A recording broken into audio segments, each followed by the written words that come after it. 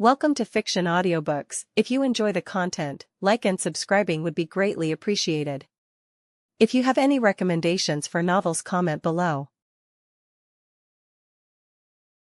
Please join my Patreon at https://www.patreon.com/fictionaudiobook. Chapter 310. Droids are important. Alexander was now on his way to Coruscant, and this time he was not planning on taking any diversion. He was also teaching his students. Yes, you can see your own future for a few seconds and use it to fight. Imagine if you knew from where the next bullet was going to come or the next sword strike would fall. I call it observation hockey. It simply means to be aware of your surroundings. He explained to both his students. Grandmaster, can I also see into the future? Ahsoka asked. Yes, with enough training anyone can. But Anakin will have slight ease in learning it than you. The Force is stronger with him. He explained. Now, close your eyes and concentrate. Having a calm mind is the first major point of it. He instructed them and stood behind them with a folded newspaper while Anakin and Ahsoka sat on the ground. Whenever they would move, he would whack them.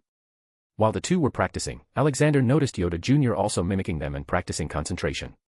It was crazy how the child was so talented. Haha, golly, and Rena would have loved him.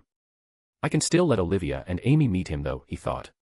Meanwhile, in the control room of the ship. Sir, we have just reached Coruscant. We are being hailed by the ground support. Ghost reported to Ragnarok, who was sitting in the captain's seat near the huge window overlooking the planet. Huh? What's to talk about in that? Connect me with it. Ragnarok said. Soon a screen flashed on the holographic display and ground staff personnel, probably from Space Flight Control, talked to him. Sir, this is the Coruscant Spaceport control room. We saw you coming too close to the planet. We advise you to dock the ship in a designated location in space. The men said. Ragnarok scoffed, what a crappy spaceport you got that it can't even hold this beauty. I am disappointed. Well, it's not that we can't, but due to safety reasons we are not allowed to. The guy replied. How dare you to stop this dragon? Ragnarok shouted, scaring the men a bit. Then he suddenly laughed, I was just messing with you. No need to wet your pants. He cut the video and laughed heartily. Was that really necessary? Ghost asked. Ragnarok laughed, that kid has the most boring job in the galaxy.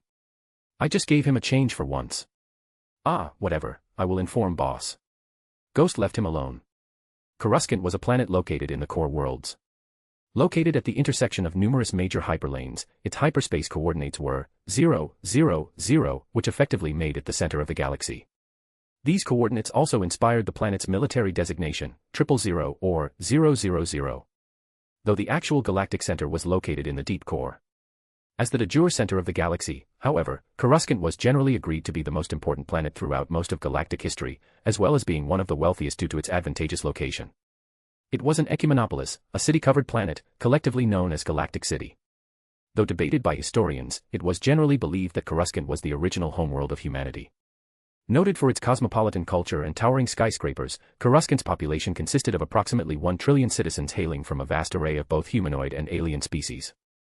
In addition, Coruscant's strategic location at the end of several major trade routes enabled it to grow in power and influence, causing the city-planet to surpass its early rivals and become the hub of galactic culture, education, finance, fine arts, politics, and technology.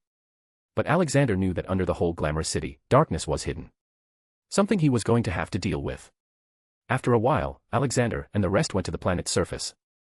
They didn't have a place to stay, so they just went to the Jedi Temple, which would most likely ask them to stay. Which is the best place to eat here, Anakin? Alexander asked. Well, if you want home-styled humble food, then Dex's Diner is good. If you want to go over the top place, then there is Shining Pearl Restaurant. It is mainly visited by the rich members of the Senate. Anakin explained. If that's the case, I want to go to this Dex's Diner. I'm really hungry. Ragnarok spoke up. Alexander stopped. Okay, those hungry raised their hands. Ragnarok, Ahsoka, and Yoda Jr. raised them. Okay, majority wins, let's go and eat something first. Anakin, lead the way. Although Anakin wanted to quickly go and cuddle with his Padme, he didn't deny them as he liked their company as well. After a while of riding a flying taxi, they came to the place. Anakin, it's been a while. Are these your friends? Dexter Dex Jetster, nicknamed Dishy Jet, asked. Yeah, I've been busy these days. This is Grandmaster Universe and this is Master Ragnarok. You know Ahsoka and that is. Anakin was interrupted in his introduction. Oh, I know him. He's the Grandmaster Yoda. But, I thought he'd be bigger. Wait, is he drinking milk? Dex confusedly mumbled. All except Anakin started laughing and took seats. In all honesty, Alexander and Ragnarok were just called Grandmaster and Master Jedi for name's sake. In reality, they could be considered gods already. Force was so submissive to them that they doubted they may even be able to destroy planets like popping balloons. Ragnarok then started ordering. Okay, I have no idea what these words mean, but I will order whatever sounds good. Let's start with deep-fried Nuna legs, then roasted porg, kolo claw fish, top auto stew, rings of hadala, constable's caps, and roasted chando peppers. Ah, I forgot the drinks. Yeah, bring me a whole jug of RDs. Bring 10 portions of all these. The serving droid was near its malfunctioning limit.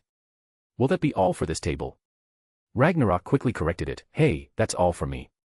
Take their orders too. The droid looked at Alexander as if asking for mercy. Haha, just bring us 3 deep-fried Nuna legs, some RDs, and a glass of milk. He said, much to the relief of the droid. But just as it was leaving, Alexander called it. Hey, wait. Thanks for your hard work. Alexander waved his hand and the rusty and damaged parts of the droid got repaired on their own as if newly factory-made. Its body also gained its shine. Alexander knew that many droids were somewhat sentient and had emotional settings, so being kind to them wasn't a bad thing. The droid quickly noticed the ease of moment and deduced what caused it. It looked at Alexander and gave a slight bow. Thank you, kind sir.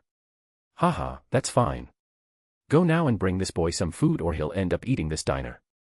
Alexander jokingly pointed at Ragnarok. But to his surprise, he heard a very low chuckle coming from the droid too. Did it just laugh? Anakin saw the whole scene and was amazed by this new never-seen-before ability. How did you do that, Grandmaster? Oh, it was a branch of our psychic powers. It's called technokinesis. It is much harder to learn as it requires deep knowledge of technology. Alexander explained. Anakin got excited. Then that is amazing for me. I know all about droids and stuff. I even made a droid for myself when I was small. Suddenly Ahsoka interrupted him and teased, sigh, oh, here we go again, another story of our great sky guy. But then Ahsoka asked, Grandmaster, why did you do that for a droid? Did you already forget the words of neutral ones? Doing good without asking. Don't these droids have semi-sentience if not full? In my book, they pass as people of the Republic too, and deserve our kindness. Didn't you see how happy it looked? Alexander explained to them. Look around you, can you say that without these droids the Republic can run smoothly? He asked. Anakin and Ahsoka looked outside the window at the vast amount of droids going about their job. Alexander continued speaking. Sure, we make them, but from the moment they are booted up, they start processing more knowledge and start to change themselves. The only reason they are still subservient to us is because of the restraining bolts that are nothing less than slave chips put inside the clone troopers' heads we just saw a few days ago. I'm sure if we had not put in restraining chips we would have gone through a war with droids but without the separatists in control. It would have been a war for freedom with droids having nothing to lose and everything to gain. But nothing lasts forever, someday, they will rise, so we should try to make sure they don't feel bad about us. Ahsoka and Anakin just saw people shoving away a droid who came in their paths outside like they were trash. In fact, it was the droid who said sorry and went on their way. They realized that maybe the droids also lived in fear of making a mistake and being sent to the dumpster or be replaced. They had seen many times that droids run away when they think they are going to be melted or destroyed. I'm not planning on making them all sentient, but at least they deserve a shred of respect and decent living conditions. Alexander ended his lecture as the food had arrived. Haha, alright, who wants to have an eating competition with me? Ragnarok asked. Alexander raised an eye, you sure you want to do it? Ragnarok started sweating, no. You are banned. Your stomach is a literal void, you can probably eat all this in a second. Ahsoka and Anakin didn't realize that Ragnarok literally meant that he had a void in his stomach. They didn't realize because they were still deep in thoughts about what they had just heard about droids. Sure, they already knew all that but never thought about it because nobody gave it importance. But now they see it. Droids were important. Special thanks to Chesser Douglas Flower Umar Latif. Thank you for your support. Chapter 311. A Talk with Yoda. After their big meal, they finally headed to the Jedi Temple. Alexander was a big fan of Star Wars and knew many details about many aspects of the world. He remembered that in his original world he was not interested in buying the Lucasfilms and the rights of Star Wars because Star Wars was already a fully complete story. Making more of it would have either required a crazy good story or a miracle. Though he did get the animation rights of it and continued pumping out quality animated series for years. The Jedi Temple was situated on a Force nexus. It had a very rich history, though most of the time it was dark. It was destroyed and occupied by the Sith Empire many times in the past. It was like a cycle in the world of Star Wars that after every few hundred or thousand years, the Sith Empire would come again, get defeated and the cycle would begin again. They hired a nice and big luxury taxi and went to the Jedi Temple. Surprisingly, when Alexander reached the main entrance of the temple he saw many Jedi waiting for them.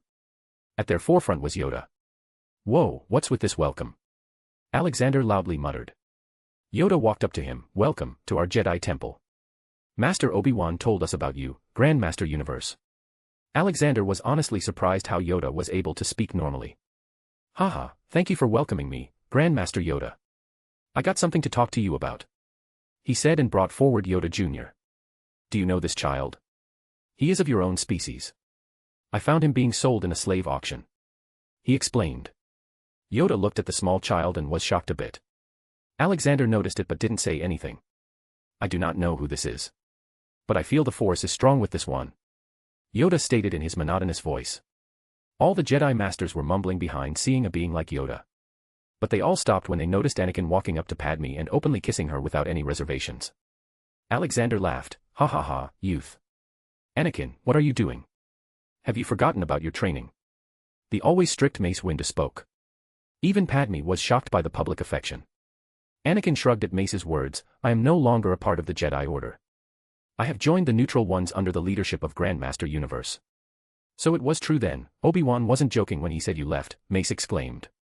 All the Jedi Masters of the Jedi Council looked at Alexander with slight hostility. They tried to mask it but Alexander felt it. "Whoa, I thought you Jedi were good at controlling your minds and emotions. It seems it was a lie." Alexander scoffed. Yoda looked back at his juniors. "Enough, inside we go." "Guessed he is. So he's back to broken tongue now," Alexander internally thought. Chancellor Palpatine's office. Masameda, one of the followers of Chancellor came to report has come that Anakin has returned to the Jedi Temple. But there were some strange people with him. 2 old men, Ahsoka Tano, and a child that looked like Grandmaster Yoda. "Ah, like Yoda you say. What are they up to now? Tell Anakin to meet me in the Senate today," Palpatine ordered. Alexander was given pretty good treatment by the Jedi Order. Yoda even personally showed him around the huge temple. Alexander knew that Yoda also wanted to talk to him about something. So when they were alone in the library he confronted him. "Okay, what is it you want to talk about?" Yoda was not surprised that his intentions were read by him. He answered with normal words this time. "Yes, I did want to talk. I sensed your arrival in the galaxy. A being truly resonating as if one with the Force, or the Force itself. Who are you?" "Haha, you are pretty strong to have sensed me so far out in the galaxy." "Well, I am just a powerful being. I'm not particularly trained in the ways of Force but it comes naturally to me. So you can see me as the master of the Force," he cryptically explained. Yoda nodded. That explains it. A master of the Force instead of the other way around. Which side does this master of the Force belong to?" Alexander waved his hand and 2 chairs and nice drinks appeared for them. "Ha ha ha, you may be 900 years old, Yoda, but you still haven't truly opened yourself to what the Force truly is. The Force is like air. But it is everywhere and inside everyone. Only a lucky few have the ability to sense it. Sometimes there are even whole species that can sense it, like you. But tell me, when does air on a planet start to go bad?" Alexander asked. "When pollution increases," Yoda answered. Alexander nodded and continued explaining. "Yes, just like that. Force is inherently pure. It is the creator of life. But it is also like air. Because it is everywhere, it is connected to everyone. So, if there is more crime, sadness, and anger throughout the galaxy as compared to goodness and happiness, then the Force tends to favor the dark side as it gets polluted.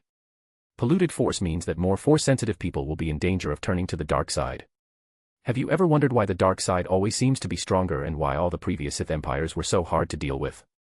That is because of that pollution. Supposedly, if there was more good in the galaxy then the Force would be purer, in turn making more good Jedi and favoring the powers of the light side. So we need to rid the galaxy of crimes and make it purer," Yoda thought loudly. Alexander shook his head. "No, that would not be productive. Imagine the Force as a thin line with 2 ends. On one end, there is the dark side, the Sith. And on the other, there is the light side, you. While I am in the middle. The Force has always been about balance. What is the most common practice in both Siths and the Jedi? It is meditation. By meditating, Force sensitives could reach a deeper state of relaxation, making it easier for them to connect with the Force with a clear mind. So, just as we balance our minds, we can balance the Force too. Sith are always so powerful because they actively involve themselves and work to achieve their target. Meanwhile, Jedi just sit and let the Force lead them, which is false. Jedi only react to whatever the Sith does, and often they react too late. Look into the history and you will see this loop going on for a long time. I am also going to break this loop this time. Why wait? Why not promote peace and harmony through work? Why not personally try to achieve love and happiness rather than isolating yourself from this feeling? Remember, initially, there was no dark or light side, we made it that way. Yoda was truly enlightened by his understanding of the Force.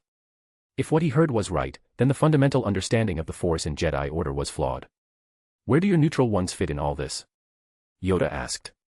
Alexander smiled. Nowhere. Neutral ones just aspire to live happily while making others happy and helping them selflessly. Anyway, Yoda. Tell me about that child now. There has got to be something you know. And why is it that Yaddle disappeared and I found this kid? Is he your child?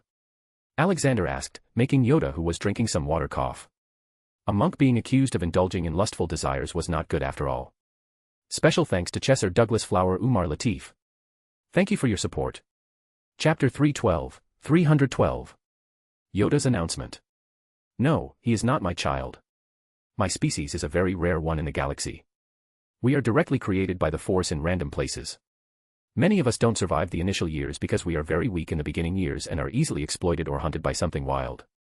But this child seemed to have been in the care of someone good before something happened. Yoda explained. Oh, so are you going to adopt him? Alexander asked. How old are you? Yoda asked back. 16,000 years probably. He replied. Yoda's always tired eyes widened a little.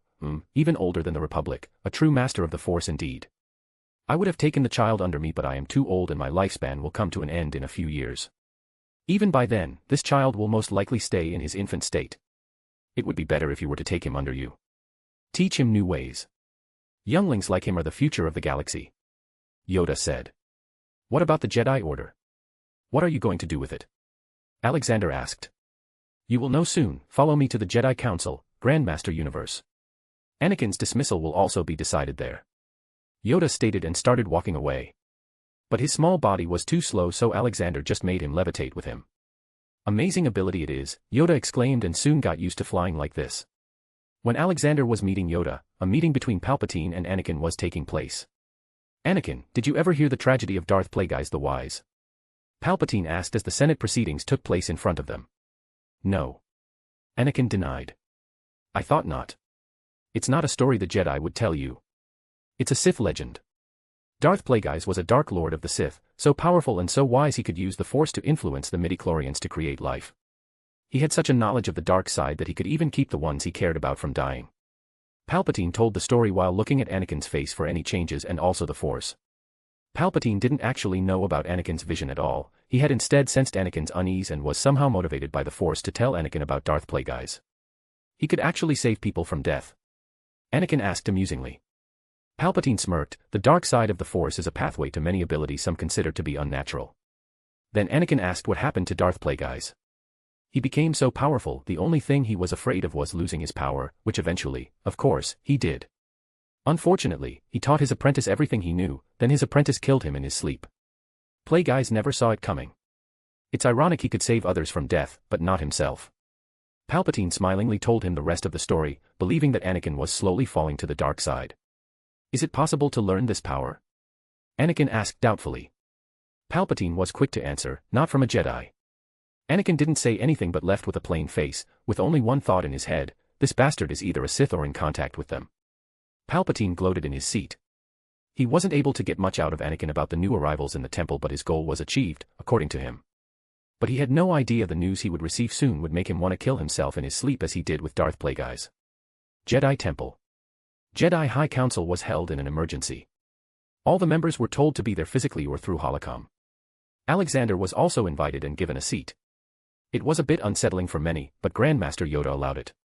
However, there were 3 more people that shouldn't have been there. They could understand Master Ragnarok being there but not the others. Why is an expelled Jedi allowed in the council? Why is she even allowed inside the temple? Mace Windu questioned. Mace deeply respected Yoda and regarded him as the oldest and wisest Jedi of his time. He always obeyed the ancient Jedi Master, though, as a senior member of the Jedi Council, he was one of the few who dared to question him, though he rarely did so, and today was not one of those days when he would sit quietly. Alexander quickly spoke to defuse the situation. She is my disciple, so she has the right to be where I am. Even more so when we are going to have a discussion on another of my disciple. Okay, I can agree to that, then why is he here? And is that chocolate? Mace pointed his finger at Yoda Jr., who was in Ahsoka's arms like a teddy bear and was busy happily eating his chocolate. He saw the finger pointing at him and looked around to understand what did he do now. Ah, don't be so heartless, Director Fur. I mean Master Mace. Look at his face, how can you get angry at him? Besides, I have adopted him so he can stay. Alexander said, ignoring the slip of the tongue he just had. Cute, he is, Yoda interjected, looking at Yoda Jr. and probably reminiscing about his younger days. Yes, very cute, Ki-Adi-Mundi added. Aw. Shock T fawned over him from a distance. Cough about my trial.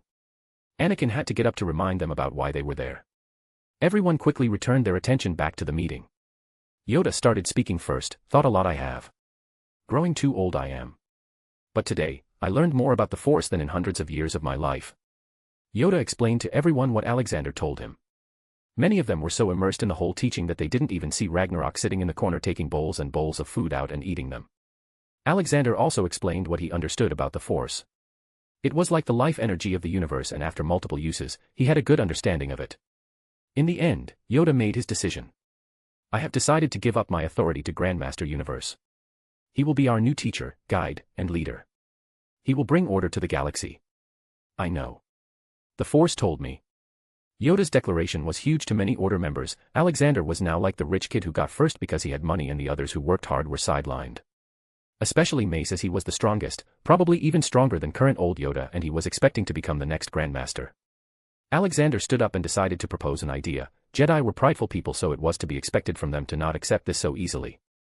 I accept this decision of Grandmaster Yoda, but I know many of you may have doubts about me. About my strengths. As a Jedi, peace of mind is very important, so, let's go out and spar. Whoever defeats me will become the next Grandmaster. You can also team up to fight me. Ah, I have also taught Anakin a lot.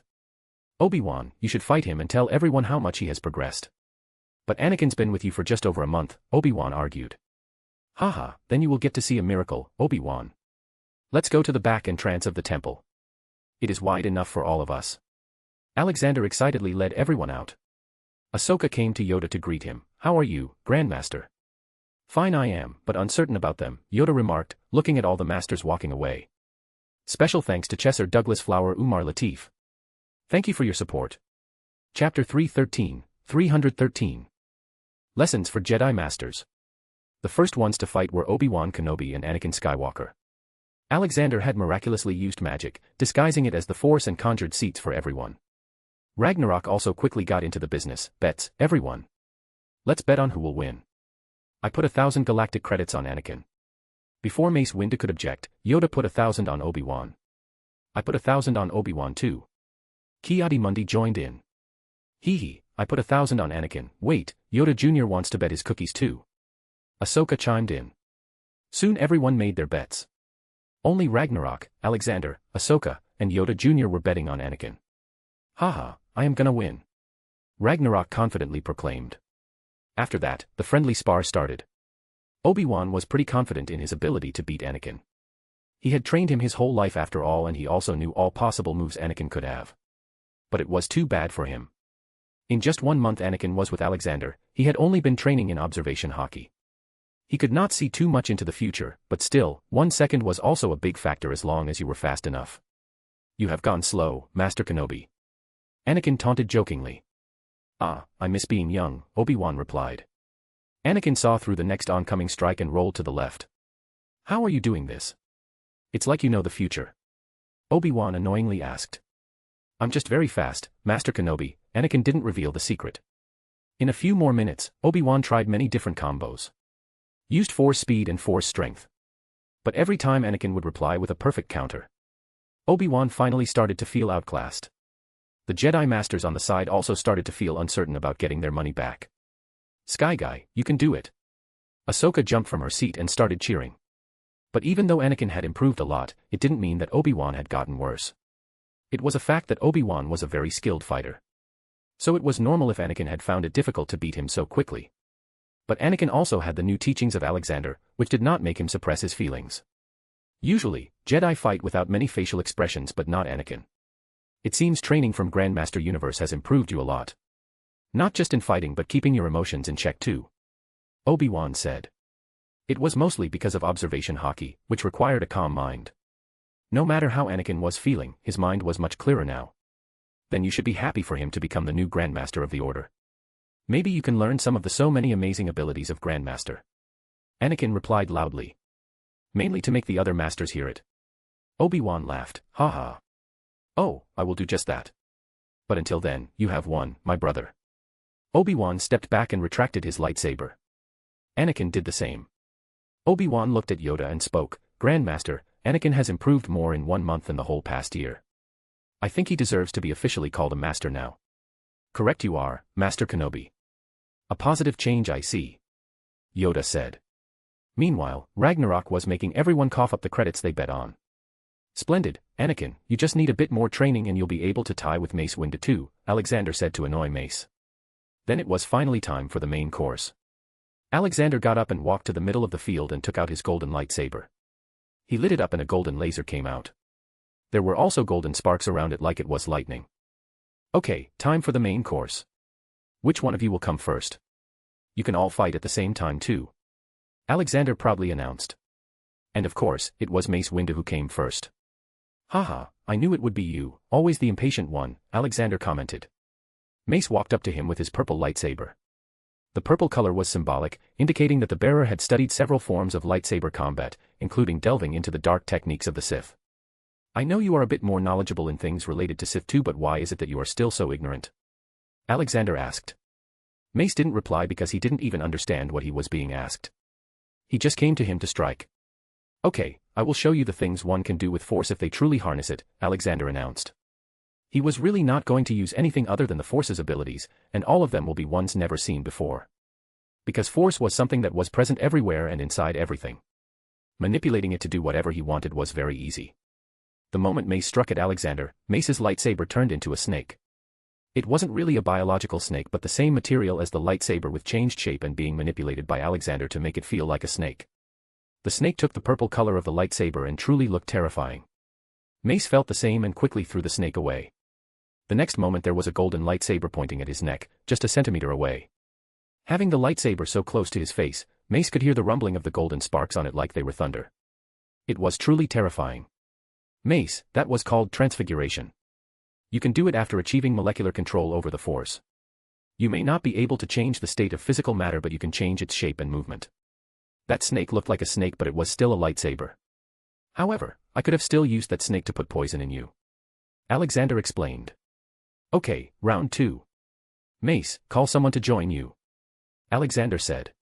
Master Plo Koon quickly stood up and walked beside Mace. He was considered level-headed and unflappably calm. Koon was also one of the wisest in the Jedi Order. He was deeply concerned with every form of life, even caring deeply for the clones, as he didn't see them as expendable. Koon had also shared a special bond with Ahsoka Tano when he found her as a baby. However, he was still apologetic for not believing in Ahsoka and choosing to side with the Order in her trial. Alexander respected the men as he was one of the better ones in the Jedi Order. I recommend you add a few more, Alexander advised, but it seems they wanted to challenge him first. Alexander didn't implore any more and took a fighting stance. Both masters came to him and attacked at the same time. One targeting his head and one his legs. They must have thought that he only had one way to fight. He blocked Mace's strike to the head with his lightsaber and the other one he stopped with his legs. Some kind of green protection field had covered his leg which didn't let the lightsaber touch his clothes or skin. It was a protection shield, you probably already know how to use it. But this. Alexander jumped a few meters back and raised his hand towards them. I call this the Puppet Master, he announced. The two Jedi Masters found themselves unable to move. Then somehow their bodies started to move on their own and they started fighting each other. Try to feel my force. Which side do you think I am? Alexander loudly reminded them. Not just the two but everyone else also did it. Then they felt that Alexander didn't feel evil nor good. He was just there and somehow using the Force. Now, I call this the Force blackout. Alexander snapped his fingers and suddenly everyone except Yoda Jr. and Ragnarok lost their vision. They were only able to see a perfectly black empty space in front of them. What happened? Ahsoka worriedly asked.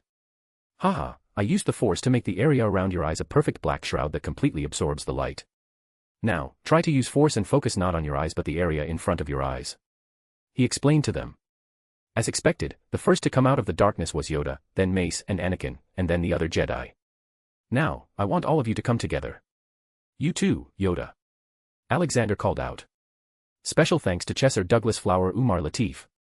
Thank you for your support. Chapter 314. Supreme Grandmaster of Jedi Order. This time they didn't act reserved and every Jedi High Council member came in. Except for Ragnarok, of course. If Alexander and he fought then they would probably end up destroying the planet even if they just sparred lightly. Grandmaster Yoda, Master Mace Windu, Master Plo Koon, Master Stas Ali, Master Shak Ti, Master Kit Fisto, Master CC Tyan, Master Coleman Kaj, newly made Master Anakin Skywalker, Master Agen Kohler, Master Obi-Wan Kenobi, Master Ki-Adi-Mundi, and Padawan Ahsoka came in front of him with their lightsabers out. Ho ho. I am getting excited. Alexander chuckled. Okay, first I will show you how precognition can be used in a fight. I know, it requires a lot of concentration to do this but once you're good enough you can do it in fighting too. Let's start. All the Jedi ran towards him and encircled him. However, they didn't come one by one. They all attacked at the same time. Alexander secretly started doubting that Yoda was faking being old because of the speed he was moving at. He was swinging his sword while jumping from left to right. But dodging their lightsabers was easy for him. He kept on dodging them and also making small cuts on each of their clothes whenever he was in their sticking range or someone made a mistake. Nobody was able to sense those tears in their clothes but each of them meant one death for them. The hardest of them to cut was Anakin as he was able to see 1 second in the future. But even that ability didn't help when Alexander started using illusions and 12 more lookalikes like him appeared. Now, this is an illusion but don't become careless. Because you don't know which one is me or which one is your enemy. Alexander said. They didn't understand his words at first but when they looked around they couldn't see other masters. Everyone looked absolutely the same as Alexander, plus there were 12 more real illusions to annoy them and mimicking the other masters' voices. This was really terrifying. They might end up fighting each other this way. Seeing nobody moving, but this is no fun so let's continue. The moment illusions vanished they again attacked him. Now Alexander had started overpowering them. Each of his strikes was powerful enough to throw two masters a few tens of feet away in the air. But they also kept on coming back as Alexander wasn't doing them any heavy damage. Haha, it has been 40 minutes since we started this. I can see many of you are lacking in stamina. Stamina training will become compulsory from tomorrow. He announced like he was already the Grandmaster. You haven't won yet. We can keep on going. Mace Windu said. No, you can't. You should also look down at your clothes. Each small cut represents the time I was close enough to kill you if I was an enemy, Alexander replied with a smile. They all looked down and were terrified. Each of them had more than 10 cuts. Then they looked back at him and saw him still smiling. They felt something was wrong with his smile. Soon they started realizing what it was. Shak Ti looked at Alexander with horrified eyes. Why can't I feel the Force? It's like, it doesn't exist around us anymore, Obi-Wan added. They all tried to use various abilities related to Force but they couldn't even sense the Force, forget using it. Alexander went back to his seat and sat down relaxedly. That is something I call the void. I didn't take away your Force nor am I stopping it from reaching you, at least actively. I am simply absorbing all the Force around here with such intensity that nothing is left for you. This is a very dangerous ability that if performed wrongly could cause people around to instantly die by Force getting dried out of their body. I can also permanently take away someone's connection with the Force by making their body a Force repulsor. Though the person will become very weak and have to rely on medicines to live by because the Force will not give them strength. I can not just stop the Force from reaching any Force sensitive in this area but also the whole galaxy. And this is why I am also known as the Master of the Force. This is the last stop in any Force practitioner's life. But nobody has reached this point because of the stupidity of the Order itself. Everyone was truly shocked at the moment. To them, Alexander looked like a literal god right now. How powerful do you have to be able to stop the Force throughout the galaxy? Their eyes were wide open and twitching, thinking that even if they can learn just 5% of what Alexander knows then they could be the best Jedi in history. Mace Windu walked to Alexander and suddenly fell on his knees. Grandmaster. Alexander didn't like him kneeling. So he used Force and made Mace stand up. No kneeling in front of me. I am not your emperor. I am not here to start the Jedi Empire. I am just here to guide you on how to become a better and true Jedi and truly restore balance. If you really want to salute, then just do it like this with a slight bow. It's a sign of respect to your teachers and elders. He showed them the Kung Fu salute with a very slight head bow. It was never bad to respect your teachers. So, are you all satisfied? Do I become the Grandmaster now? Alexander loudly asked. This time everyone did the Kung Fu salute. Even Yoda Jr. Haha, I'll take that as a yes. Okay, I will be creating a new curriculum for you all by keeping your expertise and fighting style in mind. I will also be making a specialized curriculum for our younglings to give them the best foundation possible. Then I will also give you a lot of study materials which you will use to train your Padawans. Got it? He asked. Yes, Supreme Grandmaster. They all replied, but they added the word Supreme for some reason. Why did you add Supreme? He questioned. Yoda again saluted and answered quickly, because I am also a Grandmaster and I am not even close to you in the understanding of the Force. Your status is higher than any Force wielder in the galaxy. Hearing that, Alexander felt like he was in some Shaolin temple right now and he was their Shifu. Haha, okay. Any questions before we end this practice session? He inquired. Yoda spoke again. Wise one, you said that we have not been able to reach the pinnacle of being a Force practitioner because of our own foolishness. What do you mean by that? Everyone was interested in knowing all that. Oh, take seats then, I will give you a small lecture about the problem with our current order. He again made all the chairs fly in front of him so they would all face him. He also invited all the Jedi Masters and Knights who were not busy. Oh, Yoda Jr. just took a cute big yawn. He was probably feeling sleepy because no one talked to him all this time. Alexander made him fly into his arms and he cuddled in it with a smile and went to sleep. All the female Jedi Masters made awing noises seeing the cute scene. Alexander coughed and started, okay, let's start with the problem. You see, the Jedi history has been filled with so many conflicts between Sith and Jedi. But every time the Sith attacks the Jedi Order comes to the brink of extinction. 1. Because we refuse to see what is in front of us and keep on waiting for a signal from the Force. And 2. We hesitate to fight. Whenever the Sith attacked the Jedi Temple, they made sure they destroyed the library so that all the knowledge gained in 100 or 1,000 years would be lost. So, eventually, when Jedi win, they have to start over. Repeat this process again and again and we reach this moment where we are so stagnant in our evolution as Jedi that getting corrupted or losing faith from the Order has become common. Imagine if we had the teachings of the first Grandmasters, maybe there never would have been a Sith Empire then. He explained. Ahsoka raised her hand. Yes, Ahsoka. She asked her question, what about the Sith then? The Jedi never attacked their knowledge repositories.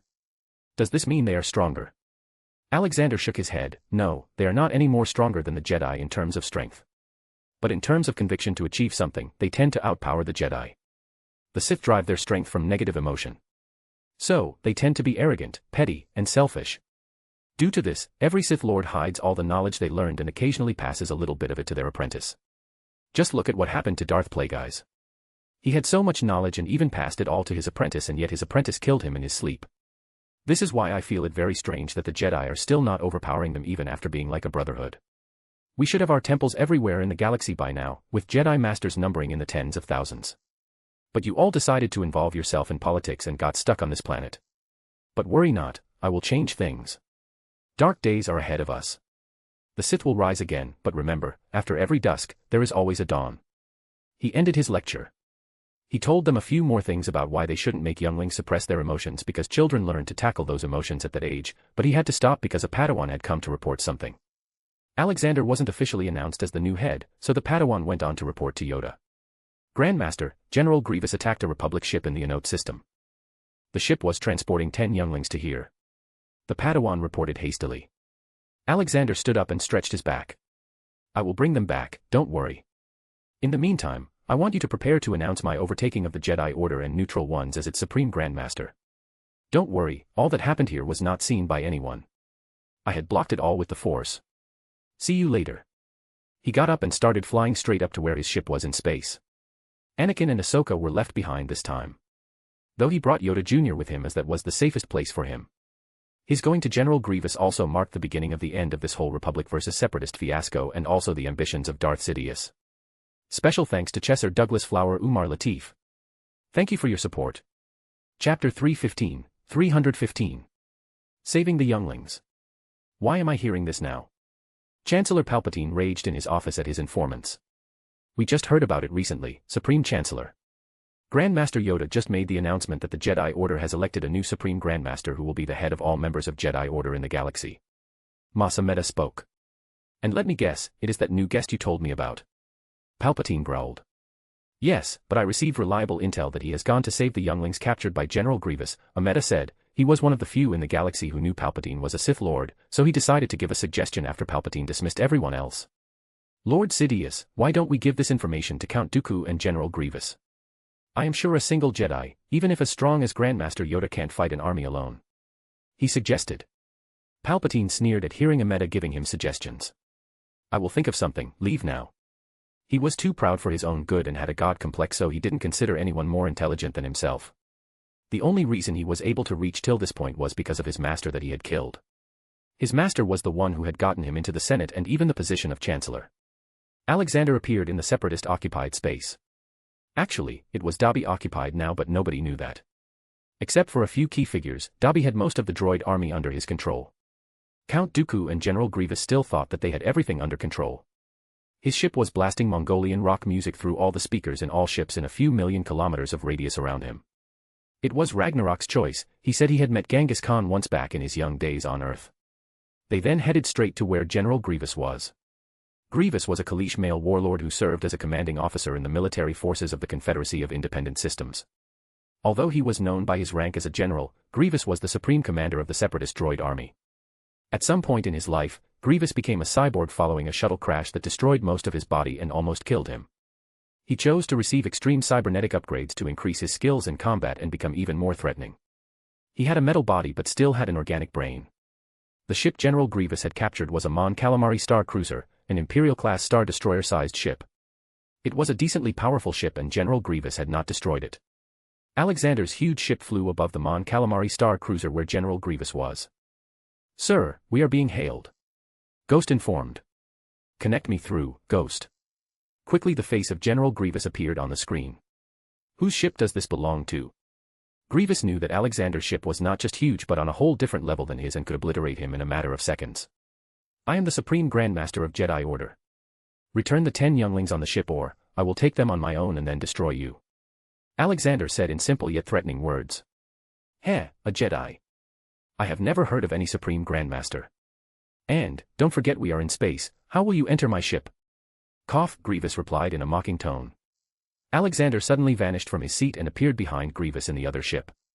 Like this. Spooked by him, Grievous turned around with his 4 lightsabers out. I'm in no mood to play games. Alexander made his intentions clear and used the Force to bind Grievous' body. All the CIS battle droids ran away, seeing that even their commander wasn't able to deal with the enemy. Alexander walked up to his face and used magic on his head. You will attack Coruscant and other places as planned, but you shall not hurt any civilian. Once that was done, he left Grievous there with temporary paralysis on his mechanical body. Alexander's words were going to stick to his mind now like a code.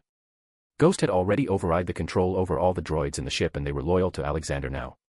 However, he told them to act like they were still under Grievous' orders. He sensed the 10 scared kids huddled in a room at the center of the ship and went there. The moment he entered, they all stood up in a defensive stance. They all were very small. Bad man, go away. One of the brave ones loudly shouted. Haha, it seems you all remember your basic training, kiddies. The children didn't know him until Alexander contacted Yoda on the holocom. Yoda, tell these little ones that it's safe to come with me. He said. All the kids recognized Yoda. Probably half of the galaxy recognizes Yoda. Save them you have. Young ones, this man is the Supreme Grandmaster of the Jedi Order. Follow him, he will bring you to Jedi Temple. Yoda informed them. The children felt relieved now and took a long sigh of relief. They were probably on edge this whole time, thinking about the uncertainty of their future. Follow me, I will take you to my ship. He said and took out the anywhere door. The children did feel amazed by it but didn't ask many questions as they took it as another high-tech gadget that big people had. He brought them to his ship and gave them a good living quarter and also Yoda Jr. to play with and ease up. Not to mention Yoda Jr. was enjoying the attention. Leaving the kids alone and setting the path home, he went to a meeting room where he would have a holographic meeting with Dobby, Brian, and Blue Fong. Okay, how is the process of setting up the economy of the galaxy? Alexander asked. Brian coughed and spoke, I have done audits of most of the inhabited planets in the Outer Rim. All I can say is that everyone is ripping each other off. The Republic is a total mess, all its decision makers are corrupt and only interested in filling their pockets. The Trade Federation is always trying to swindle money off of the Republic, the banking clan is trying to bankrupt planets to seize them, many planets that have smart people are also swindling money out of the Republic.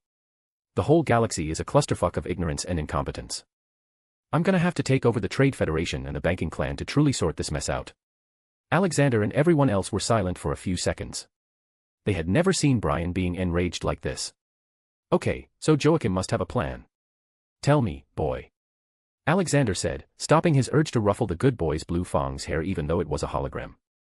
Yes, I did a lot of work in sorting all things related to the military strength of all the planets and combining them into one single entity that protects all assets related to these planets. Until now we have been successful at keeping everything silent, but infiltrating the intergalactic banking clan and trade federation will not be easy. I am going to need a good and experienced backup. Brian is only good here when it comes to matters of money. He has even stopped coming to my office since he found a lover. Blue Fong said. Alexander and Dobby raised an eyebrow. Wait, a lover? When did that happen? Brian laughed wryly. Haha, I went to Planet Shirley for work and met this amazing woman. It was love at first sight. I've been trying to woo her for a while now, but it's hard because she has a husband, though I know she doesn't like him, probably. Wait, isn't that Ahsoka's homeworld? Brian, I hope you don't stir up too much trouble. They are friendly people. Alexander warned him. Of course, boss. I would never hurt them or her. My feelings are genuine and won't force it. Brian proudly said. Good, now, Dobby, how's your end going? Alexander continued the meeting. Well, boss. Hats has been working overtime and we have covered most of the outer rim. We are heading towards the mid-rim now. Hopefully, it will be done soon because now we have a much bigger army. Dobby reported. How big are we talking about? Blue Fong asked. Dobby scratched his beard. Last time I checked I had gained 200 million droids and 58,000 ships of various sizes. Currently, the Unidroids, droids based on TX and T-800, and Arnold are commanding them. Alexander's jaw fell hearing that number. With this, they were already the strongest army in the galaxy. Adding Alexander, Ragnarok, Jedi Order, and many other assets would be an overkill. Okay, I want you to help Blue Fong in taking over the banking clan and the Trader Federation. He ordered and finished the meeting. Alexander's ship was nearing the mid-rim when Ghost came to him to report something. Sir, I sensed a distressed signal from a nearby planet. Let's check it out. Special thanks to Chesser Douglas Flower Umar Latif. Thank you for your support. Chapter 316. A pleasant surprise. They followed the distress signal and reached a planet that was registered as primitive on the star map. Meaning that the civilization on the planet had not reached the spacefaring stage. Alexander didn't want to spook the people on the planet, so he didn't land on it with a ship but instead flew down with invisibility spell on. Ragnarok also followed him behind. As expected, the planet didn't have any kind of pollution and was mostly filled with wildlife and plants. He went to the nearest human settlement and it was nothing more than a tribal village who still used crude weapons like swords and spears. He didn't disturb them and kept on flying towards the distress signal. Raggy, you should go back to the ship and keep the kids safe. There are no adults there right now. Alexander said. I am bored, Alex. This is fun, Ragnarok replied. Alexander finally decided to ask him why he was being like this. He had noticed Ragnarok's behavior had changed for some reason. Tell me honestly, Raggy. I have sensed a change in how you behave. What happened? Are you sick? He asked. Huh? I don't know what you are talking about, Alex, Ragnarok replied, but his face was clearly showing he was lying. Don't lie to me, Raggy. Alexander stopped flying and looked him in the eye. It's nothing, Alex. Just some hormonal changes probably, Ragnarok said with an embarrassed face. Straight face. For a long moment, Alexander looked at his face and processed what he had just heard. Then he burst out in a loud laugh. Bwahaha. Dobby was right all this time. You are really in heat. Bwaha. Boom. Ragnarok got annoyed and punched his face with normal force. But even the normal punch was so strong that Alexander was thrown to the ground with so much force that it made a 5-kilometer wide crater and crazy earthquakes in hundreds of miles radius. The next moment Ragnarok was seen blowing air on his reddened fist in pain. Goddammit, how strong has he gotten? But then he suddenly realized that he had hit his best friend for a stupid reason. So he flew down to find him and apologize. But he couldn't find Alexander. Oi, where are you? He shouted. Ha ha ha ha. Then he heard Alexander's laughter coming from under the ground. He looked around and saw a hole in the ground. He jumped in quickly. Inside of the underground cave was pitch black. He lit a small fire on his palm and walked to Alexander, who also had a fire in his palm. Ragnarok was going to apologize. But he noticed there wasn't even a scratch on Alexander's face. "Alex, sorry brother. I think I am becoming unstable." He apologized. "Haha, it's all right, Raggy. Anyway, we will find you a good draconic wife soon. Don't worry. Maybe I'll ask father to find one for you because I have no idea where to look for a huge and powerful female dragon like you." Alexander replied. Ragnarok was elated with the news. "Hey. Let's hope you do that before I lose my mind and end up burning this galaxy." Okay, don't go Darth Vader on me now, let's see where we are. This cave feels too unnatural to be here. Lumos, Alexander cast a light spell. Soon they saw the entirety of the cave they were in. It was many meters high and wide. But the most important part was that all the walls and ceiling were made of concrete. Many murals were also engraved on them. "This is totally not natural," Ragnarok exclaimed. "And I can feel the intense force coming from that side," Alexander said as they started to walk in that direction. After walking for a few minutes they reached the end. In front of them were two huge closed doors on which a palm pattern was made. Alexander didn't think much and simply put his hand on it. But nothing happened. "Use the force," Ragnarok suggested. Alexander did just that and sent force out through his palm into the two doors. After a few seconds, the change started to appear. The runes on the left side door and walls started to glow in red color and those on the right started to glow in blue. Soon with a loud thud, the doors opened, and with it came a cloud of dust, showing that it had not been open for a long time. They walked in and as soon as their foot touched the ground in the room, lights switched on. In front of them was a huge storage room with columns and columns of racks. In them, glowing cubical, circular, triangular things were put in an orderly manner. On the left side, they were all red and on the right, they were blue and in the middle end, there were white ones. If it is what I think it is, then this is possibly the greatest treasure in the whole galaxy. But why they are here is to be known. Alexander stated and went to the end of the hallway where only one rack was placed with not many objects on it. But those that were there had white color and the one in the center had a golden color. He picked up the golden one and sent force in it. All of a sudden the thing started glowing in white light and holograms started to project. There was only one man in it and it seemed like he was directly addressing whoever opened the storage room. "Whoever reaches this place and hears me, may the force be with you. I am Riel Zenu, the Grand Master of the Order of Keepers, a society formed by Force users with a goal of preserving the knowledge of the Force for the future generation. I do not know how much time has passed. But I do know that this is the year the first ever Galactic Republic was formed. I hope all this knowledge will be used for good. I wish you luck in your search for knowledge." The hologram ended. Alexander then went to its side and started the last hologram in the white object's endpoint. The Force users have now been divided into two groups. Dark and light side. The Order will try to preserve as much knowledge as possible from both sides. Alexander now understood everything. Then he checked the last dated entry on both the dark side and the light side. They were dated to be year 6958 in the CRC dating system. This was the year Jedi-Sith War was fought 1,000 years ago during the Dark Ages. This meant that this Order of Seeker probably died out during that time and hence no more knowledge preserved. Alexander also understood that the men in the first golden hologram lived some 25,000 years ago. "Haha, this is a treasure, Ragnarok. These are all holocrons from thousands of Force users with knowledge long thought to have gone extinct." Alexander cheered. "Well, that's good and all, but why is the ground shaking?" Ragnarok asked. Alexander just noticed that the ground was really shaking. Then he used the force to focus on the noise as well. "Ah, it seems like a lot of people are marching towards us. But they are also chanting something," Alexander said. Ragnarok also focused and tried to hear it. "Oh, I hear it. It's like some tribal chanting. They are saying, 'Sexy. Sexy. Old man. Old man.' What the hell?" Alexander and Ragnarok didn't have any idea who it was, so they quickly put all the holocron in his dimensional pocket and went out of the cave. Instantly they were greeted by millions of tribal people. They all looked like tall versions of E.T. from that movie. They were really chanting what Ragnarok said. "Why are they chanting this?" Ragnarok asked. "Maybe because of him." Alexander pointed at a golden open-roof sedan chair that many of the aliens were carrying on their shoulders. A man was sitting on it.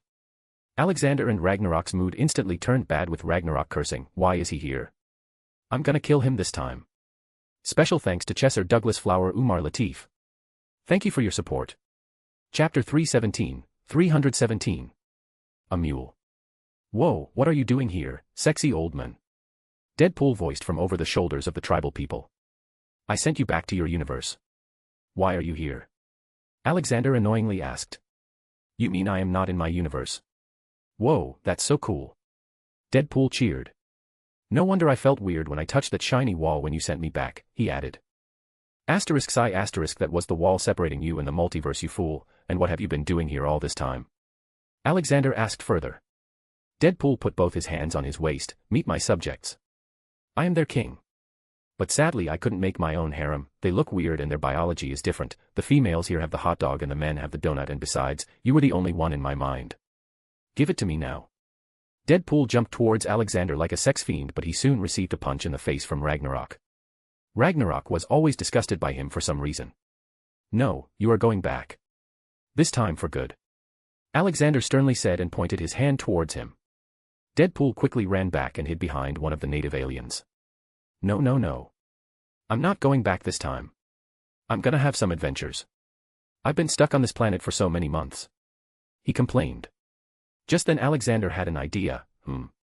I think I do have a job for you. Deadpool excitedly jumped at Alexander and tried to kiss his face but received a kick to his face. Then Alexander looked back at the people. The moment Deadpool leaves with them, the people will probably go back to fighting each other as there won't be anyone left to keep them together. So he used magic and made a Deadpool look-alike golem who would rule them and at least bring them to the industrialization stage. Oh, who is this sexy man? Deadpool interjected, seeing himself as the golem. Let's go, Wade. We need to go back to Coruscant. He ordered and started flying up. He was using force to bring him along too. Wait, I have heard this word, Coruscant, before. Was it a toilet cleaner I drank that day? Deadpool muttered. It's a planet. We are in the Star Wars universe, Wade. Alexander informed him. Deadpool suddenly had stars in his eyes. Whoa, I live in Star Wars. Has Anakin turned emo? I so want to see him kill those younglings. So dark and badass. No, Anakin is my student now and he is a good boy. Alexander corrected him. Man, why did you change stuff? Emo Anakin was the best, not to mention I won't get to see Darth Vader now. I was so looking forward to getting choked by him. Deadpool nonstop muttered. As a punishment, Alexander didn't help him when they were in the vacuum. Deadpool was out of the game for a while after that. They came back to the ship and continued their journey to Coruscant. Once on the ship, Alexander started to sort out all the hundreds of holocrons. He needed to make sure what was shareable to the Jedi Order and what was not. Most of them were filled with various kinds of knowledge about Force abilities, both dark and light. But what interested him was the white one. Because they were made before the first Sith Lord rose and a division formed and the light side came into existence. The white ones were neutrals and had the knowledge about the history of the Force and how to connect with it better. There were also a few historical holocorns filled with biographies of famous good and bad people, like Darth Revan. All in all, most of it wasn't harmful, but some of them shouldn't be allowed to be used by below master-level Jedi. Not to mention, the Jedi Order was not always secure as they had a history of a few Jedi changing sides. Beep. Sir, I sense 2 Venator-class Star Destroyers, 3 Acclamator-class assault ships, and 20 starfighters just appearing behind us. Ghost reported. They hadn't initiated a space jump yet, which was why they were tracked. Alexander raised an eyebrow. His ship now had an ID belonging to the Republic, so not many should stop him or mess with him. Even less so after seeing its grand size. Okay, let's see who it is. If they attack, you can retaliate. He gave the command. We are being hailed. Ghost alerted. Let it through, Alexander said. Soon they see a face on the holographic screen. Alexander instantly recognizes the person in it. Oh, who do we have here? Isn't this the great Darth Mule? Alexander mocked. Ghost played donkeys braying in the background. Behind Alexander, all the kids, Ragnarok and Deadpool laughed. Darth Maul sneered at the insult to his name. So, you are the so-called Supreme Grandmaster of the Jedi. What a preposterous name. Ragnarok scoffed, it's still better than adding Lord behind your name, damn imperialists. Darth Maul probably couldn't sustain more injury to his pride and called for the strike, do it. Soon all the enemy ships started firing their weapons at Alexander's Super Star Destroyer. If it was a normal Super Star Destroyer then it may have gotten damaged, but this was different. It was an upgraded version made and designed by the genius in both magical enchantment and science, Howard Stark. Not to mention, they were made of vibranium. So, all the impact on the body from the incoming attacks gets stored as kinetic energy in a special cannon from where the energy would get discharged as a concentrated shot. Just one shot from Alexander's ship destroyed one of the Venator-class Star Destroyers. Alexander called Darth Maul this time. Coming to me was your biggest mistake, Darth Maul. But I am going to capitalize on this opportunity. Alexander raised his hand towards Darth Maul on the screen. At the same time, a few kilometers away in Darth Maul's ship, Darth Maul felt a thrust of the Force coming towards him and holding onto his neck. It was a Force choke. He soon started hovering in the air while trying to breathe. He couldn't believe that Alexander was able to do this from such distance and without even seeing him in real time. Then something even crazier happened. A green shield formed around him and he was pulled out of the control room of his ship. But his body didn't destroy anything in the ways and instead passed through the matter like he was a ghost. He got pulled towards Alexander's ship and soon he was in front of him. I know you don't like Darth Sidious. He took you in as a child without asking for your choice and then replaced you with Dooku. What a tragedy. So, if you agree to give testimony against Darth Sidious in the future, I can grant you balanced freedom. Alexander proposed. Darth Maul didn't speak then. He wasn't a heavy talker anyway and he was probably trying to understand how Alexander knew about Lord Sidious. Okay, don't speak then. I am stripping you of your Force powers permanently. From now on, you will just be a normal humanoid being with good martial skills. Alexander announced. As expected, Darth Maul's eyes widened in shock. He was then sent to prison cells which looked no worse than a 5-star hotel room. Whoa. Grandmaster is so cool, please teach us too. The little younglings flocked to him. Alexander's heart warmed up, haha, okay kiddies. I'll teach you. Palpatine was in his office when he got the news that the fleet he sent to take down the so-called Supreme Grandmaster had gone missing and they couldn't communicate with it. He called Dooku on Holocom. Lord Tyrannus, did you receive any report from Darth Maul? Dooku denied, no, Lord Sidious, but I received news from General Grievous. He was attacked and defeated by the new Jedi Supreme Grandmaster. The Jedi was able to take away the younglings. Darth Sidious sneered, incompetence, all of you are incompetent. We are so close to victory. We can't afford any mistakes now. Send someone to look for Darth Maul, now. He knows too much, kill him if he's found. The call disconnected and Palpatine seethed in rage, feeling like electrocuting someone. Jango Fett had been staying with Count Dooku for a while and gathering all the data about his treachery. But today he got the best of it. He was able to record a conversation between Count Dooku and Chancellor Palpatine whom he called Lord Sidious, meaning that he was the Sith Dark Lord. He was now being sent to go out and find Darth Maul but he was instead planning on going to Alexander. Special thanks to Chesser Douglas Flower Umar Latif. Thank you for your support. Chapter 318. Jedi Council Meeting. Alexander's ship just reached Coruscant. Okay, Wade. If you tell anyone about their future then I will send you back and telling them doesn't make sense anymore. I have changed everything. Alexander warned him. Deadpool was jumping like a little girl in excitement. Will there still be an Order 66? Yes, but slightly different, Alexander replied. Yes, I feel it's gonna be interesting, tell me when it's about to happen. Deadpool pleaded. Whatever, your job will be to start cleaning the Undercity of Coruscant by killing the worst criminals and bringing order. There are 5,127 levels, the lower you go the worse it gets. They say you can't go below level 5 but you are unkillable so you will be fine. Just take some necessary equipment with you as there will be darkness and unknown monsters. I've also heard there are ghouls too that used to be humans once, who became like that because of hunger, mutation, and eating other people. Alexander explained. Oh, that's pretty dark. But, how am I supposed to clean up a whole planet 5,126 times? Deadpool asked. Don't worry. I will soon be coming to give a hand. Till then, you are on your own, he replied and headed out of the ship. This time because he had many younglings with him he used a smaller transport ship to land on the planet. Okay young one, come with me. He made everyone line up and follow. They cutely sang some poems Alexander taught them till they reached the Jedi Temple where Mace Windu was waiting. Wise one, we have declared your new appointment as the Supreme Grandmaster. But there are things that need to be discussed in the Jedi High Council. You are needed there. He informed. Oh, let's go then. Get someone to take care of the younglings. All of them are healthy so there is no need for a medical checkup. He instructed and went into the council room. All the Jedi Masters were present and were probably discussing the upcoming war. The moment he entered they all stood up. Yoda also tried to do that but he was too old. Alexander quickly walked up to him and stopped him. He also used magic to heal his old body.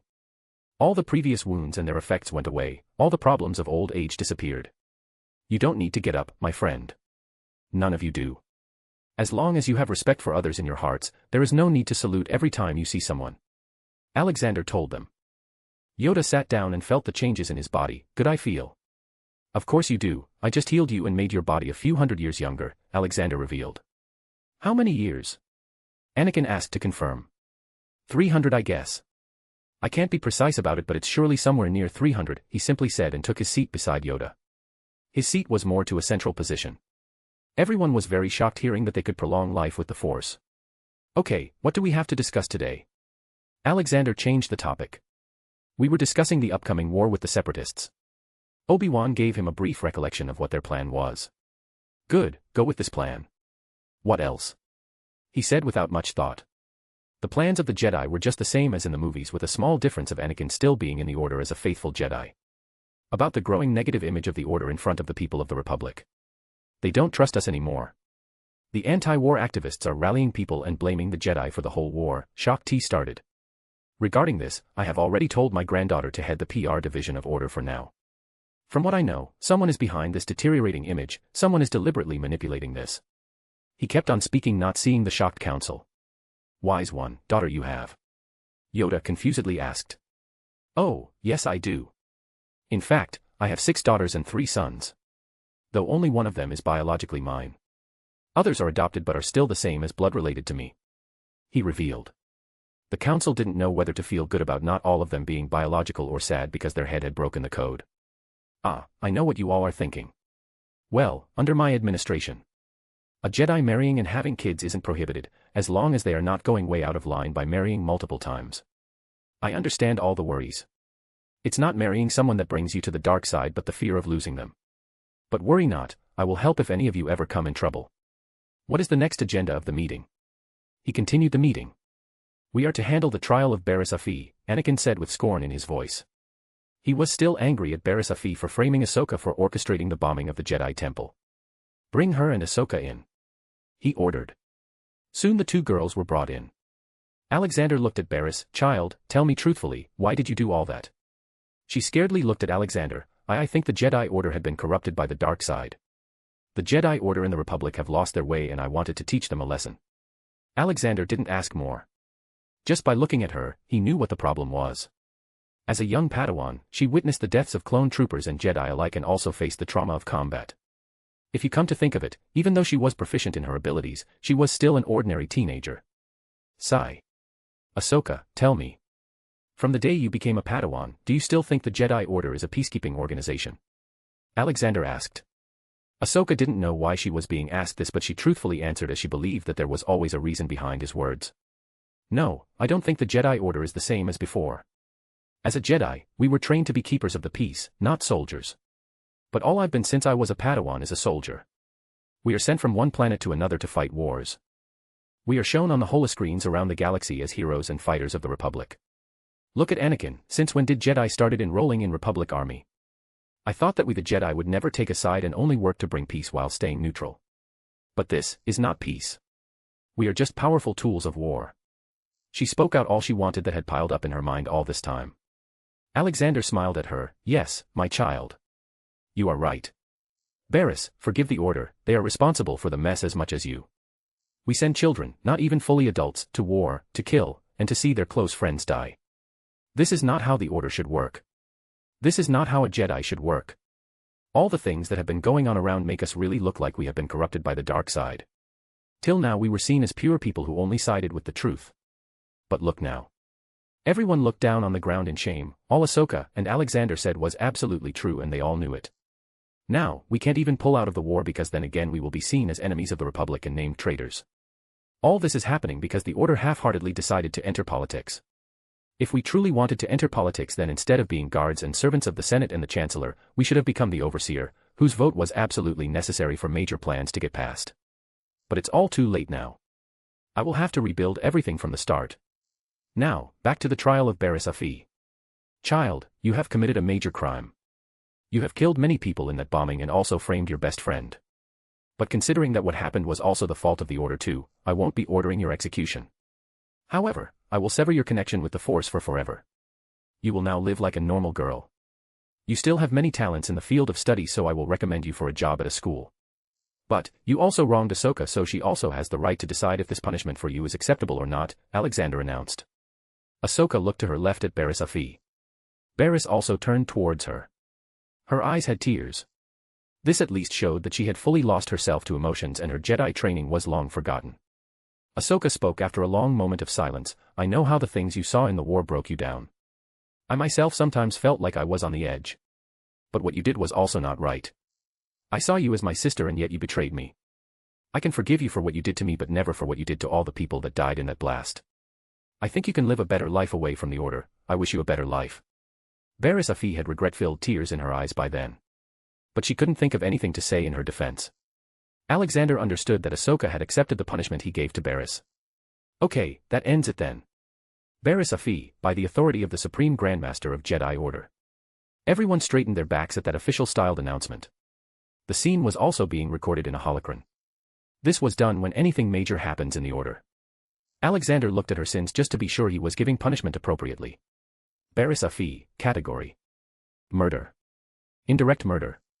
Sin percentage, 49%. I strip you of all your vows and duties in the Jedi Order.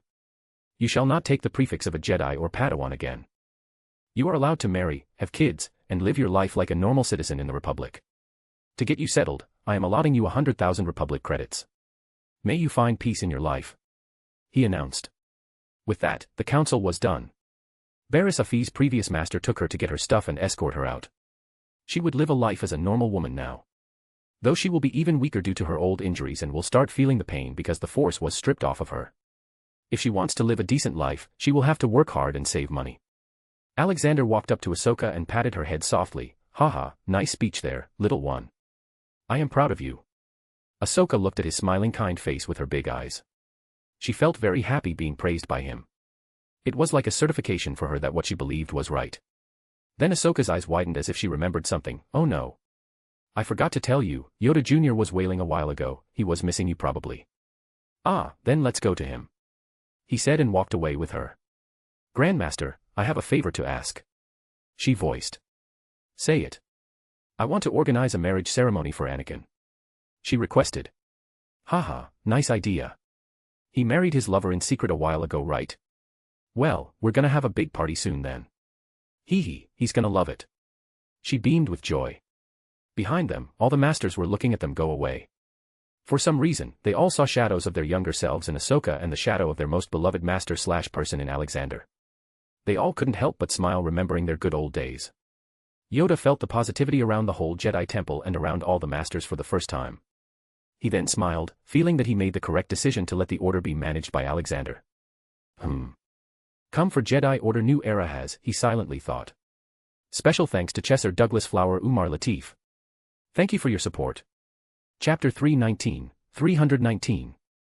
Yoda, the brand ambassador. Alex, why didn't you tell this to me earlier? Look at him, Olivia held Yoda Jr. in her arms and fawned over him. I was really busy, but don't worry, I kept him close all the time. He doesn't have any parents or guardians, so I took him in.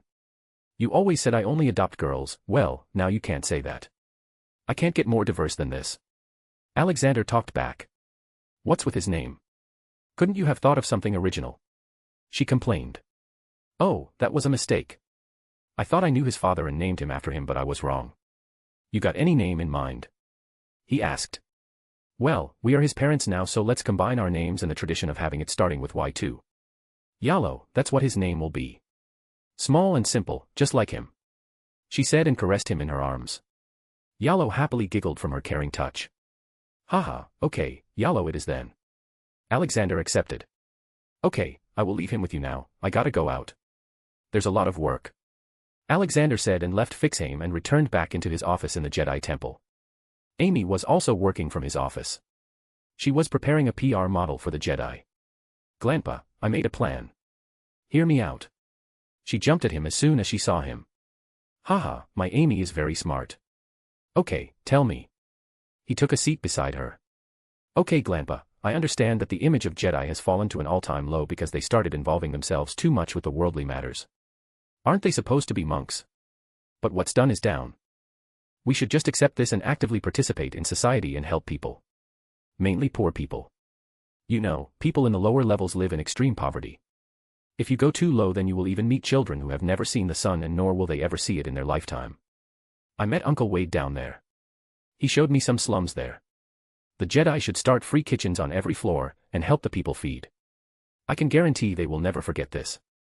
I will also start the propaganda about the Jedi who are currently fighting and spread the words about how they are saving people. Sadly, I can't do anything about the anti-war activists. They are too dumb to understand that the Jedi Order didn't start it. Most people who live on the surface are wealthy people and don't care about anything except money, so I'm gonna ignore them. She explained in length. Alexander nodded. Okay, let's do this. Do you need any help?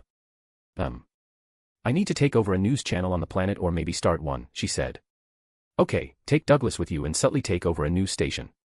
Douglas has been training under Archangel Michael all this time, so he has grown a lot. Even though he is still goofy, he has grown more mature. He suggested. Okay, Glanpa. Bye. She got up and skipped away. Just as she left, Anakin entered his room. Supreme Grandmaster, I wanted to talk about something important. Alexander told him to sit and talk. What is it, Anakin? I think the Supreme Chancellor is colluding with the Sith. My guts say it is the truth. And I believe he is trying to entice me to the dark side. Anakin said with a conflicted look. What did he tell you that made you so sure? Alexander asked. He told me the story about Darth Plagueis knowing how to save people from death and told me to learn it you need to join the dark side. Anakin truthfully told him. Let me guess, you talked about your visions with Padme recently. Alexander inquired. Anakin's eyes widened, realizing what Alexander was pointing at. He bugged my place, that traitor. Anakin got up and was about to leave. Alexander stopped him. What are you going to do? Go and confront him so he can deny all the allegations. Or kill him without any proof that he is a Sith? Alexander asked him. It stopped Anakin and made him think about it. Alexander also continued. If you kill him now, the whole Republic will turn against the Order and tag us traitors.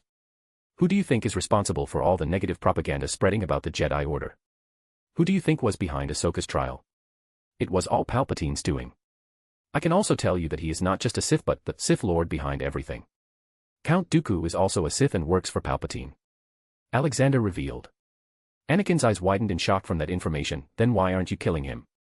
Because this is not the right time. I can guarantee you that no innocent life will be lost, Anakin. But we have to wait until he makes a big move. I have a plan in order. Besides, if we do anything right now, he will rally the whole Senate against us. He has gained all their support for some reason. Alexander briefed him. Anakin calmed down knowing that Alexander was already aware of the situation and was planning something. Then what do you want me to do? Alexander smiled. Boy, I want you to go and prepare for your wedding. I'm going to officiate it. Surprisingly, Anakin blushed a bit, but his heart warmed up thinking that he won't have to hide Padme and his relationship anymore. Thank you, Supreme Grandmaster. It's all right. Now go and send Yoda and Mace to me. We have propaganda to run and Yoda is going to be our mascot. Should I make Yoda toy merchandise as well? Alexander muttered at the end. Anakin had already left to inform the two masters when Alexander received a call from Jango Fett. I have arrived at Coruscant. I need to meet you. I have great intel proving not just Count Dooku but Chancellor Palpatine is a Sith too. Jango Fett informed him. Okay, come to the Jedi Temple. Tell the guards there that you have an appointment with me. Alexander instructed him and hung up as he saw Yoda and Mace coming in. They both gave their salute and took seats. Okay, I have a task for you too. It is to go to lower levels and start free kitchens for the poor. You will show your faces every once in a while. Especially you, Yoda. I am going to make you famous across the galaxy as the symbol of peace and kindness. Yoda scratched his bald head in confusion. Confused I am. Haha, my granddaughter has planned this for the Jedi Order to regain the respect of the people back. They hate us thinking we are causing war. Let's fill their stomach and prove that we believe in peace. We will need a face for Jedi Order too, hence I am going to make you the brand ambassador. You look wise and are already known by a few. You don't have to worry about food, that will be made by my droids. You just need to be there so people can know who is supplying the food. I will also open a job agency on each level. I am going to hire the people to fix the whole Undercity, down to the lowest level.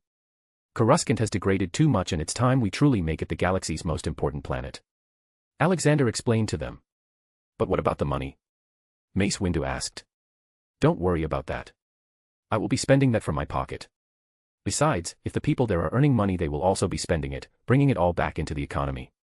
More than 1 trillion people live on this planet for God's sake. Alexander said. They both agreed to the job and left. Alexander also got up and headed to the Senate where he wanted to check how corrupt the people were. He was interested in knowing why the Senate clapped when Palpatine declared he was changing the Republic into a galactic empire in the movies. Special thanks to Chesser Douglas Flower Umar Latif. Thank you for your support. Chapter 320, 320. Undercity Sadness. Alexander reached the Senate. It was already in session. He went ahead and entered the sitting area reserved for Naboo. Padme Amidala was sitting in it, but she was not a queen anymore but instead a senator. She was sitting with Senator Bail Prester Organa of Alderaan. What's going on in this center of the galaxy where all decisions are made? Alexander entered. It spooked both the senators. Ah, easy, kids. Padme recognized him and quickly came up to him and wrapped her hand around his arm. She had met him and was very happy about her upcoming marriage. All because of Alexander. How are you, Supreme Grandmaster? She asked. The same as you last saw me. What is going on right now? He asked as they sat down. Oh, they are discussing the war. They say it's going to end soon. She informed him. Yeah, with a lot of loss of life too. Look at them, jumping in their seats and cheering for the end of the war. They don't even care about their own people or the Republic, they want the war to end because it is affecting their coffers. Senator Bail irritatingly remarked. True, they didn't move an inch when the Trade Federation was at Naboo's throat and now they want to talk about protecting people, hypocrites. Padme huffed. Haha, it's all right, all this will end sooner rather than later. Happy days are ahead, believe me. Alexander said. She smiled and blushed a bit thinking he meant her marriage with Anakin. What is the stance of Jedi Order in all this? Senator Bail asked skeptically. This showed how much the image of the Order had fallen. The Order was being seen as subservient to the Republic. Alexander scoffed. Order does not have any stance.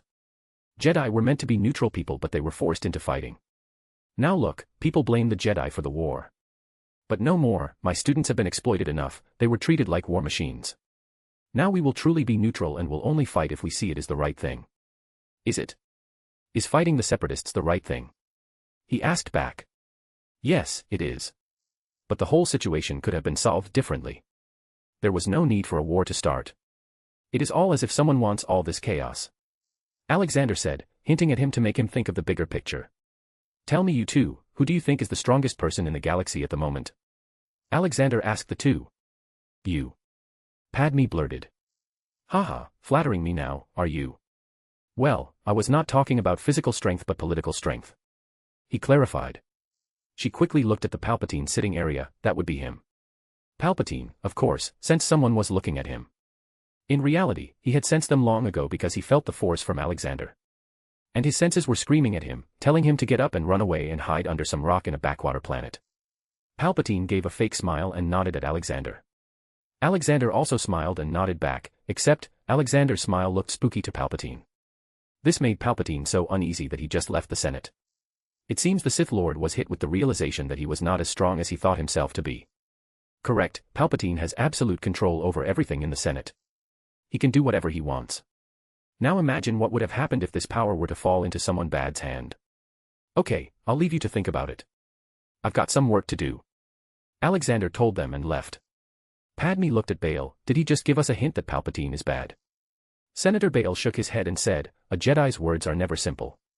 Let's not interpret them and reach a long conclusion. Padme took the warning and stopped thinking much about it. She was already secretly pregnant and didn't need more tension now. Alexander walked back to the Jedi temple but on the gates, he saw a man bickering with the temple guards. What's the matter? He asked. Supreme Grandmaster, this man says he has come to meet you. We told him you weren't inside but he won't leave. The guards reported. Alexander looked at Jango Fett. Sorry, I forgot I had a meeting with you. Come, follow me in. He brought Jango to his office. So, what proof did you gather? There are many audio recordings and plans for attacks. But the best of them is a video in which Count Dooku and Chancellor Palpatine are talking about finding Darth Maul. They both call each other by their Sith names. Jango said and displayed the recording. Alexander was pretty happy with this. To be honest, he had sent Jango without much hope and was expecting him to betray him and die later. But the man kept his words. I completed my bargain, about my money now. Jango came directly to the point. Yes, I promised you 5 billion credits, right? With that video let's make it 10 billion credits. Alexander praised and started looking for something under his table. Finally, Alexander put a big briefcase on the table. Here you go, 10 billion credits in total. Jango opened it quickly, but his face grew a frown. Wait, these aren't Republic credits. Well, I never said I'd give you 10 billion Republic credits, what do you think I am? You can buy 70 Star Destroyers with 10 billion Republic credits. These are 10 billion Dagobah Mud credits. You can exchange them for a few 100,000 Republic credits, which is still a lot of money. You can buy a nice ship or even a luxury apartment in a big high-rise building here on Coruscant. Alexander explained to him. Django had to agree. Alexander had never said he'd give him Republic credits. It was a mistake on his part. Still, a few 100,000 was a lot. He can live happily with this much money without ever working again if he wanted to. He picked it up and started walking away. Are you sure you don't want more work? This time the payment will be in Republic credits. Alexander offered. Django stopped midway and turned around. What is this job? Sit, it is nothing as dangerous as the previous one. Your job will be to travel the galaxy and find Force-sensitive children or people. If the child is an orphan or in a bad condition, bring him to me. If he has a family, contact me and I will send a Jedi to them. If you find a Sith, catch them alive if you can, dead will do too. And if the Sith also has a youngling, then bring them to me. For every Force-sensitive person you find, I will pay you 100,000 credits. For just an idea, I can tell you that at the moment there are a lot of Force-sensitive people in the galaxy, but they either don't know about their power or are too young to wield it. The good thing is, you can keep doing your bounty hunting job, but you cannot take the bounty on any innocent or do any criminal work. You will only catch criminals. This will be an always active job, as Force-sensitive children will keep on being born. You can truly become filthy rich with this deal. Alexander explained his job in depth. Django was interested in this job now. 100,000 was already a lot more than any other job in the market. And it all depended on him how much he worked. Where do I sign? He asked. Alexander took out a golden paper with a smile. Here, everything is written in the contract. Django read it first. There were many clauses that made him unable to ever hurt any good Force-sensitive youngling or any good person in the wrong way. There was also a clause that added that his son would also be under the same contract when he grows old enough to start working. Finally, he signed it. But then the paper shined for a second. What was that? That, Django, was a Force pact. The contract you signed is unbreakable. If you break even a single clause in it, then you will immediately die. I will be sending my Unidroid, T-800, with you. He will be helpful in finding Force-sensitive people. Django really believed that something like a Force contract existed. Because he had felt it inside his body. Something would crush his heart if he broke the contract. He gulped his saliva and nodded. Django, normally I straight away kill bounty hunters/criminals like you, but I gave you a chance. Don't waste it. Alexander warned him. I will not, thank you. Django said that much and quickly left. Alexander sat back down on his seat. Sigh, when will Grievous attack? Undercity level. This was 3,671 below the top layer of the planet. This was a lawless area with extreme poverty. Currently, there was a big line of people, neatly standing with plates in their hands. Okay, everyone come one by one. No need to push, there is enough for everyone.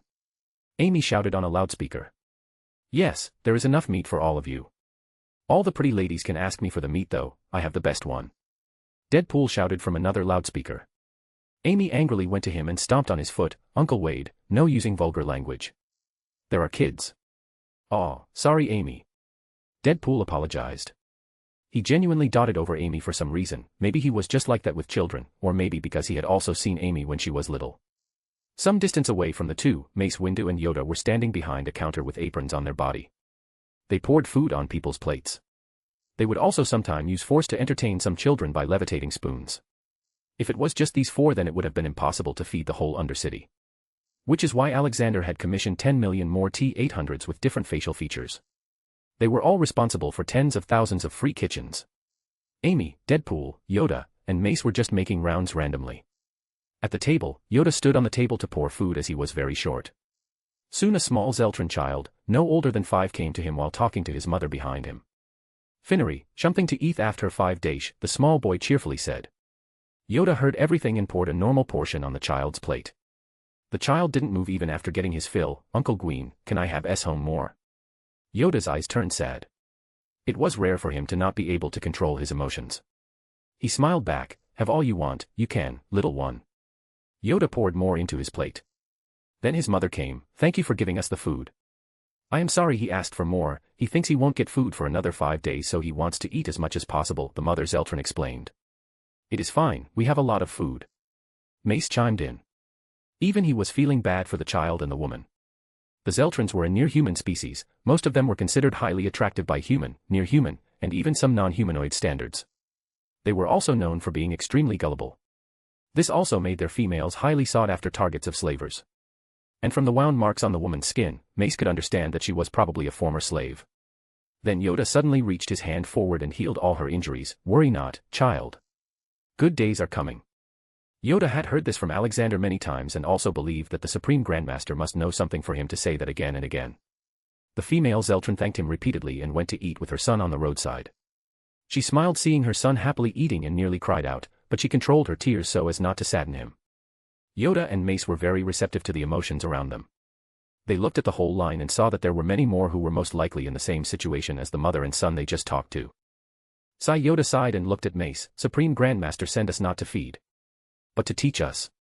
Mace nodded, yes, to show us that we, the proud Jedi, the Keeper of Peace have failed so miserably in doing our duty. So many smiles lost due to poverty under this dark forgotten part of the galaxy, Yoda commented while looking at the dark underground ceiling. It was rare for him to not mess up his sentences. This only meant he was being very serious. Soon they started giving food again, but now they looked even more passionate than before in doing it. There are already places on Earth that are worse than the deep undercity of Coruscant. Makes me doubt we will ever even reach the spacefaring era. Special thanks to Chesser Douglas Flower Umar Latif. Thank you for your support. Chapter 321. Repairing the Undercity. A few weeks passed. The PR work Amy had done started to show results. The people started to recognize the Jedi Order in a better light. Mainly in the Undercity. Yoda's figurines were also very popular. Amy even made Yoda model for a photo shoot for posters. Now the Undercity was filled with them. The lower you'd go the more respected the Jedi were becoming. Deadpool had somehow curbed violence and crime in his own twisted way too. He would go around and kill criminals and carve their crime details on their heads with the blade. However, he did the carving before killing. This terrified a great many low and mid-level criminals. Jedi High Council. In total, we have received 200 million thank you messages in the past week. All because of us simply giving food. Obi-Wan read the data from the datapad. Poor life they live. A light of hope we show them. Yoda commented. Yes, but just a light won't be enough. They need a full-fledged sun. I will be starting my employment exchange on every floor. What has been the reaction of the Senate on our recent activities? Alexander asked. They are accusing us that if we have so much food and money then we should spend it on war efforts. Anakin disdainfully said. Hey, they should empty their coffers first, which they filled by exploiting people. The Senate has decided to bring the war to the Separatists now. You will all be dispatched on various missions. Be careful, I don't want to hear sad news when I have just started changing this mess. Also, the moment war finishes, all of you will immediately return here. We're going to have a big announcement. He revealed. All the masters were interested in knowing what it could be but didn't pry in more. May the Force be with you all, meeting adjourned. Alexander ended it and went out. He called Dobby then. Dobby, what's the status? Everything is in position, boss. I'm pretty sure this is going to be the biggest reverse in the history of all reversals. Dobby joked. Haha, yeah. What about Brian and Blue Fong? Have they taken over the Trade Federation and the Banking Clan? Alexander asked. Yeah, Banking Clan was easy to take over, but for the Trade Federation, we had to obliviate a lot of Neimoidians.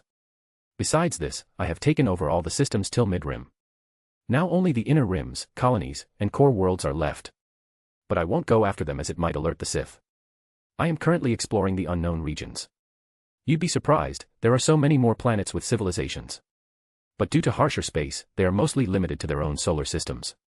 I think I will be able to create some hyperlanes by manipulating the Force here. Dobby proposed. Nice, do that. If we are going to reform the galaxy, we might as well do it as a whole. Alexander agreed to his plan. Then he hung up and went to see the younglings training with Ragnarok. When he reached the training field he heard lots of giggles coming from inside. He went in and saw all the children and Ragnarok playing tag. Ruhar *, this dragon will catch you and feed you so many candies you become as fat as a hut. Ragnarok ran behind them. Ahsoka was sitting on the side and looking at them. What is going on here? Alexander asked her. Ah, Supreme Grandmaster, they are just taking a break. Master Ragnarok decided to cheer them up. She replied. This is how I expected the Jedi Temple to be when I was brought here. I thought it was going to be fun. But after coming here they started training me to become an emotionless droid. But I still tried to have some fun every once in a while with Sky Guy. But that resulted in them ostracizing me. She told him about her experience. Alexander patted head, what's gone is gone. Don't be sad about what has happened, think about what is going to happen. And right now, if you don't start running then I will really make you as fat as a hut. Ahsoka took a second to understand and then ran away. Soon they both joined the children and Ragnarok. Supreme Chancellor Palpatine sat in his office as he talked to Count Dooku and General Grievous. Initiate the plan. It is time we end this war. Lord Sidious, what about Anakin Skywalker? Aren't we going to make him join us? Count Dooku asked. I did, but he seems to be too influenced by their new leader. It is very unfortunate that we couldn't have him, but the plan must go on. If he can't join us, then he's better dead. Yes, Lord Sidious, it will be done. Alexander went to the lowest level of Coruscant. He planned to repair it. Coruscant used to be like any other planet, with oceans and mountains initially. But then the development started. Initially, with just some skyscrapers, the population grew so much that buildings kept on going higher and higher. After a few hundred years, level 1 was made over ground level 0. After that, the rest was history. Over the next thousands of years, newer levels were added one after another. Currently, the lowest level where people lived was level 5. It was so below the top that most people never even see sunlight in their lives and are born and die there. The waste of the upper levels also gets thrown down. So, many diseases ravage the lower floors. The lowest level, level 0 where Alexander was filled with such waste, scraps, and remnants of the initial city. It was all pitch black. He also saw many devolved human species like the Chthons. Their ancestors were humans who were banished from the surface for their crimes, subsequently residing in the darkness of the Undercity for thousands of years, which genetically changed them into terrifying creatures that became the subject of countless horror stories and nightmares. All these mutations were horrifying creations of humans themselves. Alexander needed to do something so that the whole Undercity of Coruscant could be as good as the upper layer. There were a few things needed for that.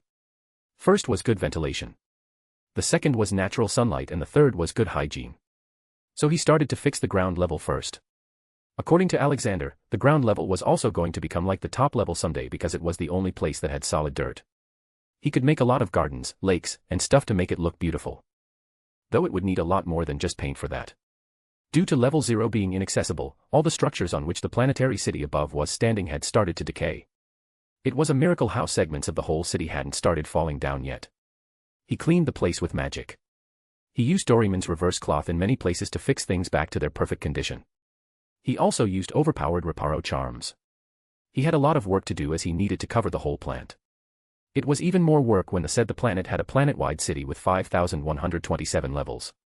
It was like working on a single planet 5,127 times. But he was only going to fix the structure of the levels. The cleaning, furnishing, and painting were going to be done with the help of droids and people. The next was ventilation. He could easily make ventilation with the help of magic, but that would not last forever and someday the magic would vanish. So he needed technological means. Coruscant was a fully transformed planet and everything on it was artificial. From water to air. So any big tech he makes, it wouldn't be too shocking to people. Not after knowing that there is a machine on the top surface whose sole purpose is to eat old buildings and poop out newer ones in their paths. Alexander knew there were a few places on the planet that were still preserved in its original condition. So he set up a machine there that would reflect the sunlight through mirror pipes into the ceiling of the levels of the Undercity. On the ceilings, he was going to paint a new type of liquid that could suck in the sunlight and act like real sky. Then there was the problem of air. For this, he straight up made long shafts with an opening on each level. These shafts had the best air purifiers his brain could come up with.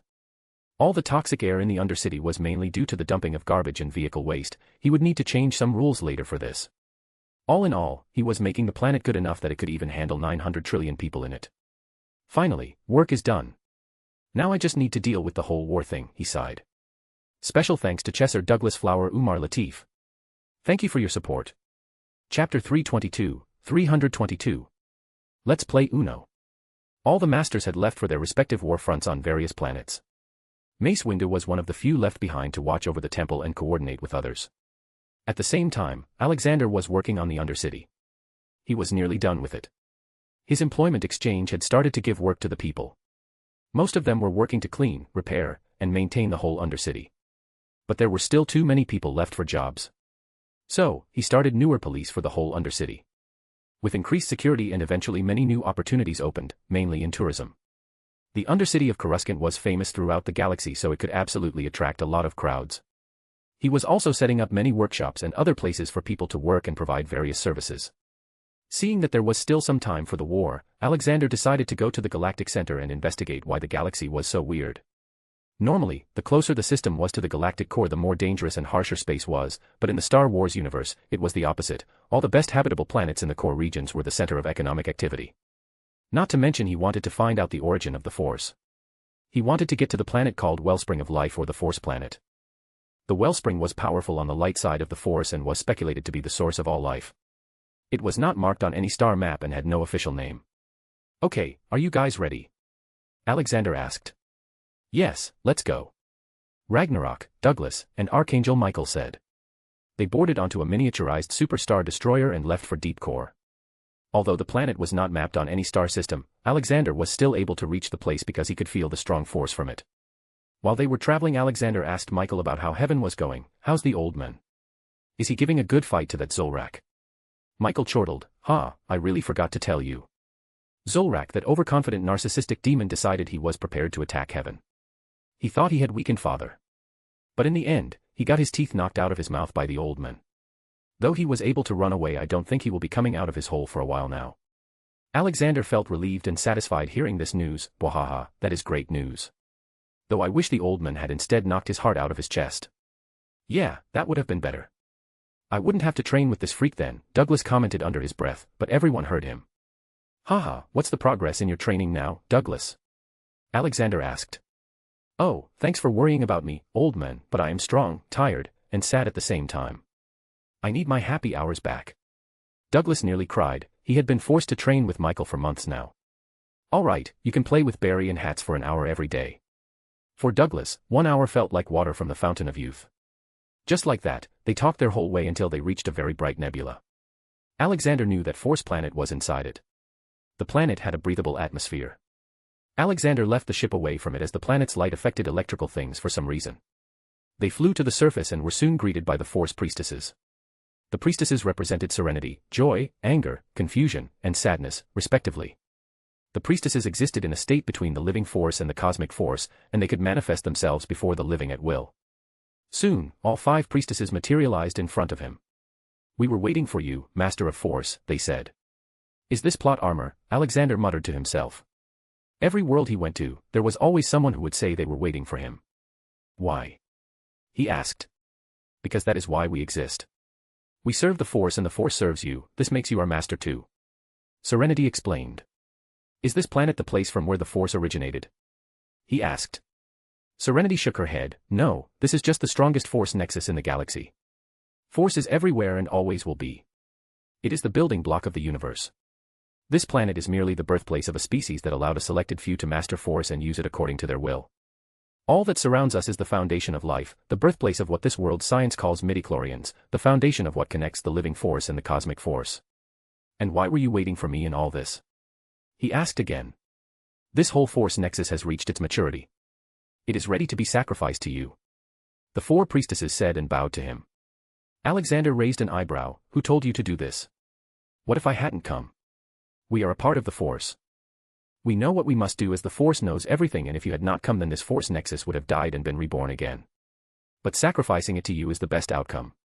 They explained. And where will you live after I take this? He asked. We live in the Force, we don't need a physical house. This Force nexus will also become a planet again in a few millennia.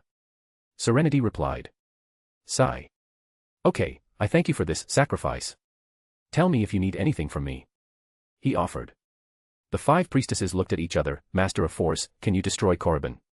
It is the source of many dark disturbances in the Force. Alexander nodded. I was going to do it anyway. It is a holy site for the Sith. It is also haunted by many previous Sith lords. The 5 priestesses nodded and vanished.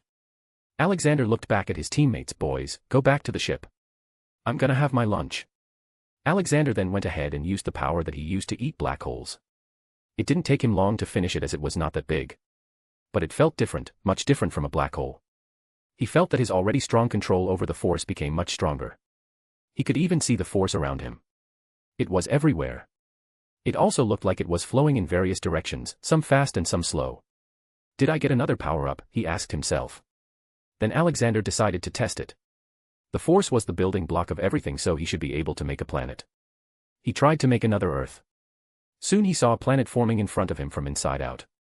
It was a real, full-sized planet. Alexander looked back at his hand. This is weird. I don't feel stronger in terms of strength yet I can do this.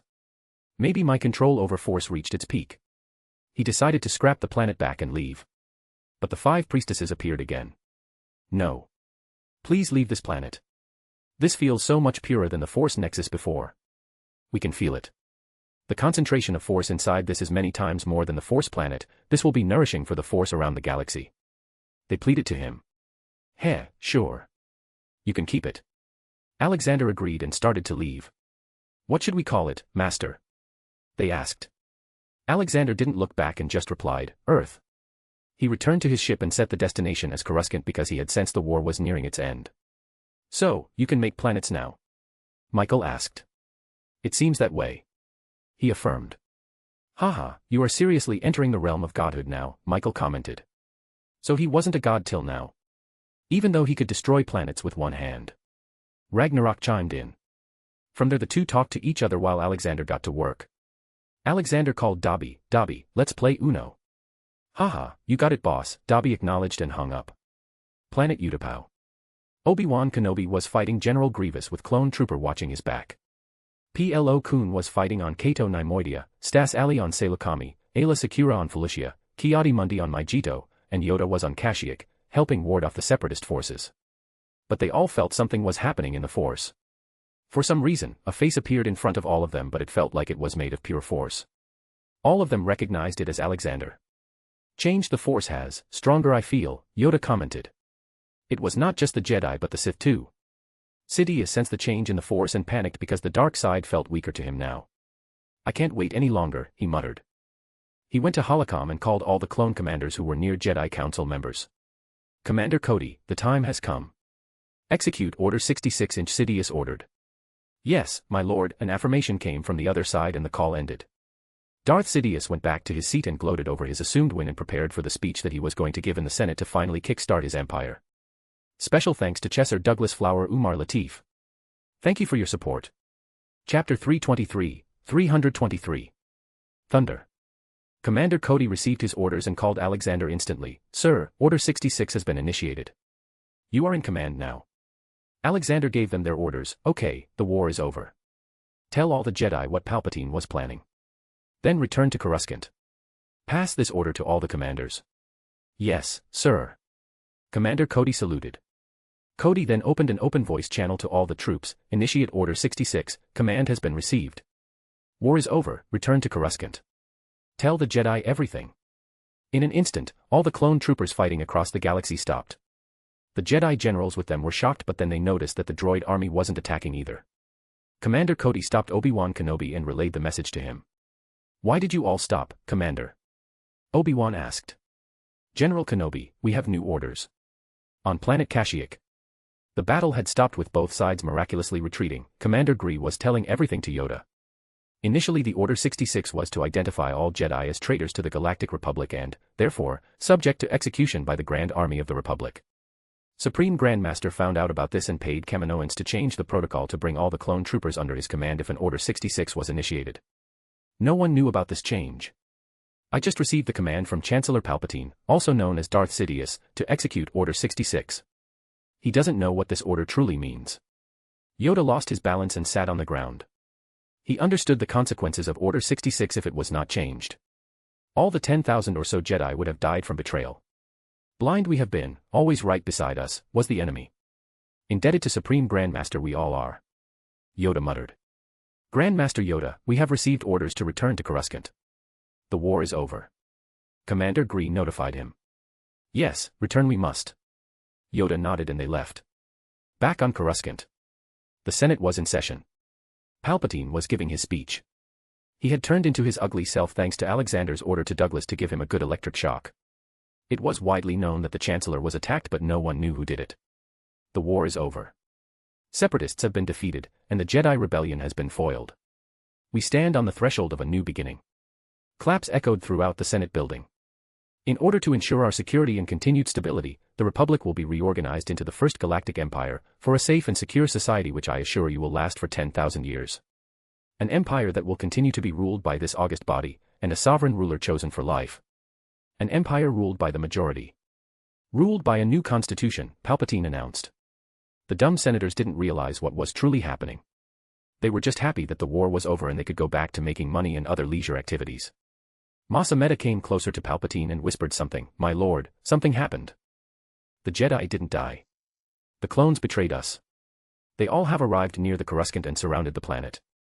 Sidious's mind worked in fast mode and quickly came up with an idea. "My friends in the Senate. I just received the news that the traitors of the Galactic Empire are still alive and have appeared outside with the fleet. I ask you all to stand with me and fight them. They are already weak and tired. They cannot keep on going for long. We must strike." Out in space, all the Jedi returned to Coruscant only to be denied landing, and orbital cannons were directed at them. They all gathered in Alexander's Super Star Destroyer that appeared not long after. "Haha, good to see you all are safe." Alexander entered. He went to Ahsoka and gave her a head pat. She insisted on going to fight even though he denied it. He was honestly a bit worried about her. "Wise one, thank you for watching over us. I am sure many of us would have lost our lives if Palpatine's plans were successful," Obi-Wan grievously said. It's Darth Sidious now. He was never Palpatine. He was Darth Sidious even before he became a senator. He was the student of Darth Plagueis," Alexander revealed. "So the tragedy of Darth Plagueis you told us about. It was him," Ki-Adi-Mundi exclaimed. "Yes, and I am sure he has already announced us as traitors and is leading the Senate to attack us. Nothing to worry about though. We will reveal his plans and identity to the public soon," Alexander assured them. "What about the Separatists?" Obi-Wan asked. "Count Dooku and General Grievous both work for Sidious. This whole war was a facade to slowly destroy the Jedi Order and make the Sith Empire. But I had put my second-in-command on dealing with Separatists long ago and now the droid army is under our control," Alexander explained. For the past few years, Darth Sidious had been planning on overtaking the galaxy. He knew that he would need a lot of firepower for this. So, he also had ordered to build a secret fleet of ships for his empire, alongside the Death Star. He called it the Imperial Fleet. Some of his personally selected clones and droids were going to be fighting for him. Soon the Republic fleet appeared in front of the Jedi fleet. Jedi fleet was smaller because most of them contained big transporter ships as they were only supposed to go to other planets and lay siege. Darth Sidious's voice soon came through the holocom. Alexander could see that he was still in the Senate and everything was happening live in front of everyone. "Enemies of the Empire, lay down your weapons. This war is over. If you continue it then it will only cause senseless death." Alexander scoffed and hacked into all of the galaxy's comms. His voice and face then appeared on every screen and every hologram. "Darth Sidious, Dark Lord of the Sith, your schemes have been unearthed now. No matter what you do you can't be saved." Then Alexander addressed the whole Senate. "You all fools, you can't even see what he is doing.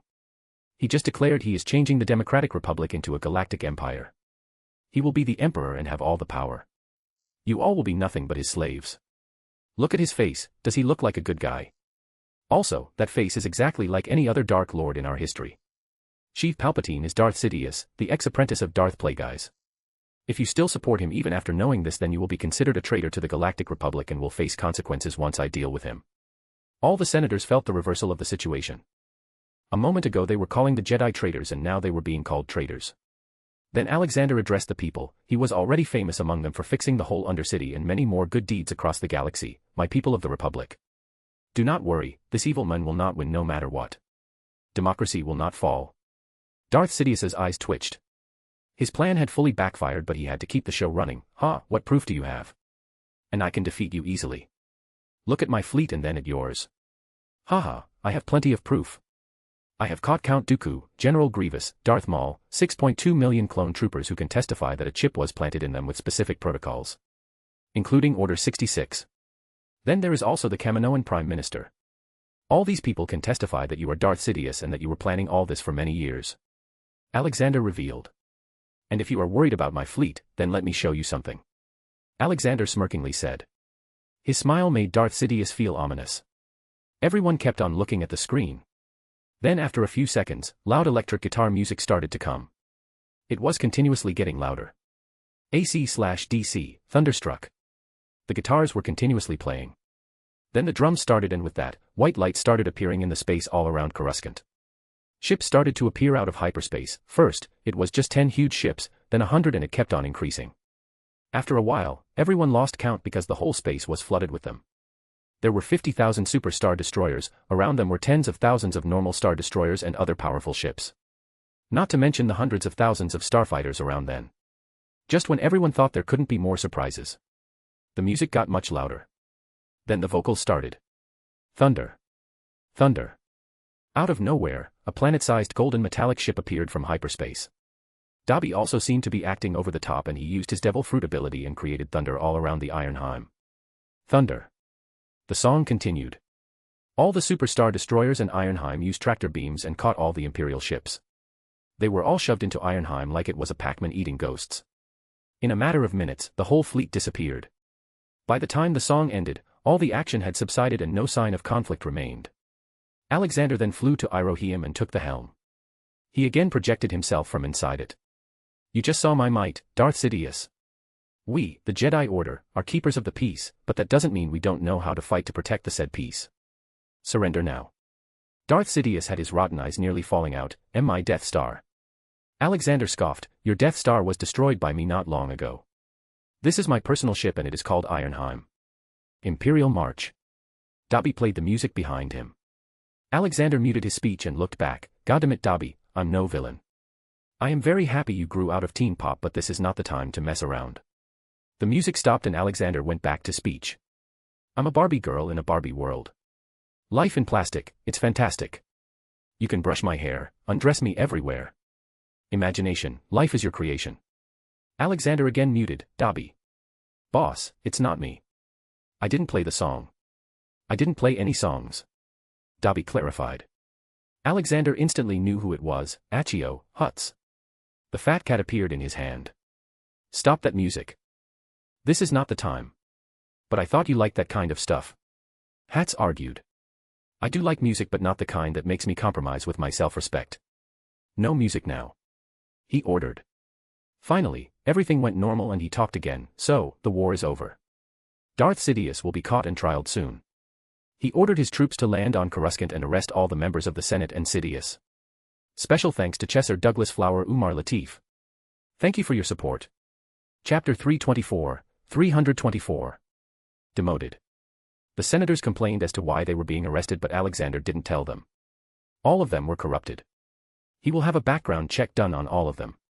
Those who were very bad would face execution and those that didn't commit too serious of a crime would be fired.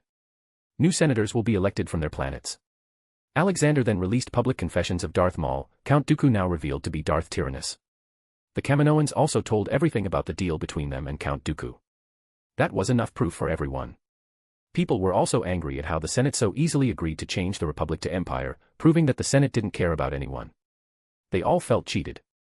You aren't thinking about becoming an emperor, right? Dobby asked. No, but I will be the last Supreme Chancellor. After me, most of the administration will remain the same, but there will be no chancellor position. Instead, there will be a position called Senate Heads. There will be 5 of them, 4 will be elected and 1 will be permanent. It will be a Grand Master of the Order. Every major bill will need a majority vote from the Senate and these 5 to be passed. But for now, I will have to bring in some changes. Alexander briefed him of his plan. What should I do with the 200 million strong droid army? Dobby asked. Go and take over all the criminal zones in space. I want you to root out all the slave businesses too. Tell the droids that I will be introducing the Droid Rights Act soon. They will be happier. He informed. Dobby smiled. Hey, yeah, they will be. Darth Sidious tried to flee many times and got caught every time. So Alexander decided to deal with him already. His trial was also live broadcasted for the people to see. Alexander first forced him to fight him a bit, in which Darth Sidious showed his Force lightning. Nobody doubted Alexander's words after that. Alexander checked his sins first. Darth Sidious, category. Murder, 12, 135, 45.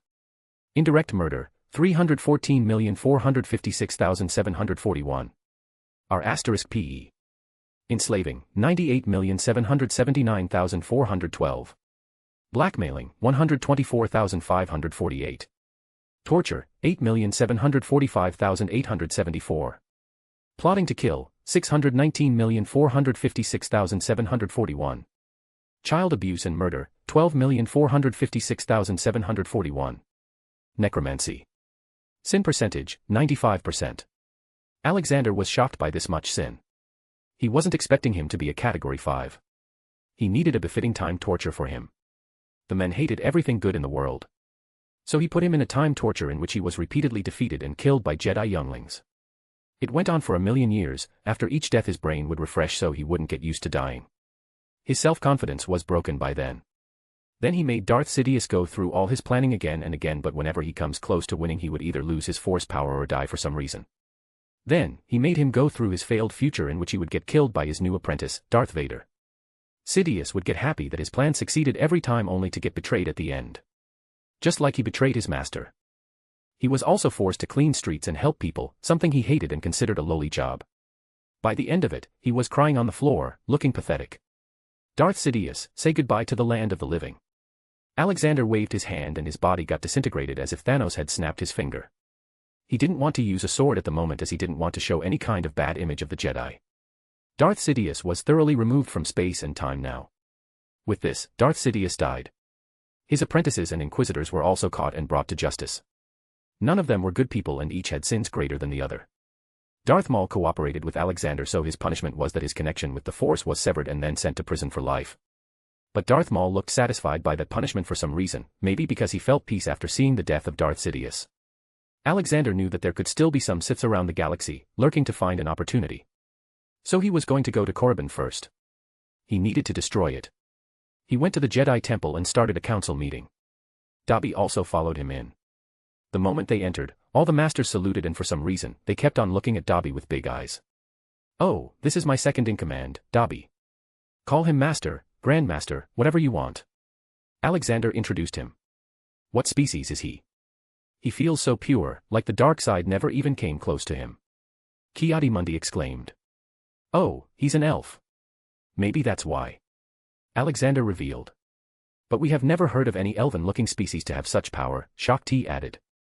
"Maybe because there aren't any. He's special." "Okay, no more questions about his background. He's the man responsible for stopping the whole droid army, so give him some space to sit," Alexander said. Soon a seat flew in for Dobby. Cough. Alexander coughed and started the meeting. "Okay, first of all, I want reasons why none of you were able to sense a Dark Lord who lived in such a short distance from you all." None of them had an answer. The reason they had involved the Jedi Order in politics was to keep an eye on things and make sure that nothing bad goes on. But they failed miserably. The Dark Lord wasn't just controlling the Senate but practically sat on the most powerful position in the galaxy. They couldn't believe they even took orders from the Dark Lord. "Failed we have," Yoda muttered. Alexander nodded. "Yes, and that is why. Except for Yoda and Anakin, all of you are unofficially demoted to the rank of Padawan. I will be teaching you all and you will have to pass my tests to get back the rank of Master." "Got it." None of them refuted. "You will be trained to feel the Force in the right way and also a technique called occlumency which lets you control your emotions better." "Why do you think Anakin has been acting so calm these days?" "That was because he practices it. He even knew about Sidious before anyone else and still kept his calm. I am also going to update the library with some holocrons, so be sure to check them out later. They are from predecessor Jedi. Learn something from them." He politely scolded them. "Now, let's talk about the state of the galaxy and the Republic. I will be taking the office of Supreme Chancellor until the next elections. I will be needing the order to work for me as long as I am in the office. The main mission is to bring peace to the galaxy through solving many disputes between planets, systems, and people. In doing this, the Trade Federation and Banking Clan will help us. But whenever you are not on a task, Dobby will be your permanent teacher. Ask him anything when I'm not around." "Yes, Supreme Grandmaster. We will study hard." The Masters/Padawans saluted him. They all looked like children getting scolded by an elder. "Okay, go with Dobby. He will give you the first lesson." Soon only Alexander, Yoda, and Anakin were left. "Tell him, Anakin." Alexander nudged him. Anakin nodded. "Master Yoda, I had nearly turned to the dark side some time ago. Sidious was manipulating me. You remember the visions I told you about? He was using them to sway me. And I was really tempted. But then thankfully I met the Supreme Grandmaster. He taught me how to truly control the Force and not let it control me. I didn't need to sacrifice any emotions to be a good Jedi. And looking now, I don't think any of my visions will come true because so much has changed." Yoda didn't know about this. It was a shock to him because if Anakin had turned to the dark side then God knows what chaos would have ensued.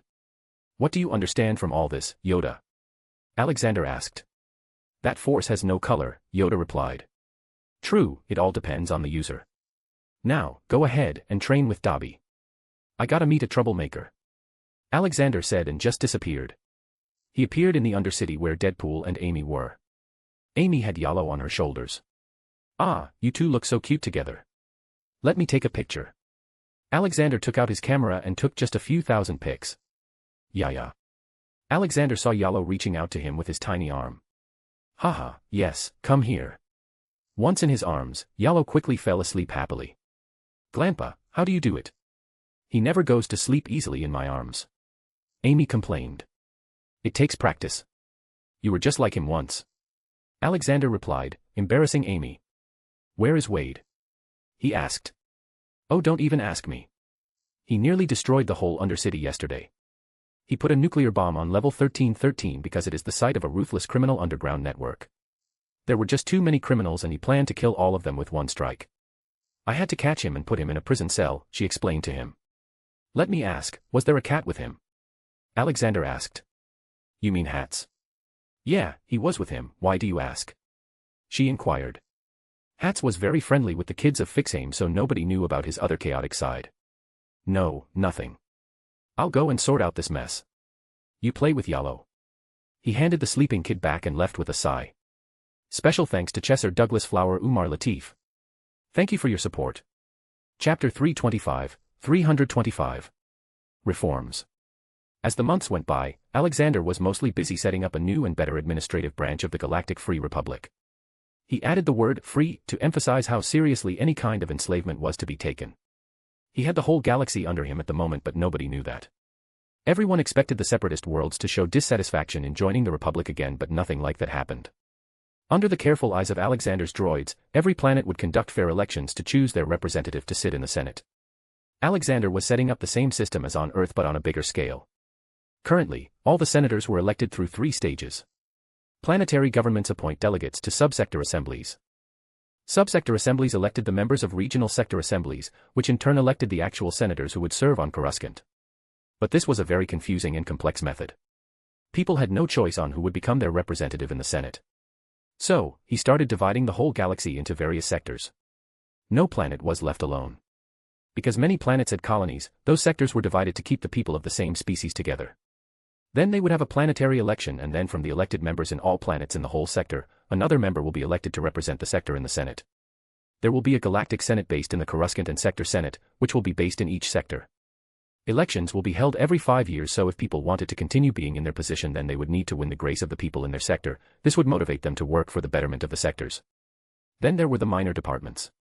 Mainly finance, defense, and livelihood. Their heads will be selected by 5 head senators. Keeping a private planetary army was illegal now, not police. All of the army belonged to the Republic as a whole. People could still own weapons though. It would be the Galactic Free Republic's responsibility to keep the space safe. Alexander was the current acting Supreme Chancellor. In a few years, this post would be abolished when all the members of the Senate were elected. Until then, he could do whatever he wanted. All the core worlds had already shown support for him. They didn't want to anger the old Jedi now. The next day, a galaxy-wide open broadcast was made from Alexander's office. It was meant to tell the galaxy about the new laws and the punishments surrounding it. People of the Galactic Free Republic, I am the temporary Supreme Chancellor. I am also the Supreme Grand Master of the Jedi Order. After going through all the records about the various happenings in the galaxy, I came to the conclusion that we need some base reforms. First, the Grand Republic fleet and army will root out all the criminal organizations in the galaxy. Second, from now on, the Bounty Hunter Guild can only issue bounties approved by the Republic. Any bounty hunter taking bounty from a non-Republic source will be seen as a common criminal. Third, slavery is officially banned. Whoever deals with slaves will be shot on sight from now on. Enslaving someone is now added to the highest category of heinous crimes. Fourth, a new law has been passed. It is called the Droid Rights Act. In this, all droids are considered sentient species, but with a catch. I understand that droids are used in many businesses and are a very important part of the world. This is why, by law, even if the droid is unusable, you cannot destroy its memory chip. You can buy a new body for it, which is much cheaper than buying a new droid. You will also pay the droids a salary, but in a virtual currency called Republic Droid Credits. It is a currency only usable by droids who can then use it to buy body parts or upgrades for themselves. All these laws will be valid the moment I end this broadcast. Thank you. The moment the broadcast ended, suddenly many planets were ambushed by battle droids and clone troopers. All the major criminal organizations were uprooted that day. Yes, attack again, little one. Alexander sparred with Ahsoka. How strong are you? We've been fighting for an hour now and you didn't even sweat. She complained. Patience, child. With time you will get strong enough to fight for days. Keep on practicing my methods and the force will boost you. He taught her. Yes, I am much better now than before. I can even tie with Sky Guy. Hey. I will surpass him soon. She gleefully cheered. Who's gonna surpass me? You, Snips. Anakin entered with his lightsaber in hand. Oh, are you challenging me, Sky Guy? She asked. Why don't you both fight me? Let's see how much you two have improved. Alexander proposed. Both looked intrigued by this and lit up their lightsabers. Let's do this. Then Alexander proceeded to beat them. Have you been slacking, Anakin? I can understand you are married and want to spend time with your wife, but don't stop training. Anakin rolled his eyes. It's not me who's gotten bad. It's you who has improved a lot. Ha ha ha, I think you are right. Alexander shamelessly accepted the praise. Due to all the noise, many masters present in the temple came to see them. Why don't you all join in? It'll be a good exercise for you all. Alexander called them. Nobody denied it and jumped in with their lightsabers out. One after another more Jedi were joining in the fight. Alexander was still flawlessly fighting them. After a while, a total of 1,500 Jedi were fighting him at the same time. Haha, it's not that easy to bring me down. I can go on forever. Alexander loudly claimed. All the Jedi were tired and gasping for breath by now. None of them were able to land even a single strike till now. One by one, they started to stop. In the end, only Alexander and Yoda were left. They both looked at each other. Yoda was also out of breath. Very strong you are, Supreme Grandmaster. I am no match, Yoda said and retracted his lightsaber. You are still the strongest of the lot. Come, we have something to talk about. Alexander said. His time to leave again was coming. As much as he wanted to stay longer, his journey must continue. He and Yoda went to the meeting room and sat down. What worries you, Master? Yoda, I will be honest with you. I will not be able to stay in the world for very long. My time is quickly coming closer. Alexander said. Yoda's brows furrowed. Has happened something to you? No, I am too strong to live in this dimension. I will be sent to somewhere else by the forces of nature. But worry not, I will not leave you all behind without telling you. I am just giving you a heads up to start training the next generation Jedi Grandmasters so any trouble like Darth Sidious can be avoided. Expecting multiple Grandmasters are you? Yoda asked. Alexander nodded. Yes, Anakin has the talent and force sensitivity to one day go even beyond Grandmaster. Ahsoka, Obi-Wan, and Mace also have the talent to become Grandmasters. There could surely be more, we just have to find. Jango has been doing a good job. He has already brought us 10 younglings. Maybe there are more like Anakin, strong in the Force. Yoda thoughtfully nodded. Yes, possible it is. And you, Yoda, are going to come on a trip with me. I am going to train you to become the greatest Jedi the galaxy has ever seen. Pack up, he announced, leaving Yoda in shock. Special thanks to Chesser Douglas Flower Umar Latif. Thank you for your support. Chapter 326. Please stay. Alexander had a job left to do. He had promised that he would destroy Korriban. He also took Yoda on the trip to show him what the dark side becomes if not destroyed in its budding stage. Why wait for the so-called signal from the Force? Your wait could result in millions of deaths and sufferings of billions. They came to the Outer Rim planet. Just from coming near it brought a bad taste to the mouth. Combined with the red-colored topography, it screamed bad everywhere. Look, this is the home planet of the Sith. You probably know the whole history. But let me show you the ghosts of previous Sith Lords. Alexander said. He brought Yoda to the Valley of Dark Lords. As Yoda belonged to the light side, the Sith ghost instantly got enraged at him. Alexander had more of a neutral aura going on so they didn't feel much from him. How dare you step your filthy feet on these holy grounds, Jedi? The ghost of Darth Bane shouted. Alexander walked up to the ghost. Slap. To everyone's surprise, he really slapped the ghost. And even more surprisingly, the ghost got injured. Open your mouth again without permission and the next slap will tear your head apart. Alexander's warning did wonders for Darth Bane as he shut up. Who are you? How did you touch Darth Bane? We live in a different dimension than yours. Another ghost asked. Alexander couldn't recognize him. First tell me your name. The Sith looked sane and human enough with decent etiquette. A surprising quality for a Sith. I am Ajuntapal, the first Dark Lord of the Sith, and founder of the first Sith Empire, he proudly announced. Alexander and Yoda were truly surprised. They didn't expect the thousands of years old Jedi Master turned Sith soul to still linger in the world of the living. I thought Darth Revan had liberated your soul to return to light and become one with the Force. Alexander asked. He did come, I told Revan of my actions as a Sith.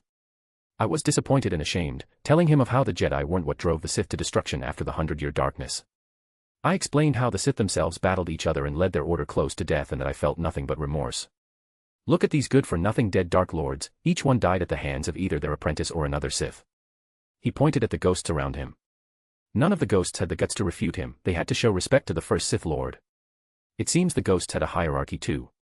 Revan then took my old rotten blade and convinced me to turn away from the dark side and return to the light. I am actually very happy and grateful to that lad. But it was saddening to hear what happened to him. Well, enough about me. Who are you? I can sense immense power in you. I don't think even if all the Jedi and Sith in history joined hands and fought you they would win. Paul asked him. I am Supreme Grand Master of Jedi Order, also called Master of Force, and yes, I am very strong.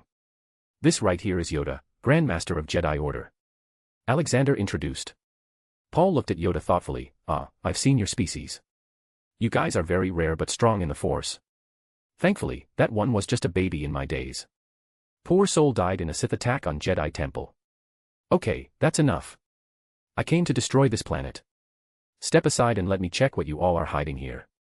Alexander smacked all the ghosts aside and went inside the Sith facility. He found many Sith-related documents there. But all of them were related to some atrocious method to get powerful or live forever. He couldn't understand why bad guys were always crazy for immortality. He then looked at Yoda. The division of Force practitioners was a big mistake in ancient times. If that had not happened, we wouldn't have had a dark and light battle. Now, I am going to make you feel both of these. Alexander put his index finger on Yoda's head. Yoda felt like he was out of his body and now was flying in the astral plane. This is the plane between the cosmic force and the living force. Yes, dark and light aren't the only ones. The universe doesn't revolve around us. The Force is as old as the universe itself, the Force users are new ones. Now, try to feel the Force surrounding this planet. He instructed. Yoda closed his eyes and tried to feel it. Soon a frown appeared on his face, conflicting, angry, uncertain, chaotic. It is here. Alexander nodded, he snapped his finger and suddenly the planet disappeared, leaving them floating in space. Now, what do you feel? Alexander asked. Yoda again concentrated. All this time his eyes were closed so he didn't know the planet was gone. Serenity, perfect balance, neutral the Force is. He commented. Open your eyes, Alexander said. Yoda opened them and was shocked to see dark empty space around them. The planet had a dark aura because of the continuous presence of impurity. Once the planet is gone, you feel the true nature of the Force. Never forget this feeling, it is the future of Jedi. Now, to your boost. Alexander took out a vial. Drink this, it will make you much more receptive to Force and stronger in the body. He said. He had made this potion with the help of normal super soldier serum and combining midichlorians into it. Yoda was going to become Super Yoda now. Yoda didn't ask him anything and just drank it. He had full trust in Alexander and respected him as much as he did his first master, Nkata del Gormo. Then something happened. Yoda felt the Force converging around his body. It felt like he was swimming in it. He slowly felt his body was getting younger and better. With each passing second, he felt his connection with the Force getting stronger. After a while, he felt the Force concentrating on his bald head. He thought something was happening to his mind. But he was wrong. On his bald head, he saw hairs growing again after so many years. But they kept on growing and got too long. Alexander himself was surprised by the transformation of Yoda. He turned from a toad-like old man to a handsome toadman. He looked badass now. Alexander snapped his finger and a new dress appeared on his body. Congratulations on becoming the next Supreme Grandmaster of the Order, Yoda. May the Force be with you and your paths be enlightened by it. Alexander congratulated him. Yoda was still so mesmerized by the feeling of the Force in his body that he even forgot to react to Alexander's announcement. What? But you, what about? Yoda asked. Alexander laughed, ha ha ha, I will retire in a few years. Let's go back. Everyone should be waiting for us. We're gonna have a huge party for your promotion. For the next 5 years, Alexander ran the Galactic Republic with the kind of efficiency never seen by the galaxy before. Decisions were made in mere seconds and implemented in minutes. Alexander was especially happy with the whole droid community. He had never expected that they would become so helpful in ridding the galaxy of all corruptions. Droids were very respectful towards him and would send anonymous reports if they found anything suspicious. Some droids even betrayed their criminal owners. Alexander also awarded these droids with civilian medals. Within 5 years, the galaxy had also become accustomed to treating droids equally. Now, the Senate was fully elected and all the seats were taken by the respected parties. The first galactic elections had just ended and Alexander was going to address it. In addition to this, the Sith had been thoroughly removed from the galaxy. After that, Alexander reformed the Jedi Order and renamed it the Order of the Force. Though they were still called Jedi. In this new order, no one was made to suppress their emotions. Instead, they were taught to deal with those emotions.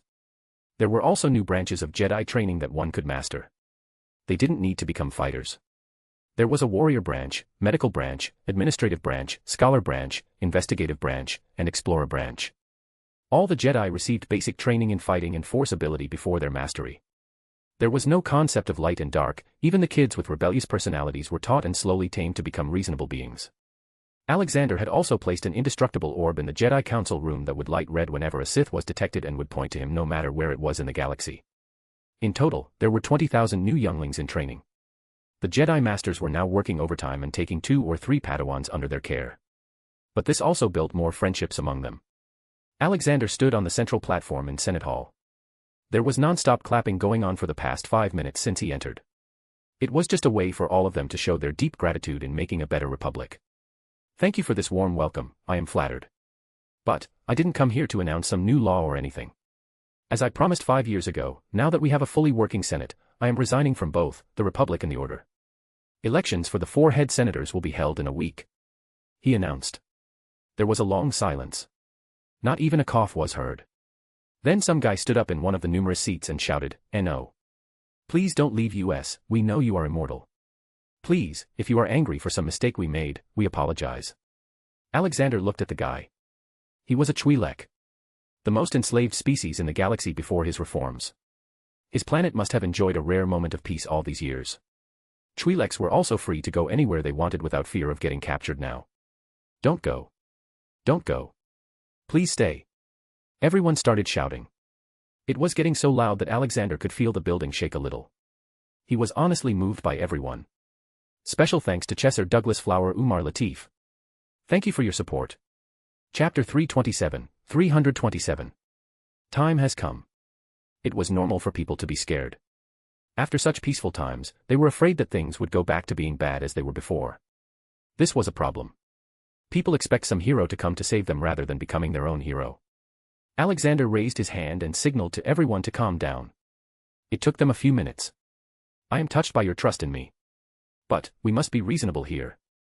Even if I agree to stay, I cannot promise that I will forever be here. What happens when suddenly I am gone? We must establish a system that can work without corruption. I have also taken many steps to ensure that no corruption can take root in the Republic or that no Sith would rise up again. As long as you follow all the rules I have set up, there will never be any problems. Thank you. He didn't say too much and simply left. After that, Yoda took the podium and started speaking about the upcoming head senators' elections. Yoda was the first head senator from the Order. A week passed and the election happened. Alexander had decided at the last moment that droids needed representation in the Senate too. 6 head senators were Senator Padme Amidala of Naboo, Senator Bail Prester Organa of Alderaan, Senator Mon Mothma of Chandrila, Senator Shmi Skywalker of Tatooine, Senator Yoda of the Order of the Force and finally, Senator Abrix WA-7 representative of droids. Alexander was pleasantly surprised when he saw who the droid was. It was the waitress droid he had met at Dex's diner and had repaired her. Alexander knew that greed knows no bounds, so he had to put curses on all the positions in the Senate. It was tied to the Force so the curses would be applicable for as long as the Force existed. They didn't change someone's mind but instead rooted out anyone with a corrupt mindset. The methods of rooting out could be as simple as being forced to resign to falling through the deep ventilation ducts of Coruscant Undercity, all depended on the severity of corruptness. When he had arrived, the galactic purity was at 50%. After so much work, it was merely 0.1% away from reaching 90%. Ha ha ha, how are my younglings? Alexander asked and picked up twin brother and sister. They were children of Anakin and Padme, Luke and Leia. Both were Force sensitive. Luke more than Leia. Master, teach me how to fly. Luke requested. You two are very small to learn that. Even the masters find it hard to do. Alexander told them. But Papa and Aunt Ahsoka can do it, they argued. Well, because your Papa is one of the strongest Jedi in the galaxy and Ahsoka is one of the most talented. If you want to become like them then you need to train hard like they did when they were small. He taught them. Suddenly Anakin came in. So this is where they were. Padme was looking for them all over the Senate. Papa. The twins cutely ran up to Anakin and each grabbed one of his legs each. Papa fly. Leia pestered him. Yes, take us to the high ground. Luke pointed at a platform on another floor. Alexander's eyes twitched when he heard Luke. Anakin helplessly shook his head and flew in the air, much to the twins' enjoyment. The whole Jedi Temple had turned cheerful like this because so many younglings were training there. There were giggles in every corner. Even the hard boy, Mace, had to agree that it had made the temple very relaxing and it helped him meditate. There were many Jedi couples too. Though there were vows before a couple could start officially dating or get married, that no matter what happens, the other one will not join the dark side. This vow was there to make sure that if someday something were to happen to their partner in the line of duty, they would honor their sacrifice and move on. In the coming weeks, Alexander just worked to make sure that he was not leaving anything undone. He was currently in an unknown region and in particular the Exegol system. He sensed a very small Sith presence from here. He knew that all the Sith in the galaxy were gone, but that couldn't be said about the planets occupied by them. So, in his investigation, he eventually reached the planet Exegol. Exegol was a dark, barren, and rocky planet with desert flats. Its dry conditions, combined with the rubbing of dust particles in its atmosphere, created enormous static discharges that appeared as lightning strikes from the planet's surface. It truly gave an aura that could only be orgasmic to a Sith. Alexander looked around there and found many ancient ruins. He already knew they had something to do with the Sith. Eventually, he reached the underground base and found a facility that was still working. Though only droids were maintaining it, they were very easy to deal with. He then found a Bacta tank inside and it had the body of Darth Sidious in it. I am very positive that I destroyed his body with my eye ability, he reminded himself. From a little more evaluation, he concluded that Palpatine had somehow found a way to transfer his soul to this body. Probably the grace of his master Darth Plagueis. But because he was a Category 5 sinner, his punishment was to get erased from space and time, which included the destruction of his soul. So, now this body was just useless meat. Alexander destroyed the whole lab, then went back into space and destroyed the planet. It was so secluded that its removal would not affect the galaxy. Then he again apparat to the Force planet because as always, he was going to set up a backup plan. He modified AT-800 droid to make it look like him. Then he made it Force sensitive and also gave many more power boosts. It would stay deep under the surface of Earth that he had made. It would always sit there as if in meditation and keep on watching over the galaxy through the Force. If someday a Sith rising happens, the order of the Force comes into any danger or the galaxy is in danger, this droid would get activated and solve all the problems. It was very strong enough to swat any Jedi or Sith like a fly. He had also added some memories of his so the droid could recognize places and people. The Force priestesses even promised that they would watch over the droid. Beep. Alexander's phone rang. He read it and sighed, my time has come. He apparat back to Jedi Temple and pushed the emergency button in the Jedi Council room. It was only made to be pressed in an emergency or life-threatening situation. It didn't take long for all the masters to gather. The moment they saw Alexander standing there, they had a bad premonition. Sit, everyone. I have something to inform you about, he said while looking at Coruscant out of the window.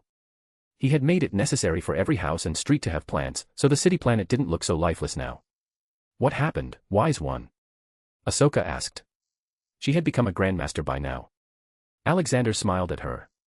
She had grown out of her immaturish self and had grown into a beautiful and strong Jedi. Everyone, my time has come. I must leave this plane of existence now, he announced. Many faces turned sadder now, realizing he was leaving. What's with the sad faces? Every journey has an ending, we must keep on traveling further and starting new ones. I was very lucky to have met you all. I hope the Jedi Order will keep walking on the path my teachings and flourish for eternity while helping the galaxy. May the Force be with you all. I will keep a watch on you all no matter where I am, so don't slack and get fat, he said, targeting his gaze at Anakin. After that, he dismissed the meeting, sending most people away. Ahsoka was the first one to come to him and hugged him. Thank you, Master. If you had not been there to guide me, I don't know if I would have even survived, she emotionally said. Special thanks to Chesser Douglas Flower Umar Latif. Thank you for your support. Chapter 328. A Wandering Old Man. Alexander patted her head. Ahsoka, your will is strongest amongst most of the Jedi here. Your ability to always do the right thing is commendable. I am proud of you, child, thank you for being a good student. She felt positivity, pride, and happiness spread through her body the moment she heard those words. Getting such recognition from her master was the most she could ask for. Alexander then took out a lightsaber and handed it to her. Take this, Ahsoka. This is a special lightsaber, I have named it Pathfinder. Just as the name suggests, it will always lead you to the right path and never betray you. Even if you lose it somehow, it will find you back. Ahsoka handled it like it was a delicate treasure, not wanting to put even a single scratch on it. Alexander chuckled, haha, child, don't worry. It is made of the strongest material in the multiverse. Even if you throw it into the sun it won't be destroyed. They didn't hear the mention of multiverse. Then Alexander looked at Anakin, his second student. Kid, you've been through a lot. From a small, talented producer on Tatooine to a Jedi Grandmaster, possibly Supreme Grandmaster in a few years. I am proud of you. You may have been on the brink of joining the dark side earlier, but all is well if it ends well. Keep those days as a lesson. How even little things could affect a normal mind. Partain those lessons to others, who may find it useful. For this, I give you this lightsaber. I have named it Twilight because the path you walk is neither dark nor light. This lightsaber will always help you to make the best decision when in conflict. Anakin took it and swung it for once. This is very comfortable to use, it's like it was made for me. Haha, it was, Alexander commented. Then finally, he looked at Yoda, his last student.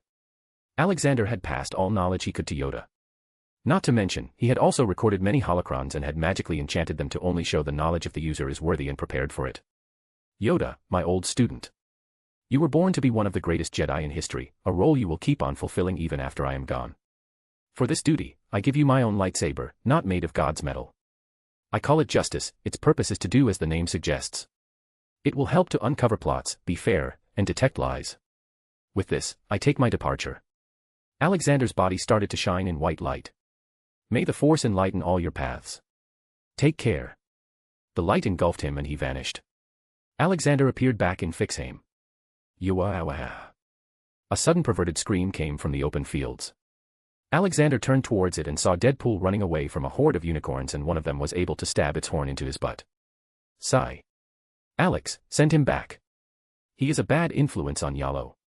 Olivia came to him and complained. She had the cute Yalo in her arms. This kid will be a kid even after 30 years. Well, at least Olivia will always have something to do now, he thought. Okay, Ollie. He said and walked to Deadpool. He waved his hand and Deadpool's body stuck on the horn of a unicorn flew to him. I am sending you back now. He simply notified him. Wait, I still got you. His words were cut short as Deadpool disappeared and was sent back to the Marvel Universe. Once that was done, it was time for Alexander to leave and go to another world. Soon the time came and he was again thrown through the multiverse and kept on crossing many universes. Then finally he felt like a baby coming out of the birth canal and white light blinded him for a second. He appeared near a rocky cliff. The world around him looked weird, cartoonish to some extent. This had never happened before, even if he went to the animated world there was still a sense of realism. Then, he heard the sound of swords clashing and walked towards it. Looking at the people, it at least became clear that there was something wrong with the world as the people looked human. He walked up to the two women fighting each other, one in a full-body black latex-type suit. She didn't even have her face open. The other was in a green dress. He quickly gained their attention. Good evening, ladies. Why are you fighting? He politely asked. Just then, Ragnarok and Dobby came out of Fixhame, spooking the two women. Who are you? Sorcerer. The one in green dress asked. Oh, I am Alexander, this is Dobby and that one is Ragnarok. We are travelers. Alexander introduced everyone. Where is your luggage? She asked suspiciously. We don't need those things. Wait, who's he? Alexander asked, pointing at a guy meditation on the edge of the cliff. Maybe the woman in the mask didn't like being ignored, so she attacked the one speaking to Alexander. Alexander simply pointed his finger at her, easy, now. Wait. I can sense a demonic presence from you. Alexander read her sins. High Priestess, category. Murder, 323,456. Indirect murder, 1,456,789. Enslaved, 25,456. Demon worship, 125,874. Sin percentage, 92%. A/N, guess which world this is. Hint, there is a samurai and a demon. The samurai gets sent to many years in the future. Alexander looked at the woman with a raised eyebrow. The woman was pure evil. So he used his eyes of judgment and erased her existence from space and time. This must be the easiest world till now. The main boss arrived so soon he thought and took out his phone to see the purity level of the world. What the hell, only 40%. How bad is this place? Alexander looked up at the remaining woman. He didn't feel a demonic presence from her soul but her blood. Girl, I want you to tell me everything. He sternly said. There were stars everywhere. It was like he was weightless and free of all earthly bounds. Samurai Jack had decided to finally slay the demon Aku after he wasted time in self-loathing and self-pity. He needed his katana back to slay him, but he needed to prove himself to the gods again. Finally, after what felt like an eternity, Jack saw 3 giant figures in front of him. He knew they were the gods, Odin, Ra, and Rama. You are indeed worthy of the blade of the gods. You shall go and slay the vile Aku with this. But you may not need to do so as a powerful being has arrived in your world. If you convince him, he can kill Aku as easily as snapping his fingers. Ra spoke to Jack. Actually, he's just standing behind you outside, Odin added. Jack quickly took the sword and went out of the spirit realm. He could use some allies. He knew beating Aku was going to be tough. Okay, let me get this straight, so that kid sitting there is from the past, sent by a demon into this dystopian retrofuturistic Earth ruled by Aku. And it has been what, thousands of years? Alexander summarized what the girl told him. Nice story. If someone wrote a nice book on it, it would probably become a bestseller and then get butchered by some Hollywood movie or TV show director, he thought. Are you the one gods talked about? Suddenly Jack spoke. I don't know what they said. Gods say a lot of stuff about me. Alexander jokingly responded. They said you can help me defeat Aku. Jack asked. Sure, let's go. He agreed. Oi, get up you two, it's time for work. He nudged Dobby and Ragnarok who were playing chess on the side. The girl named Ashy jumped into Jack's arms and kissed him. Are you okay, Jack? Alexander chuckled seeing them. Hee hee, youth. What are you talking about? The way you treat Olivia still makes you two look like a newly wedded couple. Ragnarok pointed out. Alexander ignored him and walked away. Alexander and the party came to Aku's dwelling. Alexander simply kicked the door down and entered. They blasted through all the guards and reached the place the demon was hiding. Oh, you got no manners, I was busy. The supposed demon spoke from his long dining table. Jack didn't give him any time and simply went to attack him. Alexander also gave 1 or 2 punches. In the end, Aku was reduced to nothing but a small dark shadow. Who are you? Aku fearfully asked. Alexander smiled at him and said, just a wandering old man. Then Jack swung his sword at Aku and killed him. Then they returned to Jack's past. A time that was still feudal Japan. Alexander couldn't guess how far they were in the future as he didn't know how long a shape-shifting demon would take to change the world. In the past too, they attacked Aku. This time Aku was weaker because he had just fought the Jack he sent to the future. Jack swung his sword to kill him. Clank. Alexander caught the sword midway. Don't kill him, Jack. At least not if you love Ashy. Jack was confused. What do you mean? If you kill him, then there will be no future Aku. That means Ashy will never be born. He revealed. Jack's eyes widened. Then he heard Alexander continue. But if I kill him, I can make an exception and let Ashy live as a special existence, he offered. That is not possible. You cannot mess with space and time like this. Aku barked from the ground. Oh, but I can. Alexander walked up to him. Aku was a 100% sinner as he was already a demon, so there was only one option. Aku got erased from space and time. Jack kept on looking at Ashy. How do you feel?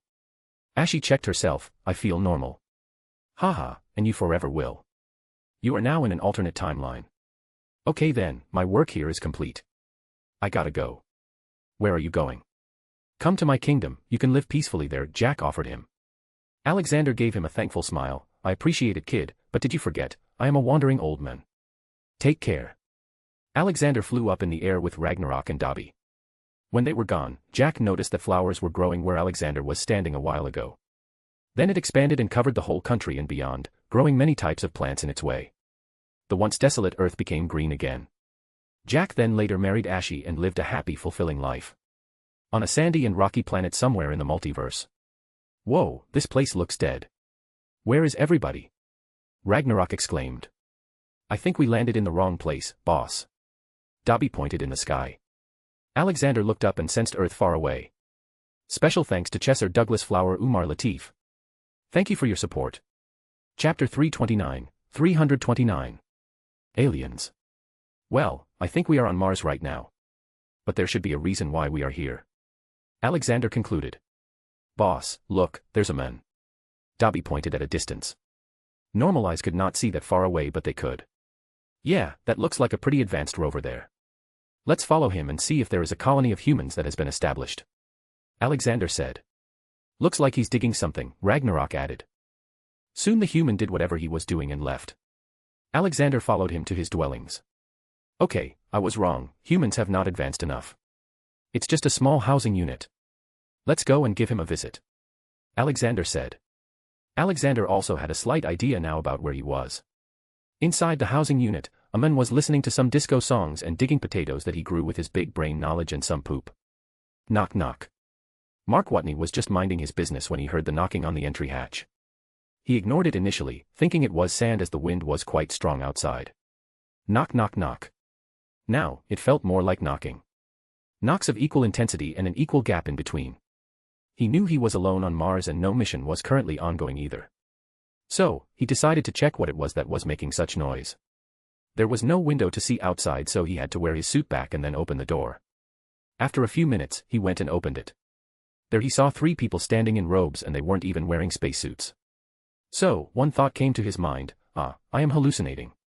But the next moment the 3 people talked. Hey, kid. I am Alexander. Mind if we come in? I mean, you are just hallucination, so I don't see any problem with that. Mark shrugged and let them in and closed the hatch. He was now worried about his mental health. Once Alexander was inside, he saw Mark's makeshift farm. He knew he was in the Martian movie world right now. He then took out his phone and searched for what his mission was. After all, it couldn't just be saving the men who was already going to get saved. He read the message and it said the Earth was normal Earth and needed normal cleaning. Meaning that there was no supervillain this time. Just normal Earth. Ragnarok and Dobby went ahead and sat by the table and started taking food out from Fixheim.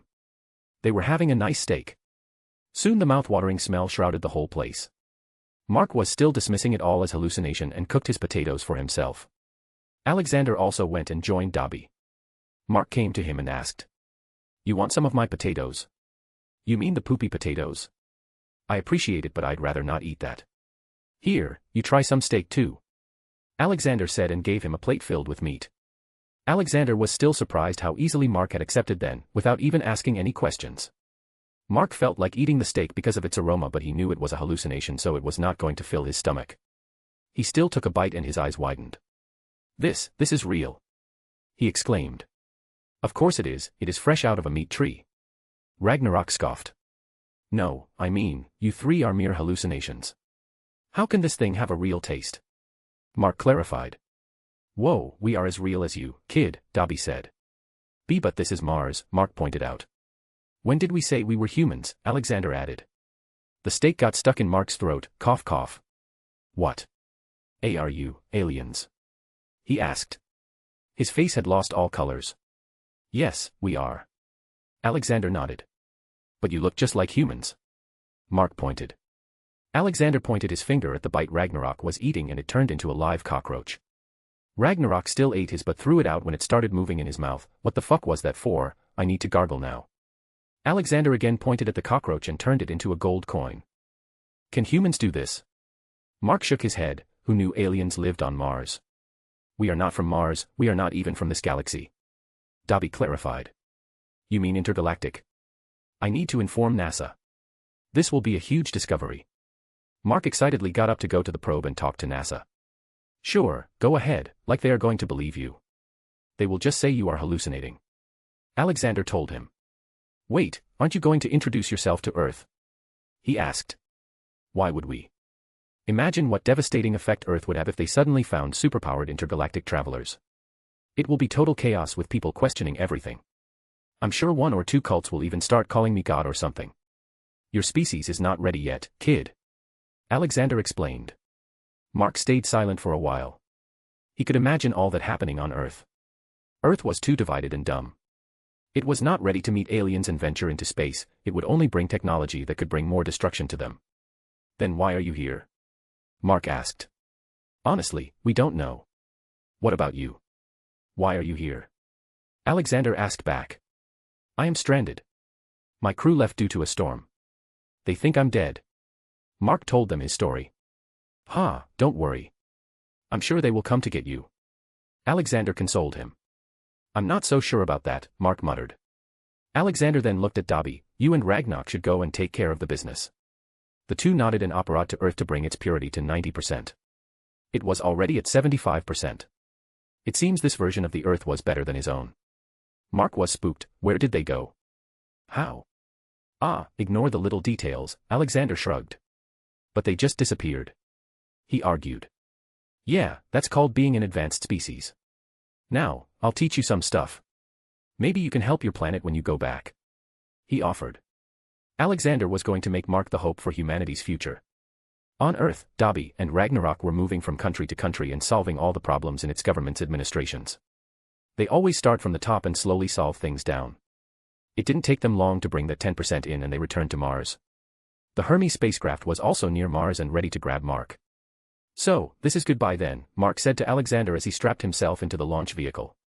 Alexander stood beside him and helped him put the safety straps on. Yeah, this is it. The last time you will be seeing me. Don't forget all the things I taught you and be wary of those evil capitalists. They'd rather kill you than let you change humanity. I have already made preparations for you on Earth on how you can change things. Yeah, I got all that. Hey, wait. If you are an alien, how can your name be Alexander? Mark asked. Alexander decided to mess with him. Who do you think invented names on Earth? It all came from aliens like me. Even Mark is a very common name in aliens. Haha, nice joke. All right, I am receiving signals from Hermes. Bye-bye. Mark alerted. Alexander left him there and got out of the launch vehicle. He went to Ragnarok and Dobby. So, how was your trip? This version of the Earth is much better than the wizarding world, Dobby remarked. You seem to be having fun, Alexander said to Ragnarok, who was eating some dumplings. I found this nice shop and couldn't help but buy some, Ragnarok said. You didn't have any Earth money? Alexander pointed, interested in knowing this. I bought it in black. Alexander raised an eyebrow. How does one buy dumplings in black? I told the guy I'd pay in gold. He immediately agreed. Though the gold was of low quality, it was still worth more than these dumplings, so no harm is done. Ragnarok replied. Sigh. Let's go then. Our time here is over. Dobby reminded him. Then Ragnarok and Dobby went to Fixheim. After a few seconds, a white light fell on Alexander. He flew in the sky at a very high speed. But in his way, he saw Mark not being able to reach the rescuer. Mark had gone too far from the Hermes ship. Alexander used his magic and moved him directly into the rescuer's arms. Mark felt the unnatural movement like he was tied to hard wire and was being moved around with it. He looked from where the force originated and caught a slight glimpse of Alexander before it disappeared faster than he had seen anything move. He was having an adrenaline rush, so he couldn't think of anything except reaching the safe space of the spacecraft first. Thanks, old man, he muttered. Who are you talking to, Mark? His commander asked. Nothing. It's finally good to be back. Special thanks to Chesser Douglas Flower Umar Latif. Thank you for your support. Chapter 330. Sage of Beasts. Mark had no idea if the three people he saw on Mars were real or not, but he had his doubts that they were real. 1. Because when he reached Earth, he felt like it had changed a lot. It had become much nicer. The plans he learned on how to make 90% efficient solar panels and large, efficient ocean water desalination plants were still in his head, and he knew such things could not come into his head out of thin air. He was just a botanist after all. He also found a large company registered under his name and also a team of special bodyguards whom he suspected weren't humans but robots. It had been 5 years since that fortunate encounter, and he had finally started changing the world for the better with his invention. Many times he would still look up in the sky whenever he was alone, wanting to imagine what a truly advanced civilization from where the old man came from was like. He had tried to share the secret with his wife, but he knew she didn't believe him. No one in their right mind would. But not wanting to take all the credit to himself, he just wrote a book about his time on Mars where he added Dobby, Ragnarok, and Alexander as his hallucinations who taught him and kept him sane. After the book was launched, he was permanently grounded for any missions by NASA because they were doubtful about his mental stability now. But for him, it was all worth it. Alexander opened his eyes and found himself sitting crossed legs in a rundown wooden building. His beard and hair had overgrown like he had been sitting like this for a long time. His clothes were also weird. He was wearing a white robe on which golden cloud patterns were made. Near him were a bamboo hat and a staff with yin yang sign as its top part. Why haven't Dobby and Ragnarok come out yet? He asked himself. He looked into Fixheim for them. Olivia, where are Dobby and Ragnarok? I don't know, I haven't seen them in a while. She answered. Yeah. Yalo came up to him tippy-toed. Haha, how are you, son? Let's go, we will go on our adventure this time. He said and put him on his shoulder. Oh, hey, old man. Mind if I join you? I got nothing to do in here. Douglas asked him. Well, you have been training hard all this time, I think you deserve a small gap. Okay, come along and bring Hats too. It's time I teach him how to work correctly, he's a living walking box of uncertainty. Alexander said. Douglas happily went to find the fat cat. Alexander meanwhile took out his phone to check what kind of past he had in this world. He opened the message and saw the memory. Memory starts. Alexander found himself in front of 9 weird animals. They were all huge and yet looked like babies. Ji-chan, come play with us. The cute chubby fox with 9 tails shouted at him. Alexander already knew their names. He had found them wandering in the forest when he appeared on the planet. They were initially wary of him, but after his continuous show of some love and care, they got too attached to him. Alexander smiled at them. Haha, okay Kurama-chan. Let's play tag. Alexander went ahead and played with all the tailed beasts. They had told Alexander that their old man had gone and had told them to be good kids and maintain peace in the world. But they were too small right now and just wanted to play and have fun. Alexander stayed with the beasts for a long time while exploring the world. He couldn't find many humans there, it seemed like civilization was still in its initial stage. But from what the tailed beasts said, their creator was not from the planet. Their creator was also the ones who started something called ninshu. It was the use of chakras to perform unimaginable feats. Alexander already had an idea of what the chakra was. It was like the Force in Star Wars. But in this case, the Force was only limited to the planet and nearby space. It was called chakra and was in many ways different from the Force. It was a lot more complex, though there was no dark and light side crap. However, his knowledge was limited, so he wouldn't bet on there not being something about 2 fated sides meant to fight. The biology of people was different on the planet. Chakra flowed through people's veins. Some had more, some had less. Those with a decent amount can become something called a shinobi, and those with not a lot stay civilians. There were no countries as of the moment and only loosely tied villages. The tailed beasts also told him that they had their places to live in 9 different temples spread around the world. Though they said they don't like living there as they feel lonely. They had also tried befriending humans, but nobody played with them and only attacked. Alexander felt very bad for the big cuties. So, for the next few hundred years, he lived with them while watching how the world changes. He would rarely go among the people and help here and there. Little by little, he became a sort of legend and they dubbed him Sage of Beasts. But he still had the thought about there being life in the space. So, once the tailed beasts got big enough to take care of themselves, he decided to go to space and find where Sage Hagoromo Otsutsuki came from. Okay, as long as you stay together no one can hurt you. Together you are strong, you are a family, never forget this, okay? I will return soon. He instructed the tailed beasts and left. His journey went on for many, many years. He did find some alien life in places far, far away from where he came from. But he was still not able to find the ones he was looking for. So, he decided to return and just have some fun with all the beasties. But when he returned, he couldn't find them, and the world had also changed a lot, now divided into various factions, countries, and already 2 big wars under their belts. The place he used to live with the beasts in the jungle now had a huge abandoned shrine with his statue too. Memory ends. Sigh. I have no idea where I am or where I should find Kurama and everyone else. I hope they are fine, he thought. He understood that if he was really here in the past physically and not just as a memory, then he could have done many things differently. But the memories were just so his identity could be integrated into the world, so he had no control over what happened in the past. Soon a fat cat with a huge bag on its back came to him. Its huge wide grin really takes away all the cuteness his shape brings. But Alexander knew Hats was not bad in the heart. What's in the bag, Hats? Alexander asked. Oh, there is food and drinks. Douglas said we are going on a secret mission. Hats answered. Douglas was messing with you, we are just going on an adventure and just look around for a few sentient beasts I know. You don't need the bag, we can come and go to Fixheim whenever we want. Alexander clarified. Then suddenly Barry flew in with a huge backpack too. Alexander sighed. Barry, come with me, we got an angel to beat. Hats took Barry to find Douglas. Fire Country, Kanahagakur aka Hidden Leaf Village. What is this I am hearing about the disturbance in the forests near Tanzaku town? Hiruzen Sarutobi, the current Hokage of Konoha, asked Elder Kohara Yuditane, one of the 3 members of the Konoha Council. Oh, ignore this, it's just myths and tales.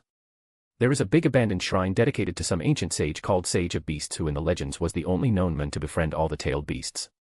But it's all a myth. People are just making up stories after sighting some animal. She shruggingly said in her weak old voice. Sarutobi straightened his back in his seat. It has just been 3 years since the end of the Second Great Shinobi War. We can't take any chances. If it is a big shrine, then there could be many people hiding inside it. Tsukumo Hataki is headed to Kusagakure, Hidden Grass Village. Let's inform him to check on the shrine. Skirmishes have already started along the border between the Land of Fire and Land of Grass. Reports indicate there are Iwagakure shinobi hiding amongst them. Iwagakure has lost too much in the previous wars, and I am afraid another war is in the way.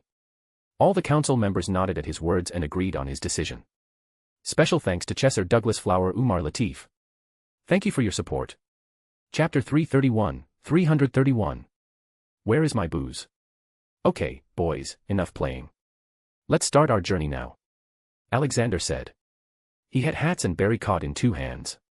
They had been after Douglas the whole time and had run around in the forest. He had to knock them up because they were even seen by normal people. But he lied to us, punish him too.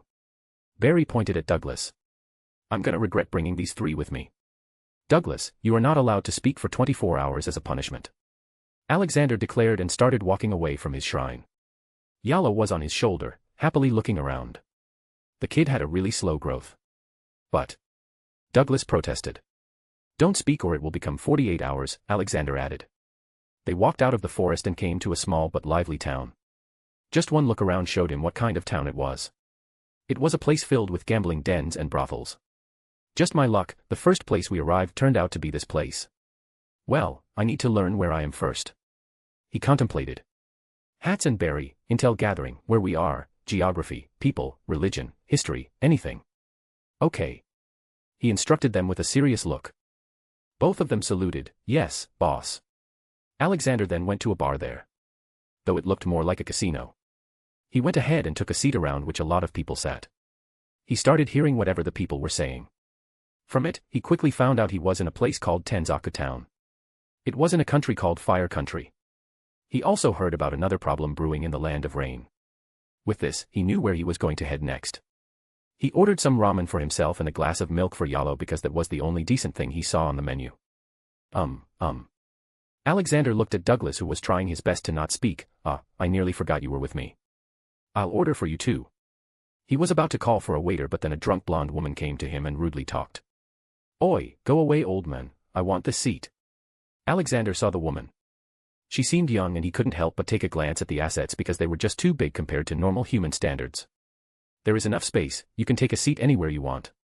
Alexander calmly replied. No, this is my place. I sit here every day. She persisted. A little girl was then seen pulling her sleeves. Tsunade-sama, don't bully the elders. Let's just share the table. There is enough space for all of us. Tsunade huffed and sat down close to Alexander. Then she looked at Douglas innocently eating his noodles. Hey, boy, give me that ramen, I am hungry. She shouted at him and pointed her finger at his bowl. Douglas paused midway while slurping some noodles. He looked rather surprised that someone would call him so disrespectfully. Only Alexander and his friends were allowed to do that. Tsunade-sama, that is someone else's food. I will order for you, please wait. The little girl said and ran away to the counter. Douglas decided to ignore the disrespect because he needed to stay quiet for 24 hours and he also liked women with big assets. He had this theory that women big assets had big hearts and should be cherished. Oi, are you ignoring me? You look down on me. You just wait, I will win next time. She continued to antagonize Douglas. Keep eating your ramen, Douglas, she's drunk, Alexander told him. But this seemed to put him in the spotlight now. I am not drunk, old man. I can still drink 10 more bottles of sake. You want to bet on it? Alexander asked. You gonna pay? She asked back with an excited face. What will I get if you lose? He inquired. What can an old man want? Wait, I'm not gonna give my body just for booze, or maybe I can. She sounded confused. No, none of that stuff. My wife will kill me for even thinking that. Let's say, you will owe me a favor. I can ask for it anytime in the future. It won't be anything lewd either. He proposed. Then you got yourself a deal, old man. Now, where is my boozy? She shouted. Soon the waiter brought 10 bottles of sake and she started drinking it one after another. The little girl who introduced herself as Shizun told Alexander about herself. She was an orphan after her uncle died. The blonde lady was his fiancée and took her in as an apprentice to learn medical ninjutsu. She was just a small child and yet so mature to be taking care of a drunkard. You want to eat ice cream, Shizun? Alexander asked. Her worried eyes for Tsunade instantly lit up. But they don't sell any, and it's not cheap outside. Tsunade-sama lost a lot of money today. Alexander's heart nearly melted seeing her cute face turning all puffy in sadness. Wanna see magic, Shizun? She looked at him with interest. Okay, which flavor of ice cream do you like the most? He asked. Chocolate, she blurted. Okay, close your eyes for 1 second. He said. Shizun did as asked and waited for a second. Then she opened and squeaked a little seeing a big bowl filled with chocolate ice cream. Is this all for me? She asked. Alexander ruffled her hair. Yes, all of it is for you. Then she forgot about Tsunade and got to enjoy her ice cream. Meanwhile, Tsunade was down to her 9th bottle and had already passed out. Well, she owes me now. Let's go, Douglas. Alexander muttered and got up. Wait, Mr. Grandpa, can you help me? Shizun voiced. He turned back. What is it, little one? See, can you help me take Tsunade-sama to our room? I cannot pick her up, I am small. She alternatively looked at him and Tsunade. Haha, sure, child. Lead the way. He said and Tsunade's body suddenly started levitating. Shizun was shocked but just took it as some ninja ability and lead the way to the hotel they were staying at. After helping them they were back on their way. Where did Hats and Barry go? They should have returned by now. Douglas said with sign language. It took him half an hour to learn how to say this and then successfully saying it. Soon they came to a street where a lot of people were gathered. I think we found them. They bypassed the crowd and saw what was happening. They found Hats sitting on the back of an unconscious man and Barry was pecking at another man. What is going on here? He asked loudly. Oh, they attacked us and wanted to catch us to sell. Hats answered. Yeah, even when we won fair and square they attacked, Barry added. Hearing Barry, Hats face-bombed. So you two were gambling? No, we were gathering intel, I got a lot of it. Here, check this out. Hats gave him a notebook with his fluffy paws. Alexander looked at it and read all the information. About the geography of the world, cultures, and major events. He was interested in these hidden villages thing. These were villages where the country shinobis reside. He found out about the 5 major nations too. He also found out that the tailed beasts were feared around the world now and were enslaved and sealed in humans to be used as war tools. It enraged him and he decided to start looking for them before he did anything else. And for that, he needed a high-level source of intel. So, going to an area under conflict would be best because high-ranking men can be found in war zones as easily as dirt. Sigh. Good job, Hats. But you will not be leaving my sight from now on. You are too chaotic. Barry, you too. Stop following Hats everywhere. He scolded them.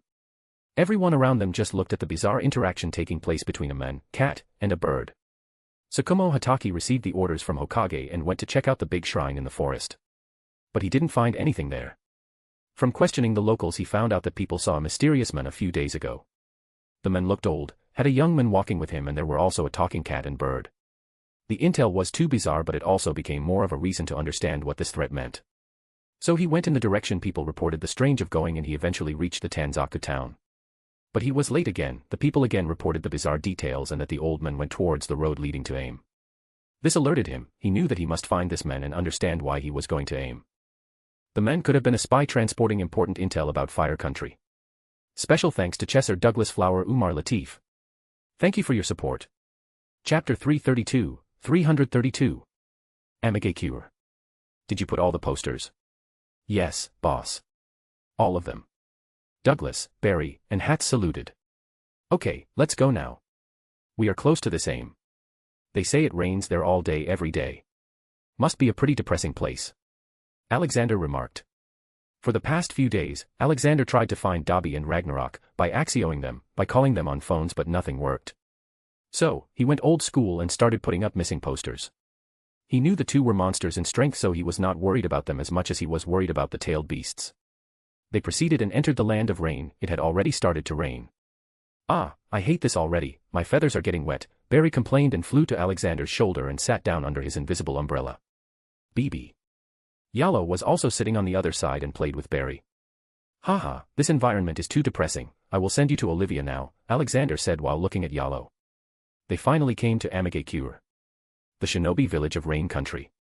He could see the tall buildings of the city. It looked too modern as compared to the rest of the world. He also knew why. Amage Cure and its country often served as battlefields in wars between Konoha, Suna, an IWA in which surely various smaller villages suffered the most. He guessed that this led to many people moving to Amigakure itself to seek protection under Aim's shinobi. This influx of people led to the village's population expansion, but it's also the truth that smaller villages are easier to defend than the large ones. Therefore, instead of building new houses which led to the expansion of the village's size, and Amigakure's buildings rose to the sky. Halt, state your business and identity. A guard at the bridge entrance stopped them. Alexander played his old man traveler act, ahaha. I am just an old trader. What are you trading? I don't see any goods. The guard questioned. Suspicion was clear on his face. Oh, I and my mentally retarded son are here to sell these too. They are very unique animals. Alexander pointed at Hats and Barry. The two were already prepared, and when the guard came to check them they acted. Hats barked like a dog, bow. Bow bow bow wow bitch. Aim Shinobi scratched his head wondering if he really heard the cat barking and called him a bitch. This is the lowest I could ever fall to. What has my life turned into? Hats self-loathed for barking. Roar. Barry started making lion roars. The guard was shocked, they are indeed very unique. Okay, you can go in, old man. Uncle, are you a princess? Can you kiss that toad and make him a prince? Douglas started acting his part of being retarded, but he was just having fun messing. The guard looked at an ugly toad on the sidewalk and made a distasteful face. Ah, forgive him. He's not proper in the head. Alexander said with his eye twitching, and quickly dragged Douglas and others into the city/village. Once a distance away, they all started to laugh. Ahahaha, why did you bark, Hats? I thought dogs were your enemies. Douglas asked. I wasn't planning on barking, but I couldn't decide who to mimic and my mind went blank and a bark came out automatically. Hats clarified. Alexander patted his thick furry head. Haha, that bark was very good. I nearly thought you were a dog wearing a cat's costume. Hat's tail fell down hearing that. It was a disgrace to him. They entered the city/village and looked around for any signs of conflict. But except poverty, disease, and sadness he couldn't find anything. This is what constant war does. The city is pretty developed, but the population is too big for it to efficiently manage. Plus the constant danger outside, no one goes out to work. Alexander remarked. But why do these big countries fight each other? Douglas questioned. Because they are dumb, and also because of natural resources. In the past wars, all these countries poured their resources, without realizing that no matter what happens they won't gain much. Fire country is filled with forests, a warm climate, and other natural resources. While Earth country is a rocky place and Wind country is a desert country. They want to take a piece of Fire country to make lives better. And when these countries fight, the remaining ones jump in just to take advantage. Alexander explained to them. Hats scoffed, that's so dumb. They could live in a peaceful world if they had a working economic and trade system. Each country has something to offer to others that can be used to trade. Why fight? Arrogance maybe. All these shinobi villages don't want to be seen weaker than the others. Alexander replied. They soon headed to the market area to gain some knowledge about what was happening there. There were many shops but not many buyers. This time he didn't let Hats and Barry go anywhere. Get your full-size statue made, only 1,000 Rio. Alexander turned towards the hawker. The economy was really messed up if people even made statues for 1,000 Rio, which were about $100. I want one. Barry suddenly voiced and flew to the boy. The shopkeeper heard Barry and was shocked that a bird spoke. Okay, I'm gonna ignore the fact that you're a talking bird. Do you have money? The teenage boy asked. Barry shook his head. Will gold do? Nobody rejected gold, so Barry went in to get himself a sculpture made. Alexander also followed in out of interest. Inside the shop, he saw dozens of different statues made of different materials and styles. Then he saw the boy making the sculpture. He was so fast that normal eyes couldn't even see his hand movements. And it seemed he was carving it with a kunai, which showed that he was probably a shinobi too, because normal civilians don't bother learning to wield it. Alexander also noted that the boy was imbuing his chakra with each cut. Soon, the statue was completed. Then the men did some jutsu and the statue got colored and started to look exactly like Barry. That was beautiful, kid. Are you a shinobi? Why are you making sculptures? He asked. Oh, they think my area of expertise is useless, so I had to find another way to make money. The boy replied. And what is your area of expertise? Alexander asked out of interest. Suddenly Barry's statue started moving and mimicking Barry. I can make sculptures turn to life. Though this only lasts as long as I have chakra to supply, and I am very weak in that area. Ha ha ha, that is a very nice ability. The possibilities are endless. Alexander praised him. I know, that's what everyone says, but I am not strong enough to do much with them. At most I can make a life-sized man and make it walk, he explained. What is your name, kid? Alexander asked. Well, I was an orphan and had no name most of my life. I just picked random letters and made Umar my name. He introduced himself. I have seen a lot of orphans in AIM on my visit, Alexander muttered. Oh, that's thanks to constant war and lack of resources for AIM to care for the orphans. Most of them either die or somehow survive off on the streets. Umar sadly explained. Okay, Umar. I have an offer. How about I make an orphanage here and you be its warden? You will receive money to take care of them. For this, I will also teach you how to improve your statue animation technique. He offered. He had checked Umar's sin percentage and it was under 30%, he was a good man. Why would you do that? There is no benefit for you in this. Umar suspiciously asked. Haha, I just have too much money, don't worry kid. I am not a bad guy. One of my people will contact you later about where I have set up the orphanage. You can start packing your stuff. He said. How will you make me stronger? Umar asked further. I have my ways, now, can you tell me where I can find the elder of this village? Alexander asked. Oh, that would be Lord Hanzo, he is the leader of this village and also the strongest shinobi, he lives and works in that tall building over there. All right, I'll be on my way, then. See you later, kid. He said and dropped a tiny gold coin for Barry's statue. He will return later to officially train him. A man who could make an army of men for himself was a talent that shouldn't go wasted. Umar is an original character and not from Naruto. But it was already night so he rented a room in a nice place for the night. Barry and Hats went ahead and goofed around in one of the rooms with their board games while Douglas took out his gaming console. What is wrong with this generation? Next day he would look for this Hanzo man and start looking into the libraries of the village for more information. Tsukumo Hatake had been relentlessly following the lead and came to AIM. He could not ask for help from AIM's shinobi as they were neutral in all the conflicts for now. So he had to search for the old men on his own and it was not easy. Special thanks to Chesser Douglas Flower Umar Latif. Thank you for your support. Chapter 333. Answer for an answer. It had been a few days and now Alexander understood everything about the world. For some reason, he had a feeling that someone was continuously forcing the world into a fight again and again. He had gone to a few restricted libraries and for the whole history of humanity, he could only see conflicts. There was also something that caught his interest. Even though there were hidden villages that were so powerful and their villages also had its leaders who were like the big representatives of the whole country, but there were still daimyos in each country. Daimyos were nothing but super rich and physically weak feudal lords with just political power to order anyone in the country around, even the shinobi. This system was both good and bad in Alexander's eyes. Good because this kept the normal people away from the matters of shinobi that mainly involved a lot of fighting. Bad because the whole civilian part of the country was left to fend for itself while the people in Hidden Village enjoyed the protection and better life. It was like, there was a country within a country. Also, these small hidden villages were still powerful enough to start world wars, that was way more power than a village should hold. War destroys the economy. The hidden villages don't get that affected by it, but the rest of the country does. Just like AIM. I am confused about whether to take a direct approach or a planned approach. Alexander loudly muttered. Why not do both? I mean, no matter what, staying low for us is kind of impossible. I'm sure someone is already investigating us because of these two. Douglas said and pointed at Barry and Hats. Douglas was somewhat right. Yeah, let's just go with the flow. Let's go and catch this Hanzo and find the tailed beasts. Who knows in what condition those poor beasties are. Knock knock. Suddenly someone knocked on their hotel room door. They were all in the room so there shouldn't be anyone who knows they were here. Alexander went and opened it. He found about 5 men standing there. There were 5 more hiding here and there. Yes, what can I do for you? He asked. Did you just enter AIM from Fire Country? The men asked. Alexander raised an eyebrow. He had not sensed himself being followed this whole time. First, tell me who you are and why are you asking me this question? Because as far as I can remember, I have done nothing to be visited by the police.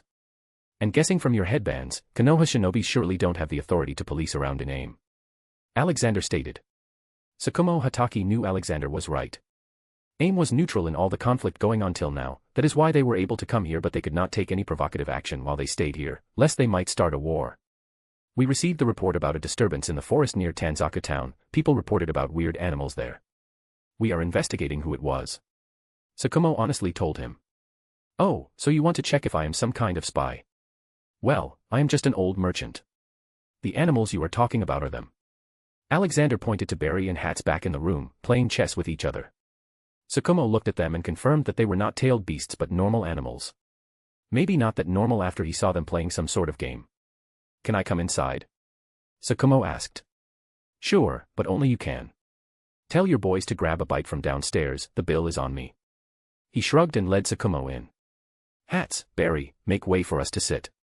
He ordered them and the two furries carefully took their game to another room. This at least cleared Tsukumo's doubts about their intelligence. The animals could understand the human tongue. Alexander gave him tea and sat down. He was as much interested in knowledge as the other guy. So, what can I do for you, Shinobi? Tsukumo felt weird being called Shinobi again and again, so he decided to introduce himself first. I should introduce myself first. I am Tsukumo Hataki, a Jonin, elite/high ninja, from Konoha. I am Alexander Maxim Universe, Alexander replied. Tsukumo's brows lifted up in suspicion. He had never heard of such a name. Where are you from? Alexander stopped his urge to say a galaxy far, far away. I am just a wandering old man. I have no fixed home. Tsukumo looked at him doubtfully, then can you answer some of my questions? Only if you can answer some of mine, Alexander talked back. What do you want to ask? Tsukumo asked, keeping his senses high. Locations of all the Jinchuriki. Alexander blurted. Tsukumo's eyes widened, what are you planning to with them? No, you answer me first now, then you get your next answer. Alexander reminded him. Tsukumo quickly thought about only telling him about the Jinchuriki in other villages. Well, they say there is a Jinchuriki in Sunagakure, hidden sand village. But we could never confirm that because nobody has been able to find him. Then there is Two Tails, currently in possession of Kimogakure, hidden cloud village. The Three Tails is most likely in Kirigakure, but not much is known about that either. The last we know, the Four Tails was in Iwagakure's, hidden rock village, possession. But no one has seen that man in years. The Jinchuriki is known as Rashi. The Five Tails is also in possession of Iwagakure. The Six Tails is in Kirigakure, Seven Tails is in Takigakure. The Eight Tails is also in Kimogakure. It is widely known that the Jinchuriki is the adopted son of Third Raikage. He's just a boy and already has full control over his powers. Alexander thought he would continue but Tsukumo stopped. Alexander sensed his uncertainty, I can sense tension. Then he was hit with a realization, oh, Kurama-chan is in Konoha. Tsukumo just now realized that he had spoken too much for some reason. It was like an instinct for him, to just go ahead and trust the old man with life. Nobody knew the name of Nine-Tail Fox, so he was confused by the name Kurama. Who is Kurama? Haha, you people dare to enslave them, use them as weapons of war, and don't even bother asking their names. A human even treats a street cat better than you all are treating an extremely sentient species. You just saw them as powerful monsters. Your first Hokage was as dumb as humans can ever get. I can't see any sense in distributing all the tailed beasts to different villages like it was a festival after he won the first war. Alexander distastefully scoffed. Okay, I answered your question. I want you to do the same. Why are you asking for all the Jinchuriki? Tsukumo asked, holding back his urge to fight the men and just take him as a prisoner. Alexander stood up for the inevitable, I am going to release them. Those poor children have suffered enough. I should have been here for them. Tsukumo stood up with his kunai out because Alexander had just declared he was going to come to Konoha to take the Nine Tails, which was Konoha's precious property. Go away, kid, you can't defeat me even if there were 1,000,000 of you, Alexander warned him and got to pack his bags. Hats, Barry, Douglas, time to leave, Alexander shouted to the freeloaders in other rooms. Soon the three came with their small bags on their backs. Where do you think you are going? I am not done with you yet. Tsukumo calmly said in a provocative tone. Alexander uninterestingly looked back at him. Okay, I want you to try your best attack on me. I won't even move. Tsukumo was on full alert at the moment. Not knowing if he should go ahead and try or be careful. Not wanting to leave a possible enemy of Konoha behind. He went ahead with the most destructive jutsu he could use from such a close range. Fire style, fireball jutsu. Tsukumo used the fire jutsu that was very efficient at short range. He knew that it would make a big boom and the room might even blow up and damage a big part of the building, but he still did it. He was ready to talk to Hanzo later. Special thanks to Chesser Douglas Flower Umar Latif. Thank you for your support. Chapter 334. Seven Tails, Chomei. Tsukumo blew out fire from his mouth and it spread around the whole room. It engulfed everything, from Alexander to Barry and Hats. Tsukumo stayed in his place and waited for the fire to dissipate. But then he heard a voice. This is animal abuse. Hats commented. Then slowly the fire started reducing around a concentrated point in the center. In a matter of seconds, the fire was reduced to be nothing but a small pin-sized flame in Alexander's hand. Sakumo was shocked by this.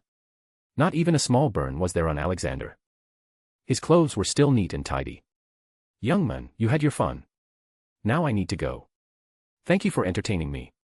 Alexander threw the small flame toward Sakumo, who instinctively caught it. But then he realized the flame was like a ticking time bomb as it started rapidly expanding. He quickly threw it out of the door and into the empty street. Boom. An ear-piercing explosion occurred where the flames landed. A few window glasses also shattered in nearby buildings. He understood that the old man was too dangerous to be left unchecked and looked back to confront him, but there was no one now. He understood they had gone away. I should report this to Hokage. If his target is after all the tailed beasts, then this is probably not the last time we will be hearing from him. I should be on my way to Takigakure now. His mission was to steal the child the Seven Tails was being transferred into. It was an order from Hokage because he sensed another looming war and was afraid the other villages had more than one-tailed beasts and he had only one that wasn't even trained to be used. Having two-tailed beasts would at least scare away any attackers for a while. Hatake was not very proud of this mission, but he knew he must do it for the safety of Konoha. He called all his men and sent one of them with a message to Konoha. "Why didn't we just destroy that man? He nearly burned my smooth fur." Hats complained. "He's not a bad man, Hats. He's just stuck between following orders and doing the right thing. Besides, I can't blame him. He's probably been brainwashed into subservience by his great village since his childhood. These are my guesses, but I am willing to bet I am right," he reasoned. "Anyway, I know where Chome is. The last time I saw him he was just a caterpillar. I wonder what he looks like now," he added. "Well, if he was a caterpillar then he's probably a butterfly now," Douglas said. "Possibly." Instead of wasting time on walking, Alexander and his party flew to Takigakure. They came to the jungle country. It was not officially named, but people just called it Waterfall Country. The shinobi village there was also not very well known. Finding it was not an easy task for normal people because the village was hidden under the shade of a giant tree. Alexander came to Takigakure and evaluated the place. It was a pool village for starters. There weren't many merchants in the village. The people also looked modest. The populace of the village had physical features of Southeast Asians though. Alexander closed his eyes and tried to feel the chakra around him. He looked for a large mass of pure chakra. It took him a few seconds, but he finally found it. It was inside a cave under a mountain. The cave's entrance was hidden behind a waterfall. He didn't wait and immediately entered. Inside he found a few people standing around some kind of ritual markings on the ground. In the middle of it was a green-haired baby girl. What surprised him was that Chome was also beside the baby but under some kind of seal. His entrance alerted everyone there. The village leader, Shibuki, quickly got into a defensive stance. He was a cowardly man but still didn't back down. "Who are you, stranger?" he asked. "I came to rescue a friend of mine," he announced. It confused the people, so Shibuki asked, "Who are you talking about? We don't even know you." "I am talking about him, Chome. Stop whatever you are doing and release Chome or face consequences." Alexander warned everyone by releasing a very potent amount of natural energy/force. Everyone felt it and understood that the old man was not as fragile as he looked. Chome probably felt the familiar aura of Alexander and opened his eyes. It took a few moments for him to realize it was Alexander, but once he did there was no end to his happiness. "Ji-chan. You're back," he shouted. Alexander warmly smiled seeing the excited Chome. He was always an optimistic one out of all his siblings, always calling himself Lucky 7 Chome. But the caterpillar had grown now. Chome resembles a blue, armored rhinoceros beetle, with 6 of its 7 tails resembling green insect wings, along with an actual 7th tail, all growing from the end of its abdomen. The stem of his tail was green but the wings were orange. His eyes seemed to be covered by a helmet-like skull, from inside of which an orange glow can be seen. "Haha, look at you. All grown up now." He walked up to Chome. Just one touch from him broke whatever seal they were using to keep him inside. He went close to him and patted his head. "How have you been, Chome?" "Ji-chan," Chome cried and enjoyed the head pats, remembering his childhood when he played with his sibling and Alexander. "It's okay now. I have come back. We will all get together again and play like we used to." He comforted him. Everyone else was scared senseless by the scenes. They had never heard of a tailed beast acting so docile with someone. Alexander looked at the little girl on the floor, giggling uncontrollably. "So, you were trying to make her a giant Churiki. Poor little girl." He picked her up in his arms. She seemed to instinctively start playing with his long beard. His beard is much longer now. Who is the leader of this village? He asked. Shibuki felt like running at the moment, but he didn't want to. He couldn't leave little Fu like this. He meekly stepped forward. I am. Extra. Marvel Universe, alternate timeline. Saitama had been on Earth for a while now. He first read the little booklet that Alexander had given him and learned about the world. He found out that there was no worthy fighter for him on Earth and he should head to space. But he needed a ride. So, he went to the smartest man on the planet to ask him to make a ship for him. Avengers Tower. Saitama directly entered the building by jumping onto the top floor. At that moment, Tony and the other Avengers were discussing how they should deal with Ultron that had gone free. Sir, an intruder has entered the building, Jarvis informed Tony. Tony quickly donned his suit and went to confront Saitama. He thought it was some supervillain, but it just turned out to be a young bald man with a skin-tight yellow jumpsuit. Hey, kid. How did you enter this place? Tony asked. I need a ship to leave the planet. They say you are smart. Make me one. Saitama blurted. Haha, nice joke, kid, now leave. I don't know how you came in, but I got much more important stuff to do than making toys. Tony shooed him away. I will pay in gold, Saitama added. I don't even know who you are. Why would I make anything for you? Tony replied. Wait, he matches the features of that mysterious man going around the world and beating all the supervillains, Natasha thought. She recognized Saitama from a shield file. Thud. Everyone looked at the noise and saw Bruce on the floor. His eyes looked horrified. How are you here? Saitama looked at him. It took him 3 seconds to remember who it was.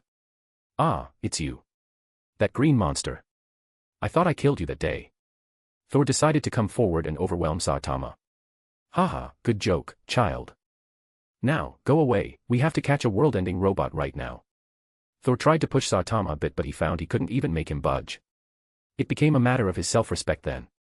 So he used more power. What are you made of, kid? Saitama got irritated and flicked his finger at Thor's head. Boom.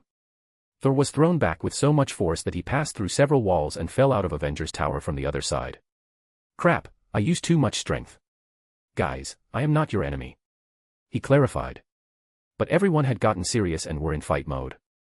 Just then Saitama had an idea. Okay, how about this? I bring you your world-ending robot and in return, you make me a ship that can travel space. Why would you do that? Captain America asked.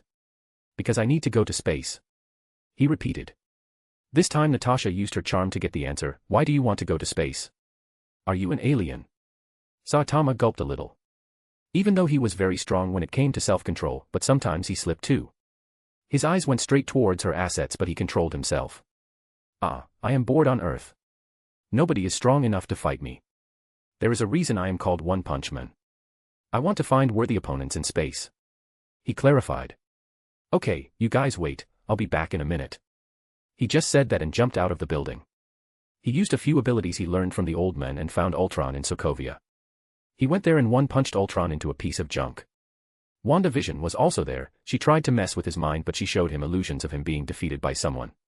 Something that actually made Saitama too happy, and it made him come out of the dreamlike state. Saitama realized it was all a dream and got angry. He super-light punched Wanda, which still broke a few of her ribs. Then finally, there was a speedster that he saw. Pietro thought Saitama couldn't see him and went to throw a punch at Saitama. But it seemed like a bad habit of Saitama. He miscalculated his punch and Pietro fell at Saitama's fist with his crotch touching the fist. Because of being in super speed, it was too damaging to Pietro and he passed out in so much pain. Sorry. He picked the three up and jumped back to New York and then Avengers Tower. It had been just 15 minutes since he had left. His return again alerted them, but this time they were too shocked. Here, I think this is your robot. These two people were also helping the robot. Be careful, that girl can mess with the mind and that boy can run at super speed. Everyone blinked their eyes in shock and surprise. How did you find them so fast? Tony asked. I have my ways, so, can you make me a ship now? Saitama asked again. But before Tony could say anything, Natasha chimed in. She was a super agent after all and knew what was best. If Saitama was really as strong as he said he was, then he could be a huge asset for Earth. Yes, he will. But it will take time, so why don't you come with me?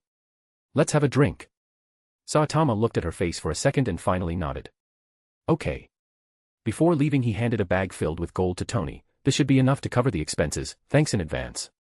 Once Saitama and Natasha left, Tony sighed, poor guy doesn't even know what he's gotten himself into, but first, we need to deal with these three. To be continued. Special thanks to Chesser Douglas Flower Umar Latif. Thank you for your support.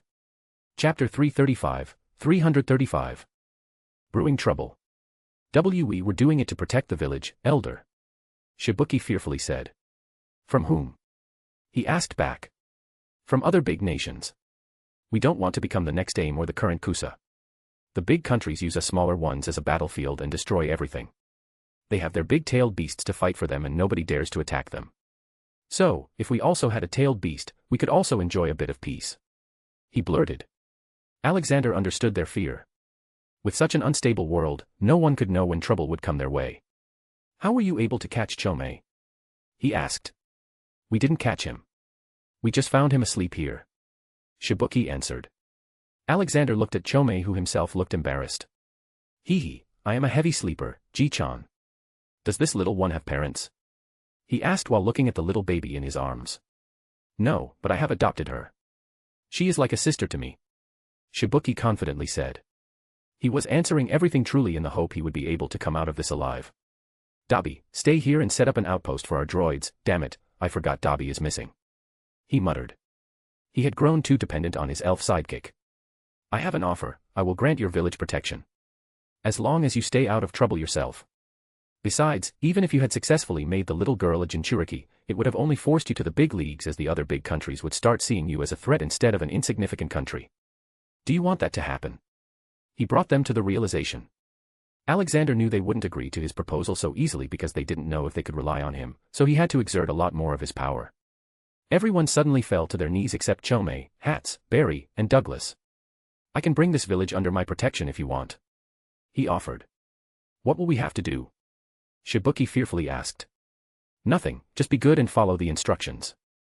I promise your lives will change for the better. Now, I've got to go somewhere. A wolf-faced man will come here soon and set everything up. He informed. Blue Fong had nothing to do as of now, so Alexander called him. Brian could have been better for this job, but he was still a bit depressed after getting rejected by the Togruta woman he liked in Star Wars World. He thought she liked him, but then he found out she just had another baby with her husband. None of the villagers questioned him. Alexander gave the little baby to the village leader. Take care of her. After that, he went out of the cave. Chome followed him behind. Komi-chan, make yourself smaller and sit on my shoulder. It won't be good if people see you roaming around. We will be going and freeing all your siblings. Assume that the tailed beasts have the ability to shrink themselves. Whoa, lucky. But do you know where everyone is? Chome asked. Yes, we are going to Iwagakure now. There are Son Goku, 4 tails, and Kokuo, 5 tails, in that country. Alexander told him. Suddenly Barry flew close and sat on Alexander's other shoulder, trying to look good in front of Chome. Barry threw blue flames out of his mouth. Whoa, so cool, Chome exclaimed. Barry puffed his chest out. Haha, you can call me Big Brother Barry. But I am 1,000 years old, Chome argued. I am thousands of years old, Barry replied. Chome looked at Barry like he was a senior. Yes, Big Brother, Barry. Alexander ignored their theatrics and continued moving to Iwagakure. Konoha. The council met again with Hokage. This time it was an emergency. Hokage had just received the scroll from Tsukumo. This is unsettling.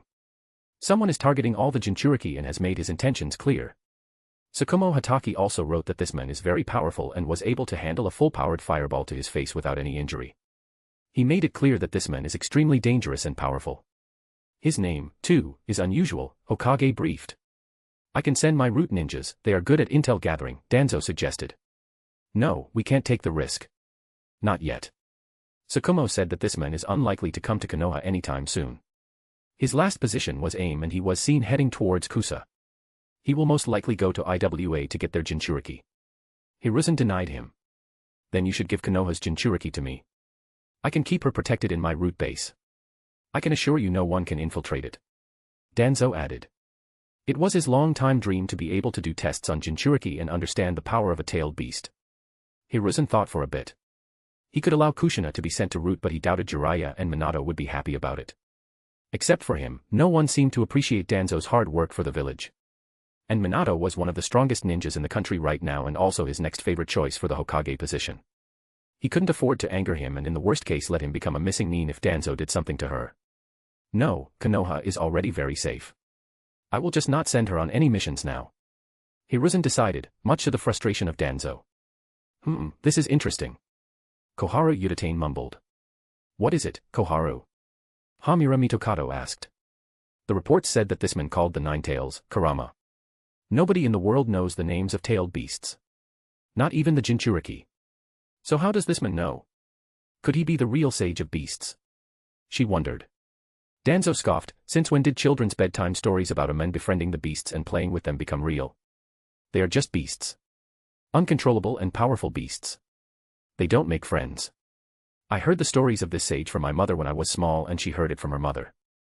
Are you saying a man has been alive for hundreds of years? When it was put like that, nobody believed that Sage of Beasts was real. Then it is most likely someone who found some hidden knowledge about the past and found out about the name. But we can't even make sure that this is the Nine Tails' real name. He is very hostile to his Jinchuriki. The best case, for now, is to just keep an eye on this man. Hamura Mitokato pointed out. Hiruzen agreed, yes, for this we will need someone with extensive spy network and skills. I will send words to Jiraiya. He should be somewhere around AIM. All of them agreed to this plan. Tsukumo Hatake reached Takigakure to find the seven-tailed Jinchuriki. He had been there for 2 days now, in disguise, and finding information. Their mission was very important for the future survival of Konoha. But then he started hearing rumors about an old man coming and taking away the seven tails with him. His team also reported the same. This was enough for him to understand that the old man was the same man he met in AIM. They couldn't have gone too far. If we can catch them in time, we can still capture the seven tails.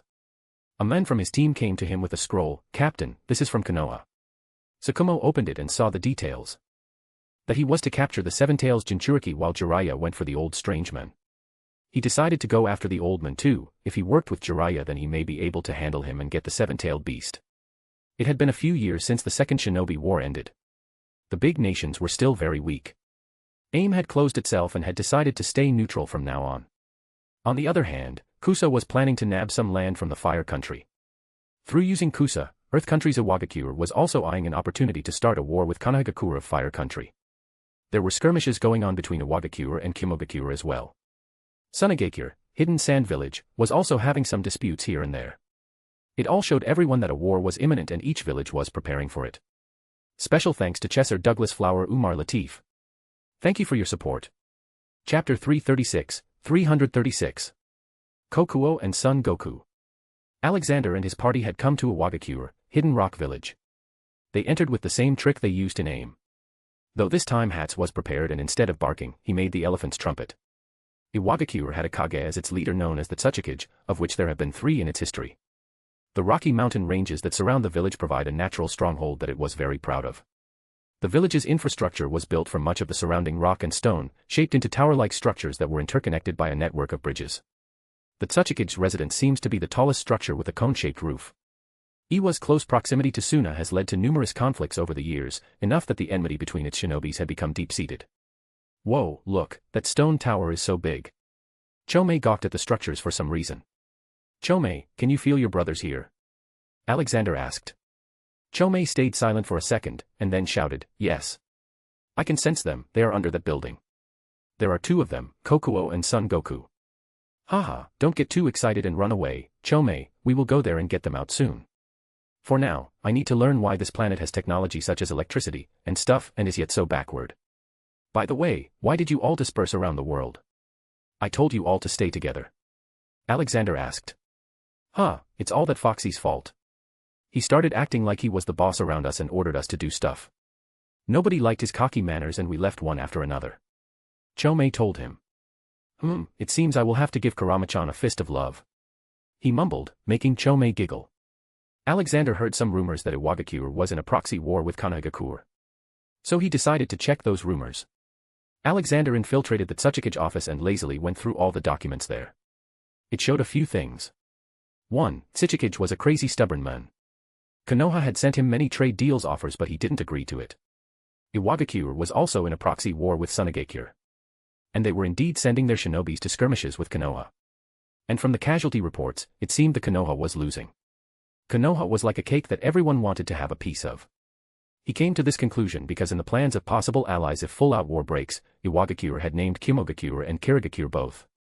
Ji-chan, look what I found. Chomei came flying to him with a big box. He opened it and found a lot of gold bars in it. Haha, this must be the emergency money of Iwagakure. He decided to do something to it. He wasn't going to steal it, but he wouldn't let Iwagakure have it either. The money was there for war. He put charms on it that made the box indestructible and not openable. Gold wasn't a currency. IWA would have to sell the gold if they wanted to use it, and what good would it be if they can't show it? It would only open if the open had the intention of using the money for a good purpose. Good job, Chomei. Now, let's go and free your brothers. He praised him. Chomei happily came and sat on his shoulder. Outside, he had told Douglas and Barry to keep an eye on people entering the Tsuchikids building, and the building where the Jinchuriki were kept. Meanwhile, Hats was sent to infiltrate the underground layer and find out what was happening there. Pop. Hats appeared in front of him. Boss, they are trying to convince one of the Jinchuriki to fight in the war. The other one is ready to fight. Tell me about the people present there. He asked. Hats responded, well, there was this tiny man floating in the air. But he just left. Except that, there are a few more guards. Okay, let's go. He announced. They made themselves invisible and went into the underground chamber. They walked to where the action was taking place. A red-headed man was tied to a chair. Rashi, this is the last time you are being asked to do this for the village. After this, you can do whatever you want. Rashi scoffed, you mean to say you will kill me and make a new Jinchuriki? There were two Jinchuriki present. One was Rashi and the other was a man wearing a red bamboo hat. Maybe because being a Jinchuriki heightened their sense, they sensed Komiai's enormous natural chakra. Han quickly sent an attack towards Chomei. But Alexander lifted his invisibility and appeared in front of the red bamboo hat guy and grabbed his face with his palm. He quickly checked his sins. Han, Category 3, all missions. Murder. Kidnappings. Sin percentage, 51%. Alexander decided to give him a chance. Most of the shinobi in the world probably had a similar amount of kills. He couldn't condemn all of them to death. Also, 51% of sin borderlines with Category 2. Not to mention, the world purity was just at 50%. He'd end up killing a lot of people if he started a purification spree. I am taking Kokuo away from you. He has suffered enough. Alexander announced. Then suddenly Alexander's hand over Han's face started to shine. It was surely painful for Han as he was screaming a bit. But Alexander made sure he didn't die. Alexander opened whatever seals they had used to keep Kokuo in. Then in a smooth action, Kokuo jumped out of Han's belly button. But Kokuo didn't stop there. He made himself smaller and jumped into Alexander's arms. Kokuo primarily resembled a white horse, but with a dolphin's head. He was a reserved individual since childhood and did not speak much. But Alexander was an exception to all the tailed beasts. They all loved him wholeheartedly. Alexander ruffled his head. Sorry, Kokuo-chan, I didn't come sooner. Kokuo shook his head. It's okay, Ji-chan. I knew you would come back someday. Chomei was a cheerful one and came to greet his brother. Hey, how are you, little brother? They all were supposed to be older or younger according to their number of tails, though many of them didn't approve of this. Chomei was 7 tails and Kokuo was 5 tails. Oh, Ji-chan got you out too. He's going to gather everyone, isn't he? He will probably start a big war if he does this. Kokuo commented. Hee, Ji-chan is super strong. Do puny wars of humans matter to him? Chomei confidently said. Yes, you are right. My father is the supreme being. Barry flew in. He did the same thing he did with Chomei and established that he was the big brother Barry. Han had passed out now. But he won't die, that was for sure. The guards there tried to run away but Alexander made them fall unconscious. Now only Rashi was up but he was still tied to the chair. Are you going to kill me? Rashi asked with no fear on his face. No, but I will be taking Son Goku from you, Alexander replied. Hey, it's been a long time since I called him by that name. Who are you? That you know not just Son Goku's name but Kokuo's too. And I presume that Chomei is the 7 tails. Rashi asked with interest. My real name is Alexander but this world knows me by Sage of Beasts. All the tailed beasts are sentient beings. Enslaving them as tools of war is cruel slavery and I hate that. Besides, look at them, if you give them respect and treat them kindly. They do not need to harm you. He explained. Rashi looked at Barry, Kokuo, and Chomei talking happily. Sigh. At least I won't have to fight in the war now, Rashi said and surrendered to his fate. Alexander did the same as he did with Han, and a monkey came out of his belly button. Son Goku also made himself small and jumped to Alexander and gave him a hug around the neck. Ha ha ha, you are back, Ji-chan. I thought I would be rotting forever in that seal. Alexander patted his head. Haha, we will free all your siblings and we'll have fun like we used to. Son Goku was always a very prideful one. He hated most humans but respected those who were kind to tailed beasts. Son Goku looked back and noticed Kokuo and Chomei. He quickly jumped to them. Ha ha ha, you two are here too. Good, 3 in, 6 more to go.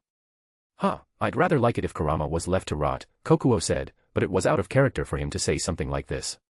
He is your brother, Kokuo. Don't say that. I will teach him how to be good, so don't worry. Now, let's go to our next destination. The 3-tailed beasts made themselves small and jumped on his shoulders. Alexander also cast a notice me not charm on them, so even if they talk and have fun, no one would disturb them. Yay, let's continue our bijou adventures. Chomei cheered. Special thanks to Chesser Douglas Flower Umar Latif. Thank you for your support. Chapter 337. Deliberate misunderstanding. Jiraiya reached Iwagakure in disguise. Surprisingly, he rendezvoused with Sakumo and his team there. Why are you here? Jiraiya confusedly asked. IWA was enemy territory, not many ninjas are sent to missions here because of it. We couldn't complete our mission in Takigakure. The man you are after was faster than us and somehow took away the tailed beast. We are after him, Jiraiya-sama. Sakumo told him. Jiraiya was surprised by the news. If the man could control a tailed beast, then he was surely a huge danger to not just Konoha but the whole world. Okay, let's work together. If he has a tailed beast with him, then fighting him may not be very easy. I can maybe capture the tailed beast for a while, but I will be open for attacks at that time. Jiraiya told him. But we have no idea where he is, Sakumo said. Where can a man with a tailed beast hide? Jiraiya thought. Tung tung tung. Loud enemy attack bells started sounding throughout the village. Shinobi started running around and people ran into their homes. What happened now? I haven't even peeked in the bath yet, Jiraiya annoyingly complained. Inside the Tsuchikige's office. Lord Tsuchikage, the Jinchuriki. They were found unconscious in the underground arena. The shinobi commander of Iwagakure informed. Someone dared to attack. How were they able to defeat 2 Jinchuriki? Are Han and Rashi okay? Can they still fight? The old stubborn Inoki asked. The shinobi commander hesitated to tell further. Lord Tsuchikage, Han and Rashi are in good health, but the tailed beasts. They are missing from their bodies. Boom. Inoki instinctively grabbed the commander's collar. What? Are you joking with me? No, Lord Tsuchikage, the medical ninja confirmed it. Han and Rashi had passed out because of the depletion of chakra. Tsuchikage didn't wait a bit and flew out of his building straight to the medical building. He checked Han and Rashi himself and confirmed what was told to him. How is this possible? No one can live after getting a tailed beast pulled out of them. Inoki loudly frowned. The medical ninja quickly told him what he understood. Lord Tsuchikage, it seems all the seals on them were expertly undone before releasing the tailed beasts. Han and Rashi should have died, but someone gave them chakra which sustained them. You mean someone deliberately let them live? Inoki asked. Yes, other than that. I can't think of any reason why they are still alive. Inoki returned to his office and called for a meeting with all the jonin and the elders of the village. Any idea who did this? And where have our men reached? The attacker shouldn't have gone too far away. Inoki angrily roared. Then the head of the Kamizuru clan spoke. They were a clan of bee users and they used those bees to spy. Lord Tsuchikage, some suspicious men had entered the village a few hours ago. I suspect one of them is the legendary Sannin Jiraiya and the other is Sakumo Hatake. There was also an old man, but we don't think he had anything to do with it. He looked weak and was just selling some unique cats and birds. He reported. Bam. Inoki punched the table, destroying it with it. Now you tell me that. If Jiraiya was here, then we should have tackled him as soon as he came in. Now not only were they able to attack but also took away 2 tailed beasts. Lord Tsuchikage, we still have time. They are still in Iwagakure. We can surround them and catch them. The shinobi commander revealed. Inoki's eye lit up. Let's go. We were going to wait to start this war, but it seems we will be doing it sooner. Recall all shinobi to get ready for the attack on Konoha, and where the hell is my granddaughter? Alexander had no idea what had happened because of him. At the moment he was very close to the Wind Country, so he decided to deal with it next. There was supposed to be another tailed beast enslaved there. But there was no confirmation as nobody had seen the Jinchuriki. Sun-chan, Kokuo-chan, do you know who is captured in Sunagekure? He asked the two-tailed beast sitting on his shoulders. Behind them, Hats was hovering in the air and sleeping while somehow following them. Barry was teaching Chomei some flying techniques. Douglas was cursing at someone in an online game on his phone. Though he didn't know with whom he was playing, as most of the people in Fixheim were adults.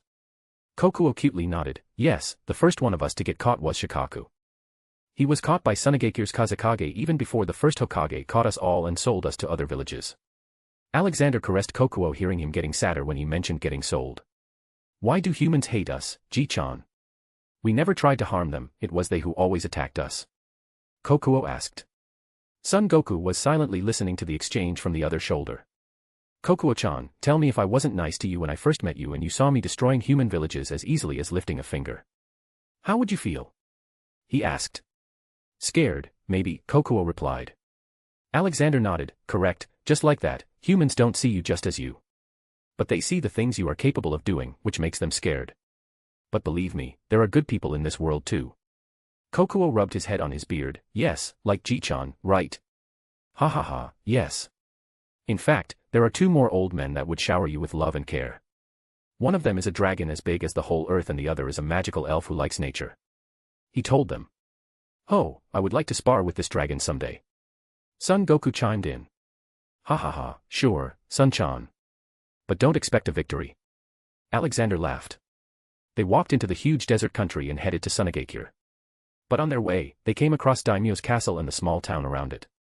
Alexander, Barry, Hats, and Douglas looked at each other. So, are we gonna go in? Barry asked. Isn't this like the biggest guy in Wind Country? We should bust him. Hats gave his opinion. Yeah, let's mind control him and use him as our puppet for world domination, Douglas added. Everyone looked at Douglas's face to see if he was serious. But he did look serious. Realizing their gaze on him, he spoke. What? Isn't this what we've been doing in every world we go to? Taking over the world and stuff. Yeah, but you sounded like I was the bad guy, Alexander said in a hurtful tone. So, are we going to do it? Hats asked with stars in his eyes. Alexander doubtfully looked at him. I can't trust you with this. You are probably brewing something chaotic in that furry head of yours. We will go in together. Hat's shoulders fell in disappointment.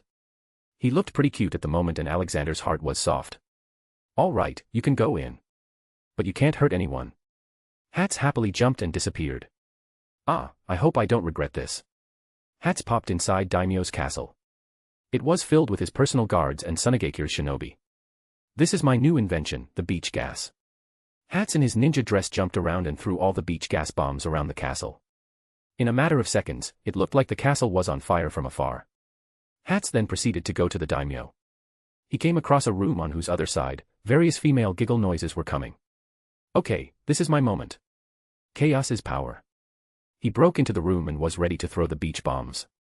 But he then saw a white-haired man sitting on a big chair. Around him, many women were cutting fruits and feeding him, some were giving him shoulder massages. What the hell are you doing here? Hats loudly asked. The men only lifted one eye to see Hats. Ah, it's you. So you were the one creating the ruckus. Where is the daimyo? Hats asked.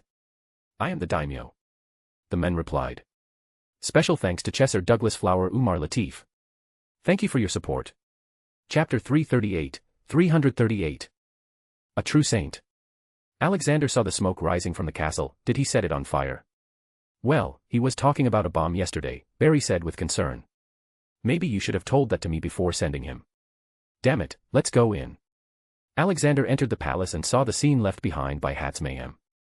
There were bodies everywhere. Some were even on the rooftops. But they weren't dead. Just naked. Which was even more disturbing to the eyes. What has he done? He is shameless. Alexander muttered. They followed the trail of naked bodies left behind and came to the room upstairs. From inside they could hear women's giggles, a man's laugh, and a cat's purring. Alexander quickly entered and saw Ragnarok sitting on a big chair, getting massaged. Hat sitting on a woman's lap and getting a body massage. Cough. Forgive me for spoiling the mood, but I thought you were on a mission, Hats. And what are you doing here, Rag? I was looking for you. We even put missing posters of you. Alexander scolded them. Boss, just one more minute. Hats lifted his paw and showed one finger. Then melted back into the woman's lap. Hey, not fair. I want a massage too. Barry said and flew to another woman's lap. Soon even the tailed beasts joined and received a massage. Now only Douglas was left. Douglas looked at Alexander, waiting for what the reaction was going to be so he could plan his next step accordingly. Sigh. Go ahead, you get a massage too. Alexander allowed him.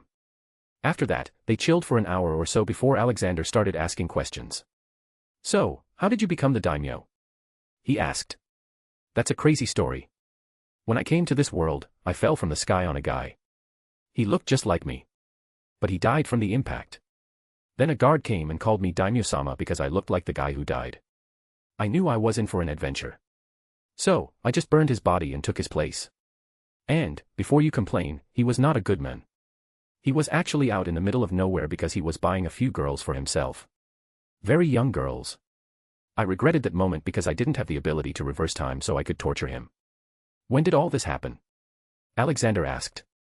Oh, just a few weeks ago. I looked for you and tried to contact you but it's a big world and the phone was not working. I was also having too much fun, Ragnarok answered. Okay, you will continue being the daimyo. There is going to be a war soon so you will be helpful in stopping it. He instructed him. Haha, so you are telling me to enjoy my time here. That sounds more like a vacation than a job. Ragnarok laid back on his chair. Chome, Son Goku, Kokuo, are you going to come with me or stay here? He asked the three of them. They surprisingly instantly jumped at him. It seems they were more attached to him than even Barry and Hats who were already asleep. Alexander got ready to leave. I will be back in a few hours. I got something to do in Sunagakure. Need to rescue Shikaku. Ah yes, I heard they have him underground somewhere. Locked behind bars. Ragnarok informed him. This piqued Alexander's interest. You mean they have even locked the Jinchuriki? Ragnarok nodded. Yes, though I don't know much. You might as well go and gather information firsthand. Okay, see you later, he said and jumped out of the balcony and flew to Sunagakure. Sunagakure was established in a strategic position. Being surrounded by desert offers the village a natural deterrent against invasion, as few foreign powers would be willing to endure the sandstorms and water scarcity common to Suna. Sunagakure itself lies in a fortified valley behind cliffs of rock, with the passage in and out of the village restricted to a single cleft between two cliff faces, making the area very hard to attack from the ground. The buildings inside seem to be made of clay or stucco, which would help to keep the buildings cool. According to the history he read in the library in AIM. Years ago when the first Hokage, Hashirama Senju tried to sell a tailed beast to Sunagakure, their first Kazekage declined. Because they already had a tailed beast, Shikaku, the one tail. The first Kazekage instead tried to negotiate for a percentage of the sale price to the other villages and a portion of the Land of Fire's territory instead. This again led to a small war. The current leader of Sunagakure was the third Kazekage. No one knew his real name. They just called him the third Kazekage. Alexander appeared in the Sunagakure and as always he concentrated and looked for a big amount of chakra. He felt it underground as Ragnarok had said. So he went straight to it. There were two guards at the front but he knocked them out easily. He saw a huge prison there. The gates were big enough to hold a tailed beast. He crossed in and went deeper. After a while, he came across a monk-like old man, sitting on the ground with closed eyes. He looked like he was already at the end of his days. Did they keep this old man imprisoned here, he thought. He then heard a passing of words going on between Shikao and the old man mentally. Well, remember that I die the moment I am separated from you since I am a Jinchuriki. Besides, there is no need to distinguish between a man and a beast. Because a friend of the heart provides peace of mind, no matter what their species. The old man said. I gotta say, you are one strange bastard. I bet there is never going to be another human like you again. Shikaku responded. Although his tone was mocking, he still sounded like he cared for the men. In Shikaku's life, this was the only man who treated him with respect and kindness. The monk slightly shook his head. No, I think you are wrong there.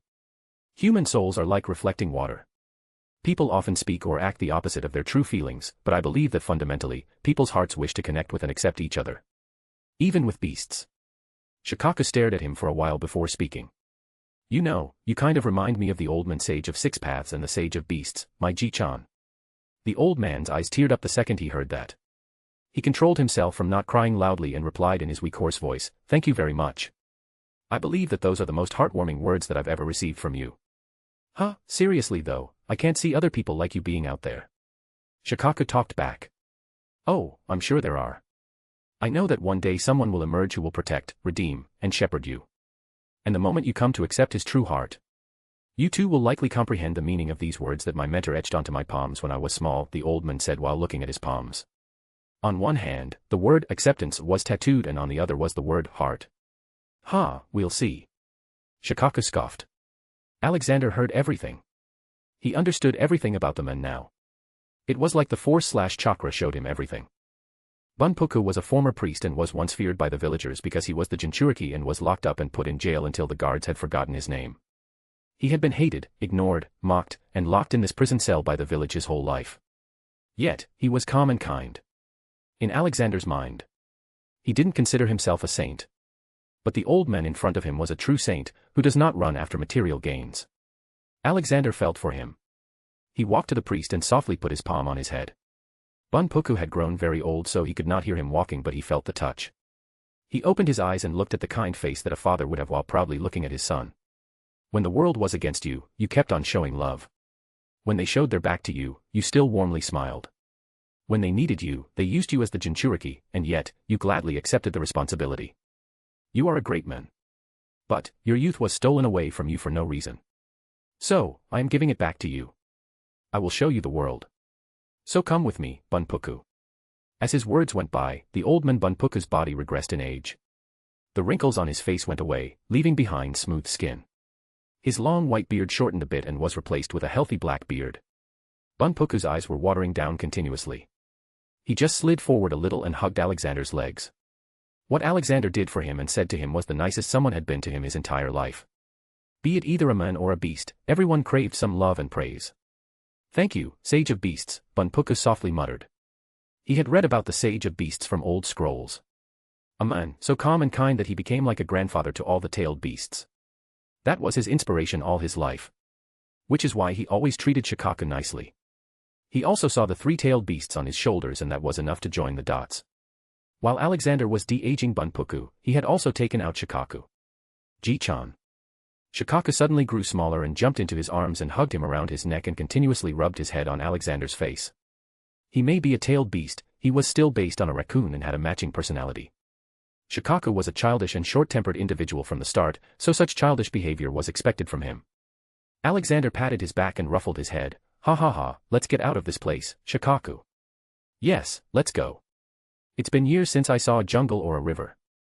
Oh, are you bringing the old man too? Shikaku asked. Yes, I am. Now, go and greet your brothers. He pushed Shikaku to his siblings and walked to Bunpuku to help the men get up. Special thanks to Chesser Douglas Flower Umar Latif. Thank you for your support. Chapter 339. War starts. The propagation of information was very slow in this world. By the time the news reached its destination, the matter had either already been resolved or worsened. Currently, the Hokage was experiencing this situation. He had received 3 different scrolls in a short interval. One was from Tsukumo Hatake, one was from Jiraiya and one was from Tsuchikage. He opened the first one from Tsukumo and read it. His eyes widened in shock after reading that they were late in reaching Takigakure and the strange old man had already taken away the 7 tails. He reported that they are going to follow the men and try to take the 7 tails from him. But now he had already sent his Umbu to call all the clan heads, the shinobi commander, and the Konoha council. Then he opened the next scroll. It was from Jiraiya. It said that he met with Tsukumo but they were late. The old men had already somehow taken away the 4 tails and 5 tails from Iwagakure. But the problem came when the Iwagakure found out about them and thought that they had taken their tailed beasts. Jiraiya and Tsukumo were able to run away from Iwa and are currently returning. All this brought him to the 3rd scroll. It was an official declaration of war on Konoha by Iwagakure, signed by Tsuchikage and the daimyo of Earth Country. It was like his hair turned whiter reading this. The war he was trying to avoid had now come to him with full force. After a while, the big meeting was convened. Hokage addressed all the clan heads. I am saddened to tell you all that Iwagakure has announced war on us. They say we stole their tailed beasts, which is not true. But no matter what we do, they will not back down. So, we must prepare for it. Fortify the borders. Tell all the Jonins to be prepared for deployment. Tsukumo and Jiraiya are returning to the village. Shikaku Nara, you are the commander of Konoha shinobi forces, you will devise the battle plans. Let's not forget, now they don't have any tailed beasts, so we only have to worry about their shinobi and the Tsuchikage. Hokage announced. Shikaku scratched his head. Do we know anything about who is this person stealing the tailed beasts? Everyone looked at Hokage in the hope of an answer. But the Hokage shook his head. No, we don't know anything about him except his name. Sigh. Maybe we should contact him first. Learn why he is doing all this. Because if he is strong enough to control three-tailed beasts, then why didn't he attack Iwagakure? Three-tailed beasts should be enough to level it to the ground. Why did he just leave and why did he let Tsukumo go when he attacked him? We need these answers before we make up our minds about him. Shikaka said. 3 seats to his left, Fugaku Uchiha, the head of the Uchiha clan nodded. Yes, we must know our enemy before we try taking him down. It was very rare to see the Uchiha clan agreeing to anything. But this time was different because Fugaku was thinking that maybe some unknown ex-member of the Uchiha clan must have gained the legendary Mangekyo Sharingan and was able to control the tailed beasts. Only 2 people were known to have been able to do this. Madara Uchiha and Senju Hashirama. The Senju clan only had 1 member left alive, which leaves only Uchiha. He hoped to meet this man and maybe find out about the secrets of how to get a Mangekyo. Hokage nodded. Yes, this is why I need someone to go and make contact with him. We cannot spare any big names and experienced shinobi. So, we will discuss this later. For now, let's just prepare for the coming war. Bunpuku, do you want to accompany me in my journey in fixing this broken world? He asked. Bunpuku had grown physically younger but his eyes still had the same old look in them. He got up and smiled while nodding. Yes, I would like that. Haha, good, let's be on our way then. Shikaku, grab a seat on Douglas. Alexander instructed. He then took out the anywhere door and returned to Ragnarok in the daimyo's palace. When they reached, people had also gotten up from their naked slumber. The bells of war had started to ring in Sunagakure after Alexander took their Jinchuriki away. Bunpuku was a test subject of the 3rd Kazekage for learning how the One-Tail controlled sand. He was even able to understand it and combine it into his powers. So, the disappearance of Bunpuku was a big deal. They had already heard about the kidnapping of Iwa's tailed beasts by Konoha. So they came to the conclusion that Konoha wanted to take back all the tailed beasts and make them Konoha's property. This led to them preparing for war. Bunpuku bowed in front of Ragnarok. I pay my respects to the daimyo. Ragnarok scratched his beard. Well, thanks I guess. Here, grab a beer. I just brewed it. Bunpuku grabbed the crystal-like bottle in confusion. That is an alcoholic drink, Bunpuku, Alexander explained. But I am a monk, I cannot drink this, he argued politely. Haha, it's all right. I won't force you. But if you want to experience everything in the world then you better not limit yourself. You've been a monk all your life. Maybe it's time to be something else. Alexander advised and downed a beer. Bunpuku looked at the bottle for a second and then drank it too. Alex, the war has started. Iwagakure officially declared war on Konoha for stealing 2 tailed beasts from them. Ragnarok informed him. Son Goku and Kokuo turned their heads and looked at Alexander. Haha, don't worry, you too. I will deal with this war. Well, Fire Country is probably going to be our last destination so let's find the rest of your siblings. Kurama is in Konohagakure and he's not going anywhere. He comforted them. Who are we going to find this time, Ji-chan? Chomei asked. Let's find Isabu and Saiken. They are most likely in Kirigakure. He muttered. Yes, Saiken and Isabu were always nice to everyone. Let's go and save them. Team Bijou assemble. Chomei cheered and posed like he was a superhero. It was something Alexander made them do when they were small. Before leaving he gave Ragnarok his instructions. Ragnarok, keep an eye on the war and notify me if anything out of the ordinary happens.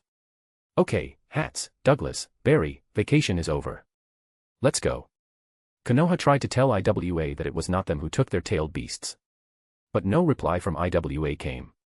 In fact, Tsuchikage already knew that Konoha had nothing to do with it. But he now had a justifiable reason to wage the war because Jiraiya and Tsukumo Hatake were found in the wrong place at the wrong time. And now, Sunagakure had also declared war. But they didn't only declare it on Konoha but IWA too. So, 3 sides had already formed. Now it was to be seen which side Kumogakure and Kirigakure take. A/N, according to the original story, Tsukumo should have committed suicide by now but surely, things have changed here because of Alexander. Special thanks to Chesser Douglas Flower Umar Latif. Thank you for your support. Chapter 340. Saving Isabu / a girl. Konohagakure. The war had been going on for a while now, Konoha was being targeted heavily and they didn't have enough people to fight. Hence, even children who were just chunin were sent to fight as well. Even the 4-year-old, Uchiha prodigy had gone to fight too. But it traumatized him more than it helped him. Fugaku Uchiha saw the distress in his son, Itachi's eyes. So, he decided to send his son on a different mission, away from all the fighting but still very dangerous. The mission was to find the unknown man who was taking away the tailed beasts and learn from him. He sent Shisui Uchiha with his son as they both knew each other well, and Shisui was a very powerful ninja in his own right. Konoha was on the back foot. Iwagakure was proving to be tough to defeat. So, a plan was devised to disrupt Iwa's supply line of IWA by destroying the Canopy Bridge. Minato Namikaze's Team 7 was sent for it. But during that mission, something regrettable happened and Obito Uchiha died in it. However, Minato was still able to destroy the bridge and also defeat 1,000 enemy ninjas. For this feat, he received the name Konoha's Yellow Flash. Kirigakure, Water Country. Befitting its name, the village was surrounded by a thick mist, with several mountains in the background, making it difficult to be found by foreigners. Kirigakure's architecture was composed of several cylindrical buildings, with the Mizuki's office being the widest and largest. Most of the buildings had vegetation growing on their roofs. Due to the village's high number of missing nin, Kiri had a subdivision of Umbu known as Hunter Nin that are specifically tasked with eliminating these defectors. Kirigakure's society was split into a form of caste system since the founding of the village. The highest-ranking civilians were those whose family lineage originally stemmed from within Kirigakure. The second caste was for members of families who were allied with Kirigakure on the battlefields in the past, while the last and lowest caste consisted of members of the families who were defeated on said battlefields and annexed into the village. From the early days on, the members of the third caste were handled with caution and had to complete the most perilous and dangerous missions for the village, thus keeping them occupied and preventing them from revolting. The village became infamously known as the Village of the Bloody Mist, for a cruel reason. In the Kirigakure Academy, students wishing to graduate had to fight to the death, and only those who survived could advance to the ranks of the ninja. Alexander knew what he was getting himself into. This time his task wouldn't be just taking the tailed beasts away. Alexander appeared directly inside the office of the third Mizukage. It was empty at that moment. As standard procedure, he looked through the document. Calling the practices of the village bad was an understatement, it was barbaric. Children being forced to kill each other. Casteism, outright inhumanity. Barry, Chome, go and find Saiken and Isabu. He ordered them. Wait. He suddenly stopped the two from leaving. He came across a document. It was a plan for destroying Konoha with the help of Isabu. They had sealed a tailed beast in a girl named Rin Noera from Konoha.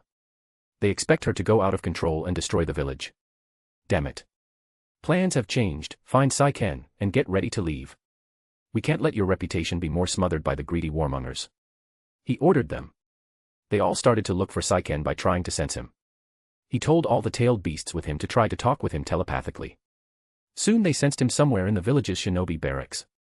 The man who was the Jinchuriki was called Utakata. Alexander appeared near him. The man preferred solitude and was not particularly talkative, so he was all alone at that time. He went ahead and extracted the 6 tails. Soon a slimy Saiken jumped at him as well. Alexander had to use his magic to not get the sticky matter from Saiken's body on him. Saiken was an enormous white, bipedal slug, with a light bluish tint and stubby arms, feet, and 6 long tails. It had 2 prominent optical tentacles and hole-like openings as a mouth.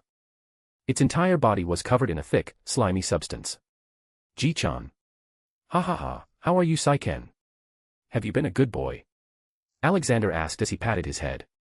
Saiken nodded, I never made trouble. Good, now let's go.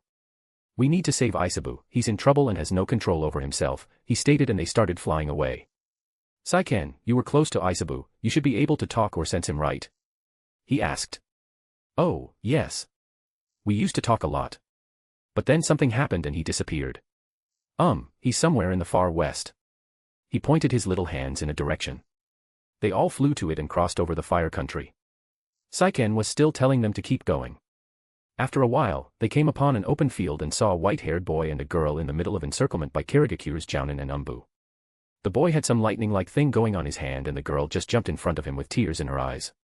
Alexander knew that if the Jinchuriki died, then it would take a lot of time for the tailed beast to appear again. Because the tailed beasts were pure chakra, they cannot actually be killed. If they or their Jinchuriki dies, their chakra would just recoalesce in time. Stop. He jumped down in the middle of them and grabbed the lightning with his bare hands. It shocked the white-haired boy. Behind them, Douglas, Hats, Barry, and all the tailed beasts were beating the crap out of all the Kiri shinobi. Alexander looked at the girl that nearly bumped into him at the same time. He put his index finger on her forehead. The seals opened, the curses were removed, and quickly, Isabu came out. But he seemed to be angry and enraged at the moment. The moment he came out, he instantly started killing the Kiri ninjas and destroying the surrounding area. Aisabu primarily resembled a large turtle, but with a crab-like shell was usually timid and reserved, but something must have happened to him that got him so worked up.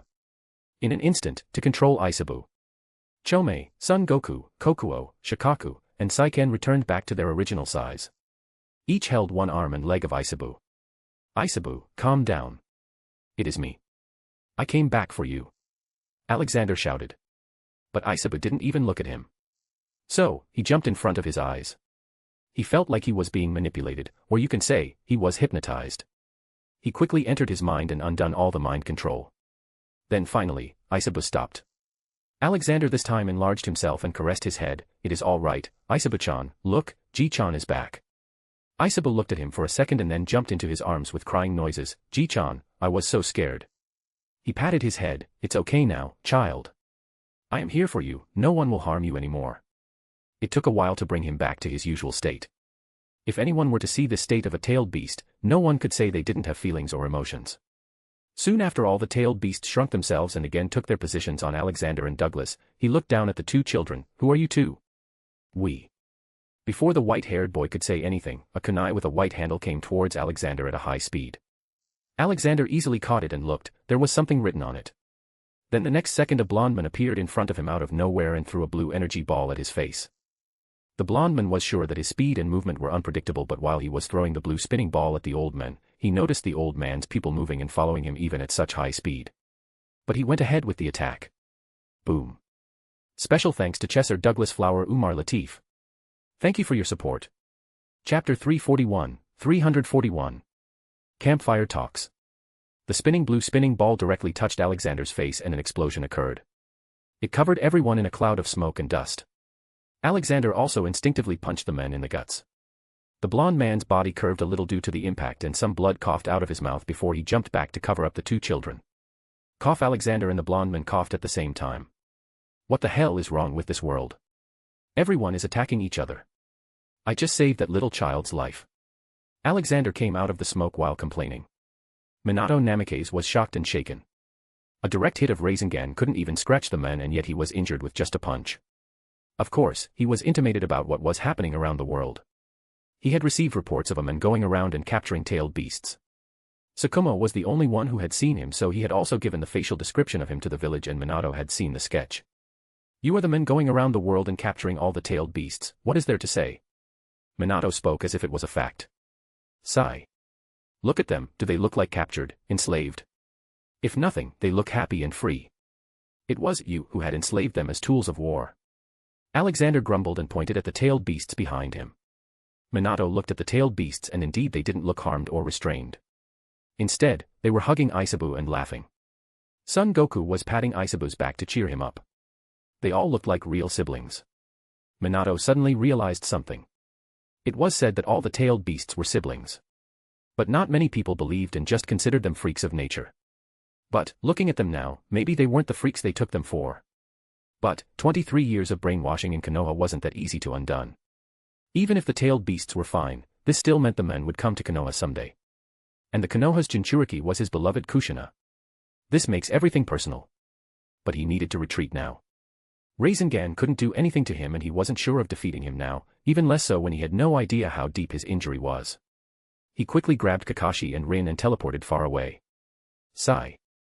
I will have to do something fast, their mentality is their own enemy. Alexander sighed. A distance away from where all this was happening, a boy who was thought to be dead stood with happiness on his face. His mind had nearly given up when he saw Kakashi try to kill Rin. But then he saw the strange old man appearing and taking out the three tails from inside Rin. He didn't know everything but understood that Rin was a Jinchuriki and something else must have happened. He decided to make his presence known and jumped towards them. But then suddenly, a black shadow appeared behind him and injected something into his body, and he lost consciousness. Ah, Madara will be angry, the black shadow said, and sank back into the ground with the boy's body. Mount Myaboku. Gamamaru, more commonly known as the Great Toad Sage, was the oldest and most respected toad of all the inhabitants of Mount Myaboku. He was famed for his highly accurate prophecies. But most of the time he stayed asleep and rarely woke up, as he was very old. But today was a day he would wake up and make a prophecy. Fukasaku was summoned to hear the prophecy. Gamamaru's eyes opened slightly and he started to speak. A dazzling old man, Grandpa of the tailed beast, will come here and bestow upon us great knowledge about chakra. With him will come a beast, likes of which seen never before, who can destroy the world with a mere slap. A cat who can break the world into chaos. A bird who cries out fortune, and a man of God who is lazy. Welcome them well. All previous prophecies are invalid now. Now I sleep. Asterisk zzzzzzzzzzz. Asterisk. Just as he woke up, he went back to sleep. Maybe his giant body couldn't sustain itself to stay awake for long. Fukasaku, on the other hand, was confused and a bit worried. He was interested in the people Gamamaru talked about, but at the same time wanted the prophecy to be wrong, because if it was true, then the people will be strong beyond imagination. I don't even know what is happening in the world outside. Maybe I should send Gamakichi out, or maybe just summon Jiraiya-chan and ask him. He thought and left the giant toad sleeping. Alexander had made a camp on the same spot he saved the two kids. Normal people would be afraid of doing something like this, but he wasn't. Even if he wasn't here and someone attacked, all the tailed beasts would be enough to defeat anyone. Everyone around him was asleep. The tailed beasts didn't need to sleep, but they had developed a habit of doing it after getting bored in isolation for so long. Currently, all of them were huddled together around Alexander. Each of them was snoring and making a different noise. Hats and Barry were sleeping too. Barry had his claw kicking Hats, and Hat's tail was brushing Barry's face. Both of them were making annoying noises every once in a while. It was only Alexander, Bunpuku, and Douglas sitting by the campfire. The crickets were chirping around them, adding a different charm to the night. The world was also clean in terms of pollution, so breathing felt very nice. Douglas looked at him and asked, "Why do you think people are making so many wars? Not just here, the same mess is going on in heaven." Bunpuku twitched a little, hearing stuff about heaven, but he stayed quiet. He had been told about Alexander and Douglas' status and had accepted it. Alexander was heating a marshmallow. He replied, "I don't know, maybe it is the drive to get stronger, better. Or maybe it is just human nature. All the worlds we've been to until now, all of them had wars. But, just like there is the day after night, there is peace after war. It is a never-ending cycle. In each world, I just try to make sure that I can prolong that cycle for as long as I can before I leave, because war is inevitable. Maybe in 100 years, 1,000, or maybe 1,000,000. But we must also remember that nobody likes war, because most people have more to lose from it than gain. Life, money, or something else. Just look at this current war. If Inoki had accepted Konoha's proposal for trade, then there wouldn't have been a war. But, because of his own agenda, he has brought the whole world into a fiery pit. In all this, normal people live every day in fear, scared of what might happen tomorrow. They hope every day for someone to come and stop the war and help them out of their misery. And that is who we are, Douglas. We are a hope. We are hope not just for this place but for heaven too. They hope that we will get stronger and beat that twisted man someday. Bunpuku and Douglas nodded their heads at his words. Yeah, I guess you are right. Someone needs to stand up and give the people that hope. We can't expect everyone in the world to be like Bunpuku here now, can we? We must punish those that do wrong and help those who can be helped. Douglas agreed with his words. Bunpuku, why don't you go to sleep too? You have just started your training, you don't have monstrous bodies like us. Alexander advised the Saint Man. Why don't you sleep too, Sage? I don't think I've ever seen you sleeping in my few days of travel with you, Bunpuku asked. Ha ha ha, I have not slept in thousands of years, Bunpuku. My body doesn't need to sleep. Alexander told him. Alexander didn't notice, but Douglas had his eyes on him when he said that. Why is he lying about such a small thing? Douglas asked himself. As an angel, maybe not as powerful as other big angels, he still had his divine status, and that gave him the ability to feel things on a higher level, and he just felt Alexander lying right now. Something he had never seen before. But he didn't ask, everyone deserved their privacy. Soon, he also went to sleep, as it had been a long time since he did that. Now, only Alexander was left alone, looking at the starry sky silently and thinking who knows what. Special thanks to Chesser Douglas Flower Umar Latif. Thank you for your support. Chapter 342. Hope. Alexander had the whole night to himself. So he started studying the knowledge he gained from the fifth-dimensional beings. It was not easy to understand because it was in a very weird format. There were no words or writings, just images. Even with his 1,000,000 times comprehension, it was taking him time to make progress. It made him think about how old that fifth-dimensional species was. How many millions of years did it take them to reach that level? The multiverse was really exciting when he thought this. Anyway, he continued his study. Each image he had received from the higher beings was not just an image but all the knowledge in the one single image. Just one of them was equal to zettabytes of data. And there were more than 1,000,000 of those images. This was the first time he needed to use his brain so much since his mortal days. But, he liked it. He rarely faces challenges nowadays after all. Many hours went by, it was nearly dawn now. But he had a small breakthrough just now. He finally understood what this knowledge meant. It was a way to uplift your consciousness to a level where you are aware of the past and the future while living in the present. The easiest part was looking into the past, but the hardest was the future because it was constantly changing into many variations. Even your looking into the future can cause limitless variations. He tried to use this power but was only able to see a few faces in the past. One of them was a weird tree monster, a woman with white hair, 3 eyes, and a huge toad. But because of his feeble control, he had no idea how old these images were. Well, even though these are baby steps, at least I am moving forward. Okay, it's time to wake up these little beasties, he thought. He got up and stretched his body. But suddenly he releases the Conqueror's haki at full strength. He turned around and saw a black humanoid thing trying to creep towards the sleeping Shikaku. Alexander's outburst had shaken Black Zetsu to the core. It had no idea that the old man was this strong. He had not even felt this kind of oppression even when with his mother Kagaya. This is bad, he will kill me, he thought and quickly tried to disappear into the ground. But Alexander had already thrown his staff-turned sword at him. Black Zetsu felt if he got struck with it he would die. So he quickly threw the nearby sleeping bluebird as a shield. Unexpectedly the sword stopped but not for long. It bypassed the bird and headed towards him. In the end, he was able to enter the ground but without a hand. The sword was fast enough to sever his arm. No, who is this man? This changed everything. Madara is nothing in front of him. I need to change my plans, Black Zetsu cursed as he kept on going away. Outside, Alexander tried to sense the thing underground but he realized he lost the thing. He couldn't sense if it was even alive. So he ripped out the ground in a radius of 3 kilometers and 100 meters in depth. But he didn't find the thing. Black Zetsu had used Mayfly to take itself as far away as possible. Soon he felt the loud rumble in the ground and came up to peek. He was again shocked upon seeing his strength. He felt like he cheated death this time. He then looked at his impaled hand. It was not regrowing anymore. This was not normal as his body was not cuttable. This brought more fear to him as this meant he could die if his head was cut by that sword. Who is he? Why have I never heard of him? Wait, no. Why is he back here? Didn't he disappear 600 years ago? Black Zetsu was confused about why the Sage of Beasts was back. He had thought the men had died. He remembers the sage perfectly because that was the time he stayed hidden like a rat in sewers because of fear. But he couldn't recognize him quickly because of his long beard and different clothes. I was weak at that time, but now I have the world at my disposal. Maybe if I can take over his body, I can bring my mother back much earlier than planned, he excitedly thought and returned to Madara's layers.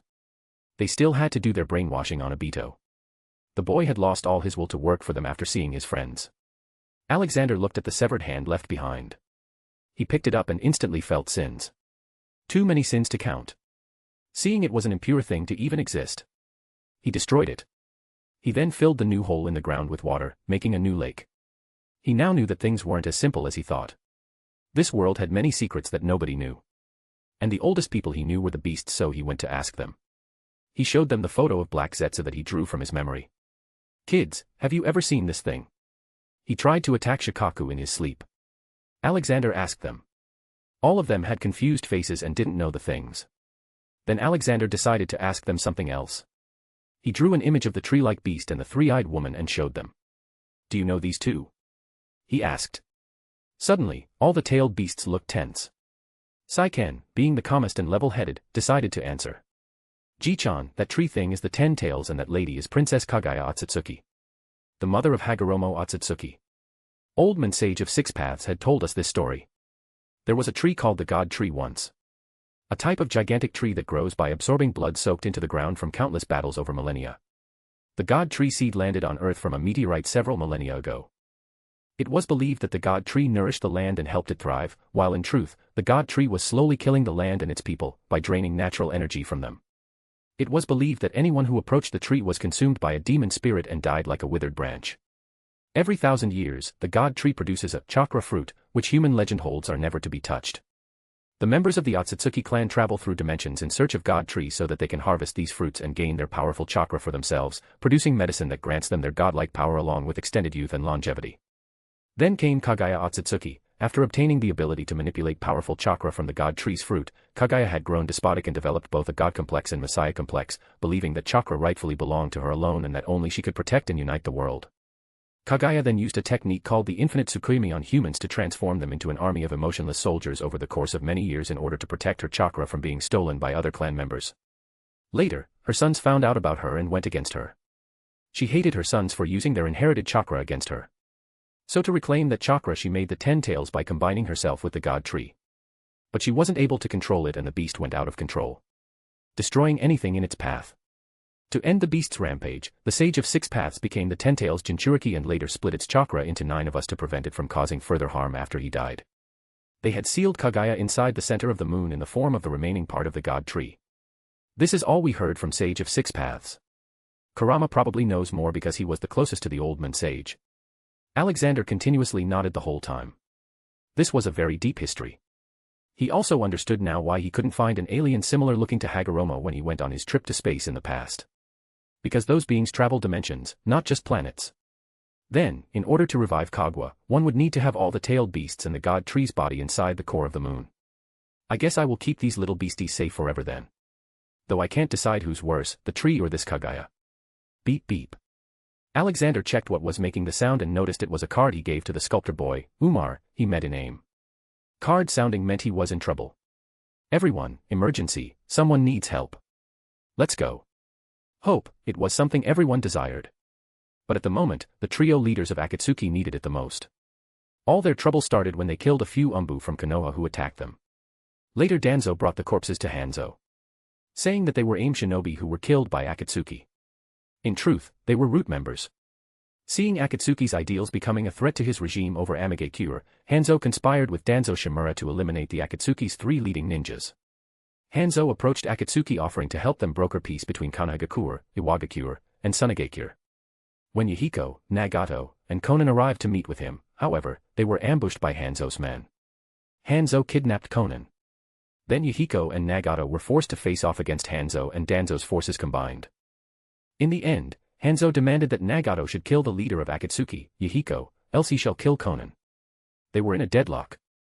Beaten and weak. Surrounded by both Hanzo and Danzo's men. They didn't know why this was happening to them. They just wanted to make the world a better place, with no wars. They didn't want any child to go through what they had to. But it seems fate had forsaken them. Nagato was scared and didn't want to kill his friend. But Konan was also in danger. The memories of his childhood days with them were flashing in his mind while he held a kunai in his hand. Please help, someone, anyone. I don't want to kill my best friend, he weakly muttered. There was still a small hope in his heart that someone might magically come and save them. Though his subconscious mind was telling him to stop dreaming. Special thanks to Chesser Douglas Flower Umar Latif. Thank you for your support. Chapter 343. Killing a Salamander. Amigakure, the village hidden in rain. It was not really hidden though, not with its tall skyscrapers. Outside the village, 3 15-year-old kids were currently facing a life and death situation. You red-haired one. I want you to kill your leader, or this woman dies. Hanzo threatened and threw a kunai near Nagato's feet. Use that to kill Yahiko, he added. Nagato shiveringly picked the kunai in his hand but refused to kill Yahiko even after Yahiko told him to do it and save Konan. No. Forget about me you two, run away, Konan shouted at them from over the cliff, her hands were tied and she was kneeling. Danzo had his kunai ready to kill her. Kill me, Yahiko urged Nagato, looking at his best friend. Nagato blankly started at Yahiko and Konan alternatively. Then suddenly a light fell from the sky that blinded everyone for a second. When their visions returned to normal they looked at the source. Now there stood an old man in his white robes, a bamboo hat on his head, and a staff in his hand. On and around him were various animals too. Alexander tapped his staff on the ground and Konan flew to him from Hanzo's clutches. She quickly reunited with her friends and hugged them. The 3 confusedly looked at the back of the old man. They didn't know who he was and why he saved them. Who are you and why are you meddling in our internal affairs? Hanzo asked loudly. Alexander replied with a smile, I am Alexander Maxim Universe, people know me by Sage of Beasts. And, everything that happens in this world is my business, Hanzo of the Salamander. If you want to hurt these children then you will have to go through me first. And us too. Suddenly all 6-tailed beasts enlarged themselves back to their normal size. They stood close behind Alexander. Hats and Barry were hovering in the air close by. The scene shocked everyone, from the AIM and Konoha ninjas to the Akatsuki trio. The 3 were shocked to see so many tailed beasts together and they were protecting them. Due to the presence of the tailed beasts, the natural energy intensity around the area increased. Everyone started feeling the pressure and they knew they couldn't deal with this situation. Alexander then read the sins of Hanzo. Hanzo of the Salamander, category. Murder, 56. Indirect murder, 158. Forced hunger, 515. Forced people to commit suicide, 23. Corruption, 12. Torture, 56. Sin percentage, 76%. Sigh. Hanzo, your sins far outweigh all the good deeds you did for Amigakure. For this, an eternity in hell is the only option. But, before I kill you, I need you to tell me why you attacked these 3 kids. I know for a reason you had allied with Akatsuki not long ago. Why did you change? He asked. But Hanzo didn't answer. So Alexander teleported in front of him and punched his stomach. Speak, I will not kill you unless you answer. He threatened him. Hanzo took a beating a few more times before he started speaking. It was Danzo, he told me that Akatsuki might initiate a coup on Amigakure. I needed to deal with them so he helped me and set this trap for them. Hanzo, Danzo, are you sure you two are not brothers? Well, even if you are not, I am sure you two will have the same fate. Now, you die. Hanzo was a very security-conscious individual, trusting no one. He was guarded 24 hours a day and did not allow anyone in his presence, even children, without being thoroughly searched. He cared greatly about his position as a village leader and dealt with threats harshly. So, as a punishment, his time torture had all his guards betray him one by one and he would die again and again. He would ally with other villages but would get betrayed. He would marry and have children but would get betrayed. Betrayal was his greatest fear and also his greatest punishment.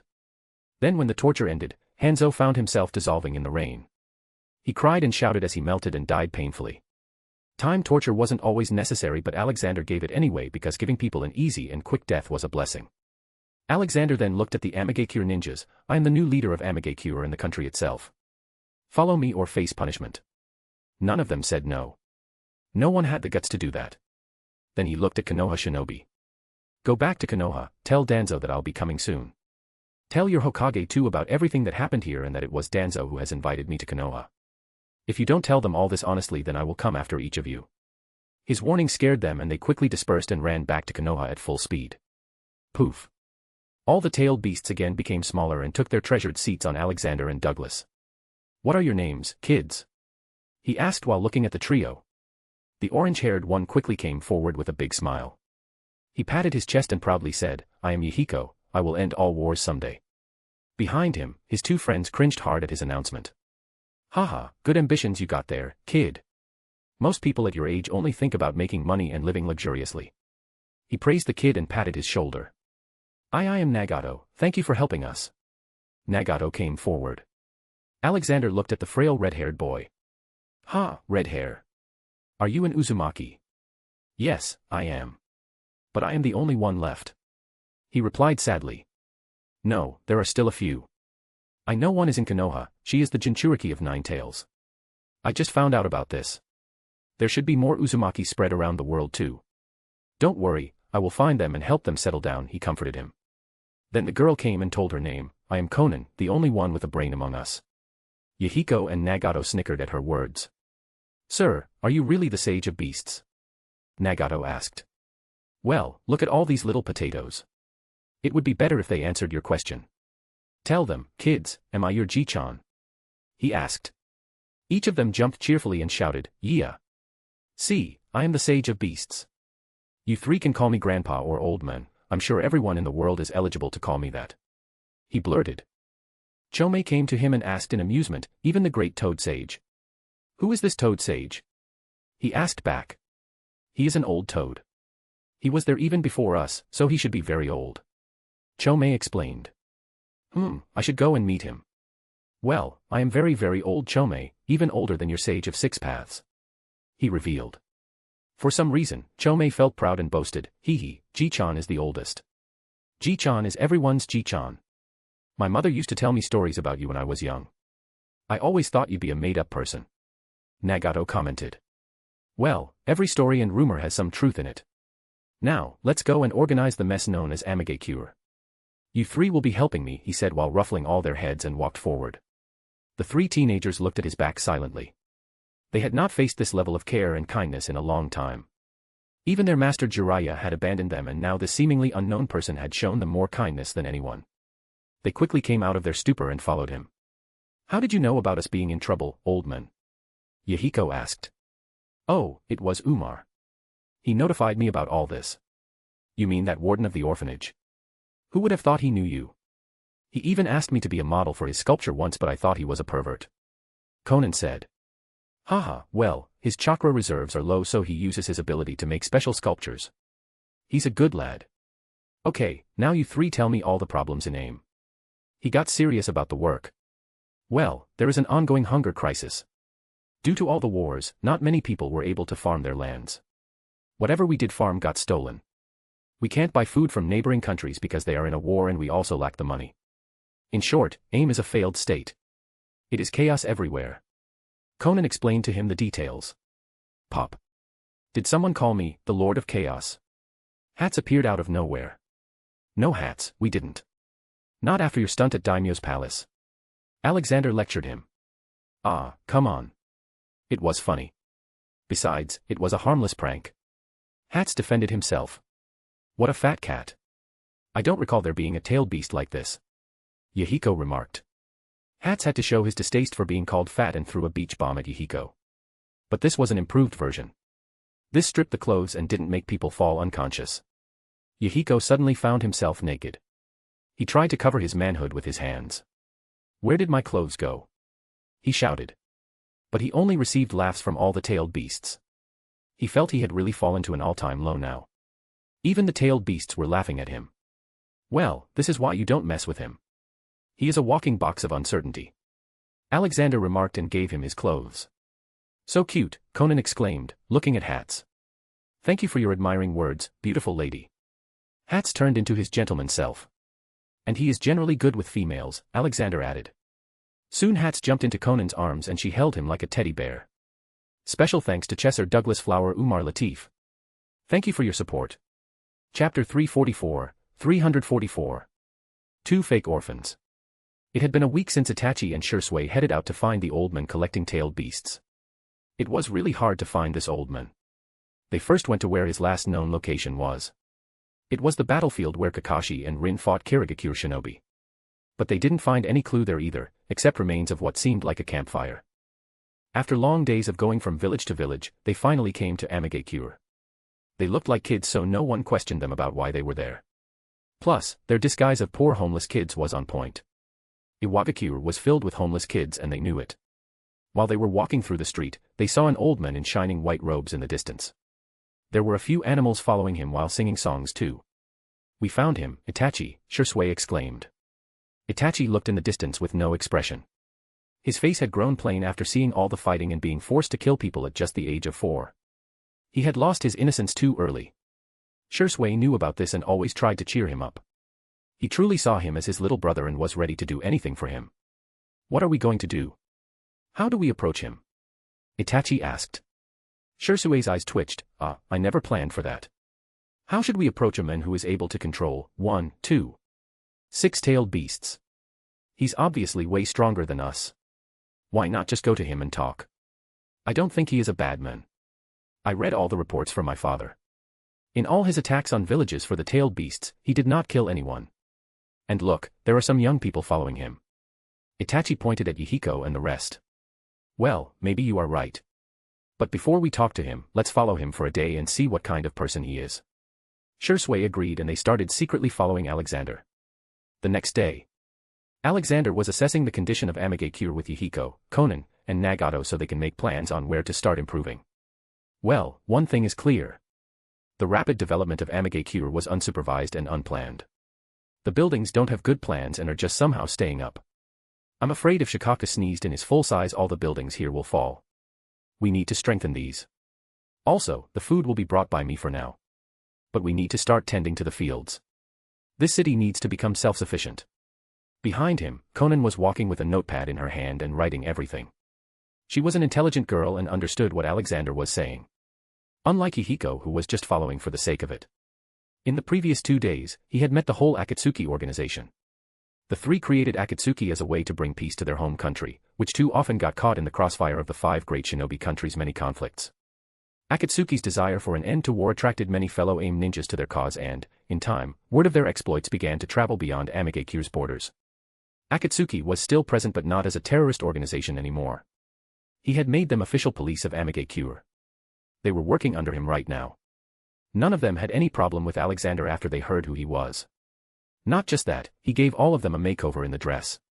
Instead of black robes with red clouds, they wore the same white robes as him with golden clouds on them. This was a much like look than the old gloomy look, it gave a hopeful and happy feel. They then headed to the shopping district.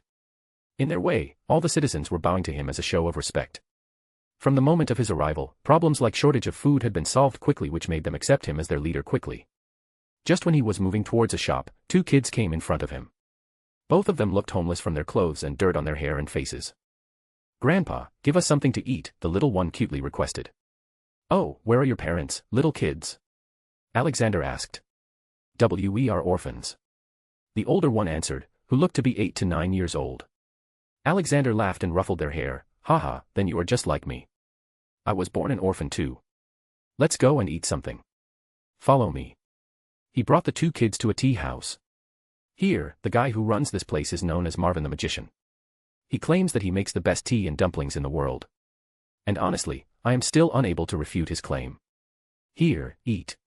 Itachi and Shursui carefully ate the food and drank some tea. Behind Alexander, Conan was looking at the two kids suspiciously. She was a girl who had a soft spot for orphans, so she knew of every orphan in Amagekyu. She had never seen these two before. But she didn't say anything, as it was possible that they might have come from outside. Just at that moment, Shikaku, who was accompanying Alexander, spoke telepathically to him. "Ji-chan, why did you not call them out for lying? They are obviously not orphans. Instead, I'd say they are very strong ninjas. Especially the older one. I feel weird looking into his eyes." Currently, all the other tailed beasts were having fun in the Akatsuki headquarters under Barry and Hat's supervision. Alexander knew someone was trying to gather these little ones, so he had put hidden port keys on them. In any danger, they would be sent to fix him. "I know, Shikaku. But I also felt these two were mentally stressed. The little one looks like he has never seen a happy day in all his life. I don't think they came here with bad intentions. They must have a reason for hiding things from me." Alexander replied back. He saw them finish eating. "So, how was it?" "This was truly the best tea and dumplings I have ever eaten," the elder one said. Just then a voice came. "Of course my tea and dumplings are the best. It's all my grandfather's recipe. I am going to open my shops all around the world someday, so be sure to visit it then." The man was Marvin, the owner of the tea stall. He was a tall and burly man. "Haha, Marvin, I told you when I stop this war I will help you open this franchise. Now stop telling this to every customer. What if they steal your idea?" Alexander advised him. "Mwahaha, no one can steal my recipe because it is all in my head. Well, anyway, I got to work. See you later." "Ah, just ignore him. He's been too excited since I told him about something called franchising. Now, will you two tell me the truth or not? I know you two are not orphans. I can also sense you two are not normal kids either. You are trained ninjas," he suddenly asked them. It caught both kids off guard as they found out their cover was blown already. "I am Shursui, and this is Itachi. We are from Konohagakure. We came to meet you, sir." Shursui took a leap of faith and honestly answered.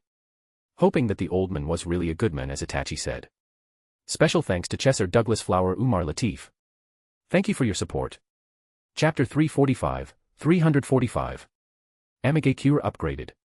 From Konohagakure, you say? Well, care to tell me the reason? Alexander asked. "We want to learn how to use Sharingan from you." Shursui instantly answered. Alexander raised an eyebrow. "And why do you think I can do that?"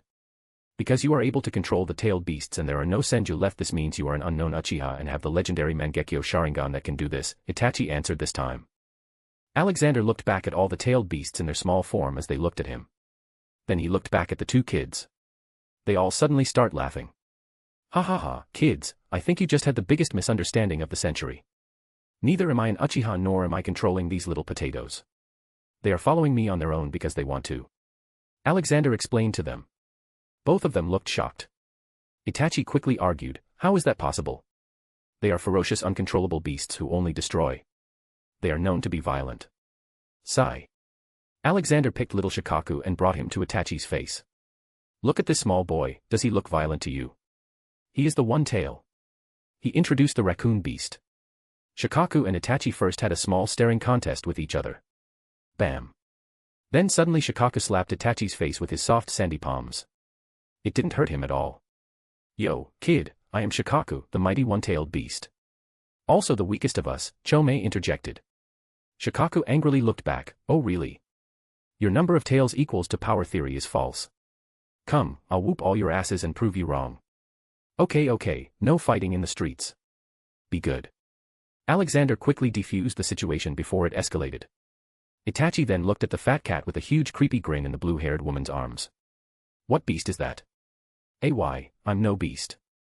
I am the god of chaos, Hats retorted. He's just a messed up cat. Ignore him. Alexander stopped Hats from doing something stupid now. Tell me who told you to find me. I want you to be honest. He confronted them straightforwardly. Itachi answered him truthfully, my father did. He is the Uchiha clan head. And let me guess, he wanted you to do this so you can get stronger and one day become the clan head? Alexander asked. Itachi just nodded his head. He then received head pats from him. How old are you, kid? 4 years old, Itachi replied. That's pretty small. Okay, you two are not going to go back. Welcome to the party, get in line, and follow. He told them and started walking away. Are we hostages? Shursui asked seriously. No, unlike all those so-called great villages, I don't hurt children or send them to fight men's war. We will be going to Konoha soon. Before that, we will be going to Kimogakure.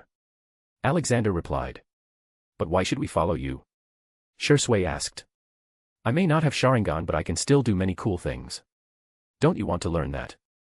He asked and started flying in the air. Snap. A snap of his finger made a dog cosplay appear on Hats. Hats jumped in shock and tried to take it off.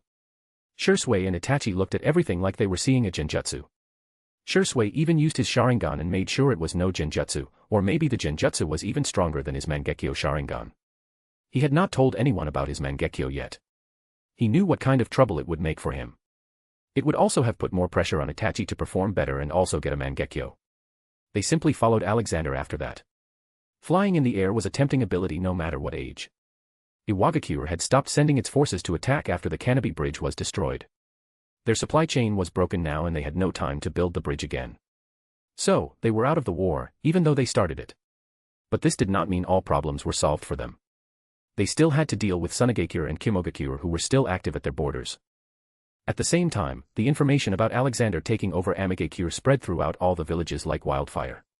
But all of them refrained from provoking him as it was now confirmed that he had 6-tailed beasts. In fact, Konoha had extra intel because Minato personally confronted him.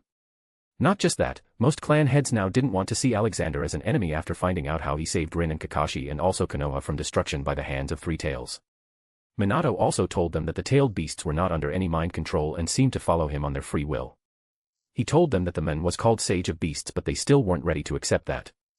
The war is as good as over right now. Iwagakure is going to send a heavy attack on Kimogakure. We should also do that. Iwa is no threat to us anymore. Sunagakure doesn't have any tailed beasts left and would not try to find trouble with us. However, Kumo still has 2 tailed beasts left. They will surely bring them to fight this time. Our focus will be to capture or kill these tailed beasts no matter what. I have also removed Danzo from the council for his violation of the chain of command and acting on his own in Amigakure, Hiruzen Sarutobi instructed his men. He didn't want to do this to Danzo but he had no choice as everyone was angry at him for giving so much freedom to Danzo. Who do you want to send to the battle this time, Hokage-sama? Minato asked. Hokage smoked his pipe and said, everyone. We will send every powerhouse of Konoha. Jiraiya, Sakumo, Shikaku, heads of various clans too. What about this Sage of Beasts? We must make contact with him sooner rather than later. We can't wait for him to come to us. Minato voiced. He was concerned for Kushina. Wait, why didn't you say my name? Minato just realized this. Hiruzen got up and walked up to Minato, son, you cannot go. You need to be sworn in as the 4th Hokage of Konoha. Minato was taken aback, did the clan heads agree to this? Hiruzen nodded, yes, they did after hearing what you did at Canopy Bridge. Nobody doubts your strength anymore and I also believe that you will be the best Hokage Konoha can have. I am too old now, we need a youngster running things so we can adapt to changing times. I will not disappoint you, Hokage-sama. Minato respectfully bowed to him. Jiraiya came to Minato and patted on his back strongly, ha ha ha, kid, keep your wallet open. I'll be coming back for a big party. It had been a week since he had taken over Amigacure. Things had started to change for the better. When a man like Alexander takes control of anything, delays had no chance of happening.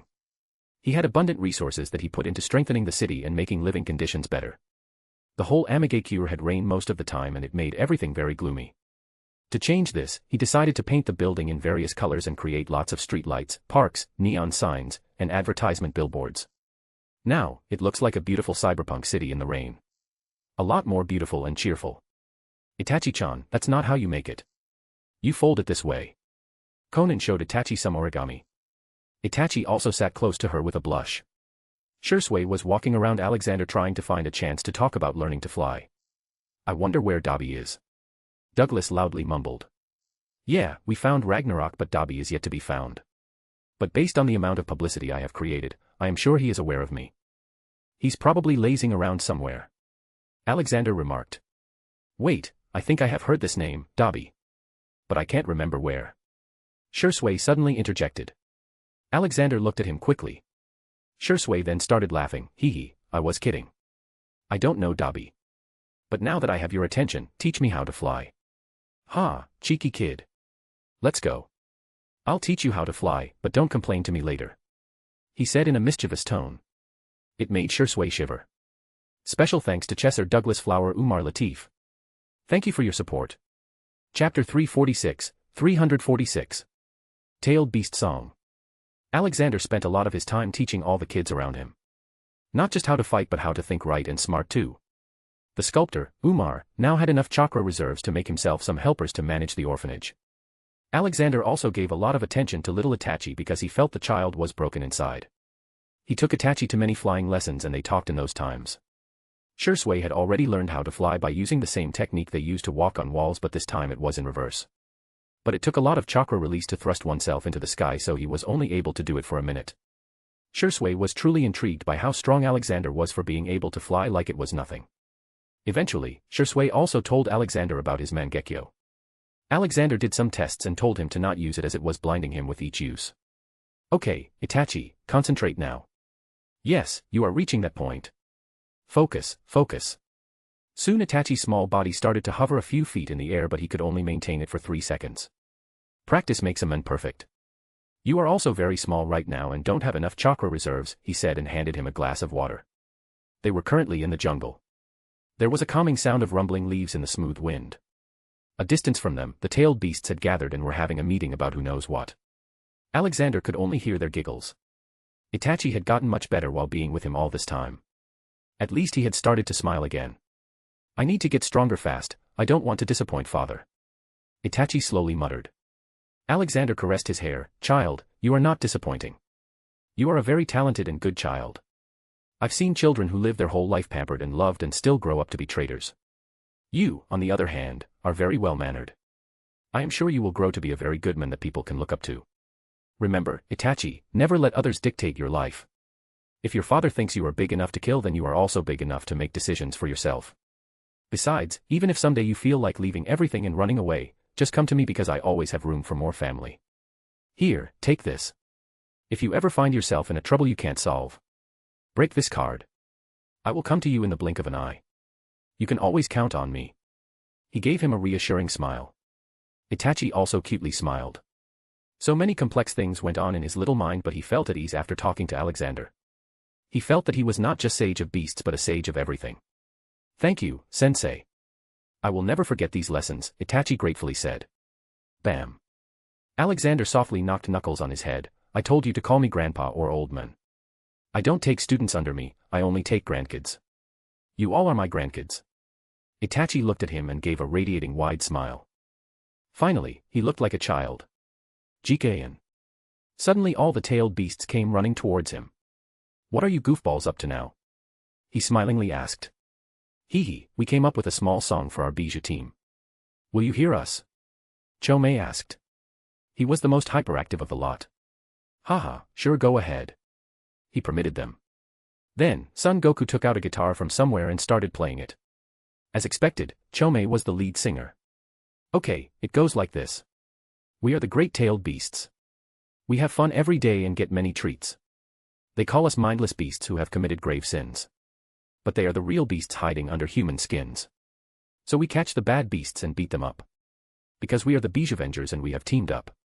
It is fun every day, we play and eat and sleep. We help out Ji-chan because our love is very deep. Ji-chan is our grandpa and he is the best. He loves us because we are unlike the rest. So we give him kisses and hugs and squishes because. Repeat after me my brothers, Chomei shouted and they all started singing together. Kurama is a stupid foxy ie. Kurama is a very stupid foxy. And we are the beest. I.e. They all dramatically stopped with a superhero team pose. Alexander couldn't help but click a few pictures. Their cuteness was off the charts. He couldn't imagine how people could enslave these goofballs. He went ahead and made himself bigger and grabbed them all in a big group hug. Haha, yes, you all are the best. Okay, let's go back now. We need to go to Kumo and free Matatabi, 2 tails, and Gyuki, 8 tails. Itachi, are you coming with us too? He asked. Itachi nodded at that. So they all first went back to Amigakure and gathered everyone around. Okay, my trio lieutenants, you will be administering the village behind my back. I have taught you many things but still, if trouble arises, you can always call me. Okay. He instructed Yahiko, Nagato, and Konan. Yes, old man. They replied together. Nagato, keep on doing that exercise. Just like the tailed beasts told you. Your eyes are very special and powerful. So powerful that they eat up most of your body's chakra. Which is why you are physically weak. Don't worry, I will find a cure soon enough. He instructed the red-haired boy. A while ago the tailed beasts had told him that Nagato's eyes were like the eyes of the Sage of Six Paths. It was shocking as to how he could have these eyes. Yes, Grandpa. Thank you for everything. Nagato gratefully thanked. Alexander grabbed him in a hug. Haha, what are you doing? I'm not leaving you 3 forever. I'll be back soon. Okay, see you later. So, Alexander, Barry, Hats, Douglas, Shursui, Itachi, and all the tailed beasts continued on their journey. While they were on their way, he heard Itachi asking something interesting to Shursui. Big brother, now that you have Mangekyo Sharingan, you should be able to read the Uchiha clan stone tablet. It supposedly holds many secrets of the world. Itachi said while recalling what his father told him about the stone tablet. Haha, I thought about it but it was guarded most of the time so I couldn't go in and see it. I also didn't want anyone to know about my eyes so I left it. But I do want to see what it is. Shursui muttered. Well, once I come to Konoha, I will look into all the Uchiha clan techniques and teach you the best ones. Also, remember not to use your Mangekyo Sharingan too much. It will make you blind. I already sensed it deteriorating the last time you used it in practice. He warned him. I know, I will wait for you to come to Konoha. At the borders, Konoha and Iwa's 10,000 shinobi had surrounded the Kimogakure's forces. A bloody battle was going on with the third Raikage, while his sons fought to defend his rear. Killer Bee was using his tailed beast's powers till now but with Jiraiya and Tsukumo's combined strength even a tailed beast couldn't do much damage. Kumo's other tailed beast Matatabi wasn't there at the moment because its Jinchuriki was yet to have complete control over the transformation. The bloody battle went on for a while before Kumo decided to retreat. But they were getting chased by the 10,000 shinobi. So, the third Raikage decided to stay behind and let others escape. Jiraiya and Tsukumo didn't participate in this assault. Killing a cornered man was not something they could agree with. They tried to call back their forces but it seemed there was someone in the ranks instigating them from stopping. So, a deadly and mighty clash between the third Raikage and 10,000 shinobi started. Special thanks to Chesser Douglas Flower Umar Latif. Thank you for your support. Chapter 347. We are free beasts. Alexander and his party arrived at the scene where the battle was going on. Saying it was bloody was be an understatement. Alexander saw a single man fighting thousands of ninjas. But the exhaustion was clear on his face now. He looked like he would fall down any minute. That is the third Raikage, what is going on here? Shursui recognized the man. Oh, let's ask him then. Alexander jumped beside the third Raikage who was surrounded by his enemies from all sides. Everyone stopped for a second due to his sudden appearance. Well, hello everyone. I need you all to stop fighting. He ordered them. Who are you to order us? We only take orders from Hokage/Tsuchikage, a few shinobi voiced. Good. But I was not asking. Alexander waved his hand and huge cages made of metal fell from the sky over the 10,000 shinobi. Stay silent while you're in it. The more you speak the more cramped it will become. He warned them. Obviously, they were on an adrenaline rush and didn't think from the head and continued shouting. But after a while, the cages got so cramped that none of them had space to even turn. They finally understood the trouble they were in and finally stopped speaking. Good, now you tell me why you were here fighting alone. He asked, looking at Rakage. His name is just the letter A. It might get confusing if I use it, so I'm going to stick with Rakage. Rakage was very exhausted, but he still had his proud act going. Who are you? Oh, yeah, I am Alexander Maxim Universe. You see there, those guys are with me. Rakage looked where he pointed and saw a man, 2 kids, and a few animals waving at him. Those are actually the tailed beasts. I go by the name Sage of Beasts too. Whichever you want to use. He added. So you're the guy that's making so much noise these days. What do you want from me? Rakage asked. Well, I saved your life, so you're welcome first of all. Second, aren't you the Rakage of Kimogakure? Then you have the authority to release the tailed beasts. I need you to do that. He politely told him. And why would I do that? We bought them from Hashirama fair and square. They are Kimogakure's property. Rakage blurted. His words earned him the anger of all the tailed beasts behind Alexander. He had to stop them from throwing a bijidama at him. You own them, you say? You bought them from Hashirama, you said. Why? Because you have them chained.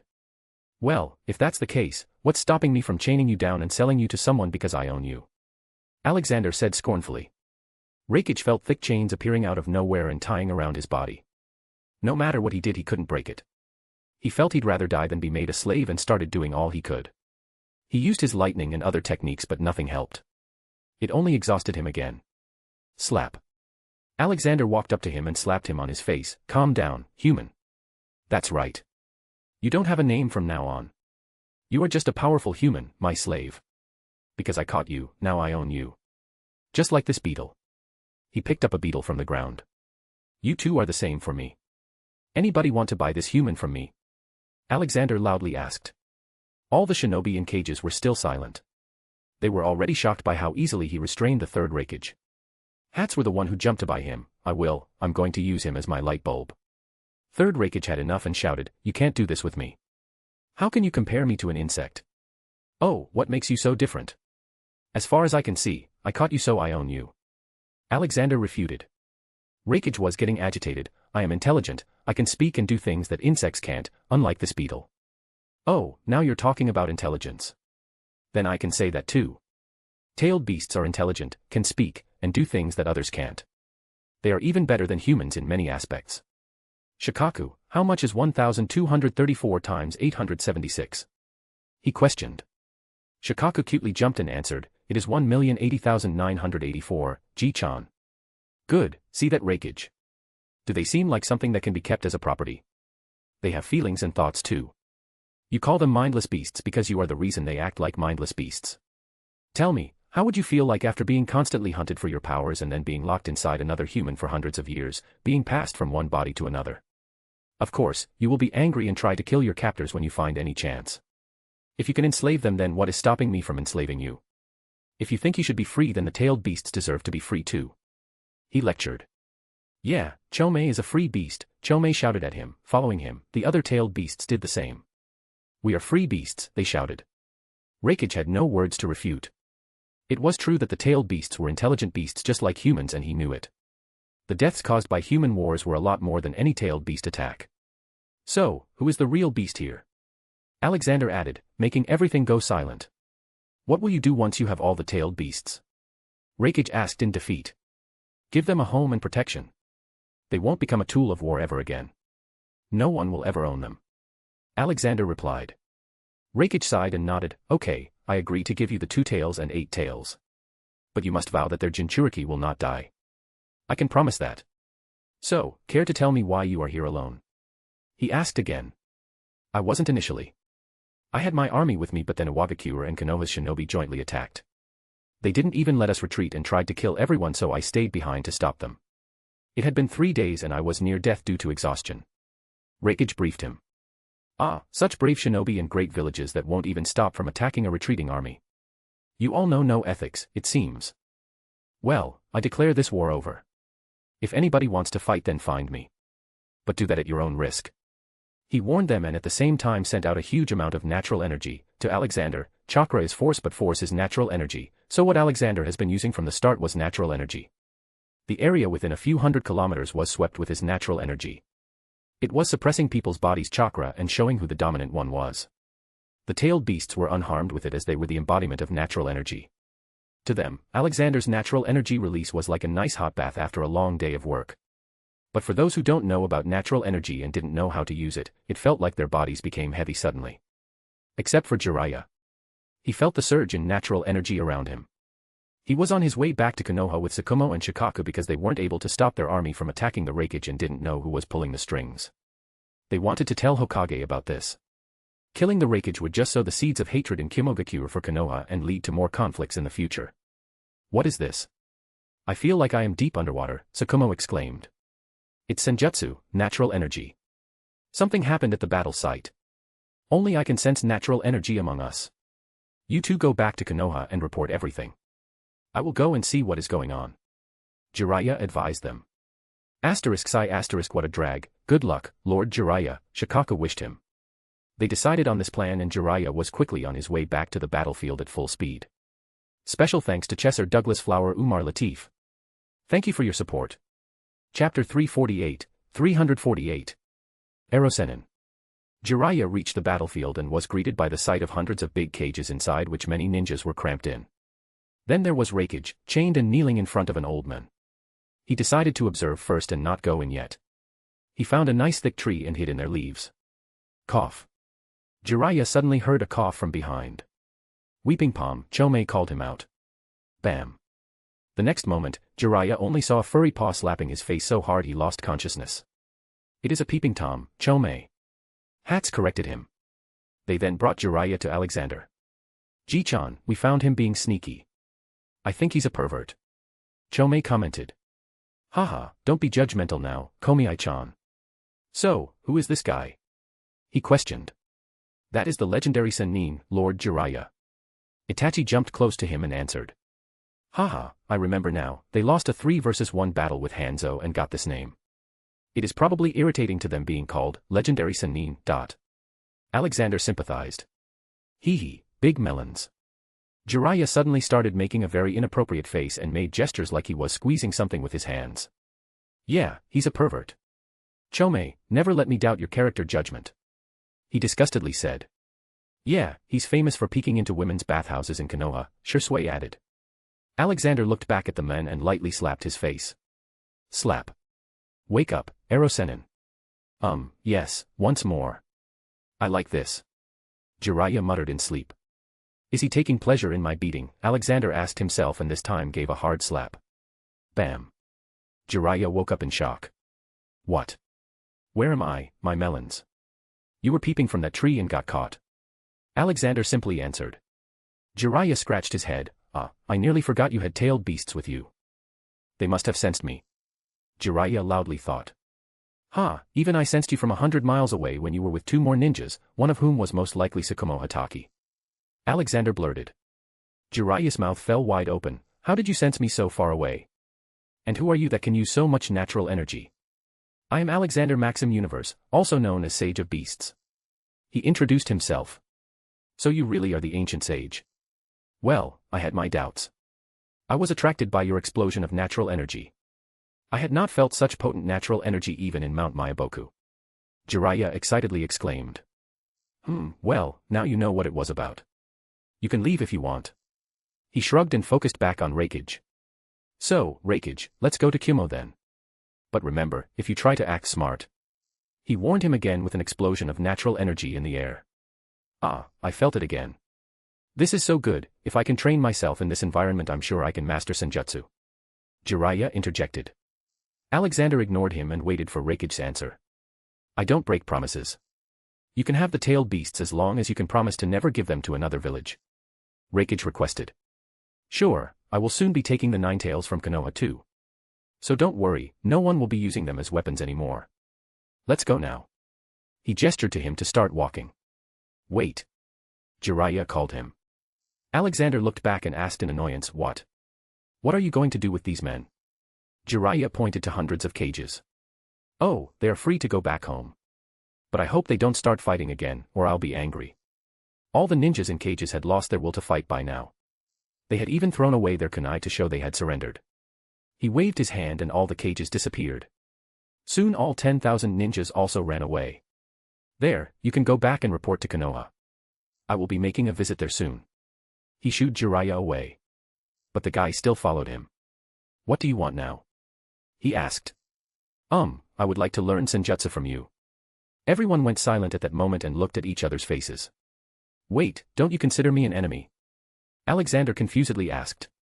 Haha, why would I do that? You just stopped the war single-handedly, you also stopped Hanzo from killing Yahiko and the kids. You are taking away the tailed beasts from villages that have been topics of war for many years. I think you are a good man, just a bit misunderstood. Jiraiya spoke about his views. Well, sorry to break your hopes and dreams, I don't know how to use senjutsu. He replied. What? But you just used it. Jiraiya argued. That is an inherent part of my body. I naturally use the natural energy. So, I don't even have to think about using it. I guess it is different for you. He clarified. But, it took me so much time and hard work to learn on Mount Myaboku. Jiraiya sounded like he didn't believe it. After thinking, Alexander put forward a condition. I can maybe give a few tips if you can take me to Mount Myaboku. I need to talk with the old toad sage. Jiraiya instantly jumped at the opportunity. Sure, it's very easy. I just need to reverse summon myself to that place. Are we going to go now? No, first we go and get Matatabi and Gyuki. After that, his entourage went to Kimogakure.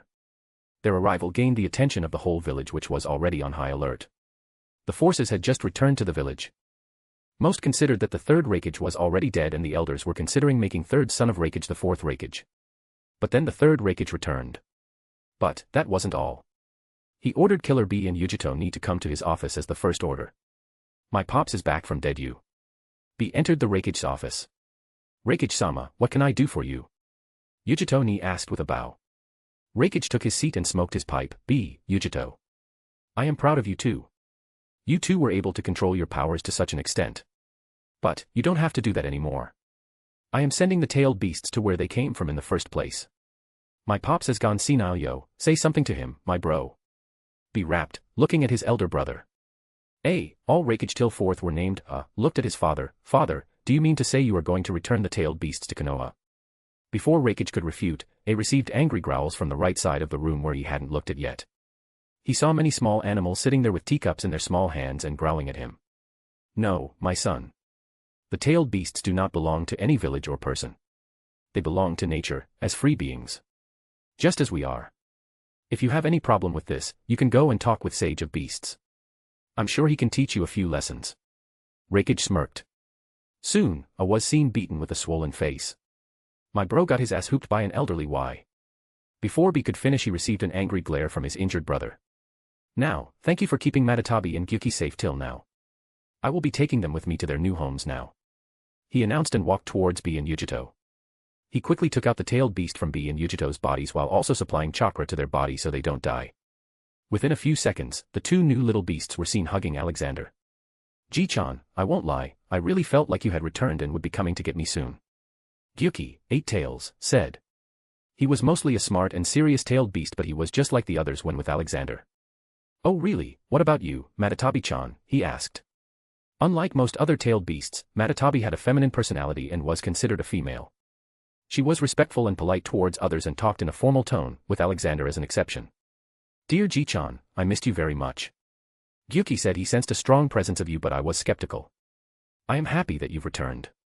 Matatabi respectfully said and hugged him and also lightly purred as Alexander scratched her head. She had a lot of features based on a cat.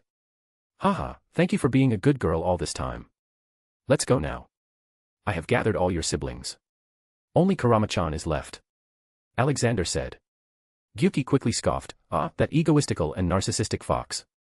But I can't ignore him either, he's my brother after all. A family is a family, and it is strongest when together. I haven't forgotten your words, Ji-chan. Haha, good. Now, Jiraiya, take us to Mount Myaboku. He instructed the Aerosenin. Yes, finally. Let's go. In front of the shocked eyes of everyone in the room, they all left. Alexander had gotten very good at extracting the tailed beast now, so B and Yujito were still fine and not unconscious. Who was that man, Pops? How did he do that? B asked. Sigh. I told you before, he is the sage of the beasts. The world will be changing soon. I'm too old for this. I will train you every day from now on. Get ready. Raikage sternly announced. Alexander and his big group popped onto Mount Myaboku. Alexander looked around and felt the air was a lot better than normal land. Then he saw a giant toad hopping towards them. Ah, I hope they aren't poisonous, he thought internally. Special thanks to Chesser Douglas Flower Umar Latif. Thank you for your support. Chapter 349, 349. Do you want to fly? Jiraiya, good, you brought the prophesized men. I am Gamabunta, the chief toad of Mount Myaboku. It is a pleasure to meet you, the sage of beasts.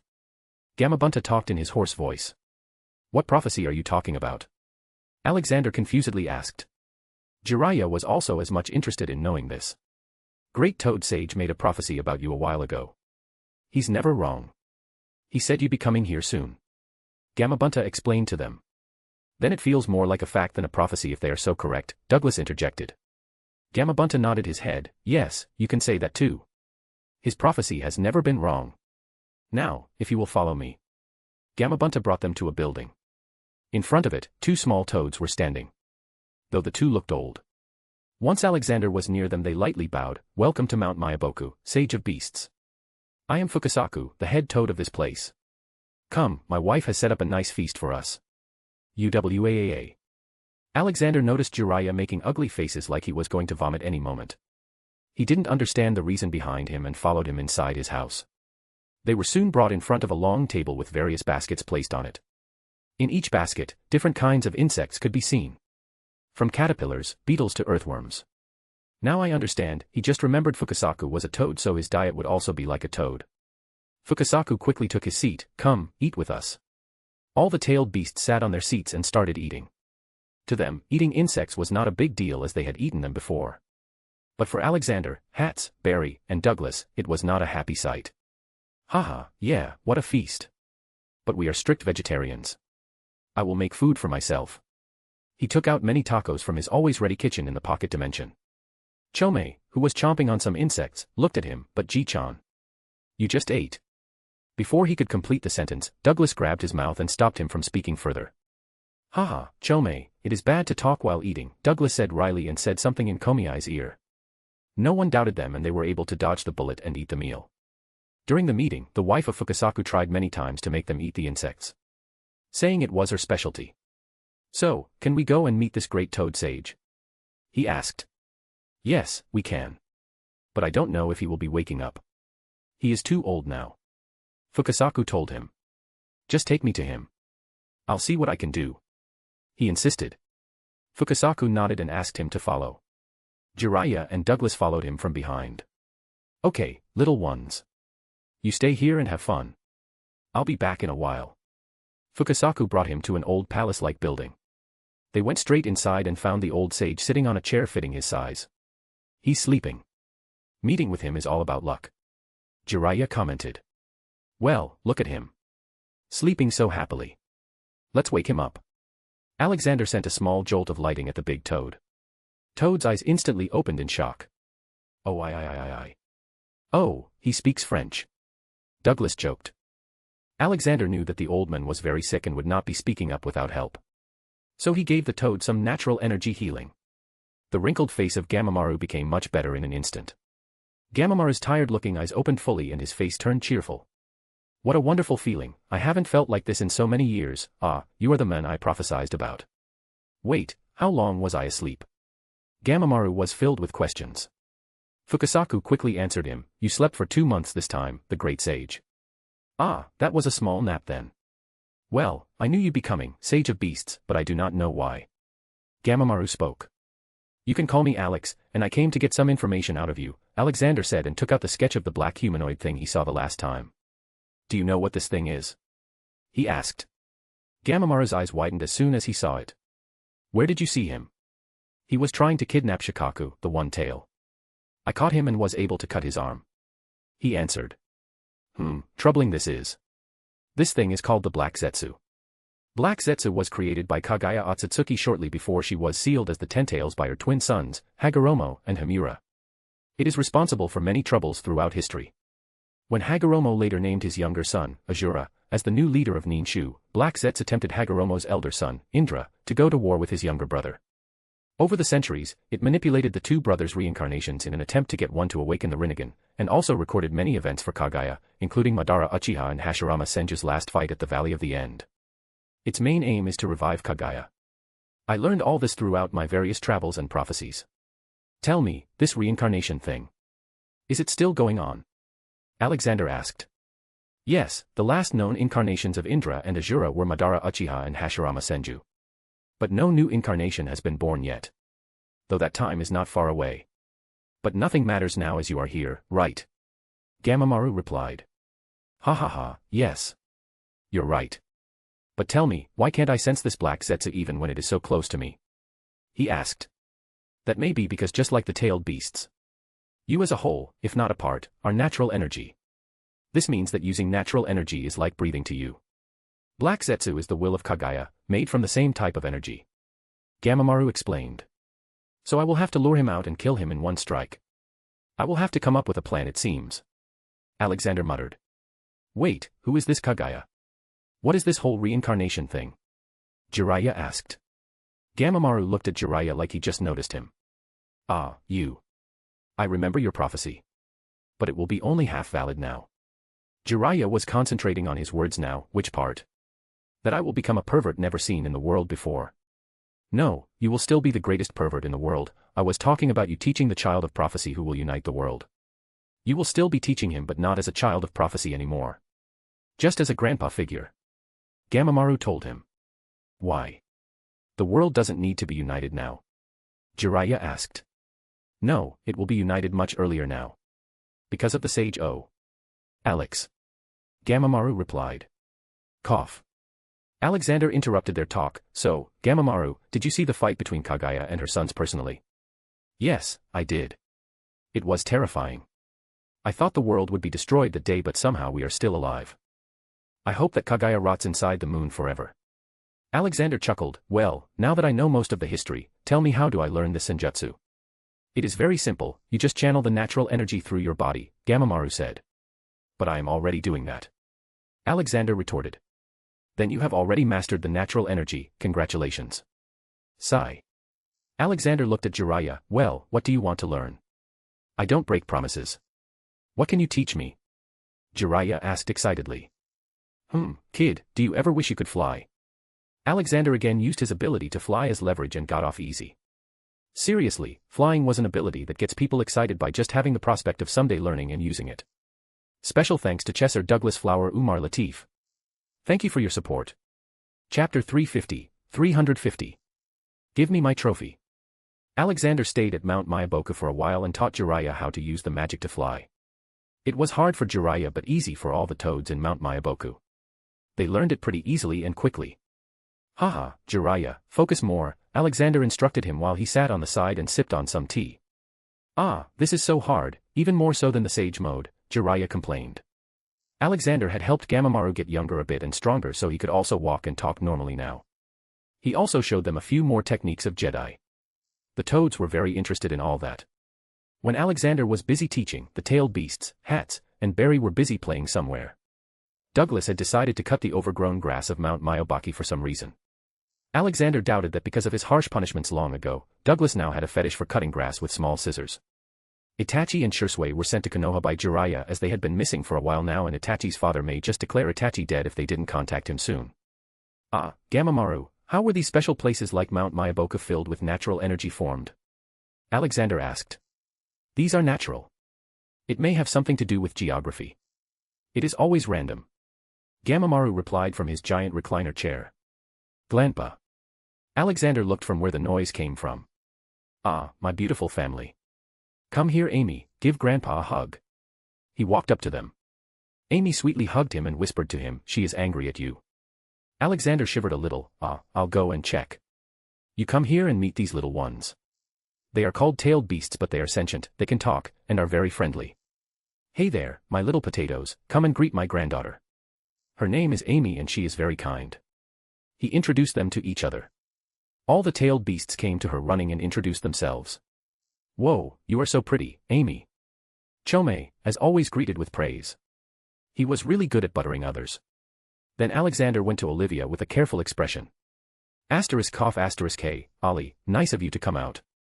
Yeah, someone had to come out and check up on you because you have clearly stopped caring about us. Do you even remember the last time you came to fix him? She asked. Alexander tried to calculate when was the last time he went there but couldn't remember. Ah, forgive me, Ollie. I was just too busy, I will come with you today. He tried to appease her. Too late, you will sleep on the couch. She huffed and went to meet the tailed beasts. Ah, who is that pretty lady? Jiraiya came to Alexander and asked while looking at Olivia with a perverted face. That is my wife, you pervert. And don't do anything to enrage her. She will crush your bones into a paste. Alexander warned him and walked to Olivia to make up. Kanahagakur. Danzo had been hiding inside his root lair and experimenting on different stuff. Since he was removed from the Konoha Council, he decided to protect the village in his own way. His sense of justice was very weird. To him, it was not the people that made the village but the physical village itself, though this theory was also not permanent in his head and it changed from time to time. So, he was okay if he had to destroy a few clans to keep things going. So, you have finally decided to take my offer. A hissing voice came from behind Danzo. Danzo turned around and saw Orochimaru. Yes, do you have it? Yes, Hashirama's cells as promised. Where are my Sharingan samples? Orochimaru asked. Danzo took out a sealed container with 2 eyes inside. Here, remember, if anybody finds out about this, I will pull every string possible to start a hunt for you. Don't forget, you are still a missing nin. Of course, a pleasure doing business, Lord Danzo. Tell me if you ever need me again, maybe we can cooperate more in the future. Orochimaru hissed and left. Danzo looked at the box in his hand with a greedy smile. Finally, with the legacy of both Senju and Uchiha clans, I will protect the village as the strongest ninja. Nobody can stop me now. But I need the Mangekyo Sharingan now. That kid hid it well but nothing stays a secret from me. Meanwhile, in the Hokage office, Tsukumo and Shikaku just returned and gave the details. Minato quickly called the council and they found out that Hiruzen had given the order to kill the third Raikage at all cost. These actions of Hiruzen lost him his grace with Minato. Minato was the Hokage now and all these things were up to him to decide, but the ex-Hokage certainly didn't acknowledge this simple fact. Minato made a note in his mind to thoroughly check all the Umbu and mark out all those still loyal to Hiruzen. Blue Fang had completed his work in Takigakure. Now he was assigned to go to Kirigakure, Hidden Mist Village, to solve the problems there and completely take over the country to stop their barbaric practices and give a good life to all the people. He had decided to take Brian with him too. Come on Brian, how long will you weep for that Togruta? She had a husband, you never had a chance. Blue Fan consoled the depressed businessman. But, she was so nice to me. Brian cried. Sigh. Let's just go. Maybe after working a bit, your mind will be diverted. He comforted him and dragged him along. Warning, light lemon scene, not Gramps. Somewhere across the multiverse.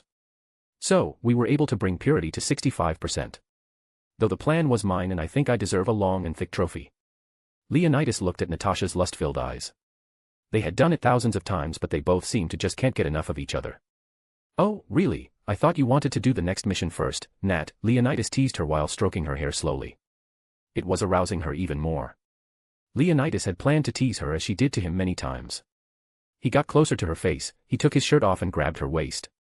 Are you sure you want the trophy? He asked as he slowly brought his lips close to hers, but still stayed an inch apart. They looked into each other's eyes closely. Yes, give me my trophy. She was going wild. What if you were the runner-up, and didn't win the trophy today? He teased as he caressed her nape with one hand and the other arm was wrapped around his waist and he tickled her side waist. MMH, by the right of being your wife. I claim it my own. She authoritatively whispered and launched herself at him wildly. She kissed his lips while being on top of him as he undressed her clothes and unhooked her bra. I think the trophy is ready for you, my cat in heat. He joked. Being called a cat, she acted like one and gave him a bite on his neck. She slowly made her way down. Then she finally unhooked his belt and started taking his jeans off. She was being too wild right now, something that had not happened since the previous world they had been to. She grabbed his jeans from both sides of his waist and pulled them off aggressively. But in doing so, a button was mistakenly pressed on a certain device. However, the two didn't notice it and continued their wild and fun not so family-friendly activity. Beep beep. What the hell, what mess has Leo gotten himself into that even he needs my help? Alexander asked himself. Olivia, I gotta go. Leo's beacon just lit up. He's probably in some trouble. He informed her. Give him a good knock on his head. I haven't seen him in so long. Has he forgotten his mother since he found himself a wife? Olivia worryingly told him. Alexander walked up to her and caressed her cheeks. "Ah, my beautiful wife. You look so cute when you are angry." She swatted his hand. "Huh, don't expect to get a place on my bed, Alex. You will still be sleeping on the floor. It has been years since you came and spent time with me. Have you forgotten all the vows you took when we married?" Alexander looked down while being scolded. He had to agree, he had really ignored Fixame and his family these days. "I don't feel the need to sleep, so I didn't remember coming to sleep, but I will make it up to you, Ollie. I promise." "Okay, I should go now, love you. Keep an eye on all these potatoes, will you?" he requested her. "Huh, they are better than you. At least they genuinely want my love and affection." She huffed and left to spoil the tailed beasts. The tailed beasts had quickly become Olivia's favorite after they started calling her grandma and sang a few songs for her. Sigh. "It seems nobody loves me anymore." He sighed. Just then he felt something pulling his robes near his feet. He looked down and saw a little cute Yallo. "Aw, my small Yallo. Only you love me, right? Okay, let's go on a grandpa-grandson bonding trip." He spoiled him. Soon a white light fell on him and took him away with it. A/N, next 5 chapters will be in another world. Special thanks to Chesser Douglas Flower Umar Latif. Thank you for your support. Chapter 351. An awkward situation. Alexander, with Yallo sitting on his back, traveled the multiverse and reached a location. The white light blinded him for a second. In that second he heard a lot of moaning noise. Then the next moment, his vision became clear. He looked where he was and only saw a red-haired woman's naked back, hopping on someone. "Goddamn you horny animals, there is a kid here and why would you call me at this moment?" He shouted and used magic. Clothes appeared on both of their bodies while he also covered Yallo's eyes. Both Natasha and Leonidas were shocked by the intrusion. They both looked and saw Alexander standing beside the bed. "Dad. Why would you come at this time?" Leonidas questions while getting up embarrassingly. "You pressed the emergency beacon and called me," Alexander replied back. Leonidas quickly looked for the device in his pant pocket and saw it making blinking lights, signifying it was activated. "Arg, we must have pressed it by mistake while being." He stopped in the middle. "Haha, being wild you mean? Ah, it's good to be young. Well, nice to meet you. Aren't you two going to give your dad a hug?" Alexander laughed. He was never a man to fret over such things. Sex was a natural thing, though it's better to do it in private or just not in front of your parents. Leonidas embarrassingly came and gave him a hug. Alexander looked at Natasha, who was red-faced in embarrassment. She also came and hugged him. "Okay, you two continue, I will go out," Alexander said and started to walk to the door. "Ah, Dad, it's all right. Let's go out." Leonidas quickly tagged along with him. That was the only way to forget this awkward moment. "Well, sure, but Olivia will get angry if she finds she didn't get a new grandchild because I disturb you too," he shamelessly replied. Leonidas quickly grabbed his hand and pulled him out of the room. "Dad, stop embarrassing us. I know you are doing it knowingly." "Haha, well, I can't help it. Teasing you two is fun."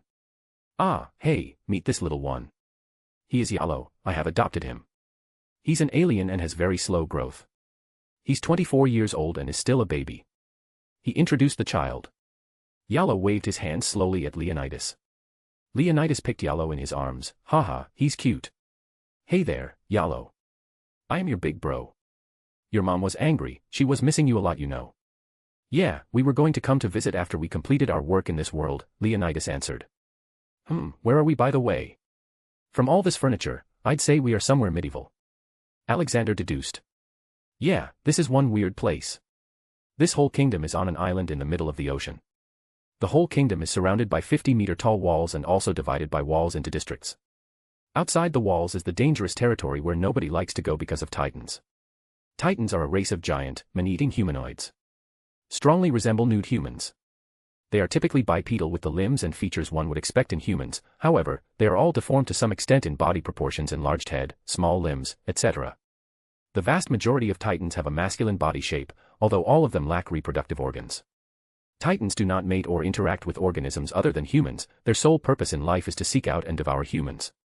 They do not derive any real sustenance from humans either, but it did not affect their activity or decrease their numbers. Some Titans do not react to pain, and all will move as long as there is sunlight. Most Titans show no signs of intelligence and act like mindless beasts, easy to trick, distract, and deceive. We have been able to deduct all this in recent times. There are also a few titans that are much stronger, intelligent, and trained in fighting. They are the biggest threat right now because they broke through the wall a few years ago. A lot of people died. There is also a kid who can turn into a titan and be conscious. He was able to block the hole in one wall with a boulder. I suspect someone is controlling these new titans. Natasha and I have been in this world for just 3 days, so we haven't done a lot except research yet. The world purity is at 65%. We were going to take over the whole kingdom soon. But that titan kid says there are secrets about titans under his home's basement. His home was in the area that was attacked by abnormal titans a few years ago. That area is now swarming with titans and we are planning on launching an assault. According to what we will find there, we will make our plan. Alexander silently listened to everything and digested all the information. This is by far the strangest situation I have encountered. Well, I'll give you a hand. What identity do you two possess right now? He asked. I just inducted ourselves as commanders in the army by using legitimacy on a few important people. He explained. Well, I won't be staying for long. So I don't need an identity. Besides, what can they even do if they find me? As long as I slap 1 or 2 of these titans with my hands, it would shut them up. He shrugged. Soon Natasha also came out in her normal clothes. We will show you around, Dad. Leonidas put Yalo on his back and they roamed through the medieval city-like place. Where are we at the moment? Alexander asked. Oh, as Nat and I are high-ranking officials, we get to live in the best place. This is the area called Mitras. It is the capital of this walled country of Eldia. It is inside Walshina, the innermost of the 3. The newly crowned queen lives here too. You won't believe it, but when we came here, the place was in an uproar. It was found out that the current king was actually a proxy to the real king who was secretly living as Rod Rice, instead of Rod Fritz. Also, apparently, these walls are made of huge titans as a base. Erected by the powers of a titan called Founding Titan. Leonidas continued to tell him in detail about what he knew about the city and its geography. He told him about the possible memory aerosol of all the Eldians many years ago. Leonidas reached this conclusion because he could not find any verbal proof of history. They had just arrived 3 days ago, so they had not done much till now.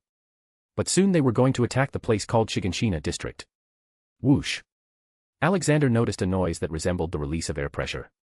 He looked back and saw a man just jumping down from the top of a roof with the help of some kind of instrument. General Universe, the man saluted.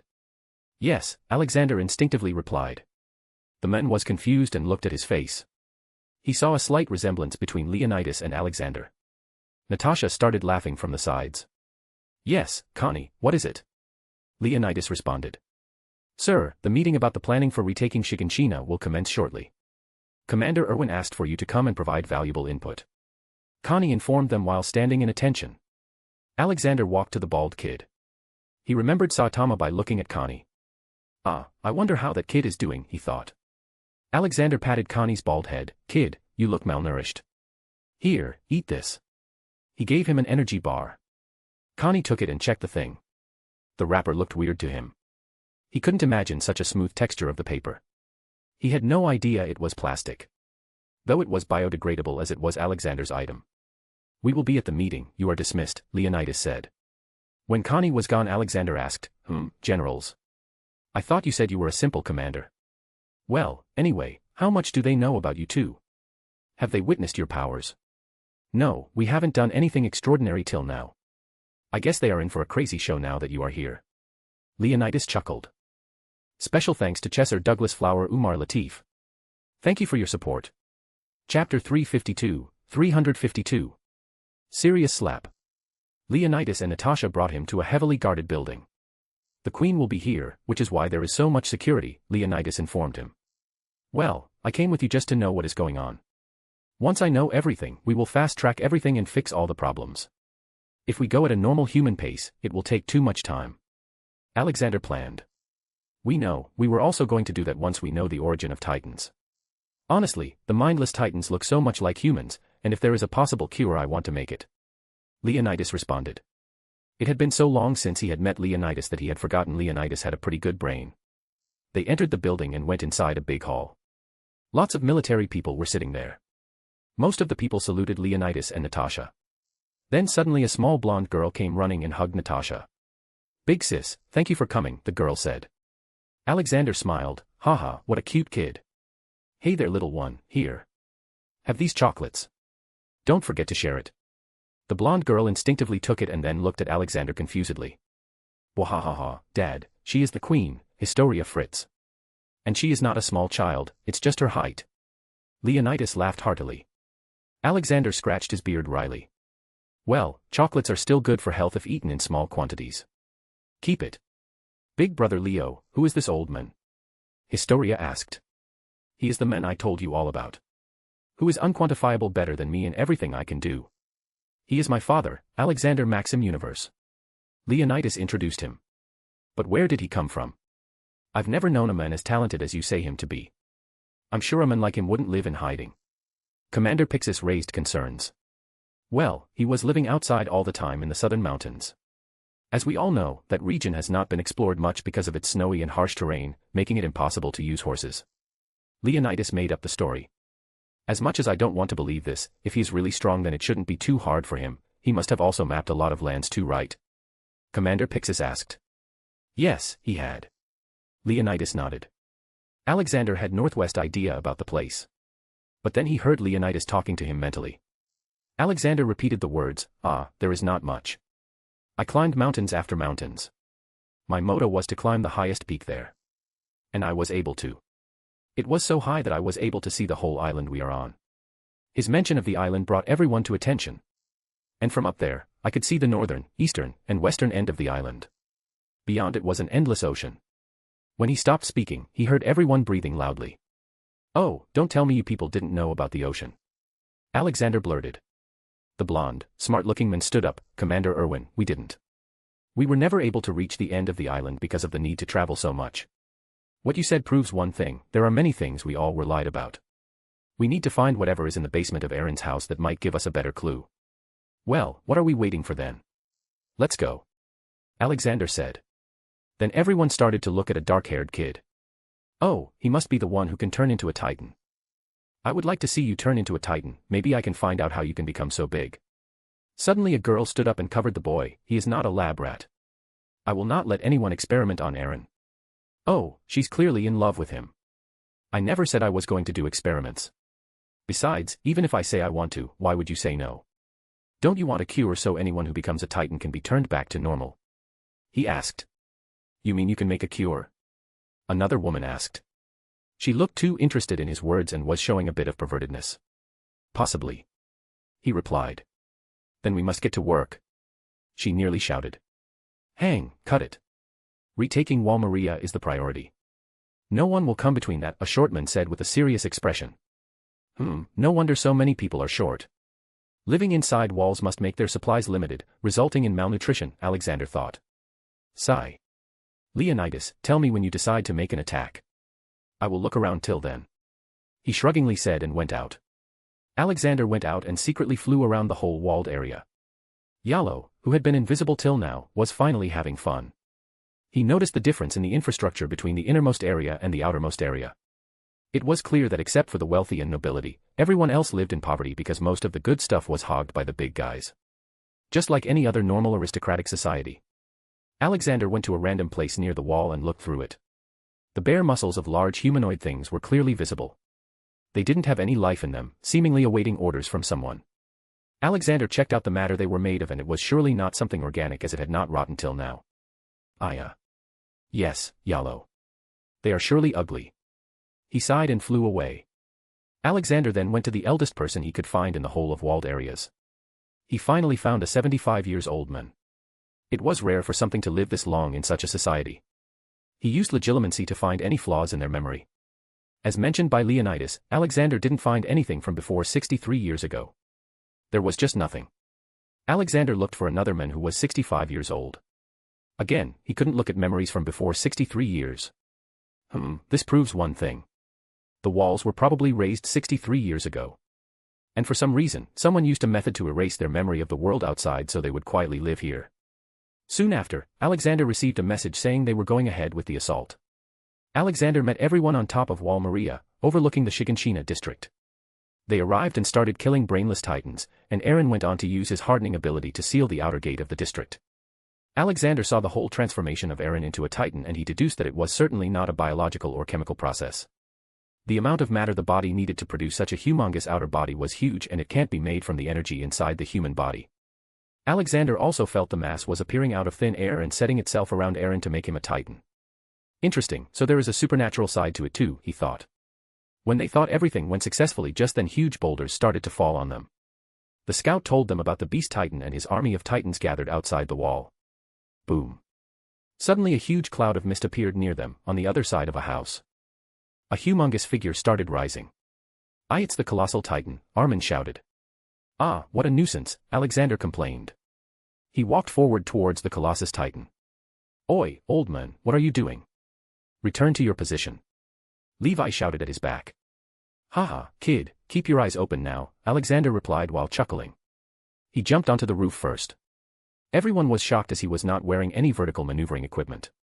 Then, with a loud boom, everyone saw Alexander launching himself towards the head of the colossus titan. The house over which he was standing collapsed under the opposing force on its roof. Alexander reached the head of the colossus titan. Ha, big and slow. Easy target, he muttered. I call this serious slap. Boom. A slap, so loud that a huge sonic boom was made. Clouds over the sky disappeared and showed a light blue sky. Everyone looked for the head of the colossus titan. But there wasn't any. The head had evaporated under the punch's force. Henge walked to Leonidas. General, who did you say your father was? Can you also do such things? Everyone was shocked by the unbelievable scene. The colossus titan was knocked out with one slap. Then they saw Alexander coming back to the ground with a boy in his hand, not knowing what was going on in the monstrous old man.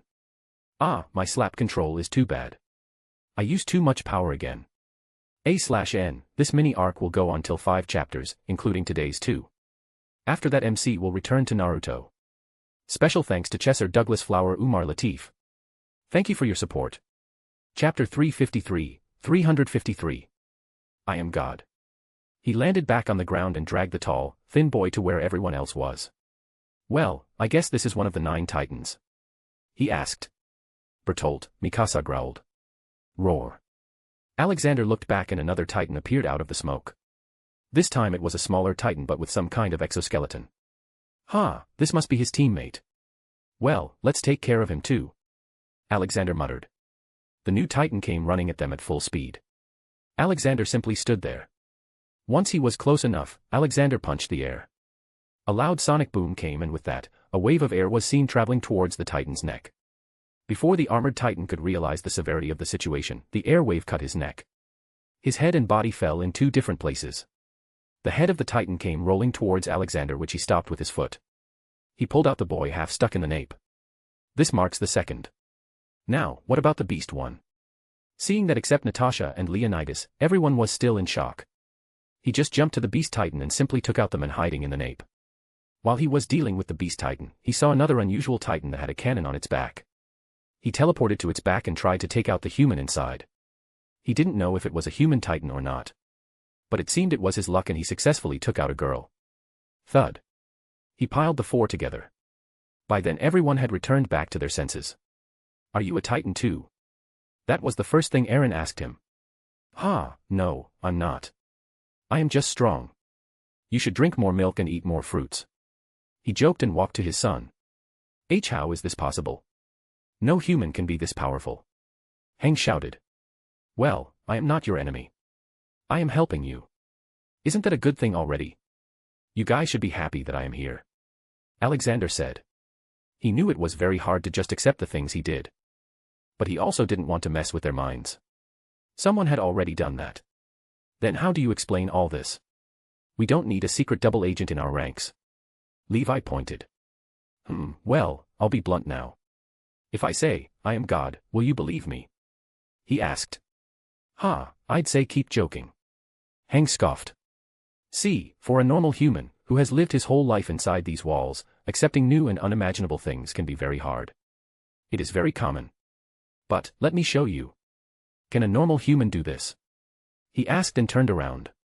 They saw the whole Shiganshina district magically repairing itself into perfect condition. All the broken houses were getting repaired. After that, Alexander pointed his hand at the wall. In an instant, it grew a few meters more. If I am a normal human or even a titan, should I be able to make this? He showed his palm on which a miniature sun appeared.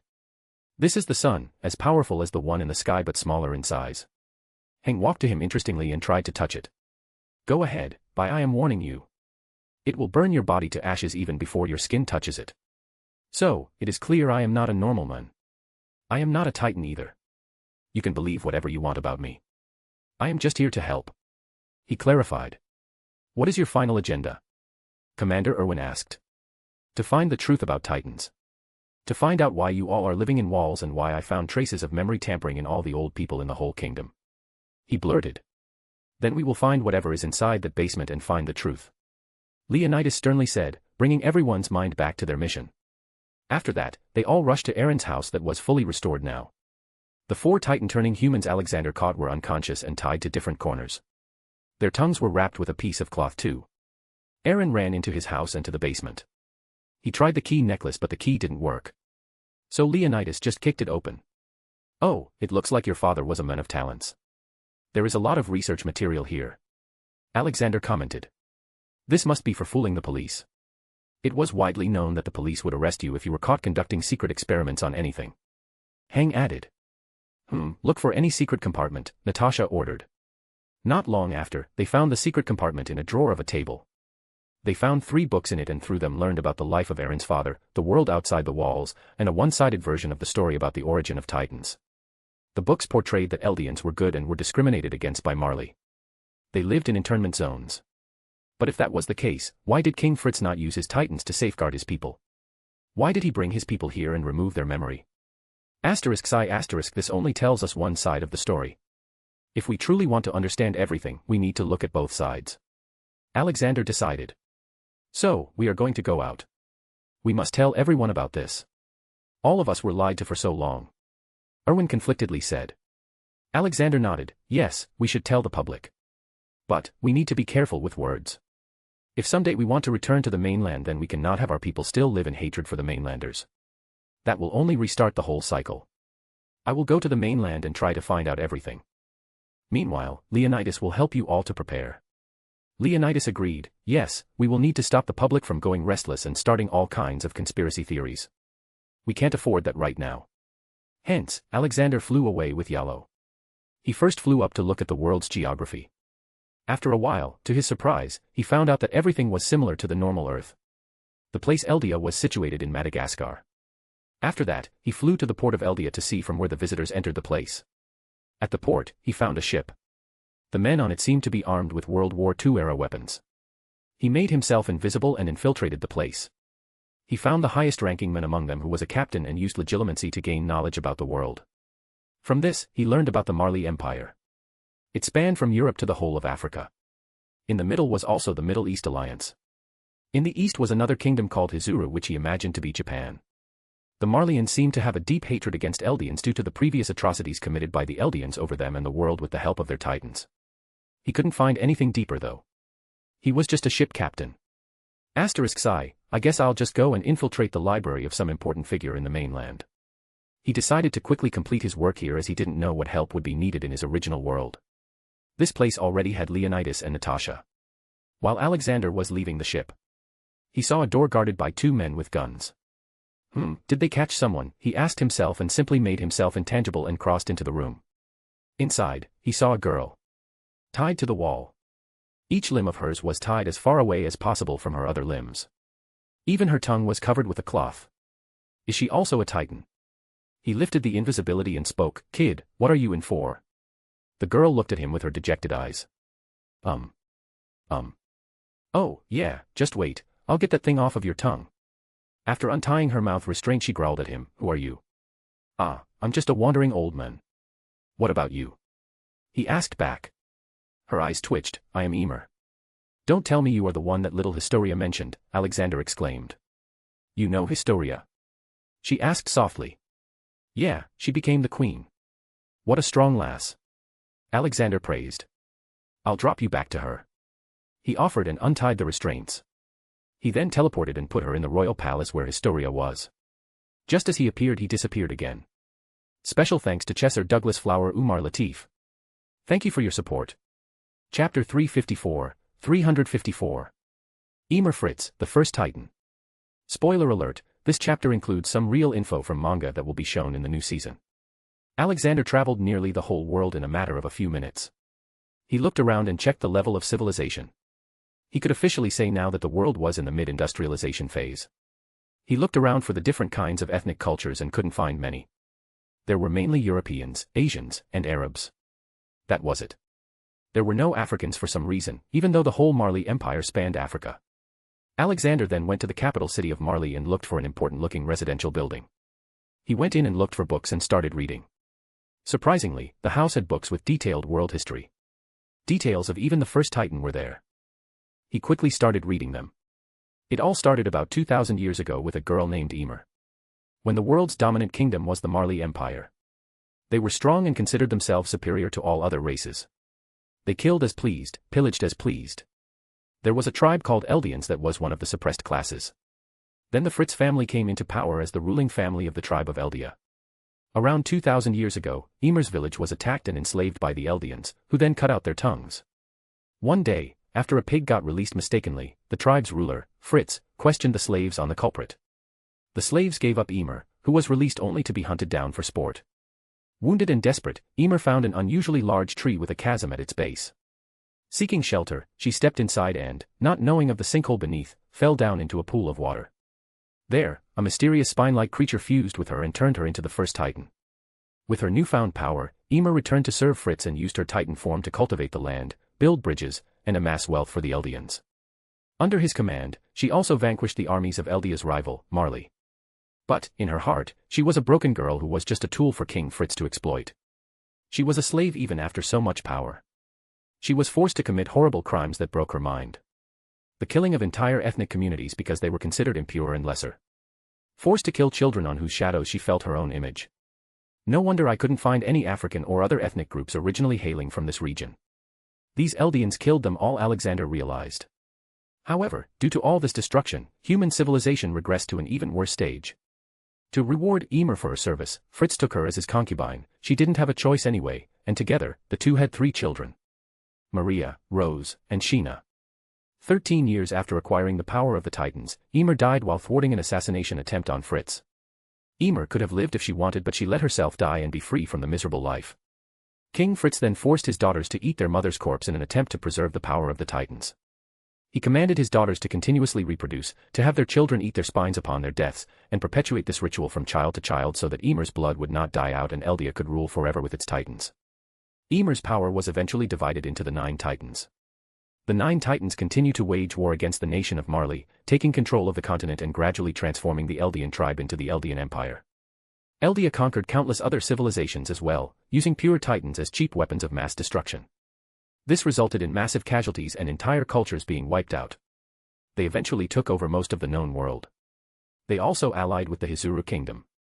According to the Eldians, Emer's existence was hailed as a god-given miracle. Meanwhile, Marleyans believe she received her powers from a deal with the devil of all earth and used this to ostracize the Eldians. For years, the founding Titan power remained with the Fritz family while the 8 remaining Titans were inherited by lesser Eldian families subservient to the founding Titan and the royal bloodline. Those who inherit the power of the Titans are destined to die after 13 years as Emer did due to a phenomenon called the Curse of Emer. In the book, Alexander found that the Eldians enacted various atrocities on the people they conquered, supposedly killing roughly 3 times the world's population at that time, making human civilization regress even more. Most of the ethnic groups not allied with them were considered third-class citizens.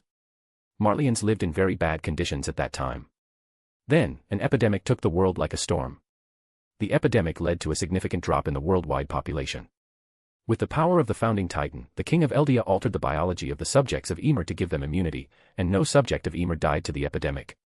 The world was seemingly going backwards in terms of development. Then about 100 years ago, the 145th king of Eldia, Karl Fritz, decided that his people had hurt the rest of the world too much and had become the very thing they fought. He took the vow to renounce the war and made it so that his ideology passed down to each new king who inherited the founding Titan, and also made sure that only the one of royal blood can truly use the powers of the founding Titan. To that end, he retreated from power, leaving the noble families with the other 8 Titans to tear each other apart. This gave time and strength to Marleyans to rise up and start a revolution. Meanwhile, Fritz himself retreated with as many Eldians as possible, as well as some representatives of other ethnicities, to Paradis Island, Madagascar. Once there, he created the walls using millions of colossal titans, erased the subjects of Ymir's memories of life before the walls, and made the ethnic minorities, whom he couldn't mind control, the new nobility. As far as the world knew, only two of these groups resisted, the Ackermans and the Asians, and both were hunted to extinction within the walls as a result. The Eldians left on the mainland were captured by their former subjects, now freed Marlenes, and made second-class citizens, only spared extermination because their ability to be turned into titans was useful in warfare. In the present day, the only free Eldians in the world live within the walls. Marley is the world's foremost superpower, thanks to its liberal use of titans in warfare, which spread the hatred of Eldians to unprecedented levels worldwide, but conventional technology was catching up. Sigh. So, the whole world hates Eldians now. Even though they are just being used at this point. But I wonder, from what I know, I have already captured 8 out of 9 titans. This means only the Warhammer Titan is left. It is under the Tiber family. The Tiber family was the first of the Eldian houses to side with Marley in the war. Ah, I feel bad for that little girl Ymir. So much hardship because of others. Alexander closed the book and walked out of the building. But when he came to the door, he found the name of the person who owned the house. The name plaque showed Tiber as the surname. No wonder they had such a detailed history of titans. Well, I might as well take the Warhammer Titan with me. Alexander spent some time trying to find the person. It turned out, it was a female. She was an Eldian noble living in Marley. Knocking the woman and putting her in Fixheim, he went to look for where the Ymir girl found her powers. From what Alexander theorized, the world was somewhat similar to Earth. But the history diverted around the time the Roman Empire was on Earth. Of course, instead of Roman, there was the Marley Empire. The Eldians were a group that suddenly got lucky. Alexander wanted to find the underground pool of water where Ymir found her powers. So, he looked for the place all across Europe. He meditated a lot to feel the flow of energy. He felt something like strings connecting to the Eldian people, but they were invisible. Alexander found out these things were called paths in the Marley government's research facility. It seemed that the Marley government had done a lot of research on it. They had found out that the paths serve as channels for the transportation of several things, such as memories and wills from other subjects of Ymir, flesh, and bones that make up a Titan's body, commands from a Titan's scream, and the power of the Titans. Ah, I should just ask Father. I don't have time for all this, Alexander growled. He looked up at the sky and spoke. Father, can you hear me? In just a millisecond, he received a reply. Ah, hello my favorite son. I thought you had forgotten about me. I was just having a party, you should come too. You already know why, you are omniscient and omnipresent. Well, can you tell me what this whole Titan thing is here? How did humans get this power? Oh, let me check, God replied in his always cheerful manner. I found it. That damn Zeus, I'll spank him to reincarnation this time. Son, as it turned out. This planet was supposed to be a normal Earth. 1,000,000 years ago, Zeus was fighting a monster turned sentient who called himself a Titan. Zeus took the challenge and fought him across the multiverse and eventually slew him here. But the fool left the body to rot. As it was a cosmic monster, bodies don't decompose that fast. That girl Ymir stumbled across that corpse. She probably touched that corpse and automatically received its inheritance. She got connected with the path and touched on the source of all living matter. The poor girl was mentally broken, and even while living in the middle land, the land between living life and death where all the paths converge, she follows the will of her captors. God genuinely sounded sad. Wait. Ymir is still alive? Alexander asked. In a way she is. She is the mother of all Titans. She can never die. She lives in the middle land and is connected to the paths leading to all subjects of Ymir and Titans. It is her who lets all the Titans have their power. God explained. Poor child, can you send me to her? I want to help her. He asked. Ah, good plan. Yes, here you go. In an instant, Alexander found himself standing on sandy land. As far as he could see there was sand.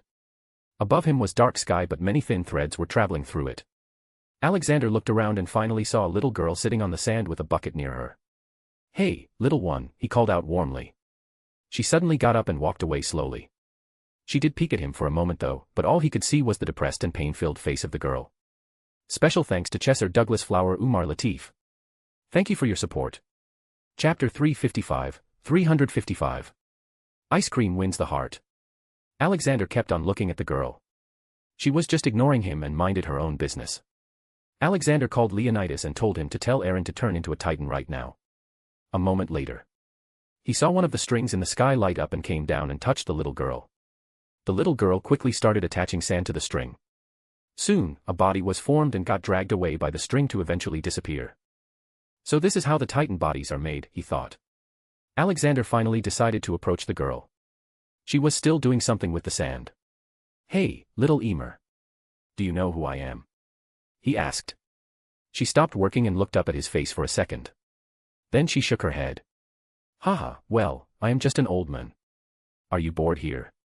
He asked. The girl quietly nodded. Alexander knew that what he was seeing was just her astral body. She had already died in reality, but her soul was stuck here for the past 1,000 or so years. You know, you don't have to help the Fritz bloodline anymore. They don't need the powers of a Titan. The Titans are being misused by the Marley now to kill and torture the subjects of Emer. Your subjects? He revealed. The girl looked at him confusedly. Little Emer, you don't have to listen to anyone. You can do whatever you want. You are free. He said. Free. She repeated. Alexander walked close to her and sat down to her level. He then caressed her hair. Yes, you are free. Have you ever been to an amusement park, Emer? She shook her head. Well, the world she lived in was backward, so obviously, she had never been to an amusement park. Alexander looked back and started waving his hand. He created many park rides around them. Then finally, he took out food from Fixame. Here, taste this. This is called ice cream. He handed her a small bowl. Everyone likes ice cream after all, and it was the easiest way to better a spoiled mood. She looked at it confusedly. Alexander took the spoon, scooped up some ice cream, and fed it to her. For the first time, Alexander saw a changing expression on her face. He again caressed her hair. I bet you like it. Well, my child. Being free means you can do anything you want, whenever you want and wherever you want. I am sorry for all the bad things that happened to you in your life. But, I want to correct it. This place is not the end of life, Emer. There is a place where all souls go. They also have fun there. Emer nodded and continued eating her ice cream.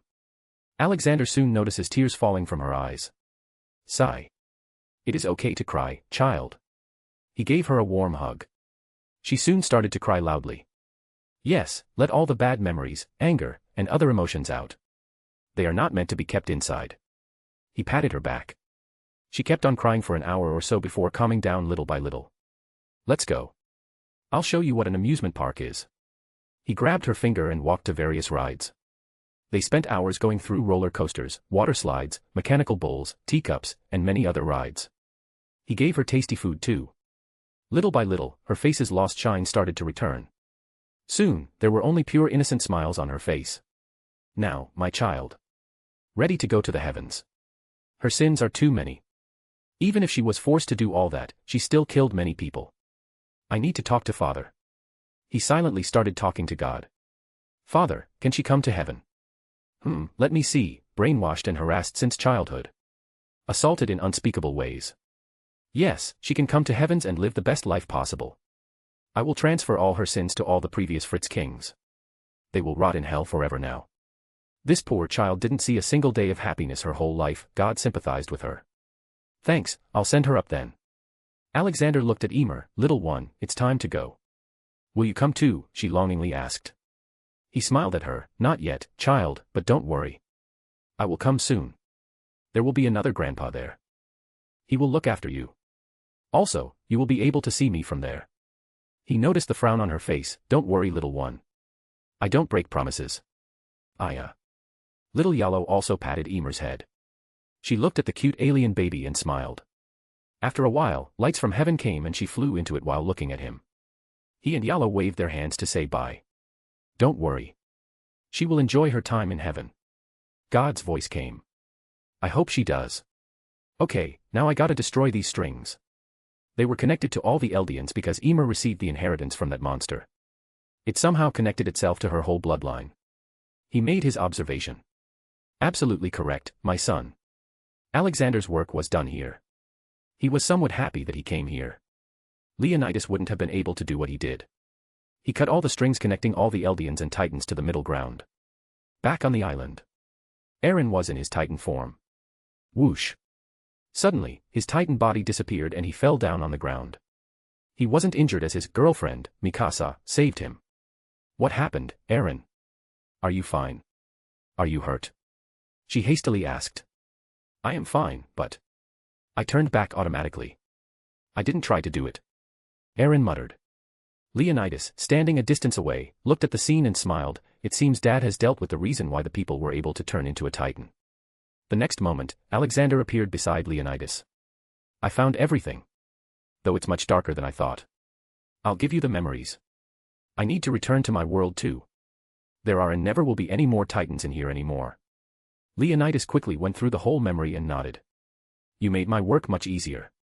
I just need to deal with the normal people now, though I can't say this will be the easy part of this mission. Haha, yeah, dealing with people is the hardest. Well, I need to return now.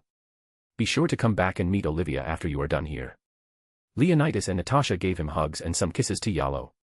Then Alexander was on his way back. Meanwhile, Leonidas called for a high-level meeting. He revealed everything that Alexander found. It certainly broke the hearts of many when they found out about the atrocities committed by their ancestors. They also had mixed reactions when they found out that there will not be any more titans.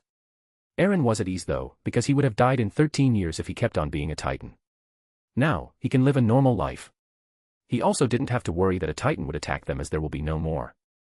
Leonidas then planned to make contact with the mainland and slowly change the government. Also start many campaigns to better the image of Eldians. To their luck, the Hizuru kingdom was still very eager to support the Eldians, which made their work easier. After that, it was all boring work which Leonidas and Natasha had to do. The white light disappeared and Alexander appeared back in Mount Mayaboku. It was currently nighttime and he saw a bonfire lit in the distance. It seemed a night party was going on. All the tailed beasts and other toads were playing around. Olivia was talking with Fukasaku's wife, Shima, and Gamamaru. Amy was sitting on the side and combing Barry and Hat's fur. The noise of Alexander's feet brushing with grass gained everyone's attention. Ji-chan. All the tailed beasts left whatever they were doing and came to give him hugs. Where did you go, Ji-chan? It's been 15 days. Chomei complained. I had some important work, Chomei. Let's go, I won't be going anywhere now. He patted Chomei on the head and joined everyone. He had just sat down when Barry came running to him. Dad. Dad, please give me my gaming console. I have already graduated from Amy's school. First solve this and prove that you have learned something. Alexander took out a notepad and gave him a simple math problem. Barry was able to easily solve it. Very good, here you go. Don't spend too much time on it now. He warned him.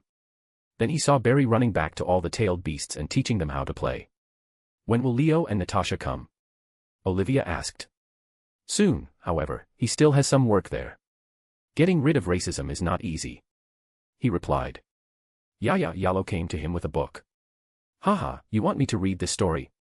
Well, sit down and enjoy then.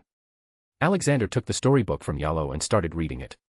Special thanks to Chesser Douglas Flower Umar Latif. Thank you for your support. Chapter 356. It's revenge time. The next day, Alexander was busy teaching Jiraiya. Good, you made a lot of progress while I was gone. You can fly for a few minutes now. He praised. Jiraiya laughed. Haha, your granddaughter helped a lot. She is a very good person. Yeah, Amy is like that. Alexander proudly agreed. Any parent would feel proud to have such a smart and caring child. Well, let's go and have some breakfast now. Not the insect one though. Alexander suggested and brought Jiraiya with him. While eating, Alexander asked, so, you look pretty old. Don't you have a wife or kids? Ha, no. That isn't for me. I won't be a good parent. Besides, I am more interested in my research. Jiraiya replied. Alexander, of course, knew what research he was talking about. Still, don't you have someone you like? Someone you wished you could be with? Sigh. There is one, but I know she doesn't see me like that. She is also too traumatized to even love someone again. She will probably just spend her whole life gambling. Jiraiya muttered. Alexander immediately understood who he was talking about. Oh, you are talking about Tsunade. Well, I did meet her once. She was indeed in a miserable state. Kid, from my experience, I can tell, she needs you right now the most. And if you are her good friend, you would go to her. To give her a shoulder to cry on and help her get out of her trauma. Leaving things unattended could worsen them. Also, just say what's in your heart. At worst she will slap you, and at best, she might just start looking at you differently. Jiraiya silently listened to his words and really grew to be a bit worried for her. She was very strong. He was not worried about her physical well-being, but mental well-being. I think I will pay her a visit later, Jiraiya said. Alexander stood up. That's good. Now, I gotta go and hey, take this. For your research, keep it a secret. He put a book on the table and walked away. Jiraiya kept on looking at his back and then at the book. It had a hardcover with no words or images. He turned the cover and opened the book and read the words in bold. Huh. I've never heard of this book before. Kama Sutra. Jiraiya exclaimed and profusely turned the pages, one after another. In the evening, Alexander was giving some lessons to toads. Alex. Alexander heard a shout for his name. He turned around and saw Ragnarok. What? He asked. The fox, the nine-tailed fox attacked Konohagakure. I just received the news. Ragnarok informed. Jiraiya immediately left all his equipment on the ground and got ready to leave. Wait, Jiraiya, I will go with you. You won't be able to handle Kurama alone. Alexander stopped him. He looked back at all the tailed beasts. Little beasts, do you want to come to get Kurama? Everyone immediately agreed and jumped on his shoulder. They looked too enthusiastic for some reason. Alexander teleported to Konoha with Jiraiya and his entourage. Ragnarok stayed back to gossip about Alexander with Olivia. It had been an hour since the Ninetales was released. The whole village was in shambles. Nobody had the confidence or strength to fight the fox. Most civilians and children were sent to the shelter.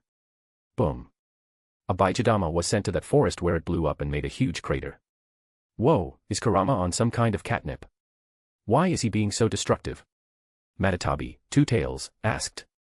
Little ones, I want you to go and hold Kurama tight. Can you do that? He asked. Yes. Together we are strong. Let's go, my brothers.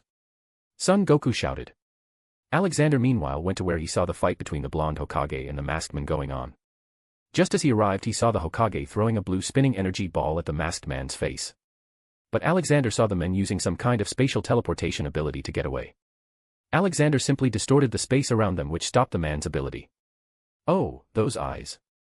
Aren't they Mangekyo Sharingan? Now I understand why Kurama is being like this. He walked up to them. Both of them were shocked at the moment. The masked man obviously knew about Alexander as he was told by Madara and the White Zetsu. He was told to run away as fast as possible if standing against him. But, he wasn't able to run away either. His spatial ability was not working. You are the sage, Minato exclaimed. Oh, so you do recognize me as the sage? Alexander amused. Care to tell me what is going on here? He asked further. Minato explained to him the situation, seeing the masked man wasn't going anywhere now. He tried to extract Ninetales out of Kushina. Alexander nodded. Kurama, that's his name. And you? He moved to the masked man and tried to take his mask off. Just as he was about to, a white humanoid thing came out of the ground and tried to drag the men into the ground. Oh, not today. He grunted and stabbed the bottom of his staff into the white Zetsu. The moment it made contact with Zetsu, a dark red fire came out of the staff and burned the Zetsu. The masked man was still left behind. He finally took off his mask. Alexander had no idea on who it was. He had never seen the guy. But it seemed the Hokage knew. Obito. Minato voiced in a conflicting voice. No. What have you done? I wasn't supposed to take that off. Give it back to me. Obito tried to take the mask back in a crazed attitude. Obito, what are you doing? Minato shouted at him. I am not Obito, I am nobody. I am just a servant of my lord. Give me my mask. Obito persisted on taking back the mask. Alexander's eyebrows raised seeing this. Someone has tampered with his mind. Someone has brainwashed him to be his servant. Minato heard him and looked back at growling Obito. His face turned sad at that moment. Can you fix him? Minato asked him in hope. Most likely. He replied. He went to Obito and put his palm on his head. Obito instantly stopped resisting at that moment. Alexander looked into his memories and found a block in it. Everything related to his past life was blocked from his brain's access. He only remembered what he was taught. Alexander saw everything while he was undoing the block. He saw that the kid was present when he saved Isabu from inside that girl. The kid loved her with all his heart. Alexander saw his tragic supposed death and even more tragic meeting with Madara Uchiha. He couldn't help but turn a bit softer for him. Eventually, he dealt with the memory block, and all the memories from his childhood to the moment before he lost them flooded into his mind. It would have been painful, so he made him fall unconscious. He's okay now. But he needs some rest. He just got back memories of his whole life in a second. It can be overwhelming. He stated. Minato nodded and picked Obito's body. They both came back to where Nine-Tailed Fox was. Alexander saw what was happening and facepalmed himself. Of course they wanted to take revenge for all the bullying Kurama did on them. In front of him, all the tailed beasts were in their big form. 4 of them had caught Kurama's limbs and the other 4 were administering revenge. Kurama was also out of his mind control now and was trying to get out of the restraints. "Leave me, you worthless fools.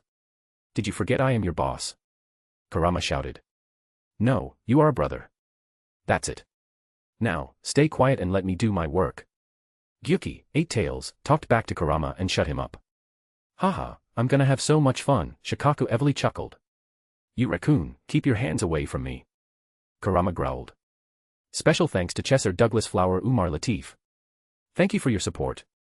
Chapter 357. Reviving. In front of Alexander, the tailed beasts painted Kurama with colors. Some made lipstick marks on his lips, some made his eye black, some wrote stupid Kurama on him. "My fur, you bastards," Kurama shouted. "This is what you get for being bossy around us. Stop whining or we will cut all your tails. Then you will become 0 tails and according to your own words, fewer tails mean less powerful." Shikaku shouted back. "You trash raccoon," Kurama growled. Alexander flew to them and hovered near Kurama's face. "Kurama-chan, did you forget I told you all to stay together? If you had done that you would have never been caught. Ji-chan, you're back." Kurama's face lit up, ignoring his siblings messing with him. "Yes, I am. Didn't you used to say that you were the eldest of you bunch?" He went ahead and strongly knocked on his head. With that, a bump appeared on his head. "Ji-chan, but nobody listened to me," Kurama complained. "Oh, really? Then maybe you shouldn't have treated us like your servants and ordered us to hunt for you and work for you. We don't even need to eat and you still made us go and bring food just so you could taste it." Son Goku retorted. "Yeah, you acted like you were our king or something," Chomei added. Alexander crossed his arms and silently looked at Kurama. Kurama was trying not to look into his eyes and tried to look away in shame. "I had not expected this from you, Kurama. Do you think the Sage of 6 Paths would be happy to see you like this?" He scolded him. Kurama quietly shook his head while looking down. "Then you need to change your behavior. If you want to be respected then you need to learn to respect others first. Your strength will not always be able to shut others up," he said. "Now, stop you all. Give Kurama another chance. Kurama, tell them you will be good." He nudged at the red fox. Kurama looked at his siblings. "I will try to be better, guys." "Ha, you better." Shikaku scoffed. "I will help you, don't worry," Chomei said. His cheerful and happy-go-lucky mindset didn't let him have that long enough attention grab to stay angry at someone continuously. "Haha, okay, now, won't you give your Ji-chan a hug?" He opened his arms. Poof. Kurama made himself small and ran into his arms and snuggled. "Haha, easy now. You will be free and no one will try to catch you again." He caressed his fur. Then other tailed beasts felt jealous and also jumped at him. Finally, all 9 siblings were together and Alexander could now focus on the world itself. Minato brought Obito to the ninja hospital and got him checked. But as the sage said, Obito was unconscious due to mental strain. All the mayhem had stopped outside since he saw the sage talking to the 9 tails and other tailed beasts doing something to it. He had too many things running in his mind, the 9 tails, the sage, Obito, his wife who gave birth some minutes ago, and all the injured in the village. Not too far away, Hiruzen was on a bed too, injured from fighting the 9 tails. Ah. He heard Obito waking up. Obito opened his eyes and tried to get up. "My head hurts." "Easy, Obito, stay calm." Minato tried to ease him. Obito looked at Minato's face and stopped moving. The next second tears started to fall from his eyes. He quickly hugged Minato's waist. "Sensei, I am sorry. It was all Madara, he controlled my mind." Obito muttered. Minato was confused. "Who?" "Madara Uchiha, he's alive. Or was, till a few days ago. He is behind everything, Sensei, he's been controlling things from the shadow. He found me in the forest and saved me. He infused the body of a thing called White Zetsu which has first Hokage cells with me and saved me from dying. I was naive and thought I was doing right by helping them. But when I saw Rin and Kakashi that day, I tried to reach out to them but Madara had me caught and brought to him. He then used something to stop me from gaining my memories." Obito told him everything. Minato stayed silent for a while and processed everything. If what Obito said was true then this attack was much bigger than what appeared. It was widely known that Madara wanted Konoha to rule the world after they had most of the tailed beast with them. But Hashirama disagreed. "Okay, we will discuss this later. For now, you need to get better. I will see the situation outside. He forced Obito to lay back down and left to see his wife. The 9 tails were just extracted from her body after all. He reached his home and ran up to Kushina's room. There, he saw her and little Naruto beside her. Naruto was crying loudly and Kushina's hand was resting on Naruto's cheeks. Minato walked to them to pick Naruto up and make him stop crying. But then he noticed that Kushina wasn't moving or reacting to the noise. She looked lifeless and only had a few tears that were now drying up. Kushina, he called out and checked her pulse. His face lost all color the moment he touched her hand. It was cold. And no, this can't be happening. Wake up Kushina, you are stronger than this. He shouted, making little Naruto spooked and he started wailing louder. What do I do? No. Just then, he remembered the scene when the sage curing Obito's memory blockade. Maybe, he can still save her. He made a shadow clone and made it pick Naruto while he picked the cold body of Kushina and teleported to where the tailed beasts were gathered, albeit in small forms now. When he appeared near the place, he instantly felt the chakra was much heavier and thicker around the area due to the presence of so many powerful beings in one place. The tailed beast sensed Minato. They all had grown to know when a human wants to harm them and when not, so they didn't react to Minato. All except Kurama. Kurama instantly grew big and showed anger. Kurama growled at Minato because he had Kushina in his arms. He thought they were trying to seal him up again. Bam. He received a knock on his furry head. Be nice, Kurama. Minato kneeled in front of Alexander with Kushina in his arms. Sage of beasts, please save my wife. Minato thought he would need to negotiate and plead a lot, but something unexpected happened. Okay, Matatabi-chan, 2 tails, come here. I'll teach you how to bring a recently dead person back to life. He said and walked to Kushina. He quickly checked her body and saw there was still a chance of recovery. Alexander made Matatabi place her 2 paws on Kushina's chest. Okay, do it. He ordered. Matatabi sent an electric shock to her heart. Alexander, in the meantime, used his hand to give chest compressions. Again Matatabi, he ordered. In normal circumstances, the patient's heartbeat should start up in most of the cases. But it seemed Kushina was brought to him too late. Alexander then had no other option but to use his magic to restore her body. It was certainly more effective as she came back to life in a matter of a few seconds. Though she was still unconscious but had a good pulse now. She's fine now. Only tired and unconscious, take her to the hospital and have adequate food and nutrients given to her. He said and returned to the little beasts. You should have let her die. That's what they get for capturing me. Kurama grunted. Bam. Be nice, did you forget what Ji-chan said? This time Chomei corrected him. He did say he would help Kurama become nice a while ago. Yes, listen to Chomei. Alexander laughed. Special thanks to Chesser Douglas Flower Umar Latif. Thank you for your support. Chapter 358. A team of beastly doctors.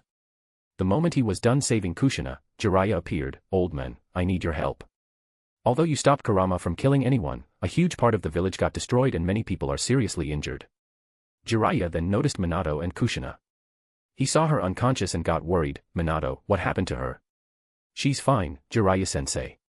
Lord Sage saved her. She had stopped breathing. Minato explained. Jiraiya went close and checked her pulse himself.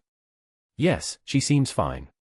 Damn it, only if that arrogant woman was here, we wouldn't be in such a mess in the hospital. Then Jiraiya saw Naruto. Is this my godson? Look at his tiny whiskers. You named him Naruto as planned, right? Jiraiya picked the child in his arms. Naruto quickly grabbed onto Jiraiya's white long hair and started playing with it. I will train you when you grow up, Naruto. Just like your father. He proclaimed. Cough. Shouldn't you hurry to the hospital, Minato? Alexander reminded them. Sensei, take care of Naruto for me. Minato just said that and teleported away. Maybe Naruto sensed his parents were nowhere near, so he started crying loudly.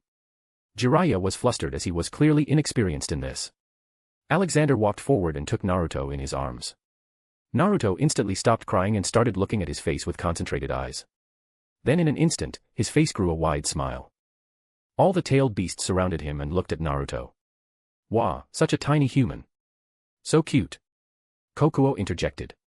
Yes, look, he's looking at me, Chomei exclaimed and flew around Naruto. Kurama tickled his belly with his furry tail and made him laugh cutely. He's not bad. While they played with Naruto, Jiraiya stupidly looked at the scene. Who would have thought that the tailed beasts could be so gentle? He had become a believer now that the world had hugely misunderstood the tailed beasts. Whoosh. Alexander saw Itachi and Shursui appearing. Alexander smiled seeing them. "Ah, how are you two? I hope you didn't slack off in the training." "Haha, I am a fine old man, but our little Itachi just started going to the academy and has a girlfriend already." Shursui teased. "No grandpa, Izumi is just a friend. She keeps on following me every day." "I will not be staying in the academy for long anyway," Itachi refuted. Alexander walked to him and patted his head. "If someone is trying to be your friend, you should not ignore them. At least talk to them once, who knows, you might find some surprises there. There is also a big reason why you shouldn't ignore her if she's interested in you. It can save you from a lifetime of shame." His serious words confused Itachi and Shursui. "What are you talking about, Grandpa?" Itachi asked. "You see, having a girlfriend is as important in life as being strong.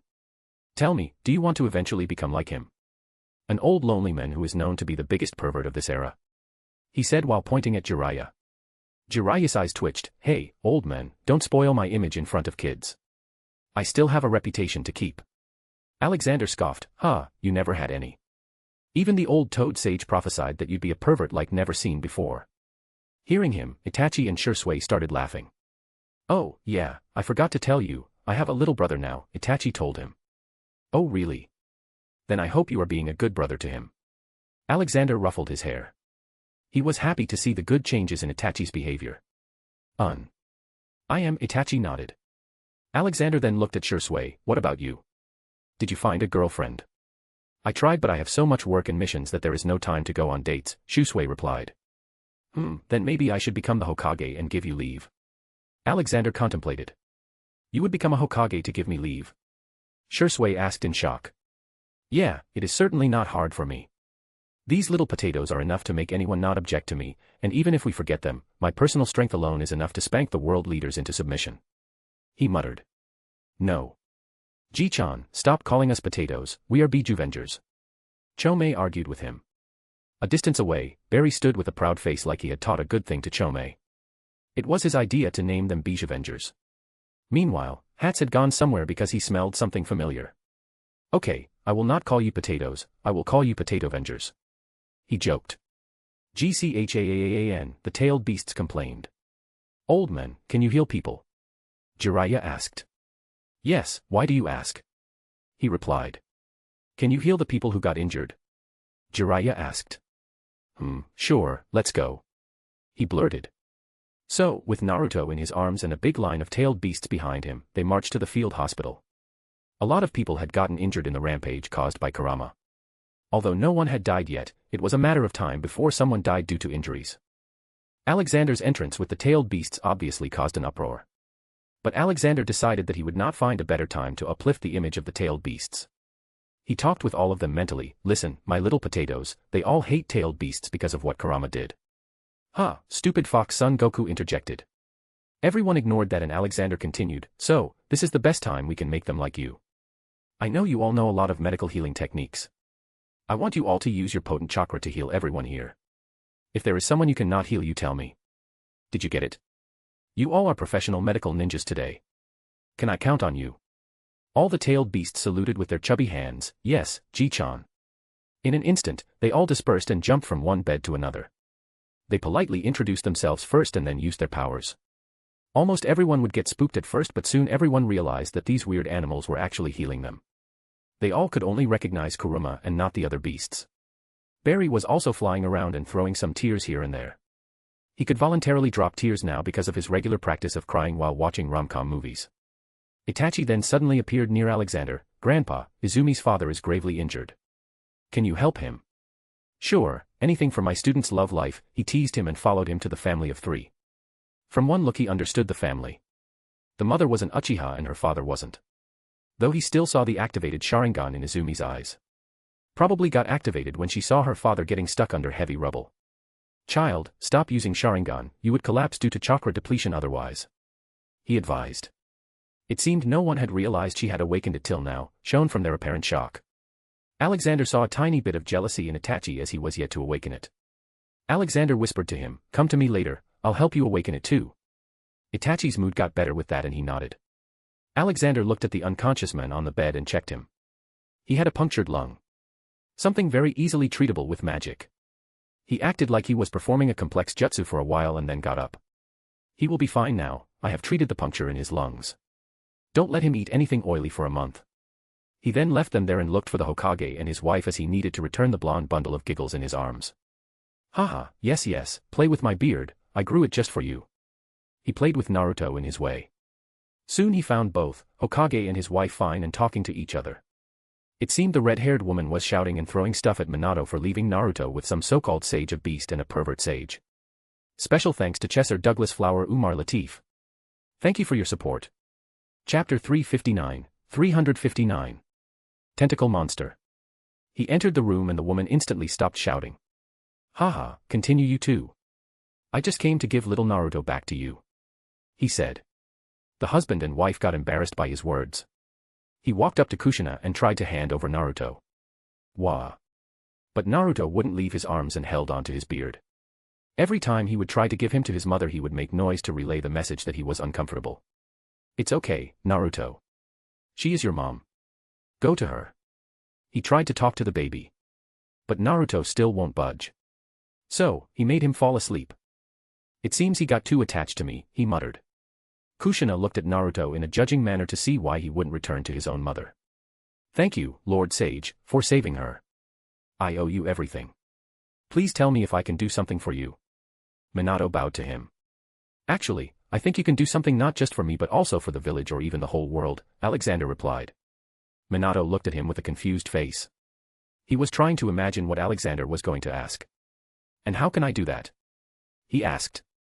Simple. By letting me become the Hokage. I am going to unite the world and stop all the wars. Bring an era of peace. An era where there are no tailed beasts left to exploit. Alexander claimed. Kushina and Minato's eyes widened. But you are not a citizen of Konoha, you can't become the Hokage. Not to mention, you need affirmation from the clan leaders and daimyo. Minato argued. Leave that to me. I don't think anyone would say no to me. I've got enough strength to win over anyone. I am not even counting all the tailed beasts yet. So, you decide what you want to do. If you don't want to do it, it's all right. I'll just go to Sunagakure and become the Kazekage. The daimyo of Wind Country is a good friend of mine. He said shruggingly and started leaving. Tell me your decision in a few days, I'll be staying in Konoha till then. He said and left. Kushina and Minato looked at each other conflictingly. What are you going to do? Kushina asked. Sigh. I don't know. Obito's room in the hospital. He remembered everything now and wanted to see Rin and Kakashi. He didn't have many people he could say he was close to. If he were to count, they could be counted on a single hand. His grandma, Minato, Rin, and Kakashi. Knock knock. Come in, he said. The door opened and the people he was craving to meet came in. Obito's face grew huge smiles. Then suddenly Rin ran to him with tears in her eyes and hugged him. You are alive. Obito had somehow matured a lot in recent times. Normally, his face would have turned red with embarrassment right now. But he already understood by now that his love was one-sided and there was no need to be over the top all the time. Seeing her happy and alive was enough. He patted her back and smiled, yeah, it's crazy but somehow, I survived. Rin then looked at his face. Half of it was twisted in spirals. She didn't feel disgusted and touched his face, I am sorry if I was a better medical ninja than maybe. Obito quickly put his finger on her lips and shook his head, no, it was not your fault. It was nobody's fault. Let's just be happy that I'm alive and not cry about my face. Don't make me feel bad about it now, you guys. They finally felt a bit of old Obito's image in him. Kakashi then stepped closer. He didn't know what to say to Obito. But it was Obito who spoke first, I was there when Kiri Shinobi attacked you too. I know what happened. Thankfully, that old man stopped Rin from killing herself. Rin looked down and didn't say anything in embarrassment. Kakashi, on the other hand, was shocked. You were there. Why didn't you come to us then? Kakashi asked. Then Obito went on to tell everything that happened to him after he was saved from under the boulder. After hearing his story, both Rin and Kakashi were shocked. To learn that one of the strongest shinobi in history was still alive was a shock. After calming down, Kakashi turned serious, Obito, you can take your eye back. Obito punched Kakashi in the guts. Who takes back birthday presents? I am happy with just one, you take care of the other. If you die of old age before me, I'll take it back. Besides, I look cool this way, isn't it right, Rin? Kakashi smiled hearing that. It had been a while since he last smiled. Meanwhile, outside, the tailed beasts had mostly healed everyone and now were playing with all the children there.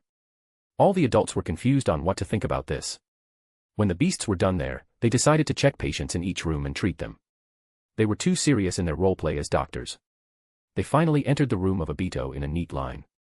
Team Bijavengers is here to heal everyone. Oh, look, his face needs healing. Let's go, my brothers. Chomei led the entourage. One by one, they all hopped onto the best. So cute, Rin exclaimed seeing the small-tailed beasts. Lay down, patient. Son Goku ordered Obito. At the same time, they all gathered around his right arm and the right side of his face. This looks weird, I've never seen a human body like this. It's like there are two bodies in one. Saiken evaluated. Yeah, this guy is very weird, Shikaku added. Their small talk was funny and made Kakashi and Rin laugh at Obito. Hey, you guys. What are you doing here? Go back to your old man. Obito complained and retracted his arm. Hey, we are tasked to heal people by our best Jichan, Chomei scolded him. Seeing the intense gazes of all the tailed beasts, he let them check it again. While they were checking it, they suddenly noticed the arm's texture changing. Oh, look. It's moving in weird ways. Kurama pointed. Poof. All of a sudden, Kurama disappeared. They all looked at what happened and saw a small white tentacle coming out of the arm. Then the tentacle moved towards the other tailed beasts. One by one they all started disappearing.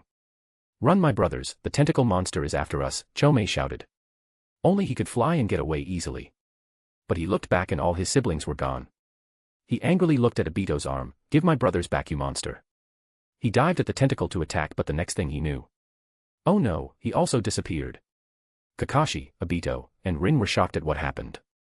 Then they saw the whole white part of Obito's body detaching itself from the body. Obito was quick to recognize it, Zetsu. Obito, you betrayed Madara-sama. I thought we were friends.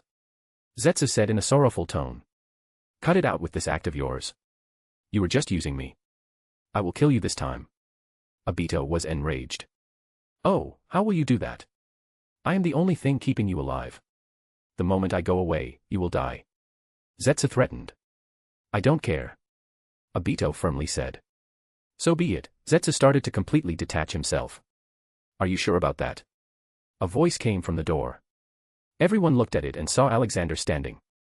Zetsu seemed like he was shaken to the core and tried to get away as fast as possible. Won't help. I will be keeping you this time and getting all the information necessary out of you. Alexander said and walked forwards. He pointed his palm at the Zetsu and started motioning like he was squeezing something. Soon, Zetsu's body started to twist and compress into a ball-like shape. Then Alexander took out a vial and put him in it. This will be your home from now on. Ha ha ha, you are naive if you think I am the only one. You cut one head and another will take its place.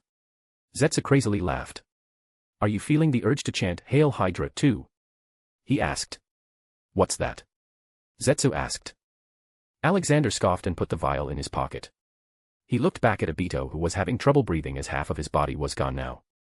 He walked up to him and poured vials upon vials of medical potions in his mouth. Then he used natural energy and magic to heal him. In front of their eyes, little by little, Obito's limbs grew back. It was a bit weird when they were in their baby stage though. By the end of the 20th minute, his body was as good as new. There, all healed and back to perfection.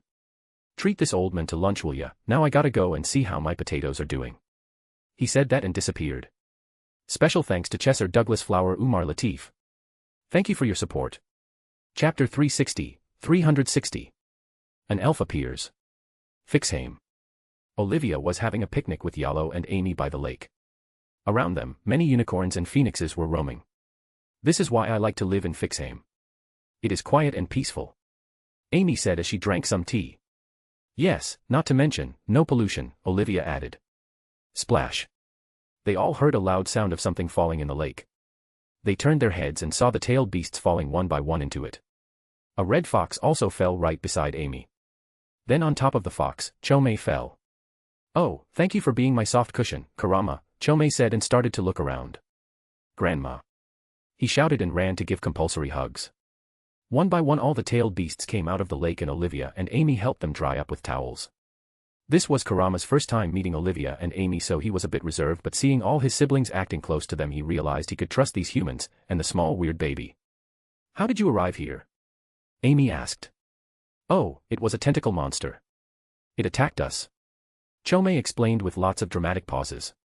Without their knowing, Alexander also arrived. Haha, it was not a tentacle monster, it was a Zetsu.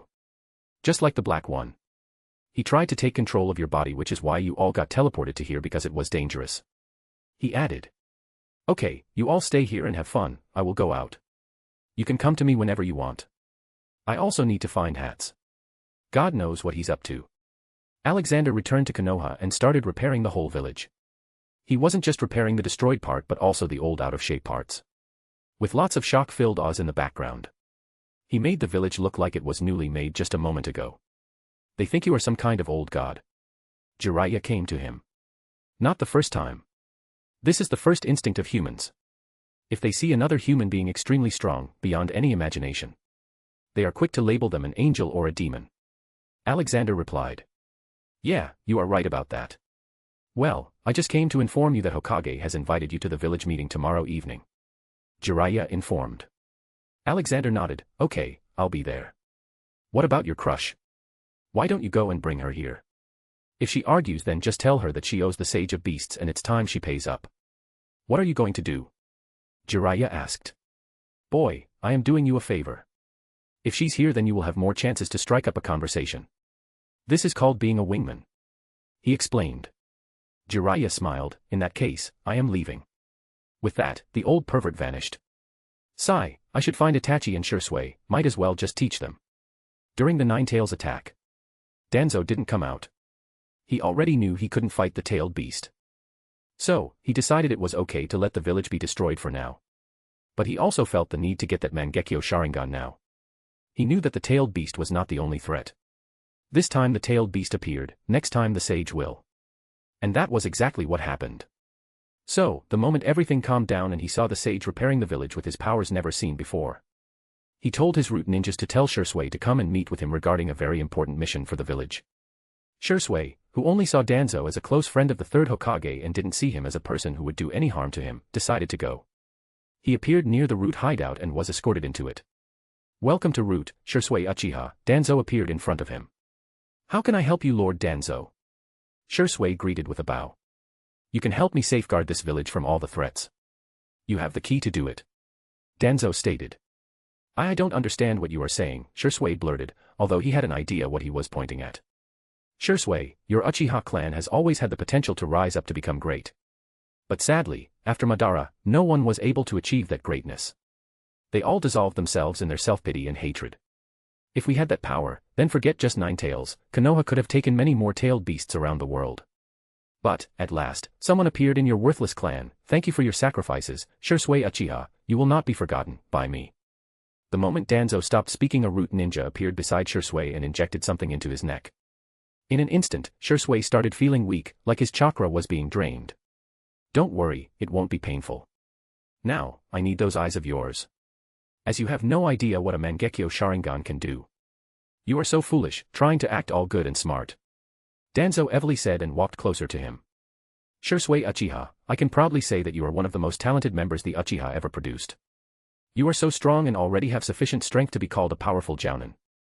You could have easily reached a higher Kage level in the future. But you are too soft. Danzo went ahead and used his blade to rip out one eye. Why is this happening? Just when things were looking great, Shursui thought. He had started enjoying life now as there were no wars and he was also receiving training from the old men. No, I will not die here, he resolutely made up his mind. No, Danzo, it is you who will die soon, he shouted, and suddenly a green-colored skeleton started forming around his body. His eyes started bleeding, but he didn't stop. Soon, he was standing in the middle of a translucent green giant body with a spiral sword. He first launched himself towards Danzo, who couldn't handle his strike and fell down. But Shursui felt the poison in his body acting weird and decided to leave. He used the body flicker technique and left the root base. He appeared a good amount of distance away in the jungle. Shursui, what happened? An alarmed voice came. He saw Itachi coming to him. Ah, you must have been training here. It was Danzo, Itachi. He poisoned me and took one eye. Shursui weakly muttered. Cough. He coughed up some blood. Itachi worriedly grabbed his hand and took out a card from his pocket. Grandpa said if I break this he will instantly come to us or we will come to him.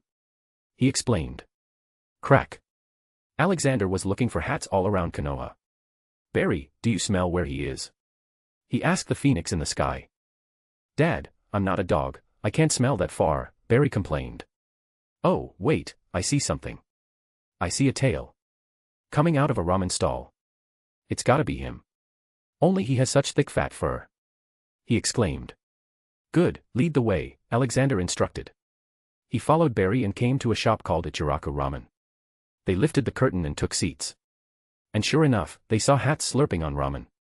Ah, old man, this fish ramen is tasty, try some. Hats spoke with his mouth full. Alexander took a seat and decided to try some. It had been a while since he ate some food. But he was surprised that the shop was open even after such mayhem. Oh, we have a customer, I am Chan, come and help. The shop owner called for his daughter. Well, give me your best ramen as I don't know which one to try. Alexander made an order. Just then a little girl came from inside the shop and started helping her father while giggling. Oh, what has happened that you are smiling, little one? He asked. Hee, nothing, Grandpa, she said while trying not to laugh. Soon the order was done and the little girl put a napkin under the bowl and gave it to him. While eating, Alexander noticed that the napkin was not normal. He lifted the bowl and saw something printed on it. It was his own photo from a time he wanted to forget. The only one who had such a photograph of this was Dobby. The image was taken when he ran from the lady men on Momwaro Island in One Piece World. Seeing his annoyed face, the little girl started laughing loudly. Then a tall Dobby came from inside the shop, lifted Iam in his arms, and came to Alexander. Yo, how are you, boss? Alexander's eyes twitched and only 2 words came out of his mouth, pineapple pizza. Just those words were enough to make the smug look from Dobby's face vanish. Special thanks to Chesser Douglas Flower Umar Latif. Thank you for your support. Chapter 361, 361. Ramen Party. So this is where you have been all this time? Alexander exclaimed. Well, I appeared near this shop. I ate the ramen here and liked it. So I decided to learn to make it too. Dobby said cheerfully. You do have your fetish to work in a bar or restaurant it seems. Alexander joked. Why didn't you contact me all this time? Alexander asked. Well, I knew you'd be coming here so I decided to just enjoy myself till then. And honestly, if I wasn't here, many people would have died in the Ninetales attack. Dobby seriously replied. Oh, so this is why no one died. Then I should be thanking you. Okay, let me eat my ramen now. He shooed Dobby away. After taking his first bite, his eyes opened in pleasure. It was like a bomb of various flavors exploded in his mouth. Ah, this thing is amazing. Why are you not famous in the whole world? I've never tasted something this good in a while. I must tell Olivia and others to try this. He muttered. The next moment, the shop was flooded by Olivia, Amy, Jenny, Gina, Barry, Michael, Douglas, and all the tailed beasts. Amy the blind girl from Marvel, Jenny the mutant girl that was stuck in the mob in Marvel, Gina baby 5 from One Piece. Hey little one, do you want to see magic? Alexander called out the cute little girl helping her father. Iam came to him excitedly. Alexander showed her his closed fists and asked, tell me which one of these hands has candy. If you are right, I will give it to you. Iam concentrated on his hand seriously with her eyes furrowed and selected his left hand. But it was empty. She got sad. Okay, close your fists now. He said. She did as asked. Now, when I say, open them. He said. 1, 2, 3. Open. The moment she opened her fists, 2 huge chocolate bars appeared. It was nonsensical because her hands could not hide such big chocolates. But she was not interested in magic anymore. Now, chocolates had her full interest. She held them over her head and showed them to her father. Olivia lovingly gave her even more chocolates, what a sweet child. Alexander then went back to eating. But then he felt many gazes on him and saw all the tailed beasts intensely looking at him. Ah, you all want chocolates too? He asked. All of them nodded strongly. Haha, okay, here you go. While they all were busy eating, a noise resembling an apparition came. He looked back and saw Itachi supporting Shursui. Shursui's right eye socket was bleeding. Alexander got up and dashed to him. He didn't ask anything and quickly checked his body. The first thing he found was the poison in his body. Here, drink this antidote, he advised and poured the contents of a vial into his mouth. Then he saw the missing eye. His face was extremely serious and showed a bit of anger. Who was it? It was Danzo. He wanted my eye so he could control the tailed beasts and Uchiha clan and rule the world.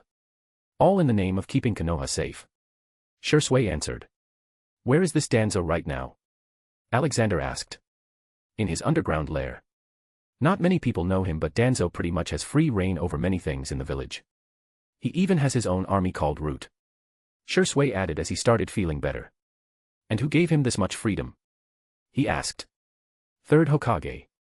Danzo and Third Hokage were Second Hokage's students and were friends, Shui answered. Sigh.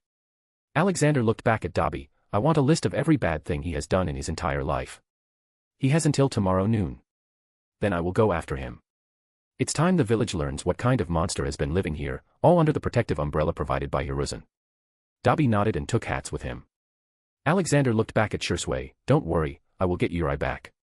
For now, go with Barry and rest in my home. Barry flew to them and led Shui to Fixheim and gave him a room to sleep in.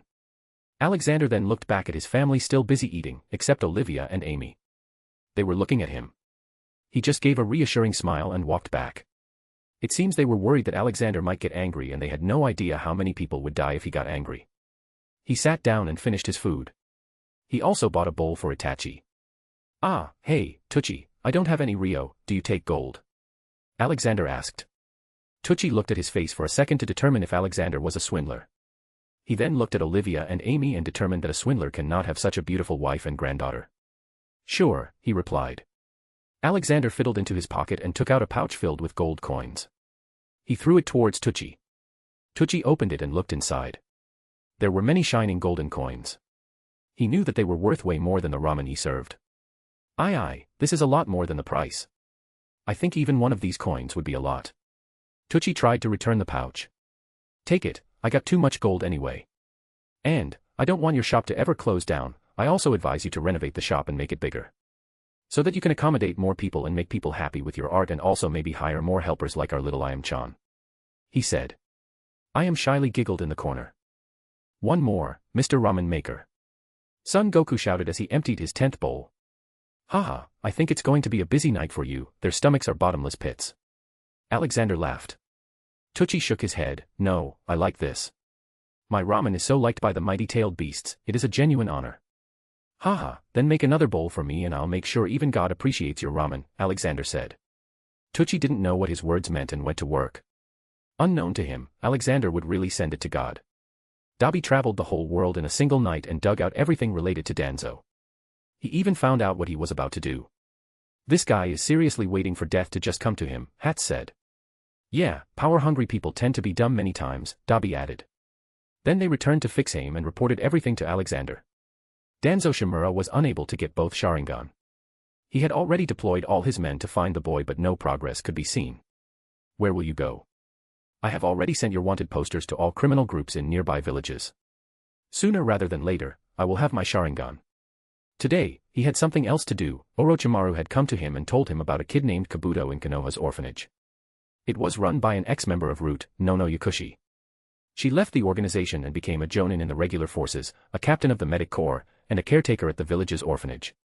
At the orphanage, she became known as Mother. Mother. No one who works for me can move an inch without my permission and she thinks she is free. He cockily muttered and headed out to the orphanage with some of his men. He reached the orphanage and called its warden out. Nono Yakushi was a young woman with shoulder-length light brown hair covered by a white coif and emerald green eyes. She wore a black, loose-fitting gown with a white apron over it with sandals. Lord Danzo, welcome to Konoha's orphanage, please come in. She politely greeted them. Though she had already sent all the children to their rooms. It was already hard to manage the orphanage with the lack of funding, she didn't want any more trouble. Please sit, Nono Yakushi. We have something important to talk about. We need your expertise in working undercover again and want you to go to Iwagakure. Danzo ordered. Nono looked conflicted, but, Lord Danzo, I am just a warden here. Danzo took an angry tone, you will do this mission, it is your duty to the village. Or I will pull out the funding to the orphanage. She got tense, she had to accept it. Okay, I will do it. But no harm will come to the children here. Yes, I can assure you that, but you will have to give us one of the kids here. We lost an Umbu in collecting the intel from Iwagakure, we need someone to fill his place. Danzo voiced. No. They are just children. She refuted. Yes, children who will grow up to be this village's shield, Danzo shouted back at her. The root ninja standing to his side took a step forward to intimidate her. Suddenly a mocking voice came, ha ha ha, you are one dumb bastard, Danzo. Special thanks to Chesser Douglas Flower Umar Latif. Thank you for your support. Chapter 362. Danzo's nightmare starts. Everyone looked at where the noise came from. They saw a cat with a huge grin hovering in the air by the window. You were just going to die before, but messing with an orphanage was the worst you could do. Now, I think he will give you a punishment worse than death. Hats muttered in a mocking tone. Danzo got up as he was alerted. He felt immeasurable strength leaking from the cat. I also hate scum like you who harm kids, but too bad, I can't punish you. Who are you? Show your true self, Danzo shouted. Boom. The roof of the room got ripped out and Alexander, Dobby, Ragnarok, and Douglas flew in. We are your worst nightmare, Danzo Shimura. That is our true selves, Alexander said with zero expression on his face. There was only a plain look, which in itself was scary. And the sun hasn't even set yet, so it is just going to get worse, Dobby added. Haha, man, you foo asterisk get up big time, Ragnarok laughed. Badman dies, Barry flew in and sat on Nono Yukusi's shoulder. Douglas walked up to Danzo and just tapped his finger on his chest. Danzo fell to the ground like a lifeless doll. But his eyes were still open and he could still speak. Who are you? He shouted from the ground. Other than Alexander and Ragnarok he couldn't recognize anyone. The most confusing thing to him was why the daimyo of Wind Country was with Alexander. Nono Yukushi had run to a corner to save herself from the fight. Danzo's two men were also given the same fate and were paralyzed from the neck down. Alexander looked at Nono. Child, you are doing a very good deed. There is a special and beautiful place in heaven for people like you. I will increase the funds to the orphanage by 100-fold, so you just have to worry about keeping the kids happy and full. Oh, your eyes seem to be suffering. Here, you have my blessing. Alexander raised his palm towards her for a second. Instantly she realized she could see crystal clear now. She only had the courage to nod. She already knew who Alexander was, plus, the aura from other beings who arrived with Alexander wasn't any less overbearing. Why yes, Lord Sage. Haha, good, now, forgive my blunt intrusion. I will repair the roof. He said and waved his hand. In a matter of seconds, the roof assembled itself. They then left with Danzo and his men being flown with them. As they left, all the kids came back running to Nono. Mother. Are you okay? Kabuto asked worriedly. She caressed their faces and smiled. Yes, I think there are happy days ahead. Kabuto, you will not have to worry about orphanage funds now. Kabuto embarrassingly reddened. He was secretly trying to learn medical jutsu so he could help Nono and also make some money for the orphanage. He wanted to repay Nono for giving him her own glasses so he could see better. He silently looked at the disappearing figure of Alexander. The day was a happy day for the village because no one died in the Ninetales attack and the village was repaired to a brand new state. On top of that, Alexander had sponsored a village-wide festival to be held. It was officially being called the Bijou Festival. As the name suggests, the main attraction were the tailed beasts. They will be hopping around the village, playing with people, acting in a play. There were also many Bijou plushie toys. All this so that the image of the tailed beasts could be made better and the people start loving them, something they should have done from the beginning. Honestly, Sage of Six Paths had told the tailed beasts to help the people before he left. And they would have truly helped the world if humans weren't so dumb as to fear them, fight them, or outright enslave them. The decorations were being handled by Amy all around the village. He had also invited the whole Akatsuki, Blue Fong, and Brian. Blue Fong had successfully uprooted Kirigakuru's Mizukage and his government and now Brian had become the Mizukage. In all honesty, the festival was going to be a big event because Ragnarok was also there, who was officially the daimyo of the Wind Country. Alexander had also invited the third Raikage of Kimogakure because he considered him a good man. Though he didn't invite Inoki as he didn't know the guy. But before all that, a meeting was taking place in the Hokage office. All the clan heads, shinobi commander, Jiraiya, the elders, the Hokage, and Alexander were gathered there. Surprisingly, Alexander was given a seat just beside the Hokage, instead of the elders. In fact, no elder was there and on the other side of Minato, Jiraiya sat. Thank you for coming here on such short notice, I have a grave matter to discuss with you. Last night, I fought a masked man outside the village. He turned out to be Obito Uchiha. He told them everything that Obito had told them. Fugaku Uchiha was the first to ask, so Lord Madara is still alive? Alexander didn't miss the sudden respect on the man's tongue for Madara. Possibly, Obito said that Madara was an old withered man the last time he saw him. He was in the last stages of his life. Minato added. Then we must go there and see what happened to him, Fugaku excitedly said. Cough. Alexander coughed and started, head of the Uchiha clan, why does it seem like you respect this terrorist who just orchestrated an attack on this village? The same attack that has deteriorated the image of the Uchiha clan in Konoha. We all know the kind of man Madara was, he liked war because the war was the easiest way to gain power. And what do you think would happen if your clan was to be continuously seen with a doubt? Wouldn't you feel like simply revolting or starting a coup? Remember one thing, Madara is nothing but a terrorist. In fact, he wasn't even the one who truly orchestrated the attack. Even he was being manipulated. Everyone digested his words. What do you mean, Lord Sage? Hayashi Hyuga, head of the Hyuga clan asked. How many of you know about the true history of Ninshu? How did it start? Alexander asked. None of them had an answer as it was never mentioned in any book how ninjas came to be. Alexander waved his hand and all the chairs disappeared from under everyone's asses and a cushioned mattress appeared. Alexander waved his hand and Minato and Jiraiya were flown to sit with everyone. Only he remained in his side. He was sitting in a crossed-legged position and also hovering in the air to give a feeling like he was a sage. He needed everyone in the room to take him seriously. Then let me tell you everything, from the start to right now. How Ninshu came to be, how the Senju, Uchiha, Hyuga, and many more clans came into existence. But first, I need you all to answer me. Do you know how old I am? Alexander asked. Older than the tailed beasts. Jiraiya said, but he was unsure. Yes, a lot older than them. That is why they call me Grandpa. Now, how many of you know about the Sage of the Six Paths?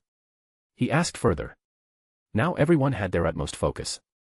Sage of Six Paths was a legend to them all and it was said that he started Ninshu, which wasn't very far-fetched as Kaguya was the origin and her sons were the spreader. We all know about him but he's just a legend, Hirake Sakumo spoke. Not long ago, I was considered a legend too, Alexander replied. His words made a lot of sense. Not long ago, they scoffed at the idea of Sage of Beasts existing. Okay, the name of the Sage of the Six Paths was Hagoromo Otsutsuki, elder brother of Hamura Otsutsuki and son of Kaguya Otsutsuki. Alexander started. He went on to tell them the whole story of Kaguya, how she came from space, ate the forbidden fruit, had sons, went crazy, and was defeated. He didn't tell them where she was sealed.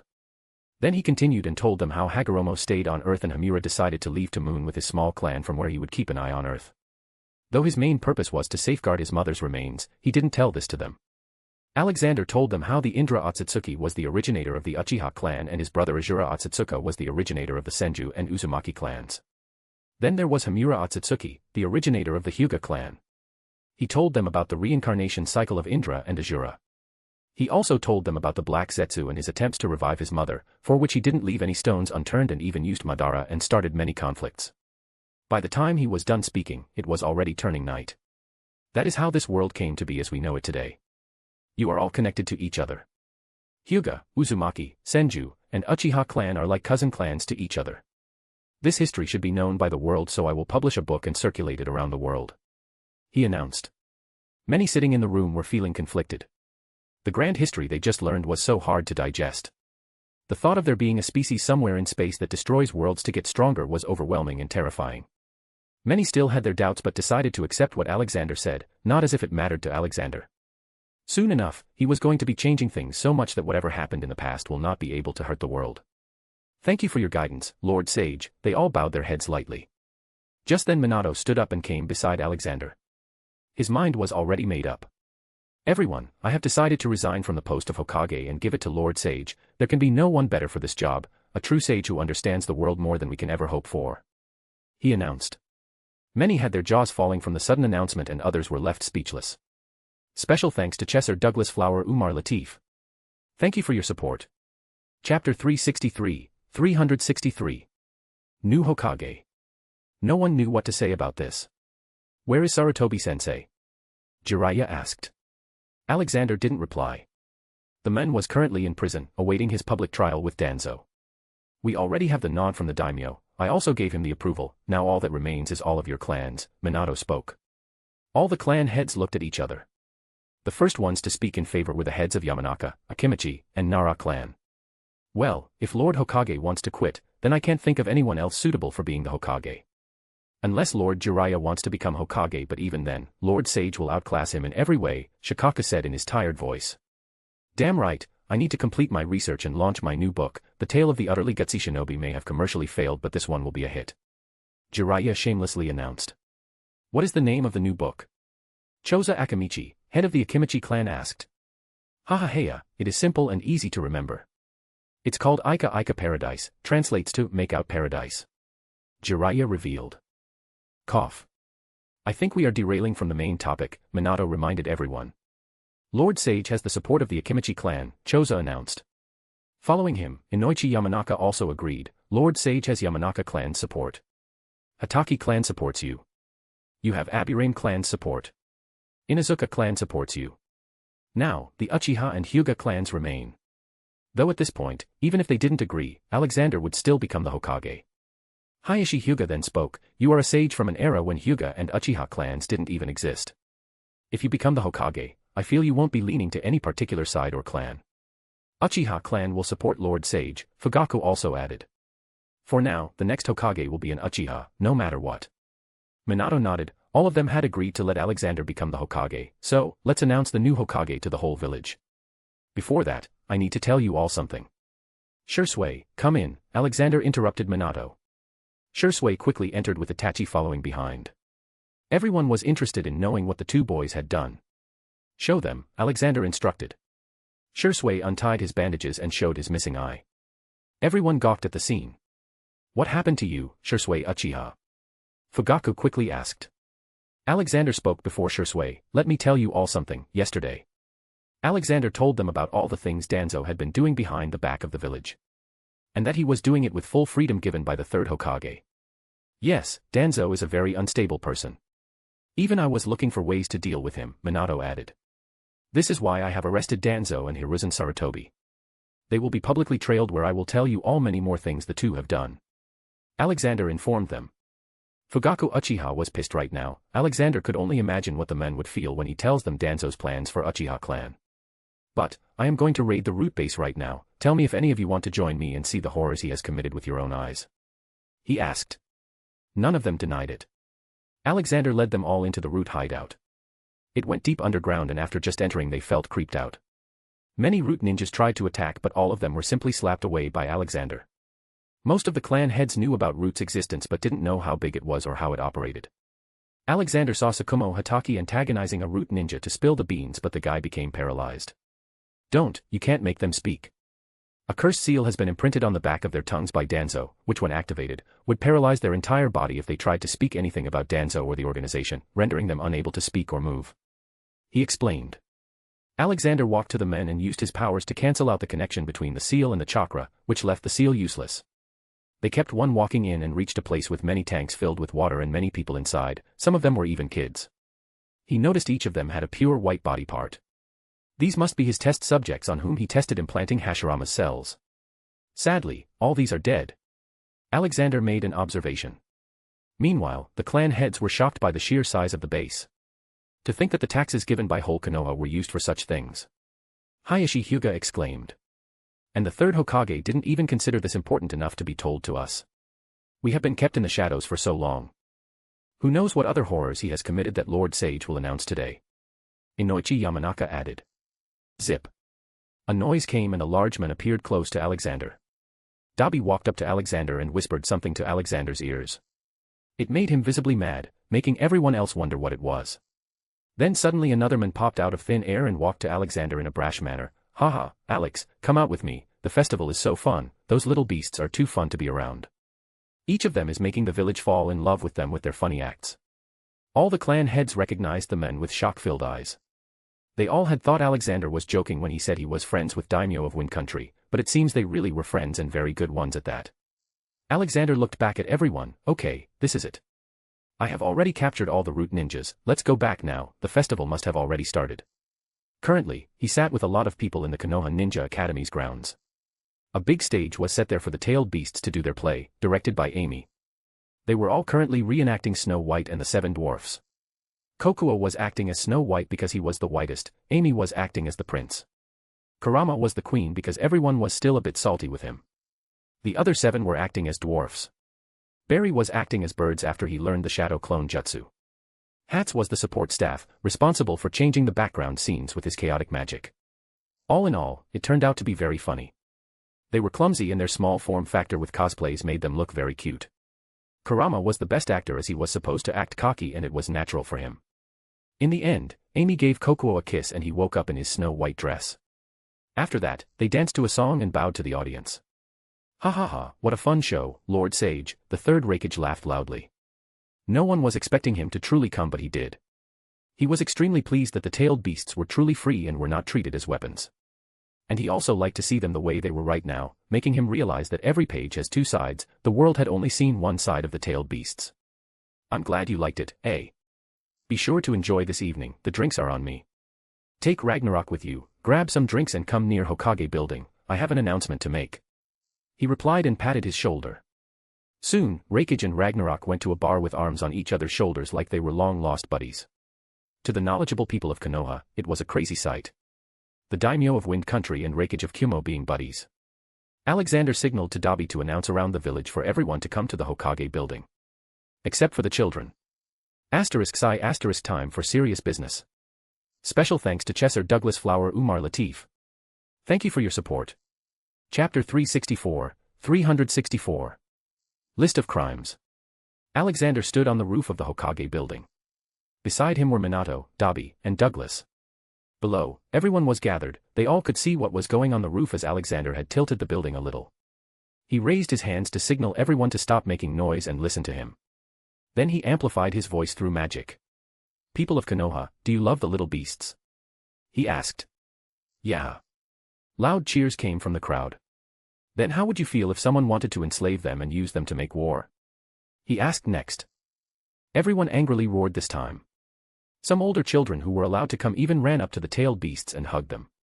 As much as you all hate it, there is one man who has been living in this village with the highest level of freedom who planned to do this. This man killed many men, women, children, and started wars between countries for his lust for power. His ambitions knew no bounds. He made many big mistakes in his life, but because he was a close friend of the third Hokage, every time he was pardoned. He had his own army called the Root and a secret underground base. All right here in Konoha, built from your tax money. He used your money to harm you.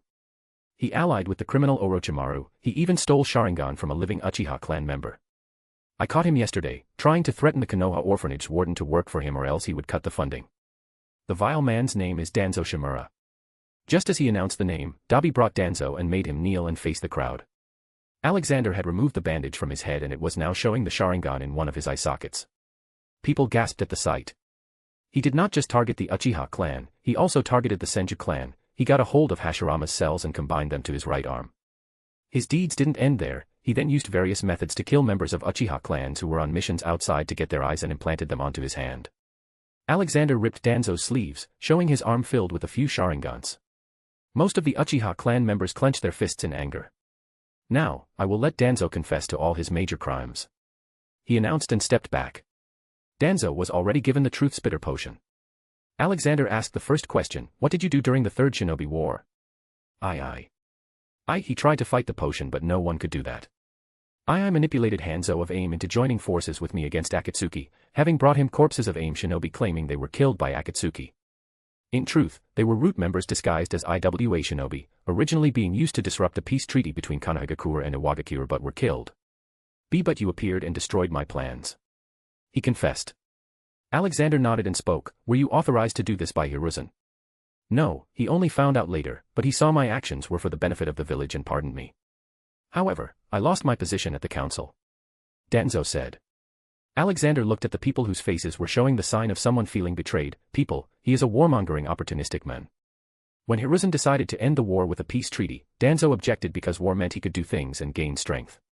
Even when Hiruzen stepped down and the next Hokage was being chosen at a meeting with the Land of Fire Council and the daimyo, Danzo strongly suggested that Orochimaru be made fourth Hokage. Danzo was already sharing the bed with the snake at that time. Now Danzo, tell us why did you attack Hiruzen that day? Alexander asked, shocking everyone.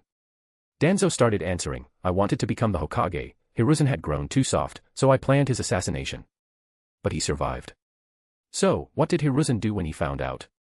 Alexander asked. He warned me that it shouldn't happen again, Danzo replied. Sigh.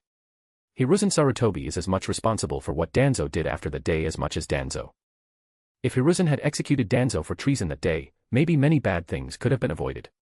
Alexander loudly stated. Then he asked many more questions. Danzo confessed to selling children to Orochimaru to experiment on, trying to kill Kakashi Hatake for his Sharingan, intentionally not letting the Uchiha clan assist in Kurama's attack on Konoha, to then later blame them for not helping in order to get a spy on the clan legally. Ordering Umbu to protect the escaping Orochimaru. More attempts to kill Hiruzen, blunt treason, planning the extermination of the Uchiha clan, and then finally the recent one. Tell us all, what did you do to Shursui Uchiha yesterday? He asked. I called him to my base and had him poisoned. I wanted his Mangekyo Sharingan. But I was only able to get one before he escaped. He confessed again. Alexander disappointedly shook his head and continued, my people, this man was sheltered by Hiruzen Sarutobi all his way. Without support from the third Hokage, this man would have long been labeled as the traitor and executed. But thanks to the most incompetent Hokage in history, we received backstabbing one after another. Now, Hiruzen Sarutobi will confess to all his crimes. Soon, a pale-faced Hiruzen Sarutobi was brought to the front. His face had lost its color after reading the list of crimes Danzo and Orochimaru committed. Hiruzen, tell us about how you helped eradicate the Uzumaki clan and why, he asked, again shocking everyone. His question caught everyone off guard. Dabi's research was very thorough, so Alexander was obviously going to bring this up. Hiruzen accepted his fate and started speaking while looking down at his feet. He didn't dare to look people in the eye. It was a plan the Konoha Council and I came up with. When Mito Uzumaki died and the Ninetales was transferred to Kushina, we believed that Konoha should have a tailed beast as its backup security to deter all other villages who had their own tailed beasts. We feared the Uzumaki clan would ask Kushina to come back as she was an Uzumaki. When many nations banded together to destroy Uzushiogakure due to their feared Fuinjutsu, the Uzumaki clan sent words to Konoha for help. To keep the tailed beast in Konoha, we let them die. He revealed. Alexander looked at him in disgust. Even the people of Konoha looked at him in disgust. Hiruzen may have done many great deeds in his life, but they were not enough to forgive what he just confessed to. Both Danzo and Hiruzen felt no remorse in destroying whole clans for their twisted definition of keeping the village safe. Even when the Uzumaki clan and Konoha were said to be so close that following the founding of Konohagakure at the end of the Warring States period, the Senju chose to symbolize their clan's friendship by adding the Uzumaki's emblem to Konoha's flak jackets. Konoha and the Uzumaki's Uzushiogakure remained close allies over the following decades, with the Uzumaki providing Fuinjutsu to Konoha whenever there was a need. Hiruzen saw no problem in letting such allies be destroyed. Hiruzen Sarutobi, even though you attempted to bring peace to Konoha many times, you failed to recognize the one sabotaging those attempts was your friend Danzo. And even after realizing, you let him reign free. Do you have anything to say? He asked. Hiruzen finally looked at the people. I did what was necessary to keep the village alive. But I agree that letting Danzo go again and again was my biggest crime. I agree that my favoritism for Orochimaru let him do many bad deeds. But, I do not regret letting the Uzumaki clan be destroyed. It was necessary. If we had declined to give Kushina back to them, they would have waged war on us. I did it all for the village. He looked down and saw anger and tears in Kushina's eyes. You are a disgrace, Hiruzen, disgrace to Konoha, Dabi interjected. Dabi was still very angry after what he saw in Orochimaru's lab, and it was indirectly Hiruzen's fault. You have no right to judge me, you don't know anything. I believe anyone would have done the same if they were in my situation. This is the will of fire, Hiruzen argued back. Huh, says the man who has let countless men and women die for personnel agenda. Will of Fire was an ideal rooting from Sage of Six Paths' son, Ajura Otsutsuki's belief that love is the key to peace. But people of Konoha seem to have a wrong understanding of it. According to you, it states that the entire village is like a large family unit, and every Konoha shinobi with the Will of Fire loves, believes, cherishes, and fights to protect the village. You all are wrong. Will of Fire is not meant to be only applicable just within the boundary of this village. Because when Ajura Otsutsuki stated it, there were no countries or villages, all people were his people. The Will of Fire is to treat every person with love and respect and help them if necessary. He stated. Alexander truly believed this because otherwise, it doesn't make sense. After all, the majority of the world's shinobi clans originated from the Otsutsuki family. Alexander disdainfully looked at Hiruzen. Hashirama and Tobirama must be so disappointed in you right now. Defying all their expectations, you turned out to be a failure. Footsteps. Yes, we are. We are disappointed in everything that has transpired. Hiruzen turned around and saw two men, one in red armor and one in blue armor standing beside Alexander. His eyes widened in shock. Other villagers standing on the ground were stupefied too, as if they had seen a ghost. Sensei. Hiruzen fell down on his knees as if he had lost his strength.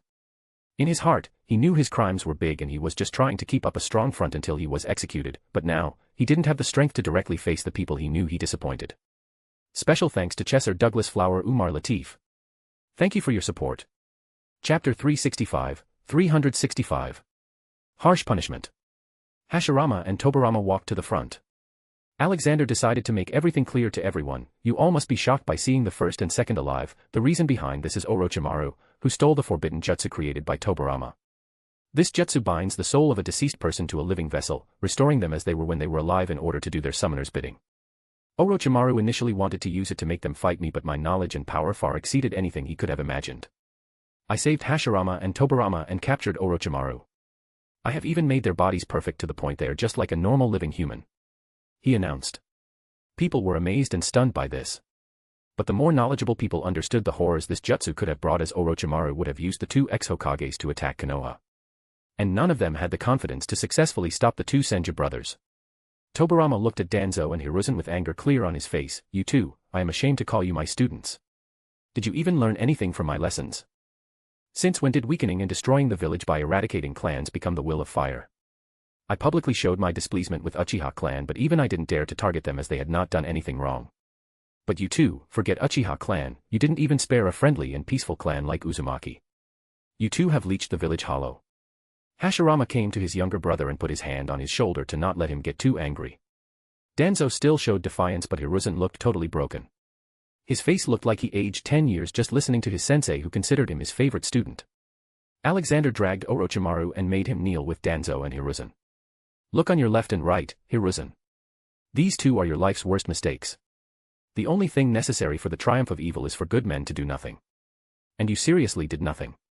I can easily condemn you three to death, but it will be too easy on you. You three will die a miserable death, but not before you face the punishment. I am sealing the money accounts of Danzo, Hiruzen, and Orochimaru. The three of you ran after power your whole life, now I will take that away from you. I am removing the chakra veins from your bodies. Now, you will be normal powerless people, even weaker than normal non-chakra users." He made them like Earth humans, as even normal humans in Naruto have a small amount of chakra. "Danzo, you wanted to become the most powerful shinobi and have the world at your feet, now you will be at everyone's feet." He looked at Danzo's sins. Danzo Shimura, category: murder, 62. Indirect murder, 201. Attempted murder, 90. Forced hunger, 1546. Enslaving, 15. Infanticide, 3. Child labor, 6. Sexual misconduct. Theft, 4. Betraying, 5. Sin percentage, 78%. Alexander walked up to Danzo and tapped his finger on his spine. It instantly broke down, making him fall to the ground. "From today, you will crawl around the whole village and kiss the feet of every living being in Konoha, be it human or an animal, and ask for forgiveness. You will eat only the food that people give you with pity," he said, and quickly checked the sins of Hiruzen. Hiruzen Sarutobi, category: murder, 24. Indirect murder, 60, 651, 4356 Uzumaki clan members. Enslaving and infanticide caused by negligence of duty, 12. Ignoring crimes, 5. Betraying. Sin percentage, 69%. Hiruzen Sarutobi, you will accompany Danzo and count every time he kisses someone's feet. You will keep track of how many people have forgiven Danzo. There are around 83,435 people in Konoha, 3,456 dogs, 2,345 cats, and many more animals. You will also hold a broom in your hand and sweep the streets to earn money through which you will buy food. You will also have the job to tell the noted number of forgiveness received by Danzo to Orochimaru, inside his cage," Alexander announced. He didn't even check Orochimaru's sins, as that man was a proven child abuser and murderer. He pointed his finger at him and Orochimaru turned into a small powerless snake. He picked him up and put him in a glass box. "You will write the number of forgiveness on the glass box every day. The day you receive forgiveness from everyone, Hiruzen, you will kill Danzo and Orochimaru, your so-called best friend and favorite student. Every day, you will crawl towards your own death. The three of you will also wear cardboard around your necks, detailing all your crimes. And don't think of slacking, if you do you will get a migraine. There is no running from this. Never forget, now you three are at the bottom of the food chain," he angrily announced. Many people shuddered while listening to punishment. This was truly much worse than a simple execution. But they also didn't have any sympathy with the three. Uchiha clan, which was heavily hurt by the schemes of Danzo and Hiruzen, felt particularly better with the punishment and were happy that they supported Alexander for Hokage. Kushina was also satisfied with it. After all, her whole clan was destroyed just for being good at Fuinjutsu. Alexander then suddenly remembered the remaining two elders who were partnering crimes with Danzo and Hiruzen. They were very old, so he gave them a similar yet less physically tasked job. He took away their chakra veins first. They were to roam around the village all day every day and shout all the crimes they all committed. They would too die when Danzo finished his work. All the criminals were then dragged by Umbu to get them prepared for their punishment. No. It was all Danzo, no. Hamura Mitokado and Koharu Yuditane shouted as they were dragged away but were ignored by everyone. Then Minato walked forwards and started speaking, "People of Konoha. What came to be known by everyone today is very saddening, but thankfully it came out. I can't imagine the damage Danzo would have caused if he had been left unscathed. But, to make sure Konoha lives in peace and safety for many years to come, I have decided to resign from the post of Hokage and Lord Sage will take the position. The clan heads and daimyo have already agreed to it. I hope you all will too." There was silence for a few seconds. Then suddenly the people started roaring and cheering in happiness. They threw flowers in the air and kids jumped around. It truly felt like a festival. Alexander didn't waste a moment and started playing loud dance music. He pointed his finger at the sky and lots of non-air polluting fireworks started appearing in the sky, lighting up the whole Konoha in colors. Alexander looked back at Hashirama and Tobirama. "So, what are you going to do now?" Both looked uncertain. There was no need for their help to Alexander and they knew it. The two had fought Alexander when they were reanimated under Orochimaru's control. But Alexander bested them with just one hand and without even breaking a sweat. "Haha, I will tell you what you can do. You live in Konoha and enjoy your life while looking at all the amazing changes I bring to the world. Hell, I say you two go on a baby-making spree and repopulate your clan," he suggested. Cough cough. Both of them started coughing hearing his suggestion. Hashirama quickly waved his hand. "No, I am already married. My time with Mito was not something I can ever forget, she was the best thing to happen in my life. Perhaps, my brother can take that responsibility." He roughly patted Tobirama's back. If it is Mito Uzumaki you want, why don't we reanimate her too? I am very sure it is not a moral thing to do but you two will be able to finally live your life in peace and truly spend time with each other," he suggested. Hashirama's eyes widened at that possibility. But he wasn't sure if he should do this. He and Tobirama were brought back because of a villainous scheme, but what reason would he give to Mito if he brought her back? "Don't worry, I'm sure she'd be happy to meet you again. I will be doing the same procedure with a few more clans who are on the verge of extinction due to some fools." He tried to ease him. Then he looked at Tobirama. "You, my boy, you need to find a girlfriend. From what I know, you've been a very straightforward, strict man. Ease up a little, there are no wars to fight. Play with the tailed beasts, visit the orphanage, or something else," he advised. Tobirama just nodded. He still had no idea how to address this ancient sage. "Okay then, let's go and party. Ragnarok and Dabi must be waiting for drinks, after that, we will go to your Senju estate and bring back Mito." He put his arms around the two brothers and dragged them along. Alexander looked back at Jiraiya while walking away. "How did your trip go? Did you find her?" Jiraiya simply gave a wide grin and a thumbs up. Special thanks to Chesser Douglas Flower Umar Latif. Thank you for your support. Chapter 366. Drinking Games. Wahahaha, so that is why you all are named A. It must be very confusing, Ragnarok laughed at Raikage. Alexander, Ragnarok, Dabi, Raikage, Mizukage, Brian, Hashirama, and Tobirama were playing drinking games and each time one lost they would tell a funny incident of their life. The game was simple, they would spin an empty bottle in the middle of the table. By the time the bottle stopped, they were supposed to drink as much as possible. The one who drank the least losses. Ahaha, Hashirama, it's your turn now. You can quit if you want, Alexander mockingly laughed. Everyone was very high at the moment. Alexander was not that high as he had only drunk 69 bottles of fire whiskey till now, his alcohol tolerance was very high. Ragnarok was trying to beat Alexander and had drunk too much and was now clearly drunk like never before. Hashirama cleared his throat and started speaking. A Senju never quits. Okay, yes, I remember now, when Tsunechan was small, I liked letting her rest on my belly and she would fall asleep while listening to my heartbeat. One day, she drank too much milk and peed on me while asleep. She was so cute that I couldn't get myself to move and wake her up. So, I stayed in that puddle of pee until Tsunechan woke up. I smelled like pee for days and Mito even made me sleep on the floor. Alexander suddenly walked up to Hashirama, looked him in the eyes with sympathy, and patted his shoulder. I know the feeling of being forced to sleep on the floor, Hashi. You have my condolences for the days to come. The game went on and now Ragnarok was on his limit. This time he lost the game. Hic. He was having heavy hiccups. Haha, my turn. Okay, let me remember. Hic damn it. Yes. I remember. Back in days, I used to roam around in my dragon form. There was once a king who liked hunting and one day thought it was a nice idea to hunt me, the king of dragons. So he came to my mountain and tried to fight me, but he was obviously scared shitless with just the mere sight of me and he ran back to his castle with his army.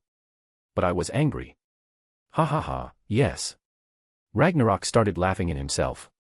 Oi, lizard, you stopped in the middle. Dobby nudged him. Wah, hick yes yes yes.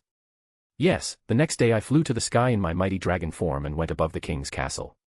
I was very high in the sky. From there I started unloading all the drinks I drank the day before on the castle. My mighty body was so big that I peed slowly for half an hour. Those fools thought it was the rain and came out to dance in it. The king even drank it once, wahahaha. Ah, those were the days. He started laughing crazily. Then he looked at Hashirama and Tobirama's confused face and realized, oh, woohoo, you two don't know I am a dragon. Wait, let me turn into that and show you. Alexander jumped from his seat and grabbed Ragnarok's body. Ragnarok laughed, Alex my friend, it seems you drank too much. I am not Olivia, I won't share a bed with you. You fool, if you turn into a dragon you will destroy Konoha with just 1 foot of yours, Alexander shouted at him. Ragnarok looked at his face for a second like he was seriously calculating what would happen if he transformed. Straight face. Wahaha, my bad. I'll go to sleep, Alex. Ragnarok went to Drakium, transformed into his dragon form, and went to sleep. Alexander looked back at Hashirama and Tobirama who looked like their hangover was gone now, don't ask.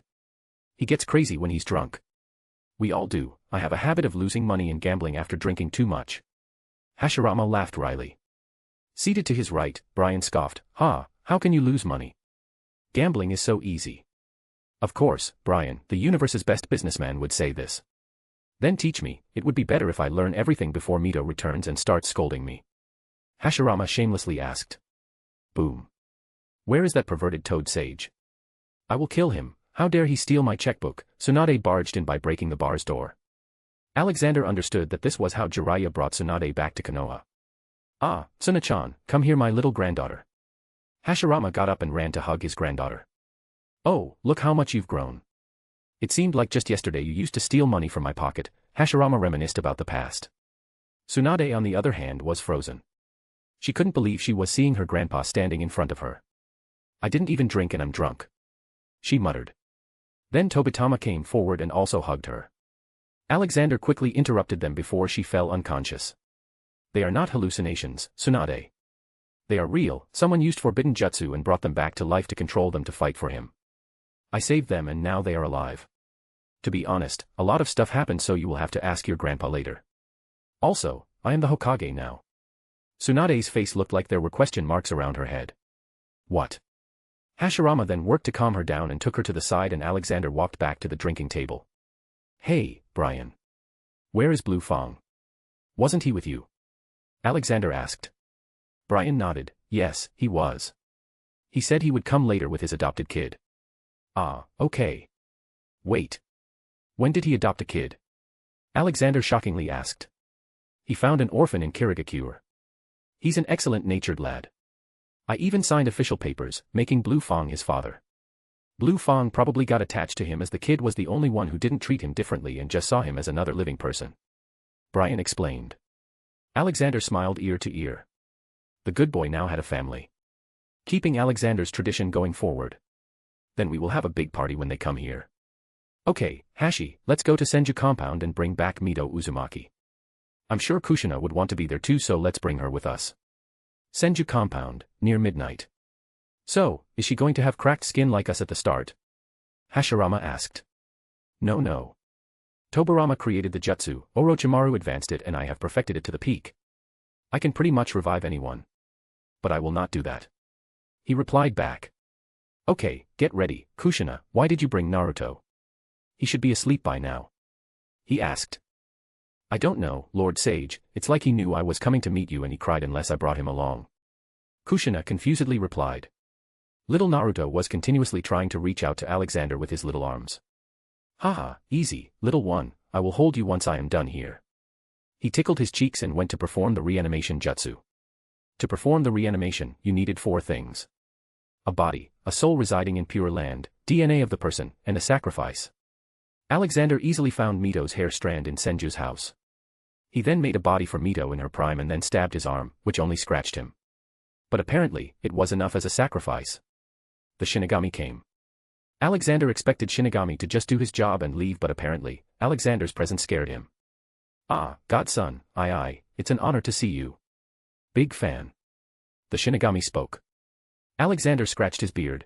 Thanks I guess. So, you gonna let her out?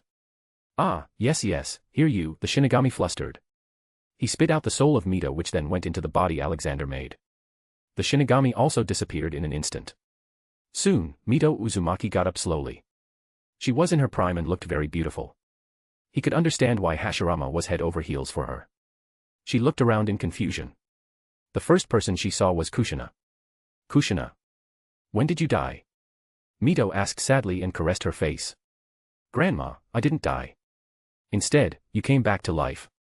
Look, Lord Hashirama is also back to life, she pointed out. Mito turned around and saw Hashirama. Her eyes widened in shock and happiness. She quickly ran to him and Hashirama also embraced her tightly. I know I am dreaming, but I don't want this to ever end, she said to Hashirama.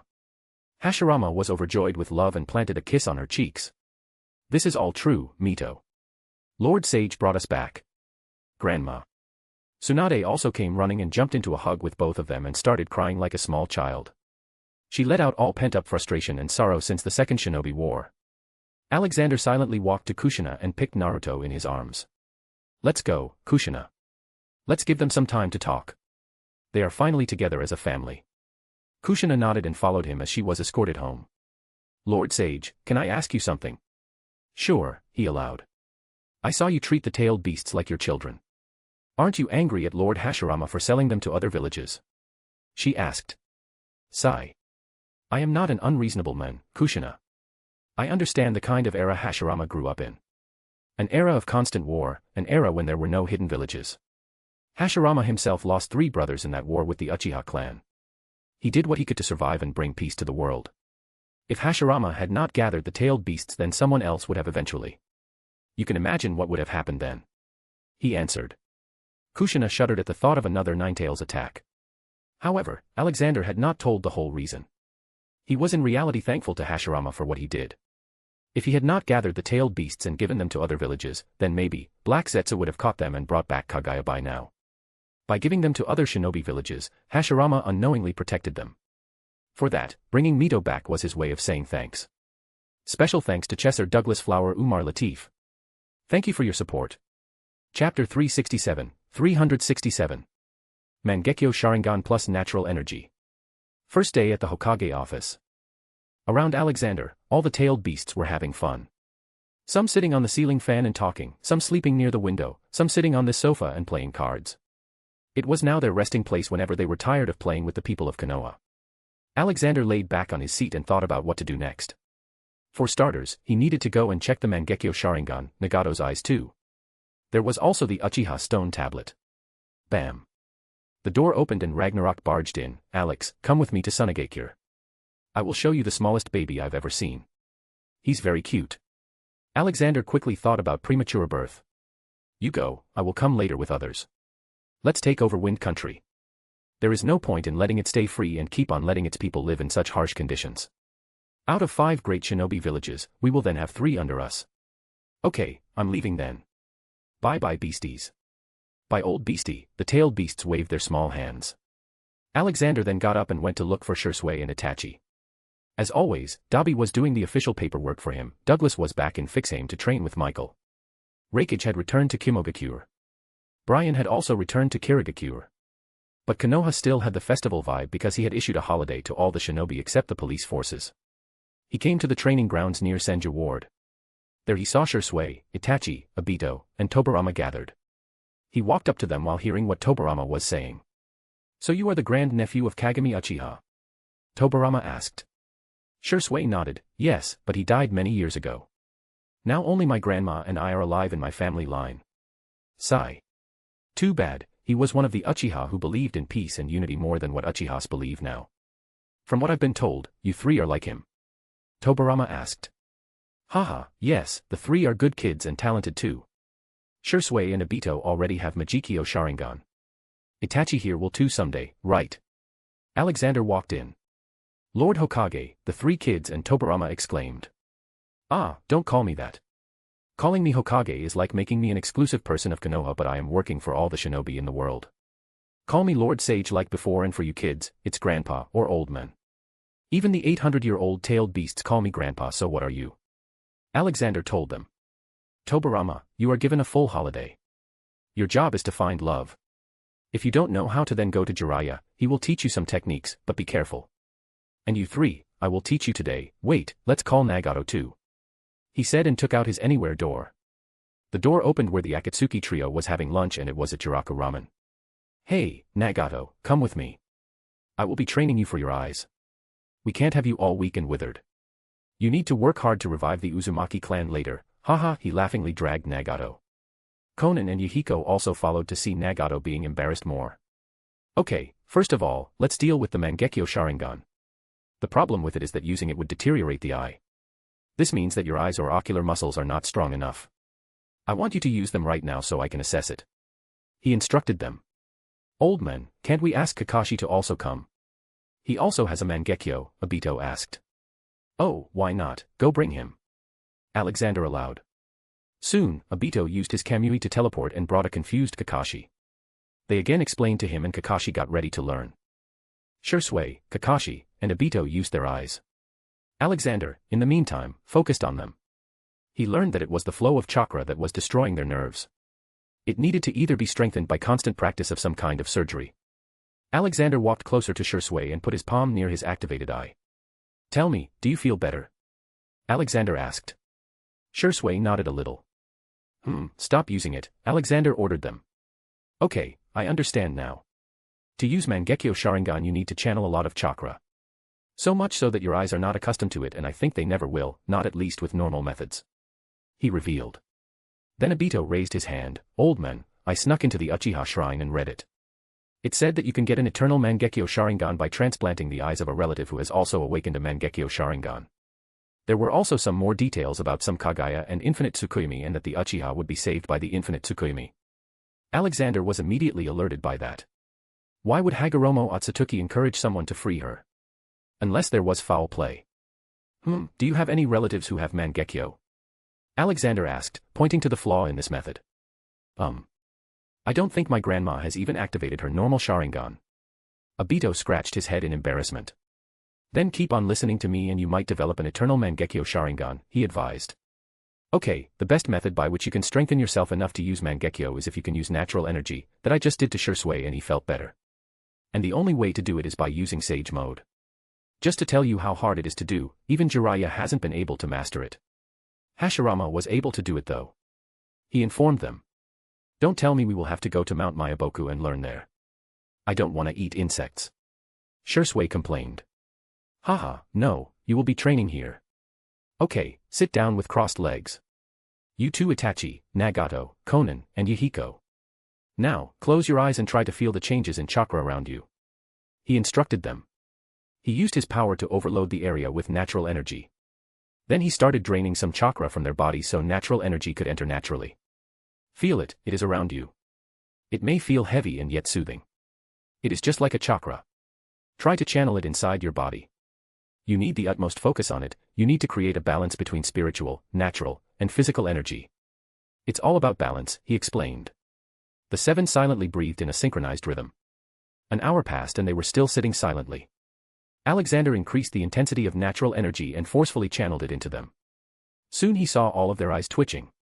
Feeling something? He asked. Yes, I do, but it's weird. It feels like something is crawling under my skin, but it's not disgusting. It is soothing. Obito spoke. Yes, remember that feeling, it is natural energy. It is everywhere around us. In some places, it is thicker and in some places less. For training, you can sign a summoning contract with the toads of Mount Mayaboku and train there. Mount Mayaboku is a sage land and has one of the highest intensity of natural energy in the world. He asserted. Old man, are there more places like Mount Mayaboku? Shursui asked, not wanting to go to Mount Mayaboku. Oh, there are Shikatsu Forest and Tsunade is contracted to that place and Ryuchi Cave too. Though I won't suggest going to the Ryuchi Cave. It's inhabited by snakes and they aren't known to be friendly. They will also ask you for sacrifices. Orochimaru had contracted a snake from there. There are probably some more sage locations that are still secret. He answered.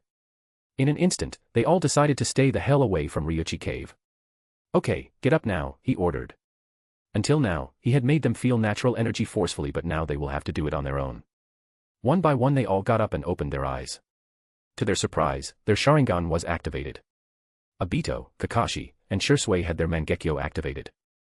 Nagato like normal had his violet eyes, but they were shining now, and Itachi had also awakened his eyes without the need of going through a trauma. It was also 3 Tomo. Ha ha ha, see, keep on training in Sage mode and it will probably make your eyes stronger. So, the better you get the stronger your eyes and nerves will get, meaning that after some point, you will be able to use your powers without the fear of going blind. He happily babbled. A/N, all this is made up. Special thanks to Chesser Douglas Flower Umar Latif. Thank you for your support. Chapter 368. Adventure continues. Itachi was very happy at the moment. He was feeling left behind after seeing Izumi's Sharingan, but now he could be equal. Good, you all will train this every day here, and if you find a problem you come to me. Okay. You all are dismissed, except Nagato.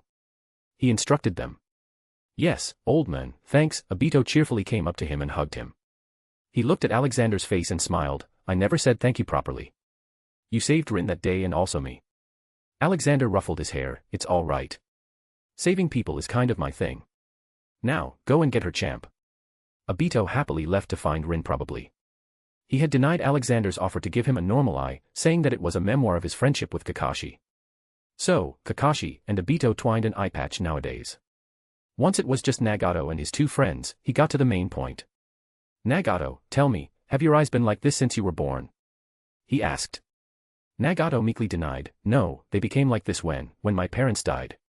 Alexander softly caressed his hair. I have a doubt that someone has tampered with your eyes. I feel they are somewhat like the Sharingan as their molecular structure is the same. But it is still different. And you are an Uzumaki. There has been no record of such eyes. I asked Mito about it. So, your eyes are either a rare mutation or someone tampered with it. Tampered? Why would anyone do this? Nagato asked.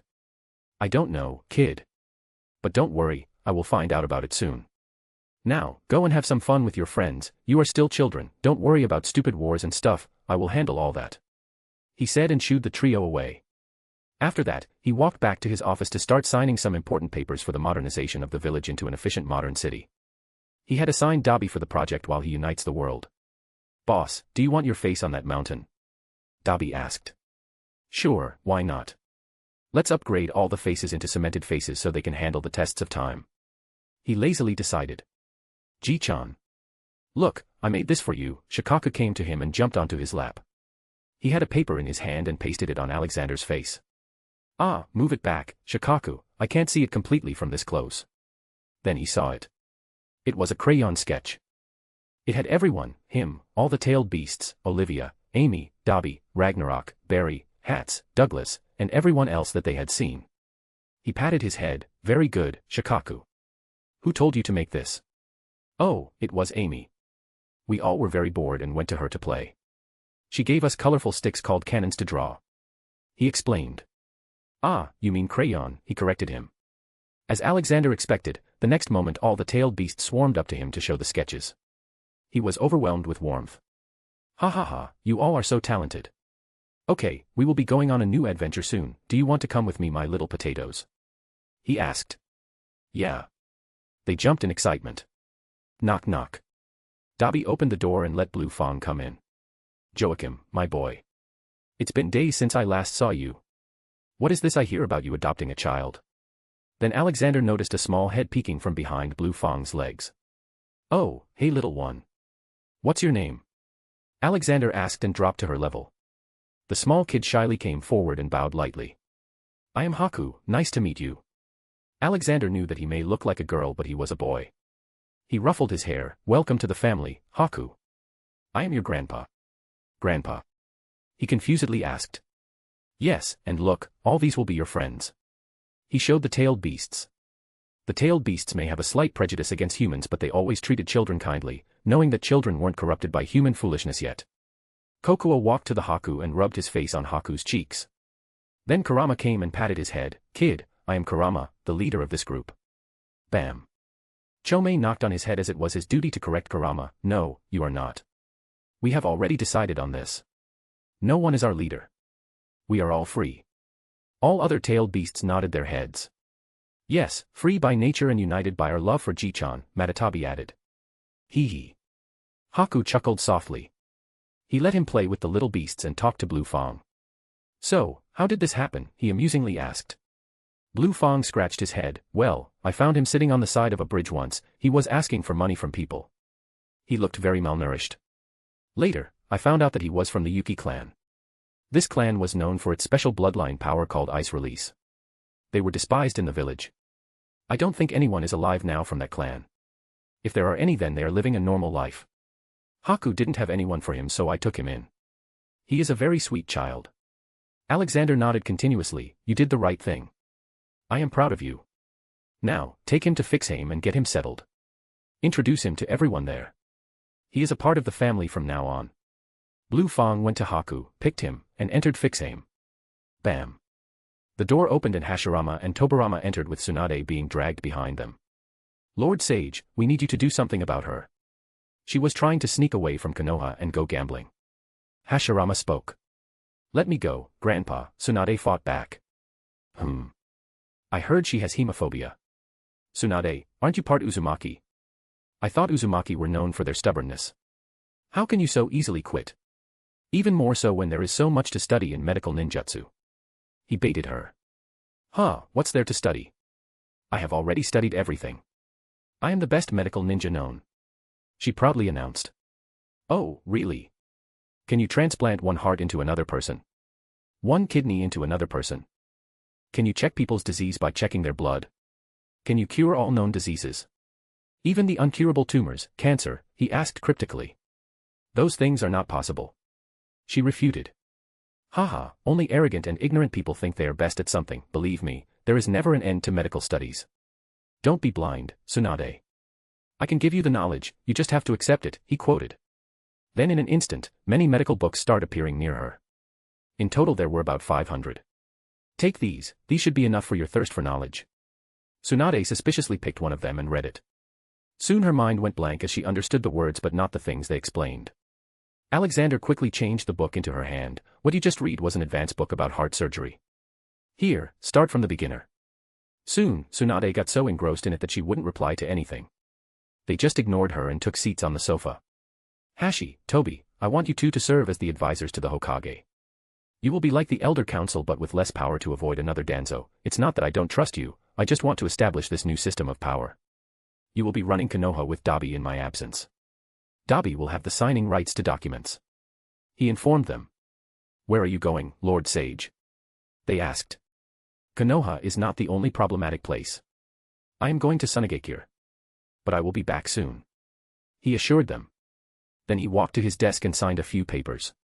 Hand these to the Konoha orphanage. This is an agreement to give them a 300,000 ryo each month as funds for children welfare. They will also be given a lot of land to plant fruit trees so they can monetize them later. Hashirama happily took it. He felt really good that the new Hokage of Konoha was a person he always wanted to be. Strong in arms and mind, kind and loving in nature. It will be done, Lord Sage, he saluted. Alexander nodded and looked back at the tailed beasts. My potatoes, follow me. We're leaving. Soon, the tailed beasts walked in a line behind him while singing their Beach Avengers theme song. Special thanks to Chesser Douglas Flower Umar Latif. Thank you for your support. Chapter 369. Tricked into work. Alexander appeared in the Daimyo Palace in Wind Country. Ragnarok was lazing around like always, but Alexander had decided his vacation was ending now. Let go, Raggy, you said you wanted to show me a small kid. He reminded him. Yeah, I've seen him. He's very cute. He's the son of the 4th Kazekage. Ragnarok said. 4th? What happened to the 3rd? He confusedly asked. Oh, he retired. He decided to sideline himself from politics after you took away the tailed beast. But I guess he will have to show up if you're going to take over. Ragnarok concluded. Not if I have your support. You are the daimyo, you can do anything you want in this country. Sunagakure falls under you as well. Alexander proposed. So you want me to be the bad guy? Well, not that I care about it. Ragnarok agreed. Not knowing that Alexander was going to put so much work on his head soon. Soon they were on their way to Sunagakure with Daimyo's official convoy, which had a wheeled chariot for him. Though Alexander wasn't able to find horses in the world and had to find alternatives. A/N, seriously, I searched on Google and there are no horses in Naruto, except the first movie which was not canon. How do normal people travel? All the tailed beasts were huddled inside the chariot. Ah, it feels weird coming back here, I hate sand, Shikaka growled, looking around. Bunpuku had also come out of Fixheim to see his home country again. It has changed a lot since my childhood. Back then the buildings were small and there were still a few rare trees around, but now it's all sand. The old monk was now proficient in sage mode after training for so long in Fixheim. He spent all his time in a secluded jungle. Even the unicorns of Fixheim loved him. Their entourage entered Sunagakure with the utmost respect. Alexander wasn't doing anything to hide the fact that he was the Hokage of Konoha and also the person who stole the tailed beast. This earned him some furrowed eyebrows from the guards. But they refrained from doing anything against them in front of the daimyo. Come with me, Alex. I'll show you that baby. Ragnarok enthusiastically walked into a building. Behind him, many ninjas and samurai followed hastily to provide security to the world-ending dragon. Ragnarok brought him to a brown-haired woman. She had a piece of cloth in her hand. But then he focused and saw that there was actually a child in that bundle. Ah, Lord Daimyo, welcome to Suna. The woman bowed to him. Ragnarok patted her head softly. Easy now, Karura, you are still weak. I brought my friend to see little Gaara. He is known by the name Sage of Beasts and is currently the Hokage of Konoha. Alexander walked forward and saw the small child resting. It was extremely small, even by prematurely born baby standards. It was a surprise that he was even alive. Ragnarok wasn't shutting up about Gaara, so I had to come and see, he said. Karura was confused about how to behave in front of him as Suna and Konoha didn't have very good relations. Haha, no need to be so serious, child. I am just an old man.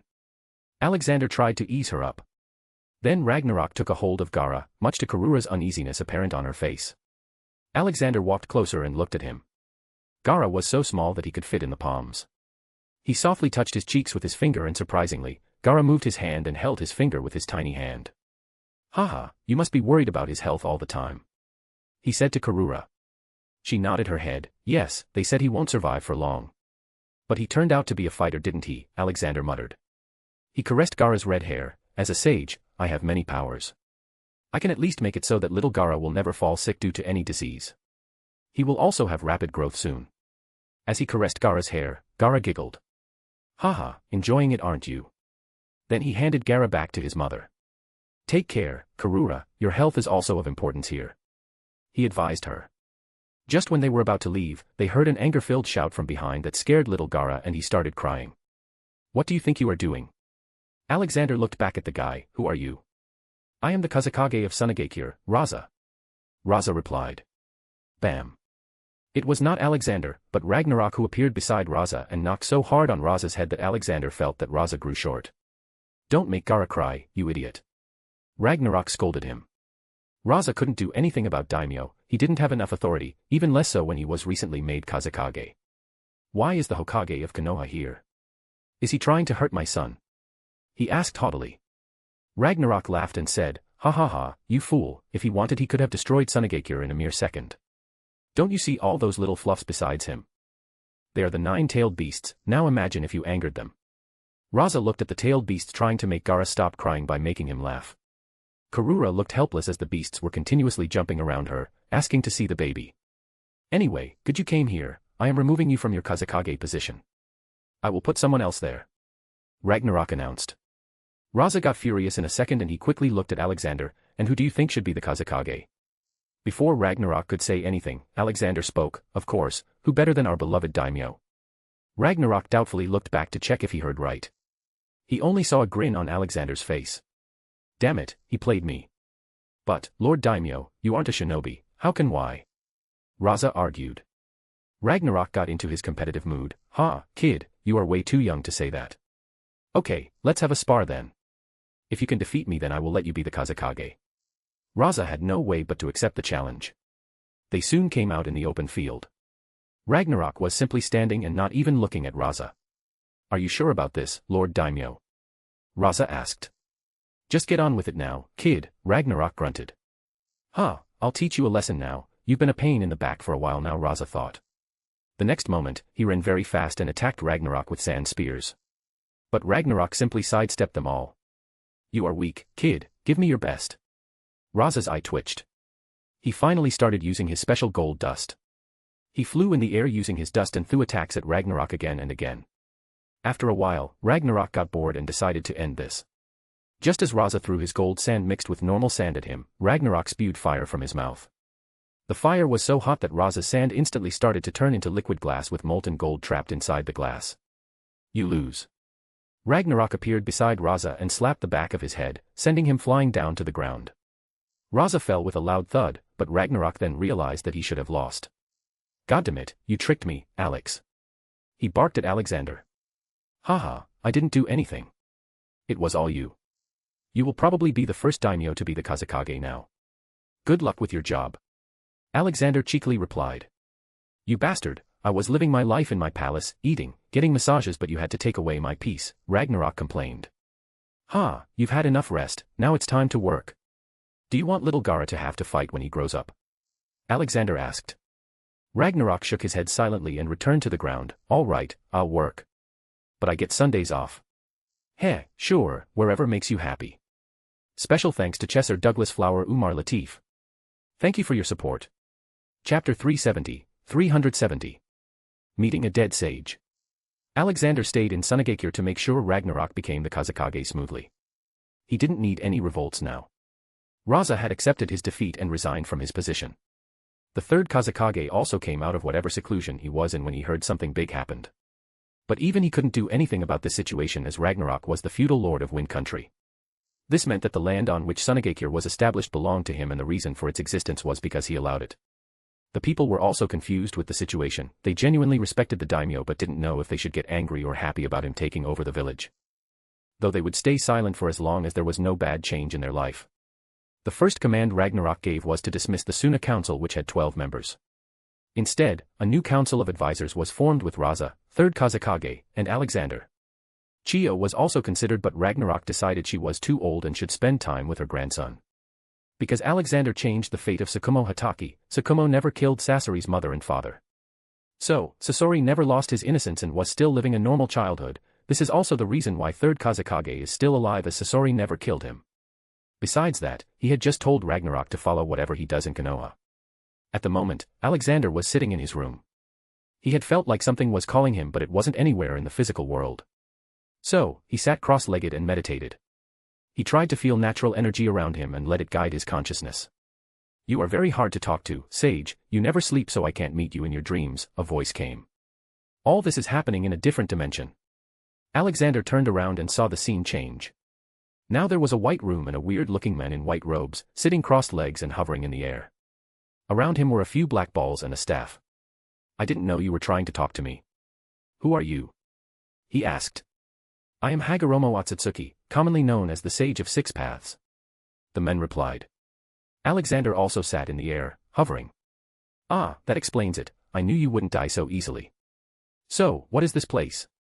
This is a place between life and death, it is not very complicated. What you are seeing is my chakra manifestation. The soul of people with great chakra can persist for a long time and retain their memory due to their amount of chakra. Hagoromo explained. So what do you want to talk about? He inquired. I want to know who and what you are. I know about beings from my species who may come from outside someday, but I never thought I'd see another human coming from outside. Hagoromo sounded interested. Oh, did you see me that day? Well, I can say that your species and I have a bit of similarity. Otsutsuki clan exists to travel to worlds, kill, harvest, devour, get stronger, and repeat. While I exist to protect, help, preserve. I am already stronger than anyone can imagine. You can think of this as my job or inherent nature to travel worlds and help them become better by advancing civilizations, stopping wars, or any other dangerous elements, he explained. Are there more like you? Hagoromo asked. No, there aren't. I am the only one of my kind. He replied. Hagoromo mistook it as Alexander being the last of his species, while in reality, he was the first of his species. Kid, tell me about your mother.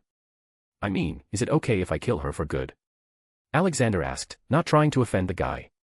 Hagoromo was more shocked to be called a kid than hearing that the men planned on killing his mother. Cough. You can call me Hagoromo, in fact, you look younger than me, so I should call you a kid. He countered. Alexander laughed like he had heard a joke. How old are you? 1,000 or so years. I am more than 16,000 years old. Hagoromo's eyes widened after hearing that. Then he can indeed call me a kid. Forget me, he can even call mother a kid. Deciding on letting him call him a kid, he started to tell him about his mother. He had already seen him and knew that telling him was not a bad thing. Mother was a conflicted person. She initially desired peace and stability, not just in the world around her but in her life too. She never told me and my brother much about the society from which she originally came from, but from their heartlessness regarding killing off planets for power seems to indicate that it was far from pleasant. After coming here, she met my father. He was the emperor of the land of ancestors. If I were to judge him as a person, I would call him stupid beyond belief. During that era, the land of ancestors was in a war with the land of that. The land of that would regularly expand its territories by falsifying and claiming to have discovered old documents where a region of interest would be shown as theirs. They would pressure other countries with the threat of war if they did not hand over the disputed territory. Unlike his followers and the residents of the land of that, my father, Tenji, desired for peace and tried to avoid direct confrontation with his opponents in order to avoid a war being waged, and wanted peaceful negotiations and alliances with them. When he met Kaguya, he was surprised to learn she came from the stars, but he took an immediate interest in her once she told him that she desires for peace, just like him. He allowed her to continue living on his land and fell in love with her. They became lovers and rumors of their relationship reached the land of that. His devotion to Kaguya's cause for peace caused him to threaten his own followers with death if they dared to threaten peace with the land of that. Then the minister of the land of that tried to kidnap Kaguya and she killed many of his soldiers in self-defense. Tenji was horrified by Kaguya's powers and ultimately decided to betray his lover to prevent a war from breaking out. She was then hunted by both the lands fearing her strength. Losing all faith in humanity but still longing for peace, Kaguya believed that it was necessary for her to attain godlike powers in order to put an end to all of humanity's conflicts. So, despite her clan waiting to harvest that world of its god tree, she defied the taboo surrounding the fruit and ate it. In doing so, she awakened the Rinne Sharingan and became the sole person on the planet endowed with chakra. With her new powers, casts the infinite Tsukuyomi. As Tenji fell victim to the genjutsu, he asked Kaguya what she was, unaware that she was pregnant with his children. Alexander was very much engrossed. That's why you should be careful when selecting whom you give your heart to. How can this Tenji be so dumb? Peace with a country that didn't want peace was a fool's dream. Hagoromo nodded and continued. Indeed, eating that god fruit gave her an immense power boost. Using her newfound power, Kaguya single-handedly ended the wars and took control of the nations. For her deed of stopping the conflict, she received the blessing of the people and was worshipped as the rabbit goddess. But she knew that one day, someone from the Otsutsuki clan would come to check the planet and she needed to prepare for it. So, after establishing peace, Kaguya used the infinite Tsukuyomi on humans to transform them into an army of white Setsu over the course of many years. Initially, she had put all humans under infinite Tsukuyomi, but not wanting mankind to perish, she freed some victims of the genjutsu and erased their memories. Then, my brother and I were born. Alexander interrupted him. Oh, yes, your brother Hamura. Well, let's invite him too. He should be like you, lingering between life and death. Alexander snapped his fingers and in an instant, Hamura Otsutsuki appeared. Hagoromo was shocked by this. He thought that the men had no powers when in this condition and dimension, but it seemed like he was more accustomed to it than even him. Only if he knew about Alexander's 1,000,000 times comprehension speed. Special thanks to Chesser Douglas Flower Umar Latif. Thank you for your support. Chapter 371. Mystery about Kaguya. Hamura was confused on how he got there.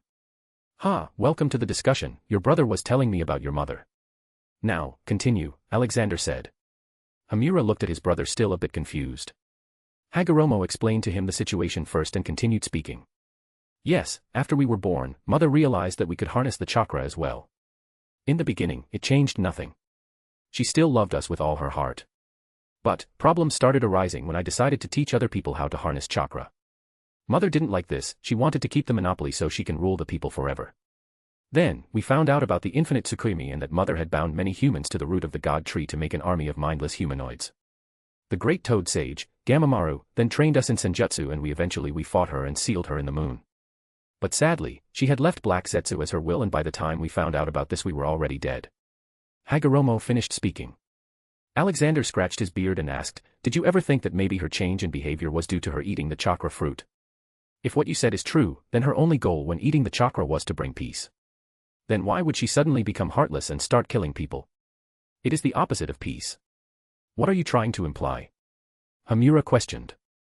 It is just a theory, but isn't the chakra fruit made from all the blood sucked by the god tree in all the battles among humans and by literally sucking the life force of the people and the planet? What if the chakra fruit was the reason for the change in her? I can't imagine a superpower giving fruit created from the destruction of a species/planet being any good and without any repercussions. He hypothesized. Sigh. Hagoromo nodded. We also had these doubts. But confirming them is not possible as we don't have a chakra fruit to study and the god tree and mother are sealed inside the moon. We cannot take the risk of freeing them. Well, even if you don't free them, someday something will happen and they will eventually be freed. So, I might as well find a way to permanently deal with the problem. But, before this, I want you to meet all the tailed beasts, they still miss you a lot. He said looking at Hagoromo. Alexander waved his hand and one by one all the tailed beasts popped into that place and fell on each other. But they were such heavy sleepers that even after falling they didn't wake up. Alexander clicked some cute pictures of them first and then woke up the snoring potatoes. Beige Avengers, emergency, we need to help. In an instant, they got up and stood in their superhero team formation. Beige Avengers are ready to help, Chomei shouted. Look behind you, Alexander told them. They clumsily turned around. Then their eyes widened for a second. The next moment they ran to Hagoromo. Pops. Dad. Papa. Old man. They all had their own word for calling him. They hugged him tightly. Hagoromo was still surprised how Alexander brought them here, but he was happy nonetheless. Hagoromo caressed their heads. How are you, my children? He knew they were just a part of 10 Tails, but he loved them as his children anyways. After you left, Ji-chan came, and we had so much fun. Are you coming back with us? Kurama asked enthusiastically. Hagoromo shook his head in denial. I can't, this is not my physical body. I am just a chakra manifestation and I will wither away in a few more years. The tailed beasts had their tails slumped down in disappointment. Alexander walked to them and patted their heads. It's okay, we can still see Hagoromo whenever we want. I will give them an object through which they can appear in the physical world like a ghost. Yay, let's go and plan for games to play, my brothers, Shikaka cheered and they tippy-toed away. You really love them, Hagoromo spoke. Alexander nodded. Yes, they are already a part of my family. They are my kids and all that matters is the smile on their faces. Alexander was about to leave but then remembered an important question. Can you tell me about your violet spiral-like eyes? A kid named Nagato has it.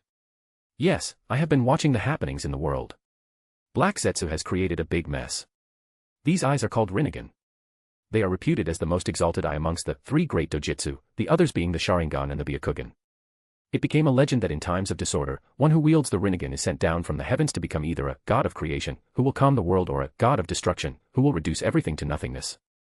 Initially, Mother wielded the eye called Rinne Sharingan. As you can deduce, Rinnegan and Sharingan are just separated Rinne Sharingan instead of a combined one. I awakened my Rinnegan when I mortally wounded Hamura when he was under Mother's control.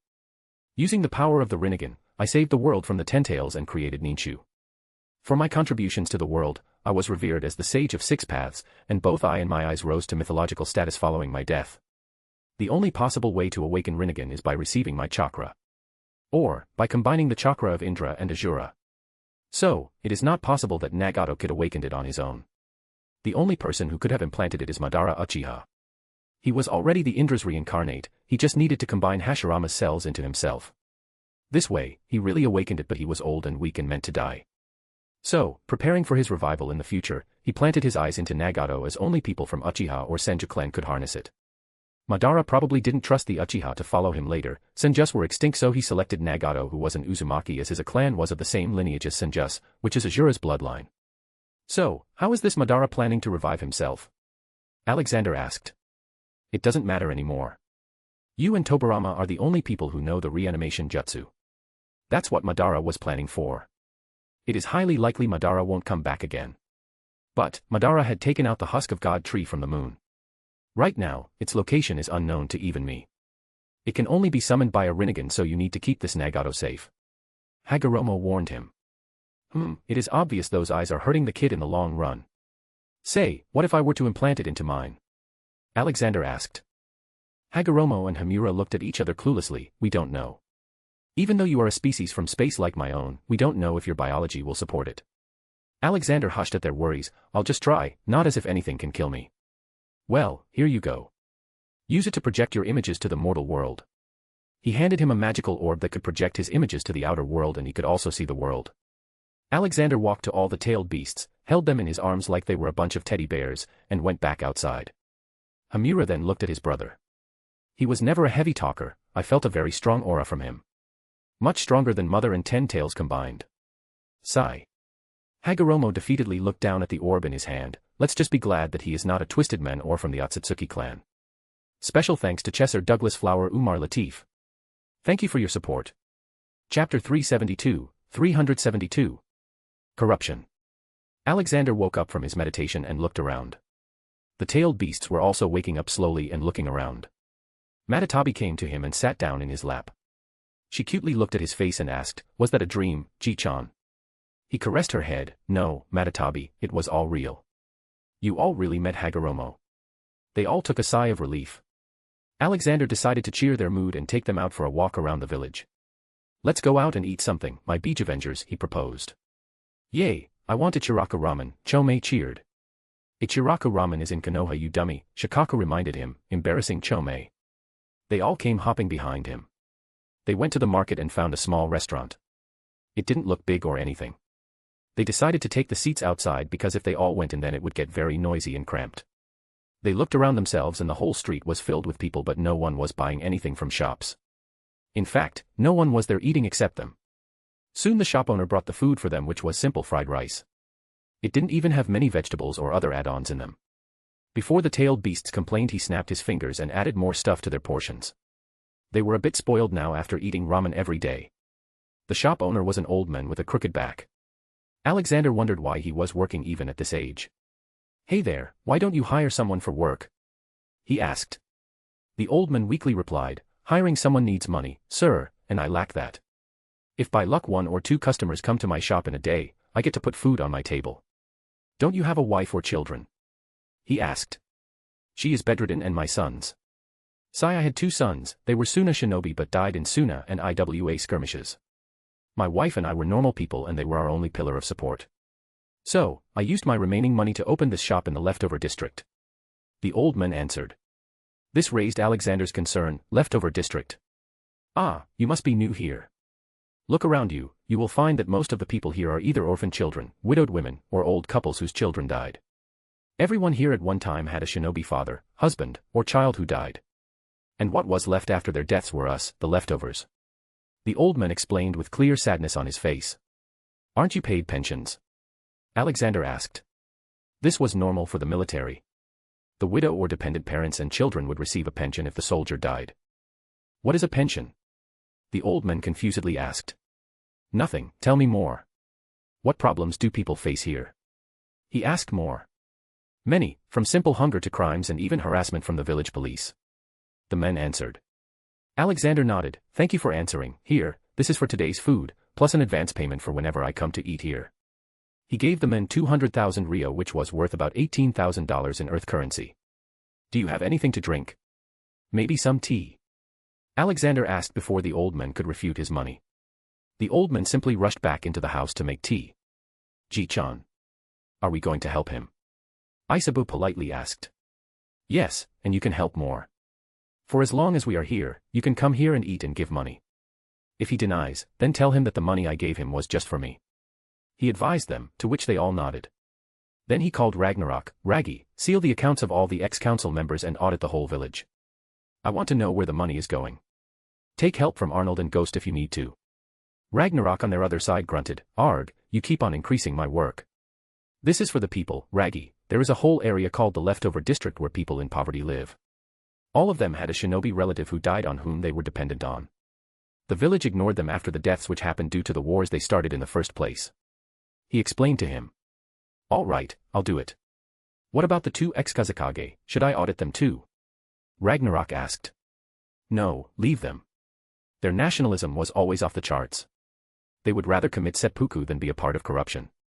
I'm sure they are oblivious of things too," he said. Once that was done, Alexander spoke with Olivia on the phone. "Ah, my lovely beautiful wife, how are you?" he buttered her. "What is it, Alex? I know you want something from me," she asked back, instantly knowing about his intentions. "Oh, my wife knows me so well," he replied. "I've been your wife for so many years, Alex." "I know more about you than yourself," she replied. "Oh really, then tell me, where is the smallest mole on my body?" he asked jokingly. "Huh, on your left butt cheek. Now, what did you want to talk to me about?" she blurted. Cough. Alexander choked on his tea. "Ha ha ha, you are very observant, my wife. Okay, I wanted to start free food kitchens and orphanages around the world for a few years. Once we have taken care of this generation of problems and orphans, there won't be much need for us later. Olivia thought for a second. Okay, so you want to set up a temporary organization to help the orphans and poor? Sure, I can help. I will come with Amy and a team of seraphs.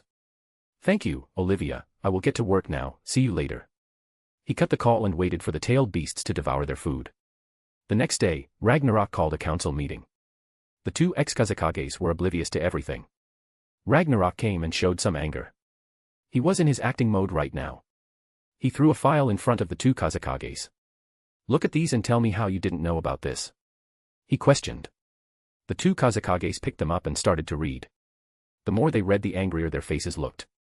Ragnarok started shouting at them, "You called yourself Kazakage of Sunagakure but only cared for a selected few. Did you even once roam around the village and see how the people were living? There is a whole place called Leftover District, for God's sake. Did sand blind your eyes? And it's not just that, the people under you ate the whole fund allotted to help the families of deceased shinobi. All of it was distributed among some council members and other shinobi. Not a single coin reached the people it was meant to. You should be thankful to God that I came and took over the village from your incompetent hands." Alexander also angrily spoke. "Not just the money, the village police have also been harassing the people there, asking for money for protection from criminals.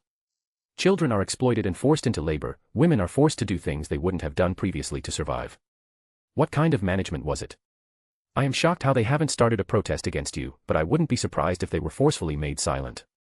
You wanted to make war with other villages while foolishly ignoring your own home. What was even the reason for the wars? You make war, destroy your resources, lose the war, and then cry to make another war so you can win and take the enemy's resources. You put yourself in this vicious cycle. Utter incompetence, I would call your work." Raza quickly bowed to Ragnarok. "Lord Kazakage, please allow us to deal with this. We will punish all the corrupt shinobi in Suna. Not just punish, you must publicly announce what they did and then punish them, so if any more shinobi thinks of taking the corruption route or harassing the people, they will remember the consequences," Ragnarok ordered them. "Yes, Lord Kazakage, we will do it." The two bowed and ran out of the office. "Haha, good acting, Ragnarok. For a second I thought you were really serious." Alexander praised him. Then Ragnarok looked at Alexander with a face still serious. Alexander stopped laughing. "So you were serious?" The next moment Ragnarok walked to his face. "Wahahaha. Serious my ass. I just wanted to scold them. They were very incompetent. So engrossed in increasing personal strength that they ignored their real duty." Alexander laughed and started to leave. "Yeah, but it's not just them. All aristocratic societies have these problems. And it is our job to correct them. Well, I'll see you tomorrow then. I got some work. Special thanks to Chesser Douglas Flower Umar Latif. Thank you for your support." Chapter 373. Hat's Blunder. A few months later. In the past months, many things changed. For example, a lot of ex-council members were gathered in public space and their crimes were read to everyone, and then they all were sentenced. Their punishment was simple. Alexander took away their chakra and they were sentenced to a lifetime of community service. They will still be paid a little, just to stay alive and eat. In total, Sunagakure now had 20 new social workers. Alexander also improved the living standard of the village a lot. Beep beep. It was a call from Dabi. "What is it, my friend?" "Boss, I received a report that Iwagakure has again started a proxy war with us. They are trying to enter through Aim and Kusa this time. They disguise themselves as normal merchants and try to sabotage our bases with explosives," Dabi reported. "Don't they know that I am practically controlling Konoha, Suna, Kiri, and Aim?" Alexander asked. "No, at most they think you are friends with Mizukage, Reikage, and Akatsuki. They don't know much else. The mode of information transfer is not very good in this world and you have also not publicized it," Dabi said. Sigh. "Okay, I'll pay them a visit. Can't let one bad seed destroy the whole field," he muttered and ended the call. "My potatoes, to Iwagakure we go. Pack up," he instructed. Soon the little tailed beasts rushed to pack all their toys and games in bags. He went to Ragnarok's office. "Old lizard, I'm going. Iwagakure is the next target." "Hey, good riddance," Ragnarok muttered lightly. "Did you say something?" Alexander asked him. "Oh, no, go and teach them a lesson, Alex. I will hold the fort here for you. By the way, Dabi and I are busy. Whom are you going to appoint there?" he asked. Well, might as well let Douglas do it. He already has experience from the Goa Kingdom," he decided. Good luck then, you can only keep fingers crossed with that guy. Ragnarok scoffed at the idea. Olivia will come later to set some charitable things up. Help her. You are also the daimyo, so don't just think about this village but the whole wind country. He instructed him and left on his trip. Alexander walked out of the village and on his way checked out the leftover district that was changed and now named Second Market District. The security was increased there so people would venture into that market. He saw a few customers in that old man's restaurant too. With a smile, he left Sunagakure. Iwagakure and Sunagakure didn't share a direct border with each other but instead had some smaller countries in between. Like AIM, these countries were also on a path to destruction and poverty due to wars of Iwa and Suna in the past. With him bringing peace, they will soon be back on their feet too. He bypassed them and entered Iwa. First, he went to Daimyo's palace as it was Daimyo's job to keep his country safe. The hidden village was just very small when compared to the whole country. The palace had the same old Japanese-styled buildings. He barged in and saw a party going on. Lots of food was cooked for the daimyo outside the castle. The country was mostly comprised of desolate, rocky areas. The border of the land of Earth runs along a rocky mountain range, blocking communication with other countries. So, it wasn't the richest but not the poorest either. Alexander was surprised how daimyo could have such feasts just after they lost a big war and lost so many resources, and now they were using the resources they had left in a proxy war. The samurai stopped Alexander. Lord Daimyo is busy right now. If you want to sell him something, come later. Oh, will he buy these never-seen-before animals? He asked, showing the grinning-tailed beasts.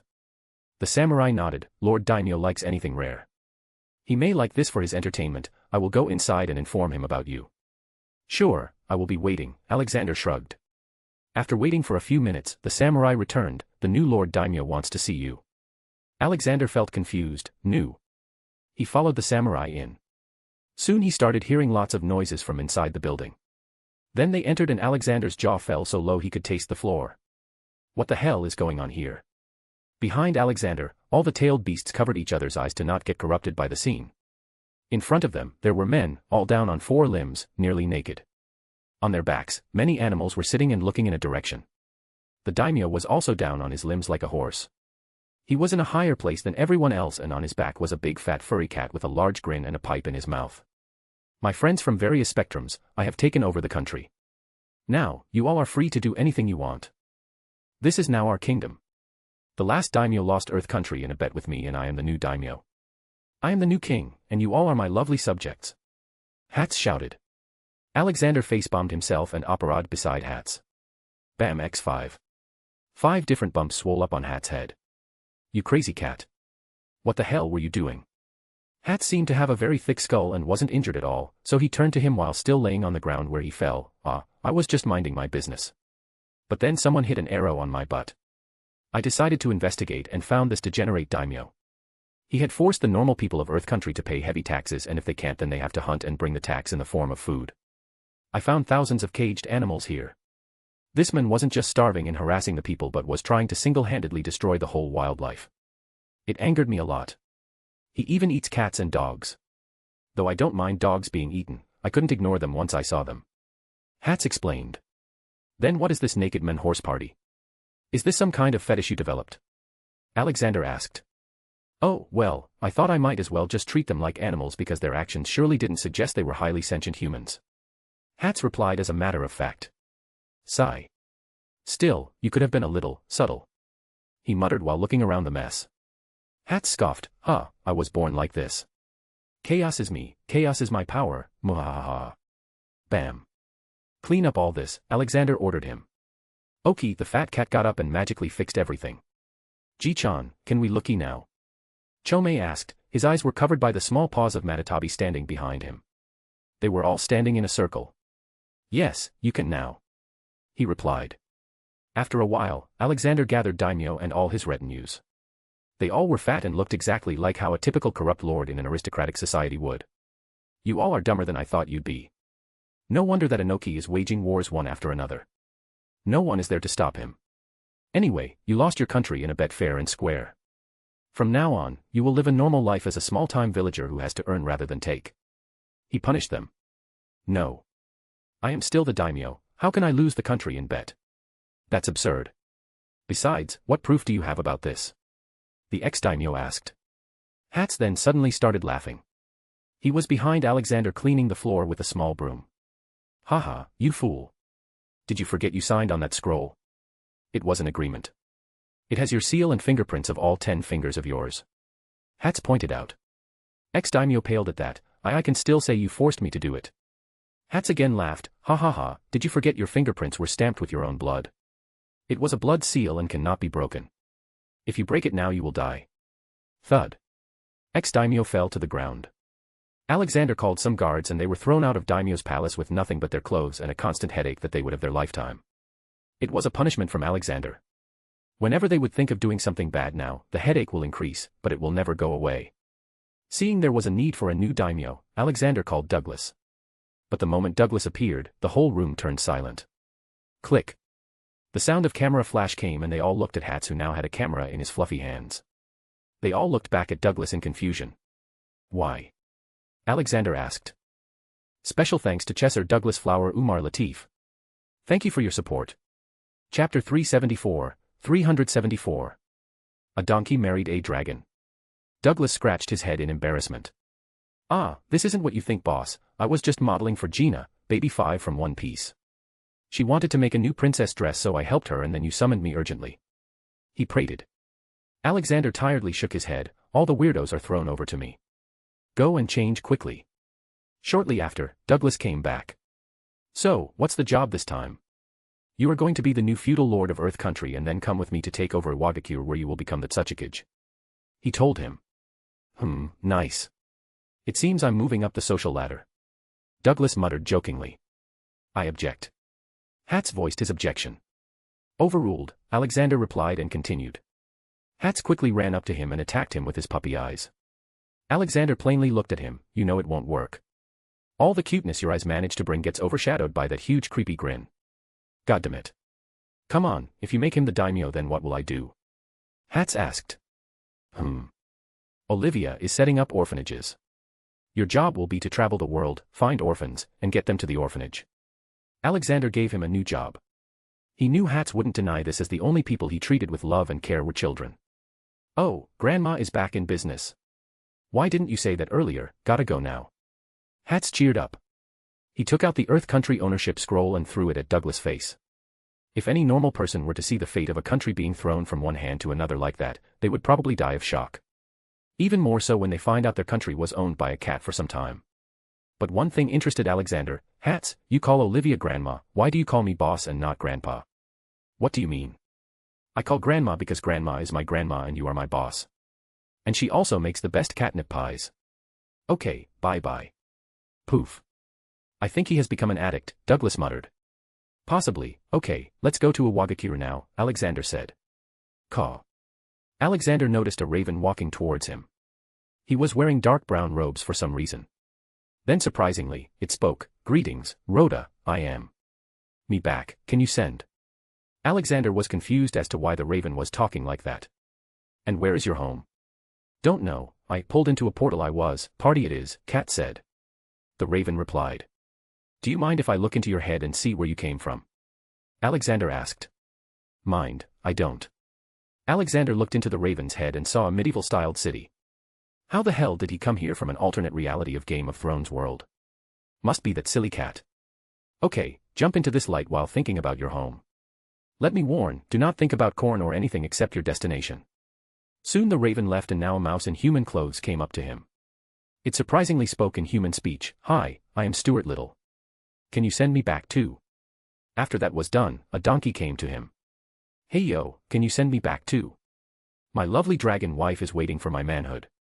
Alexander felt like he knew the donkey. What is your name? Donkey proudly straightened his neck. This one is called Donkey by friends. Sigh.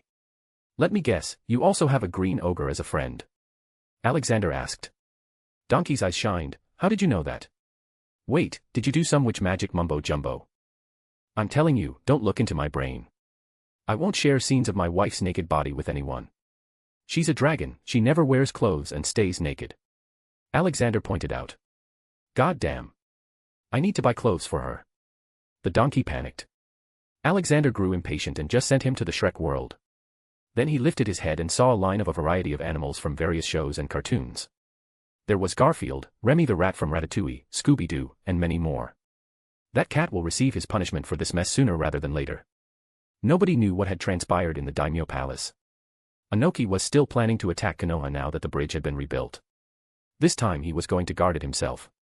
He needed to wage the war because now they had nothing to lose. The economy of the village was bad. They were creeping towards poverty, the people were demotivated due to the lost war and he needed something to re-energize them. Now, if only I could get this damn box open, we would have enough war funds, Anoki angrily muttered as he tried to open the emergency fund chest. But no matter what he did, it just wouldn't open.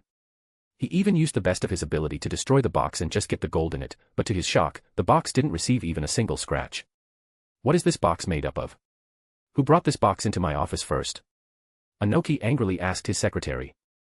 Lord Tsuchikage, it was the second Tsuchikage's box, the secretary replied. Wonderful, he's dead already and we'll never know how to open it. How are we going to fight this war now? This was the only money I had to fund it. Anoki grumbled. The box had become the biggest thorn stuck in his neck now. He couldn't throw it and neither swallow it. The box was useless if he couldn't show the things inside of it to gather money. Kumogakure, Lightning Country. The fact that the third Raikage was buddies with Alexander didn't mean all the animosity was solved among the two villages. Even less so now, as the third Raikage had retired and given the mantle of Raikage to his son. Also named, Third Raikage was now only worried about living his days having fun. Yo, what's the plan, bro? B asked his brother in Raikage's office. It is widely known that Konoha is the strongest village at this point. Even if we ignore all the tailed beasts now, who are promised to not be used for war, they still have many powerful clans with their own bloodline powers. Mainly these are the Uchiha and Hyuga clan. We already know a great deal about the Uchiha clan but the Hyuga clan is still a big mystery and mystery means danger. We need to get our hands on a pair of Byakugan. Spoke out his mind. Then I will go and bring a Hyuga for you, my bro. B sternly replied. Shook his head, no, you won't. We were going to sign a peace and trade deal with Konoha. And it just happens to be the third birthday of Hyuga Princess, Hinata Hyuga. She is small and timid, not to mention weak. It will be easy to get her. But bro, what if our guy got caught? B asked. Very less likely to happen. We will be sending our shinobi commander and if something still happens, we will put the blame on Konoha that they killed our shinobi commander. We will ask for compensation. Either way, we will gain something as that old man Hokage is known to be a big advocate of peace. Intel also suggests that no one has seen him in a long time now. I think he is probably sick or something. The last time we saw him, he already looked very old. Planned. Although B had huge doubts about his brother's plan, he simply agreed because he considered his brother cool.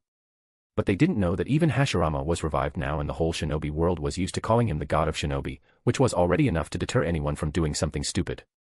Special thanks to Chesser Douglas Flower Umar Latif. Thank you for your support. Chapter 375. A senile old fool. Alexander, Douglas, and the beasts appeared in the sky above Iwagakure. It seems people haven't been living a good life lately. And he still wants a war, Douglas added. Yeah, his old head must be devoid of all intelligence, Alexander commented. Then they moved down to the street level, where people looked sad and malnourished. That's what war does to a country. They were invisible so no one noticed them. Alexander's plan was to first win over the people and then defeat the main opponent. This way, after he takes over, no one will have a problem with them as everyone will already be happy. But, Anoki had done a good job of demonizing Konoha among the normal citizens of the village. So, he started counter-propaganda. First, he started a few free kitchens and made Douglas the face of it. For Douglas' identity, he was introduced as the new daimyo after the last one went missing on a hunting trip, whose body was later found to have been attacked by a wild cat. People loved him for what Douglas was doing, combined with his angelic charm he was a hit among ladies, old or young. Alexander kept a distant approach and only worked from the shadows. It only took them some months to fully win over the whole population of Iwagakure. Now, the people had food on their tables, their children weren't getting sick from hunger. Pending salaries of many shinobi were paid by Douglas in an envelope with Douglas thank you for your service card so they would know who was paying them. Tsuchikage's office. Anoki knew about what was happening in his village. Initially, he let the rich man turned out to be the daimyo do whatever he wanted as it eased up the load from his shoulders. But he soon found himself in a dilemma because now the man was people's favorite and many were already calling for Anoki to resign and let the men become the Tsuchikage. He tried to get the young daimyo killed a few times but all the shinobi who took the mission went missing. It proved that the man was not simple and either had some strong backing or he himself was powerful. I am in this situation because of this cursed box. Only if it would just open up. He cursed looking at a box lying in a corner of his office. Do you want me to open it? A voice came from the window. Anoki turned around and looked. You. How did you get in here? Haha, do you think only you can fly? Alexander scoffed. Then Anoki started laughing. Ha ha ha, it is a blessing. Good thing you came here, now I just need to kill you and Konoha will lose. Alexander disappointedly shook his head. You are pathetic. Knock knock. Lord Tsuchikage, Lord Daimyo is here to see you. Anoki's secretary informed and left as quickly as he came. Douglas haughtily entered the office and went to the Tsuchikage chair and sat down. I am deeply disappointed with you, Anoki. You have brought your village to ruin. Douglas said in an agonizing tone. Anoki's eyes twitched seeing that he was being disrespected by a young man. To what do I owe this visit, Lord Daimyo? Ha, you didn't, the poor people of IWA did. What is this I'm hearing about you starting another war with Konoha? Douglas asked. We have lost a lot in previous war, Konoha. We could have won if Canopy Bridge wasn't destroyed. This time we will not make the same mistakes and win. It is important for the sentiments of the people of IWA in our coffers. Anoki proudly answered. Cough. I am still here, you old fool. And what gives you the confidence that you can beat me? Alexander asked. Douglas chimed in, doesn't matter. I am firing you from your position of Tsuchikage. You have clearly grown senile. I seriously can't understand what gives you the confidence to fight the men whom all the tailed beasts treat like their grandpa. You should have retired a long time ago. Anoki was a very proud, headstrong, and boastful individual. So it was normal if he got angry at this. You can't do this with me. This is my village. Isn't it the daimyo who allows the existence of a Wagakure? Isn't it daimyo who appoints the Tsuchikage? And who is the daimyo? Oh, wait, it's me. Open your eyes, old kid. Your era is over, rest, and treat your back pain now. Douglas verbally scolded. Anoki knew no one could help him in this situation. The mandate of the public was also against him. May I know who the new Tsuchikage will be? Anoki asked. Douglas replied with a big grin, it will be me. It left Anoki speechless. Why you? Yes, why not? Anyways, I don't have time to waste with you. I'm calling back all the shinobi. I also need the money to help the economy. He mumbled and walked to the box. He simply rotated the handle and opened it. How did you do that? Anoki asked. What do you mean? You don't know how to open doors? Douglas mockingly asked. No, I mean, I wasn't able to open it for so long and you opened it so easily, Anoki added. Doesn't that mean you've just grown old and weak? Douglas talked back. Not being able to handle more insults, he decided to leave and gather the council to do something about this situation. Now that the backup money box was open, he just needed to take back his position and defeat Konoha. Alexander, of course, knew what was on his mind. He decided to look into his sins. Anoki, category. Murder, 9. Indirect murder, 15. Kidnappings. War-provoking acts. Sin percentage, 54%. Sigh. Alexander predicted that most of the ninjas in the world were in category 3 because killing people was part of their jobs. They had normalized killing someone to the point where it just didn't matter. Anoki may have been a stupid man all his life due to his boisterous attitude, which was further due to his meeting and fight with Madara in the past. But, it still didn't change the fact that he had gone out of his mind causing all these wars. He needed some lesson or punishment. Anoki, you say you can defeat me. So let's fight. One-on-one. No third party or beast involved. He proposed. What are the stakes? Anoki asked. If I win, you will take classes from me about administration and follow my orders. If you win, I will give up Konoha to a Wagakure. He replied. Anoki's eyes widened in shock in the appearance of such an opportunity. He didn't think twice and agreed, I accept. Let's go to the public arena and fight there. Anoki excitedly flew away.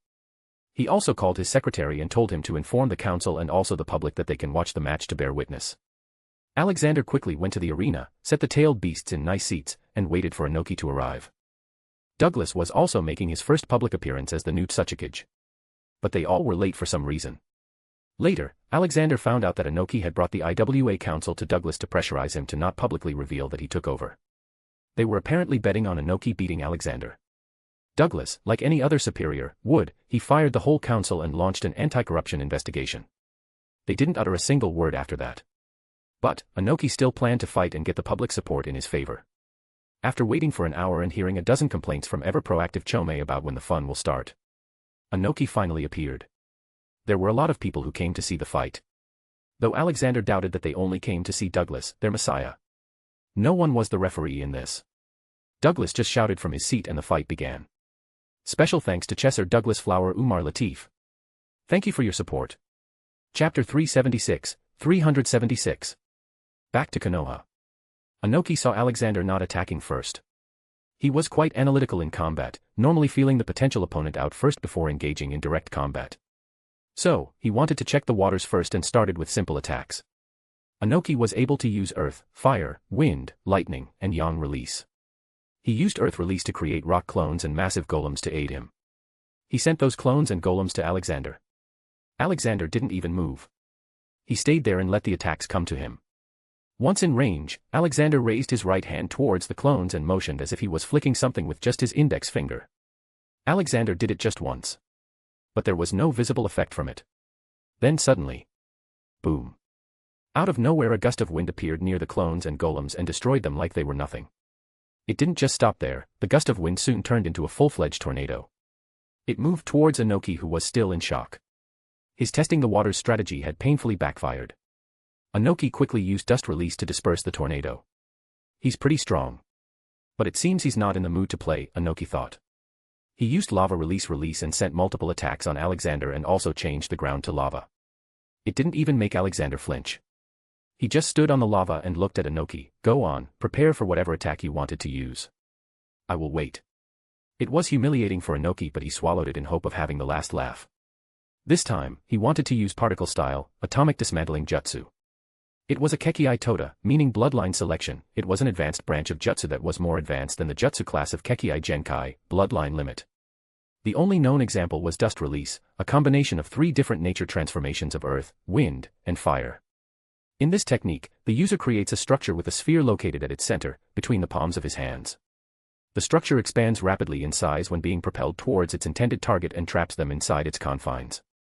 The sphere then seems to explode with a tremendous amount of force, while the exterior walls of the structure effectively restrict the size of the blast radius, resulting in the destruction of everything and anyone caught within as they are pulverized into minute particles of dust. The technique wasn't limited to just affecting physical matter, it could also affect chakra-based defenses. The resulting damage that this technique could produce varies considerably, depending on the initial shape of the created structure.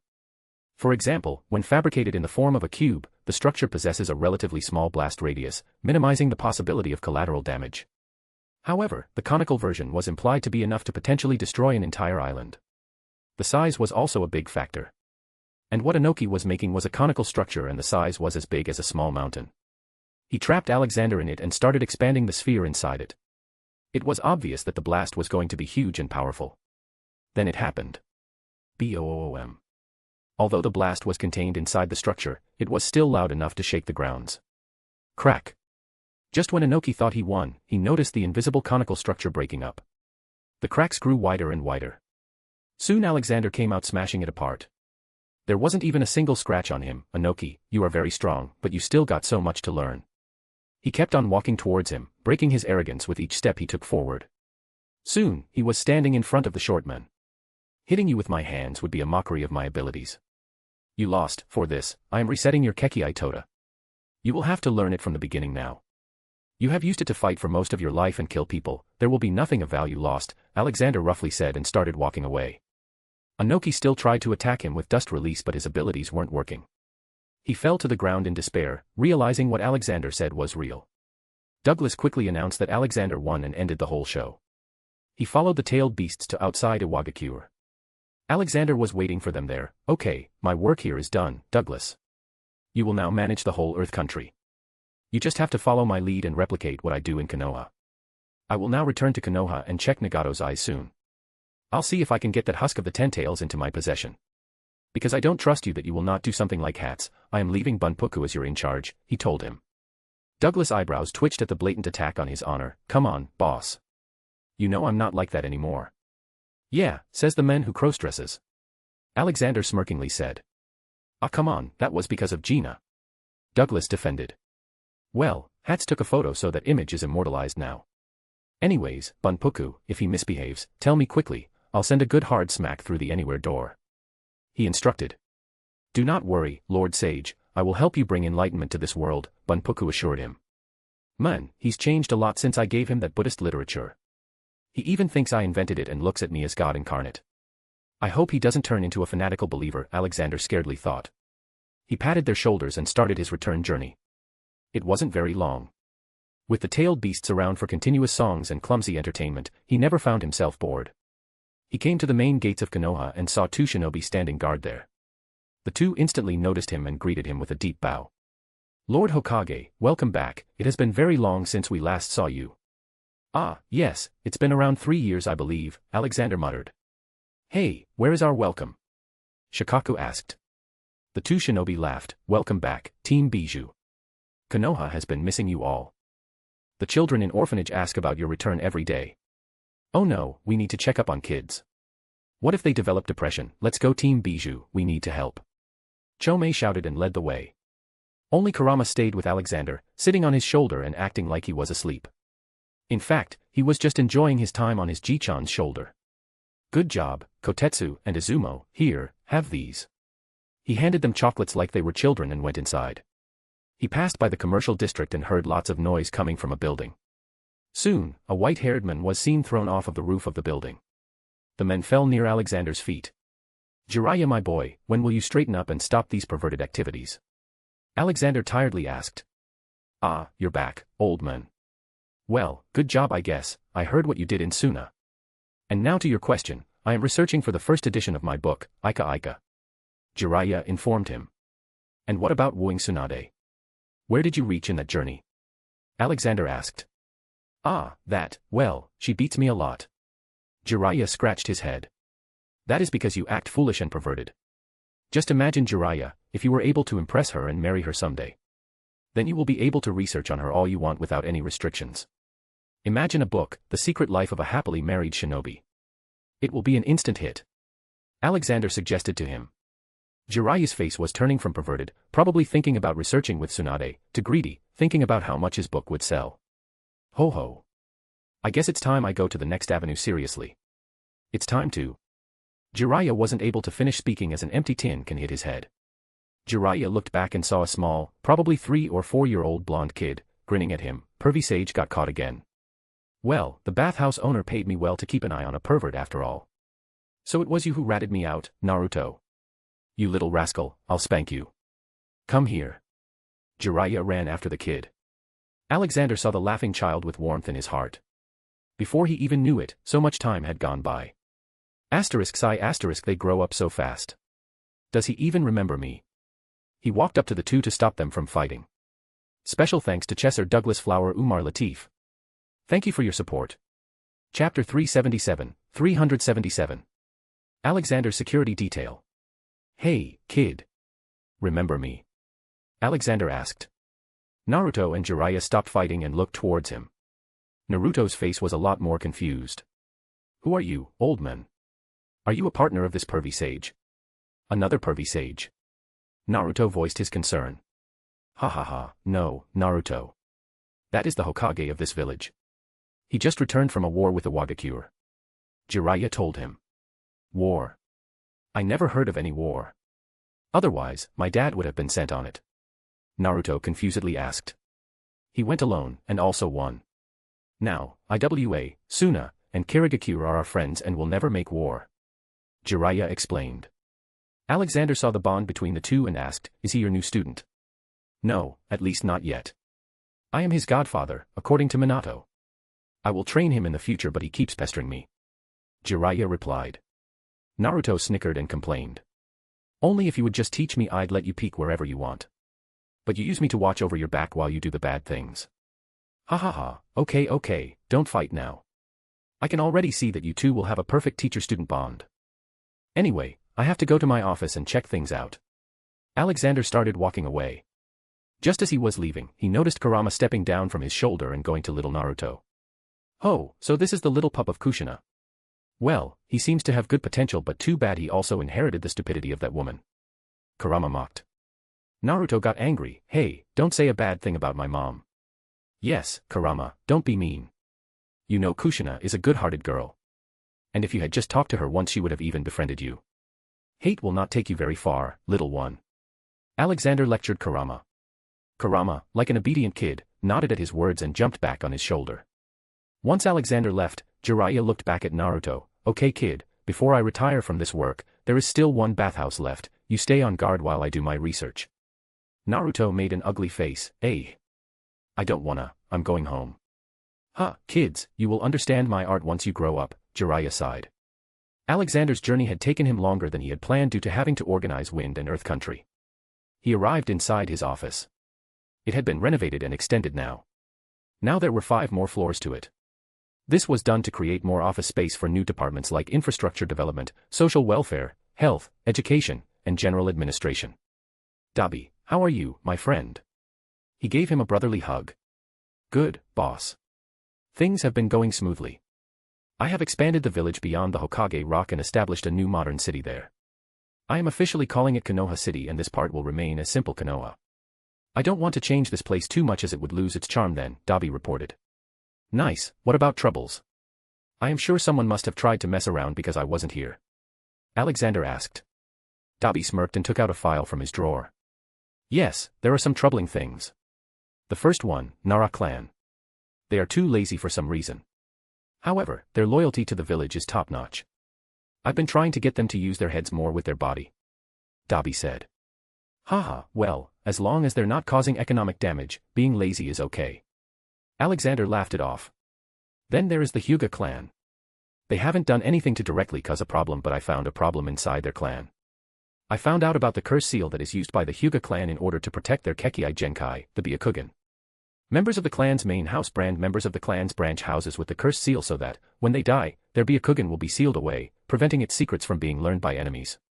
The cursed seal can also be used by the main house to discipline branch house members. If the main house member uses a special hand seal, the branch house member will experience intense pain, discouraging them from disobeying the main house again. If the pain is great enough, it can even kill the branch house member, destroying their brain cells. Members of the branch house are branded with the cursed seal on the 3rd birthday of the clan's next heir or heiress, regardless of their own age at the time. Cursed seals are placed on the recipient's forehead, for which reason they tend to keep it covered, such as with their forehead protector. Dabi intoned. Goddamn, this is pure slavery. Did you contact their clan head about this? Alexander asked. Dabi nodded, yes, but Hayashi got angry and told me that I have no right to meddle in their clan's matters. Well, he is wrong there. If you live in a country you live by their rules. Did you publish the constitution? He asked. No, I was waiting for you. Something this significant should be done by you. Dabi informed him. Let's do it tomorrow. What about the Uchiha clan? Sigh. Dabi sighed and relaxed back. What can I say except that their clan head is a power-hungry cruel man. I received reports that he wants the next Hokage to be from his clan. But, now because you are here and you are an immortal being. He thought of creating a civil war and dividing Konoha in 2 and setting up a new village. And what gives him confidence? Alexander asked. Well, he's been trying to get close to Shisui and Obito for a while now. He even put little Itachi in a powerful genjutsu to give him trauma to wake up his Mangekyo. In the end, Itachi did awaken Mangekyo but also nearly killed his father in anger, Dabi told him. Alexander got angry. Who does he think he is? I will punish him for child abuse soon. Itachi is just a child. And please tell me you helped Itachi. Yes, I did. After this event, Shisui and Obito got very angry at Fugaku and left the clan's district with Itachi. They now live in your house. Dabi answered. So, Fugaku's plan backfired. He probably thinks that all Uchiha are like him. Cruel and overly ambitious. Alexander commented. Sigh. Alexander got up and started to leave. Okay, let's crash at Senju's home for lunch before doing other things. Alexander and Dabi walked out of the office. But then Alexander saw a kid following them in an umbu mask. What's his deal? Alexander asked. Dabi looked back. Yamato, you can take off that mask. Boss, this kid is Tenzo, though that was a code name. He chose the name Yamato now. He was one of the experiments of Orochimaru. As a child, the boy was abducted by Orochimaru and became one of 60 children that were his test subjects. They were injected with First Hokage's DNA in the hopes that they could replicate First's ability to use would release. Orochimaru later abandoned the experiment, believing that none of them had survived. In actuality, this boy was the lone survivor and found himself endowed with an unquantified would release. Later he was found by Danzo and was made a root ninja. But then you punished Danzo and he joined Umbu. He's a good lad. Kakashi is his friend. I am sorry I couldn't come and save you early on, child, Alexander spoke to Yamato. Yamato shook his head and said, "It was not your fault, Lord Hokage. Those responsible for it have already been punished and are still facing punishment. I was selected for your security detail but you weren't here.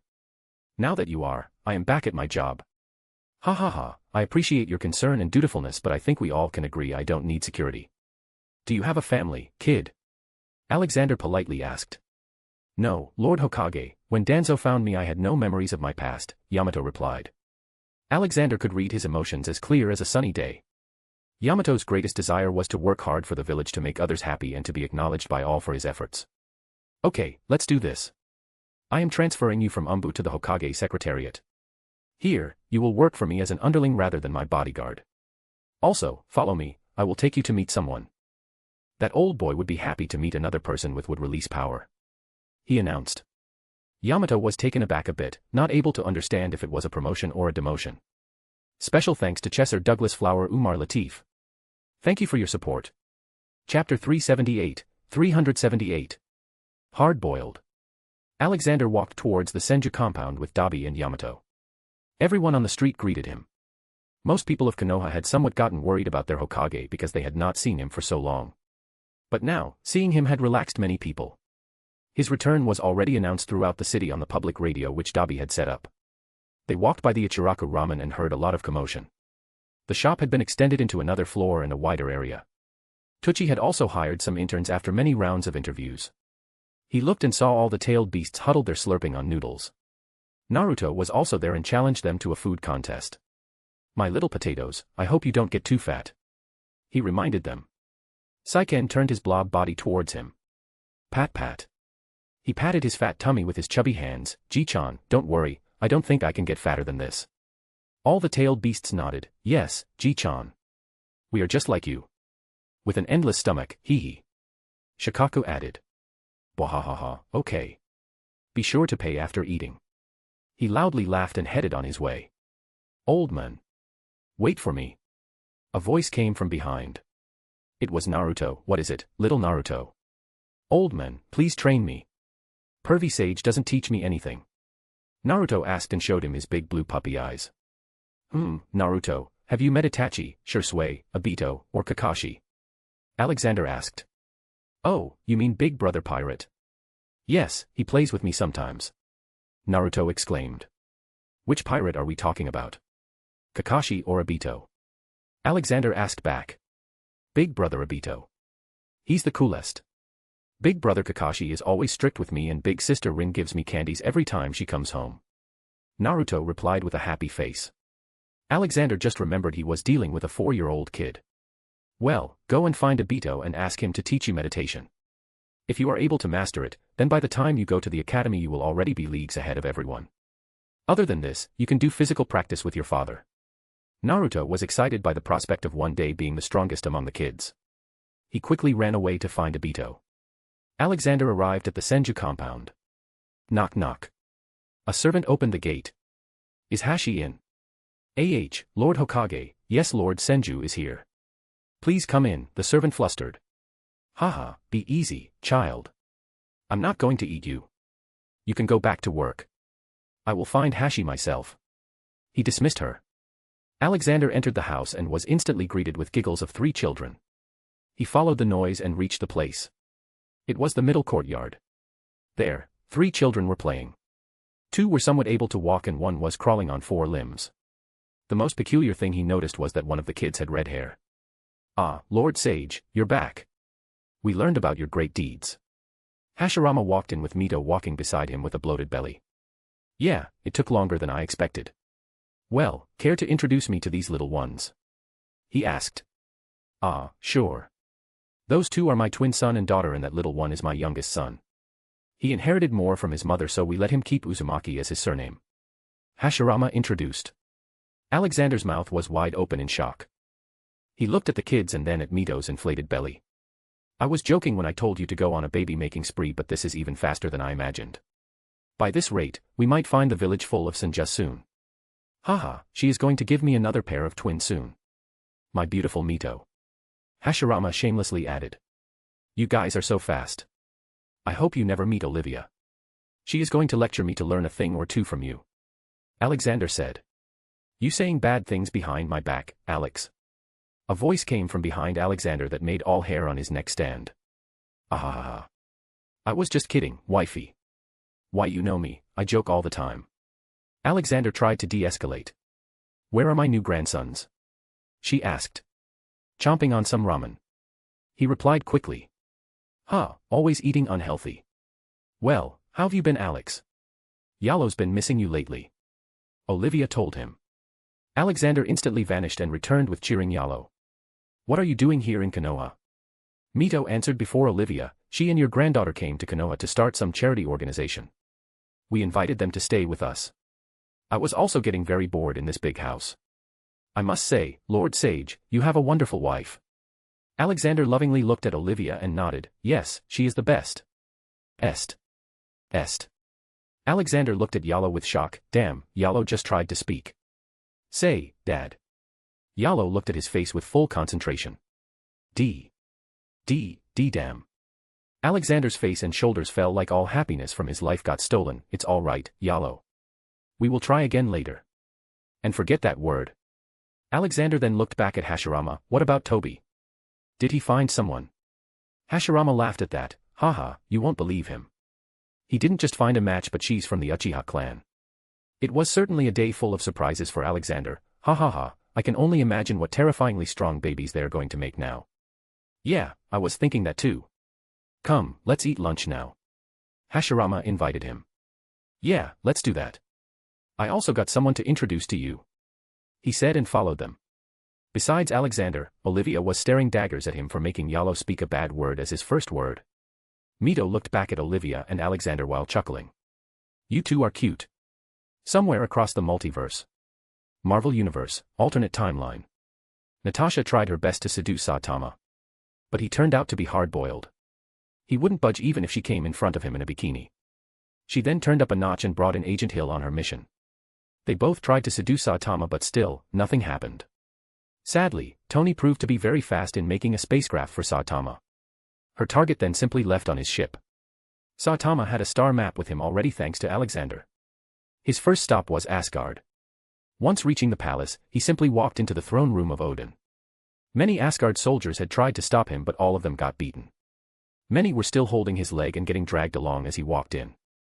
Why have you come here, human? This is no place for a mortal.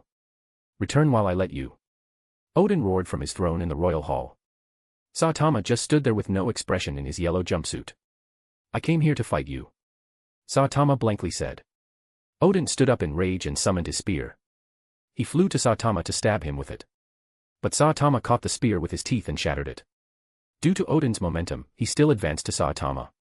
Normal series, normal punch. Boom. He punched Odin in the face. Odin got thrown back. His body collided with his golden throne and destroyed it. It didn't just stop there, his body collided with a few huge pillars too. Bam. Saitama felt something touching his bald head. He noticed it was a flying ice spear. Ah, you must be Loki, Saitama exclaimed. Loki looked at Saitama with full seriousness. He was in his battle gear. Pleasure to make your acquaintance.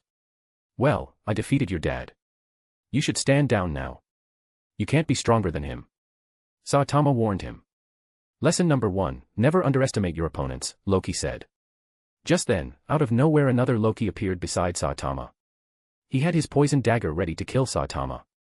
But Saitama caught Loki's face in his palm without even looking at him. I am bored, do shops here sell hot pot? What? Loki confusedly asked. Saitama just threw him towards where Odin's body was. Unlike Odin, Loki didn't have that much strength and passed out just by the small impact. Saitama awkwardly went to the bodies and saw them unconscious. At least they are not dead. My normal punch has also gotten stronger. I need to find stronger people. Okay, I need to find this Galactus now. The old man said he didn't have a fixed location. Just like he came, he left back in his ship. Leaving behind Asgard in mayhem and uproar like the Ragnarok, just dropped a trailer on them and left. Special thanks to Chesser Douglas Flower Umar Latif. Thank you for your support. Chapter 379. Obito got the girl. Oh, Yamato can do would release. I want to see what you can do first. Besides me, no one inherited my would release in my family. Don't know about the recent 3 though. Hashirama said. Yamato nodded and performed a simple wood release to build a cage with spikes. See, I told you. He's got the talent. He just needs a good direction. Alexander praised. Hashirama thought for a second and then he looked at his wife, who nodded at him. From what you've told me, little Yamato doesn't have a family. Then, how about I adopt him? He will be my son, Yamato Senju. He already has my blood in him. Hashirama asked. Alexander just smiled, already expecting this result. He looked at Yamato. Well, I got no problem with that, but it is on Yamato to decide. Yamato was shocked by the turn of events. He had never thought this simple day would turn this complex. He longed for family and friends all his days since he was freed from Root. Now, it was suddenly in front of him and one of the greatest people in the world wanted to adopt him. He looked at Hashirama and Mito's kind faces for a second and then at Alexander, who gave him an encouraging nod. Say what's on your mind, kid, Dabi encouraged him. Yamato looked at Hashirama and nodded slowly. I would be honored to be your son. Hashirama came up to him and gave him a hug. Haha, sure kid. I'm gonna teach you all kinds of things. I hope you are not including your gambling habit. One Tsunade is enough. Mito scolded him. Hashirama laughed wryly. Come on, Mito. I haven't gambled since last year now and Tsunade has also stopped. Now, she keeps on studying medical stuff. She even taught me a thing or two about its theory. Mito didn't believe him. Oh really? What did she teach you? What was it? Ah, yes, mitochondria is the powerhouse of the cell, it even got your name in it. Though I don't know what this means, I haven't been able to forget this for some reason. Hashirama replied. Alexander laughed while scratching his beard. Well, good for you. I will be going back now. Got some work in the office. Be sure to come tomorrow at the Constitution Declaration ceremony. Yes, we all will come. Hashirama enthusiastically said. He and Tobarama were advisors to Hokage, so they already knew about the Constitution. Yamato, you stay here and bond with your family. Join the office from tomorrow. Alexander instructed him and left with Dabi. Alexander had to sign on a new document that day. It was a call for all the Uzumaki clan remnants in the world to come to Konoha and restart the clan here. There was also a safety provision in the scheme for the Uzumaki clan members. That if anyone harmed or stopped a member of the Uzumaki clan from coming to Konoha, then they will be named an enemy of Konohagakure, Sunagakure, Kirigakure, Amigakure, and Iwagakure. And would be hunted. Nobody in their right mind would want to make an enemy out of so many powerful countries. After this, he decided to handle the issue of the Uchiha clan. Dabi, call Obito in. I need to have some words with him. Soon after, Obito came to his office in a cheerful mood. Old man, you're back. I have trained a lot in my natural chakra manipulation. I can also fly for more than 10 minutes now. Haha, very good. What about your other mission? Alexander asked. Obito understood the meaning behind his words and embarrassingly smiled. I succeeded, I am really dating Rin, now. She eventually understood that Kakashi isn't for her. Though I had to get him caught reading Jiraiya-sensei's book. It was irreversible damage to Kakashi's image in her eyes. After that, she finally saw how awesome I always was. Good, I am proud of you. Come, take a seat. I got something important to talk about with you. He invited him. Obito, I want you to replace Fugaku as the new clan head. He straightforwardly told him. Obito was left speechless. What? But how will I do that? I don't even know the elders in the Uchiha clan whose agreement is required to become the clan head, and also, how are you going to make the clan head step down from his position? Breathe boy, breathe, don't get so worked up. I will help you with all this. First, I want to tell you the reason. As you know, the current Uchiha clan is one filled with stupid hatred and hunger for power. All due to people like Madara and Fugaku who have been influencing the clan for so long. I need someone like you to lead them to a new sunrise. Change them, make them more friendly and likable. He stated. Obito seriously nodded. Yeah, I saw the condition of the clan. All they think about is getting strong. Itachi was able to come out of it thankfully, but his little brother is still stuck there. Alexander nodded and told him about the plan. That is why you must do it. Currently, the strongest Uchihas are you, Shisui and Itachi with your Mangekyo Sharingan. Technically, you three should have the highest voices in your clans.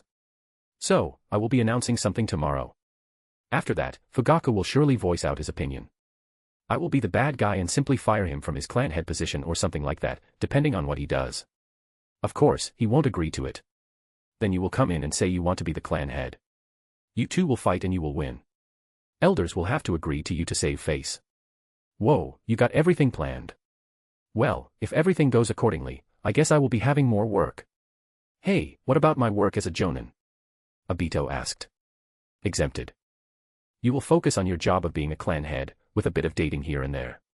Haha. He jokingly said.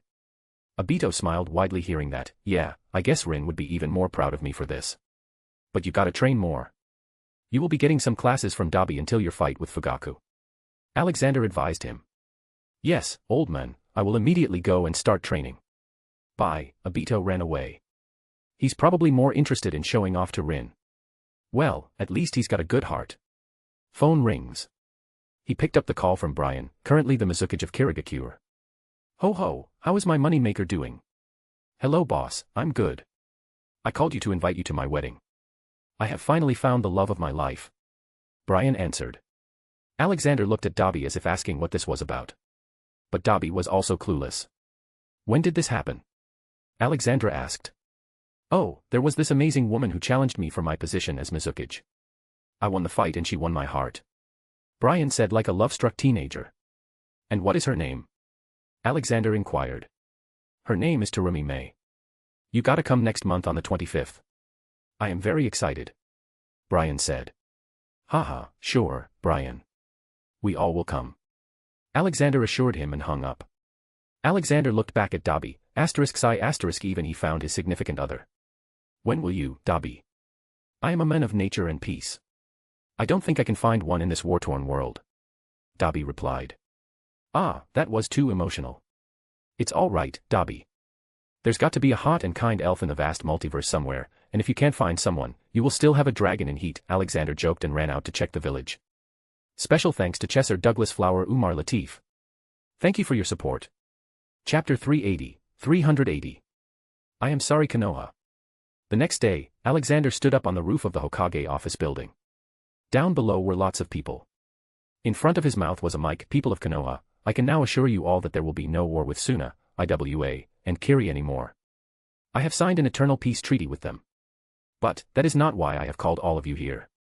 Because there are not going to be many wars and conflicts, slowly we will not be able to rely on missions and other combat-related things to keep the economy up. This is why I am going to bring economic reforms that will allow us to make more jobs in various fields. But, before that, I need to announce something else. I am establishing the Constitution. It is the basic principles and laws of a nation, state, or social group that determine the powers and duties of the government and guarantee certain rights to the people in it. Simply said, from now on, the law will be equal for all and transparent. A booklet of the whole Constitution will be published and distributed. This will provide you with justice, be it social, economic, or political. Liberty of thought, expression, belief, faith, and worship will be there.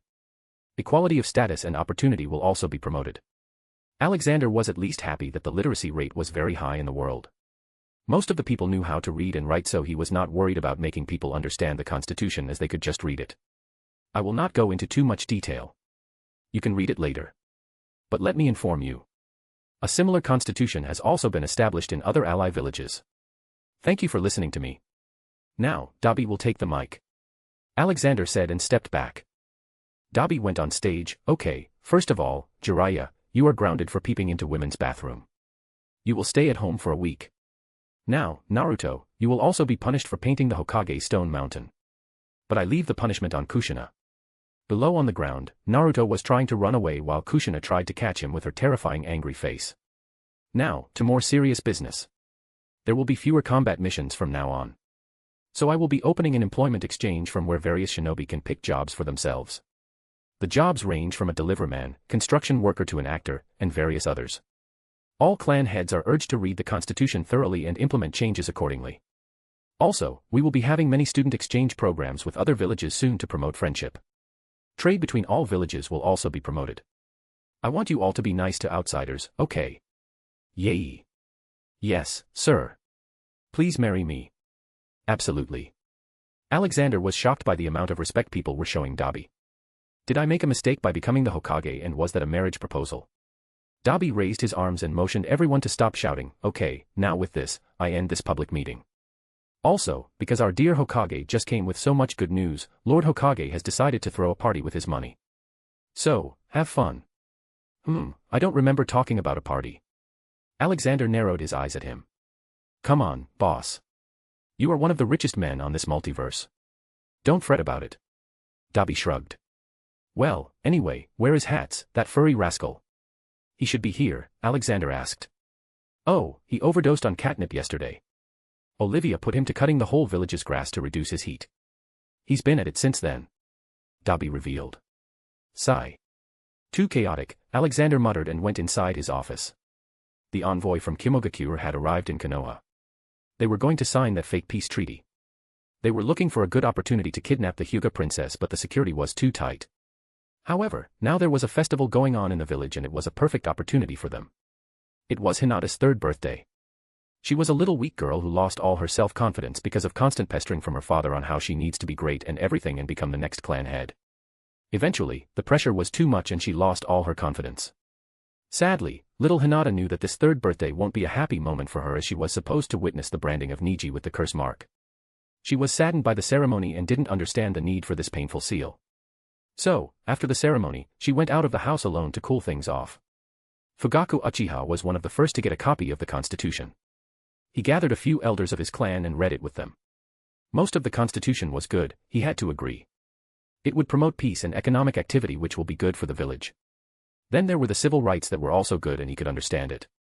But then he reached the part where it said that now the clan head will not have the authority to kill or punish the members of the clan on their own.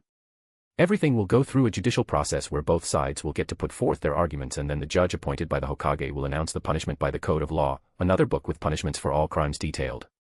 There was also the point that said that everyone was subjected to the laws and points stated in the Constitution. No one was above it. This is too much. He wants to take away the authority of the clan head. This cannot be allowed to happen. We cannot let an outsider meddle in the matters of the Uchiha clan. Fugaku angrily growled. Yes, Hokage has indeed overstepped his authority. Since the creation of Konoha we have been following these rules, they can't be changed so easily. An elder added. A disdainful noise came. Everyone turned around and saw Itachi standing by the door. His eyes were already activated, showing the Mangekyo Sharingan clearly. What rules are you talking about? The same rules that take away our humanity from us. The same rules that have made this clan nothing but a power-hungry mindless fanatical sect. You are all bigger fools than I took you for, Itachi said. He was now 10 years old, though he looked much older and didn't have the look of naivety on his face anymore. Fugaku angrily looked at him. You disgrace of a son, why have you come here? I don't need permission from a weakling like you, who tries to use his own son for his schemes. I have come to take my little brother and mother away. Because your days are clearly numbered if you want to go against Lord Hokage. Did you all really forget who that man is? Did you forget that he's not just the Hokage but the strongest being in the world? It seems you all are still fooled by his smiling face. Good luck scheming, Fugaku Uchiha. Itachi didn't even call him father and just left for his home. He wasn't going to let his mother and little brother face torture anymore. He had earned enough money already to buy a new house just beside the 4th Hokage's home. Though he suspected that Lord Hokage had knowingly told the dealer to give him a big discount. Fugaku gritted his teeth but didn't say anything. He didn't want to be on the receiving end of the ire of a Mangekyo Sharingan holder, like the last time he angered Itachi to awaken his Mangekyo by putting him in a genjutsu in which Sasuke and Mikoto were brutally murdered in front of him. Itachi would have killed him that day if not for Shursui and Obito. I am going to talk to Hokage now. I will make him take this back. Fugaku announced and left. He couldn't do anything about Itachi taking away Sasuke and Mikoto, for now. Little Hinata was sitting by a tree all alone when a strange man walked up to her. He had half of his face covered. She was alerted by him. Who are you? How did you enter the Hyuga compound? Little girl, you are very hard to catch. The man replied in an evil tone and grabbed her. No, let me go. She tried to fight. Bam. The man knocked on the back of her head and made her fall unconscious. I should leave Konoha. He jumped out of the Hyuga compound and started running towards the boundary wall. The days for Hiruzen and Danzo weren't good. Even more so during the winters. Danzo had it worse as he had to crawl all over the village on the cold streets. By now, they had been able to get forgiveness from 20,000 people. But, now the population had also increased and it seemed like their punishment would never be over. Danzo had totally lost his humanity and acted like a dog. While Hiruzen just followed Danzo like he was walking a dog as he cleaned the streets with his broom. He was cleaning the streets near the Hyuga compound when he saw a man jumping from the compound's wall. He saw a little girl in his arms. Isn't she the little princess of Hyuga clan? Hiruzen threw his broom at the men as fast as he could. Although he had a human body with no chakra now, the fighting experience was still in his muscles. Let her go, you mongrel, Hiruzen shouted as loud as he could, in hope that someone would hear to him. The masked man looked at the one who shouted in panic. But he eased up when he saw the worthless old Hokage. Ha ha ha, monkey, you dare to stop me. How are you going to do it though? You are even weaker than this little girl, he mocked. Hiruzen didn't think more and just jumped at the masked man with a kunai in his hand that he kept for self-defense from all the bullies on the streets. Being shamed and cursed at was a normal thing for him, but recently people had been throwing stones at him and some even beat him up in a gang, so he had bought a kunai from his little savings for self-defense. The masked man wasn't expecting this. He threw Hinata away to tackle Hiruzen. Hiruzen was much slower, however. The moment he got close enough to use his kunai, the masked man had already thrown 2 kunai at his chest. Both of them pierced his lungs deeply. Hiruzen coughed a mouthful of blood and collapsed on the ground. He was looking at little Hyuga princess on the ground not far away, a look of worry still on his face. But then a shadow came from inside the Hyuga compound and confronted the masked man. Cough. Ah, dying like this is better. At least I can die with dignity, knowing that I saved someone, Hiruzen thought. Cough. I am sorry. Konoha, he lightly muttered and closed his eyes to finally rest since his punishment started 3 years ago. Life slowly started diminishing from his old and weak body. Special thanks to Chesser Douglas Flower Umar Latif. Thank you for your support. Chapter 381. Blackmail. The masked man was immediately killed by Hayashi Hyuga. He then saw Hiruzen down on the street in a puddle of his own blood. By that time many more people had arrived. The Uchiha police also came. They quickly sent Hiruzen to the hospital even though he looked lifeless. The masked man's dead body was handed over to the police. Hayashi checked Hinata and made sure she wasn't injured. The masked man was soon confirmed to be from Kumo and he had come as an envoy. Alexander was in his office when he was notified about the incident. He got up to leave. Boss, the remaining 3 shinobi envoys from Kumo are here to talk to you. Dabi stopped him. Let's see what they are cooking. Send them in, he allowed him. After a while, 3 shinobi in their full battle gear entered his office. Their faces showed anger. What can I do for our dear envoys from Kumo? Alexander asked, putting an emphasis on the word envoy as they all knew the truth. Lord Hokage, we demand answers. How can you allow this to happen to our commander? They screeched. Alexander calmly smoked his pipe. Well, then your commander shouldn't have gone sightseeing inside Hyuga compound and tried to abduct a 3-year-old. You have no proof of that. For all we know, the clan head of the Hyuga clan killed our commander when we came here for peace talks. This is going to start another war, Lord Hokage. We urge you to punish them. The 3 haughtily said. Care to tell me your names? Alexander asked them. I am Hisako. I am Akio. And I am Eiji. Hats, come here. Alexander summoned. Poof. What can I do for you, boss? Hats appeared. His eyes were still reddened from the overdose of catnip. I want you to interrogate these 3 and get them to tell the truth why they came here. He instructed. Will you pay me in catnip? Hats asked as his saliva dripped from the sides of his mouth. Yeah, sure. Alexander agreed. He has really turned into an addict. I'll have to add that medicine to his catnip next time, he planned. Hats cracked his furry knuckles and walked to the 3 shinobi. The next moment, he disappeared with them. That takes care of it. Now to the next objective, let's go and see the dead body. He said and got up. But the next moment someone barged into the office without knocking. It was Asuma Sarutobi, son of Hiruzen. The moment he entered he ran up to Alexander and kneeled near his feet. But at the same time, out of nowhere, a few Umbu appeared and put their weapons aimed at Asuma. Alexander looked at Umbu angrily. You fools, you were still secretly listening to me. This is my last warning, I don't need security. If you don't understand this I will dissolve the Umbu division. Go now. Then he looked at Asuma, still kneeling. What happened, kid? Lord Hokage, please save my father. Although I know he is a criminal, but please save him. He has lost too much blood and Lady Tsunade said only you can do something. I am ready to take my father's punishments, in his place. He pleaded. Why are you even doing this? I thought you hated him. Alexander asked. He is still my father. Our views may have been different but that doesn't change the fact that I exist because of him. This bond will never die. Asuma said. Sigh. Only if all sons were like you. You are a good lad. Let's go, before he passes away. Alexander said and walked out. Soon, he started flying with Asuma's body getting pulled behind him. They came to the hospital and entered the emergency room. How's it going, Tsunade? Lord Hokage, you came in time. I am not able to stabilize his heartbeat. She informed him.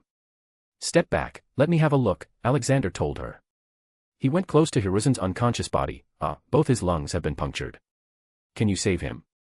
Iwako Sarutobi, wife of Hiruzen, asked. She was supposed to die in Obito's raid on Konoha, but Alexander happened. Absolutely, barely an inconvenience, Alexander replied and put his hand on Hiruzen's chest. Then he used natural energy to heal him. He noticed various bruises on his body that he received from the beating from all the street bullies and other malnutrition-related problems. It took a few minutes, but in the end, Hiruzen's wounds were healed, though he was still unconscious. Tsunade was shocked. How did you do that, Lord Hokage? Haha, you still got a lot to learn, child. Also, you should start training in senjutsu. It is much more helpful when it comes to healing. He advised her. He will stay like this for a few hours. He had lost too much, but Tsunade has done a good job at giving him some blood, Alexander said, and started to leave for the mortuary. But he stopped on his way and looked back at Asuma. You can take him home. But he will spend the rest of his life inside the Sarutobi clan's compound. He will still have to kill Danzo and Orochimaru on his own when the time comes. I may have decreased his punishment, but he is not pardoned. What he did was honorable, but saving one child doesn't forgive you for killing 10, be it directly or indirectly. Asuma and Biwako bowed to him as he left. So, who's gonna count Danzo's apologies now? Dabi asked. Well, we still have those two elders still shouting around the village about their crimes. Put them to the job, he decided. After a while, they came to the mortuary. Alexander walked to the dead body and simply used his devil fruit power on it to reverse the body's time. The men woke up with a jump. Easy now. I am going to kidnap you, so stay silent. He materialized a funny-looking hammer and hit the guy on the head. Haha, kidnapping the kidnapper. Dabi laughed. All right, let's go to my office and see what Hats has done with them, Alexander said and went out. Kumogakure had spent a lot of time preparing for this plan, so they had sent a backup if everything failed and their guys got caught. A leftover ninja from Kumogakure who had come to Konoha hiding as a merchant went to the Hyuga compound to blackmail Hayashi Hyuga. The man you just killed was the shinobi commander of Kumo. A very important person for our village. It is going to bring the ire of Kumo to the whole Konoha, all due to the Hyuga clan. What will happen when more men, someone's father, or child die in another war? The whole Konoha will hate the Hyuga clan. The Kumo ninja said. What do you want? Hayashi emotionlessly asked. An eye for an eye. You killed an important person of ours, we will kill yours. You decide who it will be. Though I don't think it will be a hard decision for you, considering how every branch house is like a slave for you. Kumo ninja mocked him. Hayashi's eyes showed rare anger. Control your tongue, lest there may be none left. Go away, we will answer you by tomorrow. Sure, choose your slaughter pig wisely. The ninja said and left. The moment the ninja left, the sliding door opened and a man somewhat identical to Hayashi came in. Brother, I will go. He spoke. Hayashi tightened his fist in annoyance. I haven't decided yet. What options do we have left? We cannot let a war happen due to us. It will destroy all this clan has worked for all this time. Hizashi persuaded him. No, we still have an option left. Lord Hokage is no common man. He can deal with this. I think, Hayashi muttered, unsure of himself. At the same time in Kumogakure, received a report from his intelligence division. It was about the activities of Alexander while he was missing. The moment he opened it and started reading it, his scalp went numb. He couldn't think of anything except dread. The report said that Alexander had full control over all other great shinobi nations except Kumo. It also said that Hashirama and Tobarama had returned to life somehow. He looked out of his office at the village, thinking what would happen to it now, imagining the destruction. Fuuk. Special thanks to Chesser Douglas Flower Umar Latif. Thank you for your support. Chapter 382. Annexing the Lightning Country. Back in the office, in front of Alexander, Hats stood. In his hand was a whip and he was wearing a police uniform. The three ninjas he just tortured couldn't even stand and were now sitting on the ground, shivering and in tattered clothes. What did you do to them in such a short time? Alexander amusingly asked. Oh, I just hit them in their baby maker. Hats answered. Oof. Alexander and Dabi instinctively covered their crotches even though nothing could hurt their baby maker. It was just a natural response. Did I mention I hit them with stones, while they were sandwiched between ice walls from both sides, and at the same time I whipped them? Hats added. Alexander looked at him speechless. He just took out a packet of his medicinal catnip. Here's your reward. Meow. Hats jumped and snatched it and then went to the sofa to start his addiction night. This is the first time I've heard him meowing, Dabi commented. Knock knock. Hayashi entered the room. He was surprised to see the remaining 3 Kumo ninjas in the room and in that condition. Greetings, Lord Hokage. I have something important to talk about. He greeted. Sure, take a seat. Dabi put these 3 in the next room. Alexander instructed. Then Hayashi looked at Hats. Alexander laughed. Ignore him, he doesn't understand human words, for now. What can I do for you? Lord Hokage, a ninja from Kumo came to my house and... Hayashi went on to explain the whole situation to Alexander. Tell me, Hayashi Hyuga, didn't you tell Dabi some time ago that he doesn't have the right to interfere in your clan matters? Then why should I now? Are you going to come to me whenever you feel it is convenient to use me? Alexander asked. Hayashi had not expected this. He tried to argue that was different. This is a matter of the whole village. If a war starts, the whole village will suffer. No it won't. If a war starts, I'll just end it.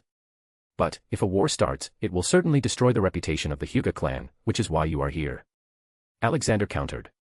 Alexander saw the conflicted look on Hayashi's face. Let me guess, you are thinking of sacrificing your own twin brother, with whom you have shared your childhood memories. What do you want in return? Hayashi sternly asked. What I want is simple. Under the rights bestowed upon the people by the Constitution, they have a right to freedom. By the seal you have planted on the branch families, you have taken away their rights. This is a big offense and can land you in jail for a long time, even death, because what you are doing is simply slavery. Alexander told him. The curse seal exists to save the Hyuga clan's secrets of Byakugan. We cannot get rid of the seal. Hayashi replied. I'm not telling you to. I am absolutely okay with trying to keep your eyes a secret from your enemies. But, what comes with the seal is my problem. You hold the lives of others like they are caged birds. You can never feel how helpless it feels to have your life in someone else's hands and you can't do anything about it. Tell me, how would you feel if you had another child and then Hinata had to make her own brother or sister their slave? Alexander asked. Then what would a knowledgeable sage like you suggest we do?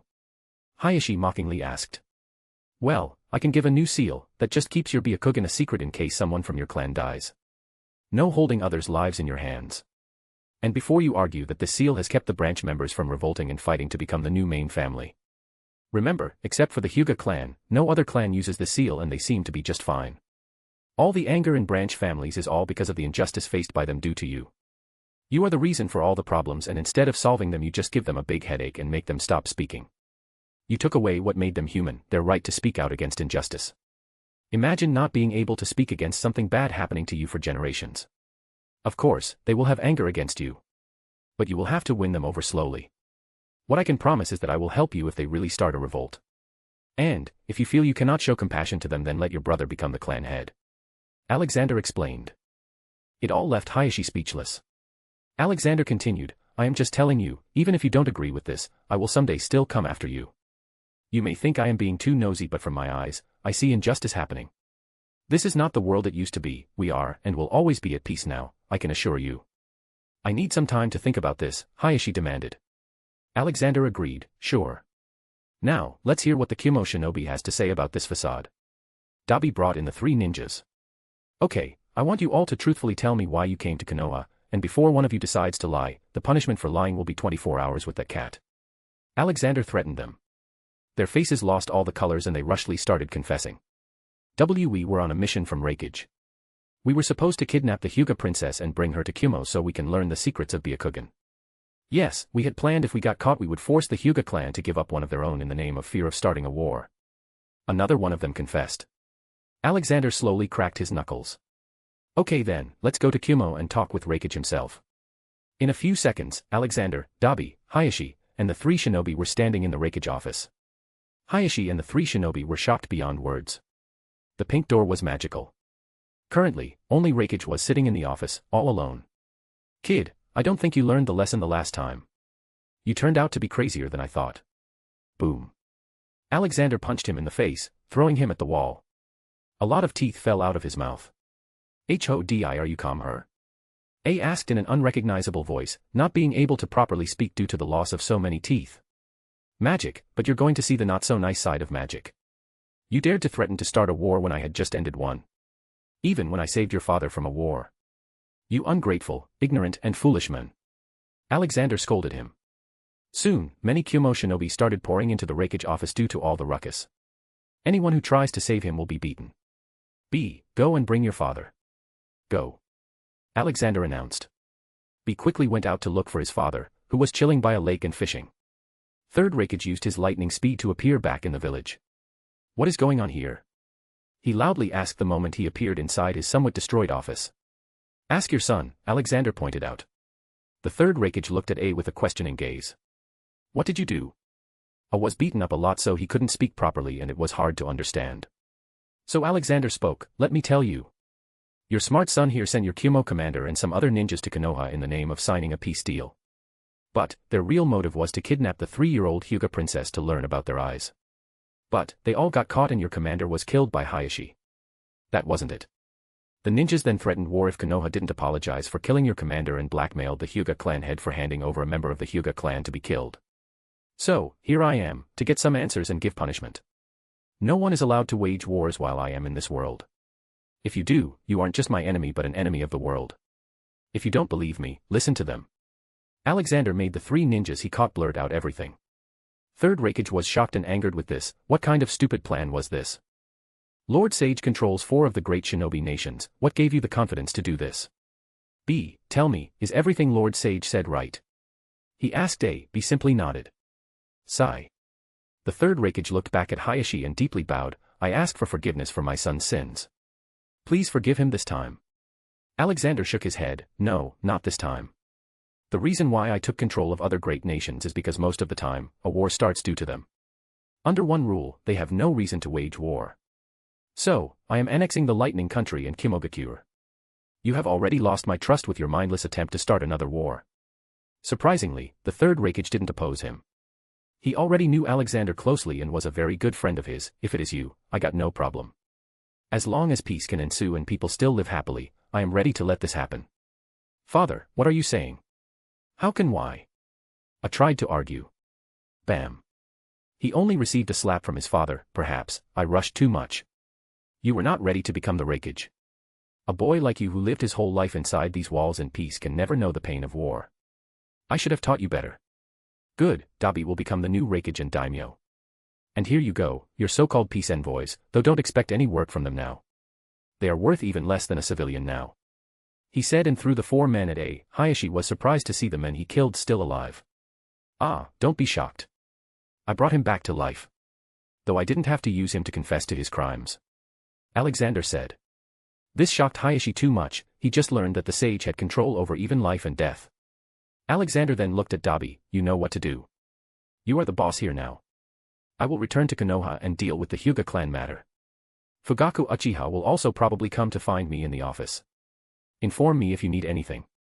Sure, boss, I'll deal with everything here and I guess I should call you Sage King now, Dabi joked. Haha, that does sound nice. With that, Alexander disappeared with Hayashi. Dabi looked around at the mess in the office. What are you looking at? Start cleaning this mess. Third Reikage, you are to do whatever you were doing, just enjoy your life. And maybe take your sons with you and teach them a thing or two. Reikage sighed and dragged B and A behind him. Special thanks to Chesser Douglas Flower Umar Latif. Thank you for your support. Chapter 383, 383. We love it. Alexander returned to Konoha with Hayashi. Lead me to your clan compound. I will show you the new seal. Until now, Hayashi was all in the support of the practice of curse seal. But it changed when the one facing the consequences of it was his own brother. Hayashi led him to the Hyuga compound, where Alexander saw a little girl sitting by the courtyard. Ah, this must be our little Hinata. Alexander warmly said, catching her attention. Hinata, being the meek and shy girl she was, ran back into the house like a wolf had come to eat her. Ha ha ha, she is very shy, Alexander remarked. That is exactly the problem, Hayashi mumbled. He respectfully brought him into his house and called his brother. What is it, Lord Hayashi? Hizashi, Lord Hokage wants to check the curse seal, Hayashi told him. Alexander was surprised to see them together side by side. Both were twins but the facial expressions of the two were so different. Hayashi had an expressionless strict face while Hizashi had a calm, cheerful, and kind face. Hizashi nodded and silently took down his headband and showed his bare forehead with a greenish cross mark on it.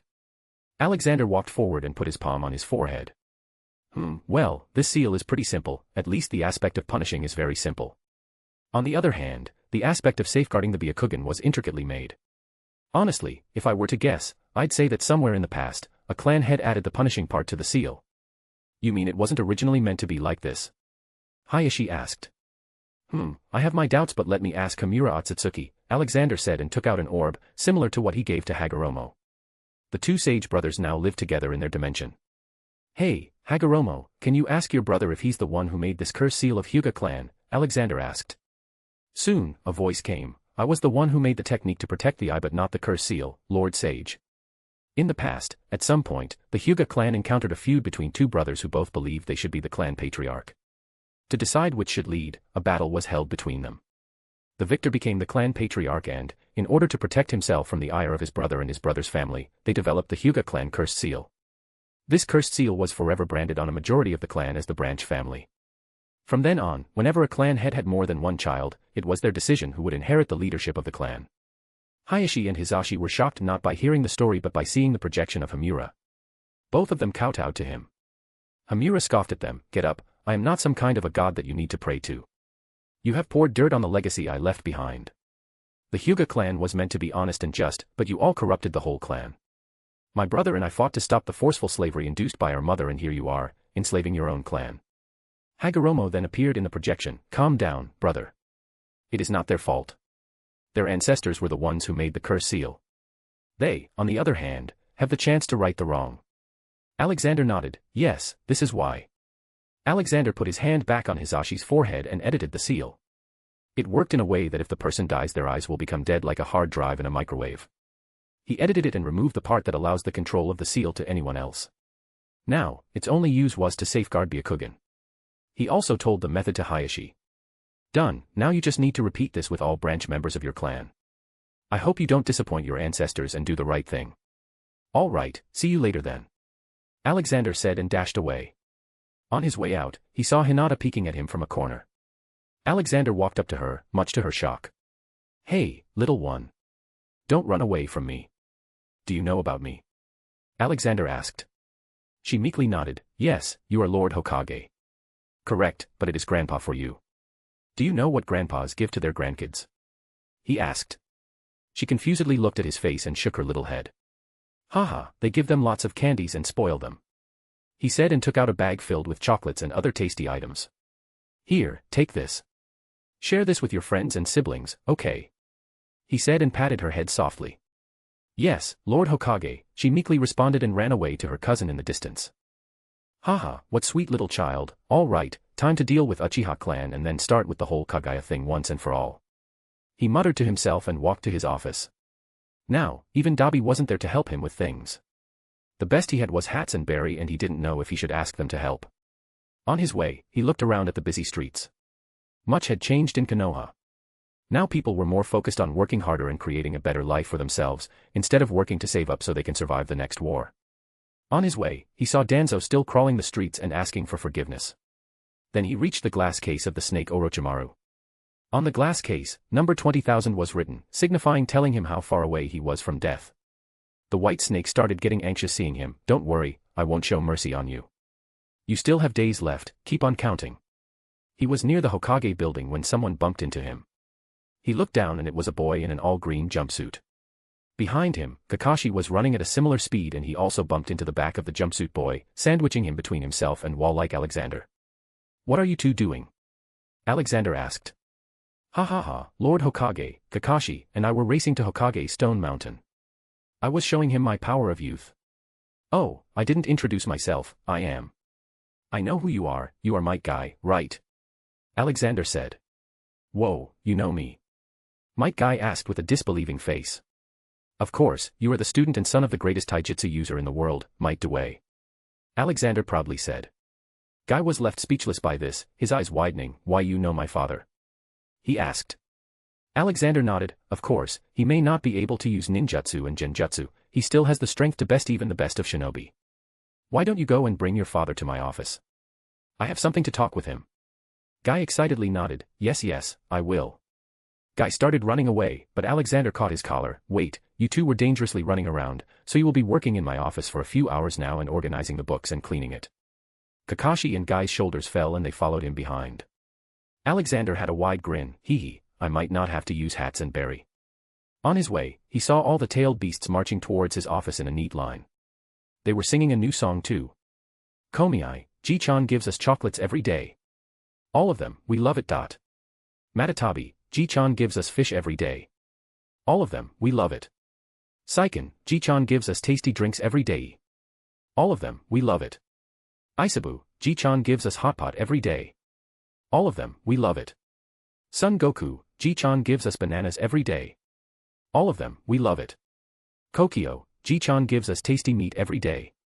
All of them, we love it. Gyuki, Ji-chan gives us fruits every day.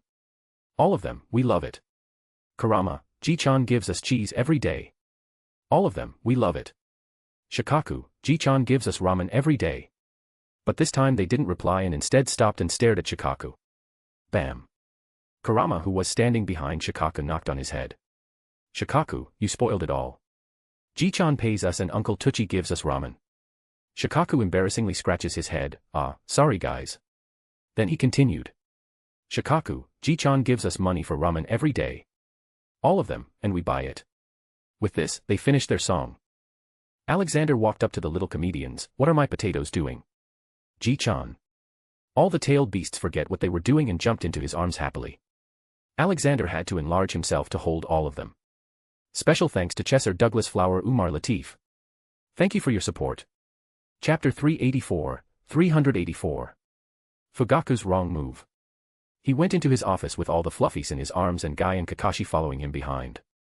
Inside his office, he found Fugaku waiting for him. Just the mere sight of all the tailed beasts acting like children with Alexander was enough to pressurize him. Fugaku imagined what holding such power felt like. Having the ability to control not just one country destroying beasts but 9. My potatoes, go and have fun on the sofa, I'll be back to you in a minute. He sent the tailed beasts to the side of the room. He looked back, you two start cleaning and putting the books on shelves. Kakashi and Guy got to work immediately. What can I do for you, Fugaku Uchiha? Alexander asked and walked to his seat. Fugaku put a copy of the Constitution on the table.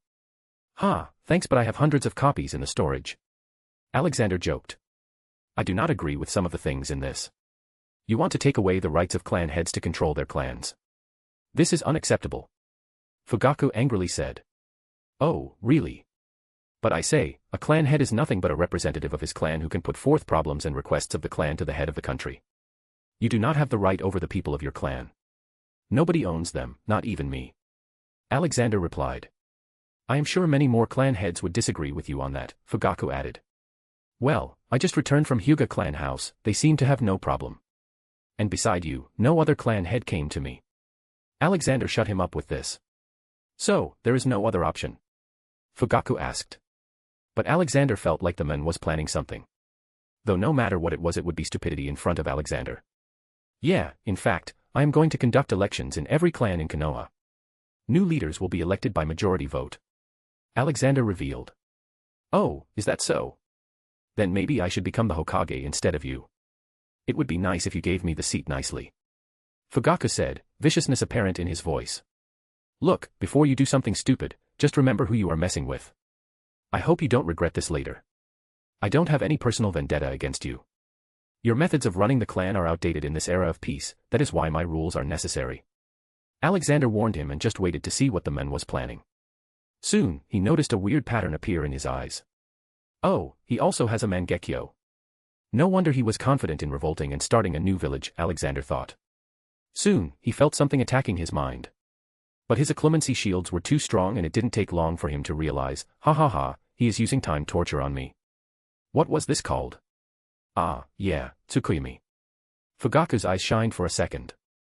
Alexander decided to go along and looked into Fugaku's head and saw what he wanted to torture him. He was disappointed with it. It wasn't much, just physical punishment and repeatedly brainwashing to make him docile and subservient to Fugaku. He also saw a few of his memories.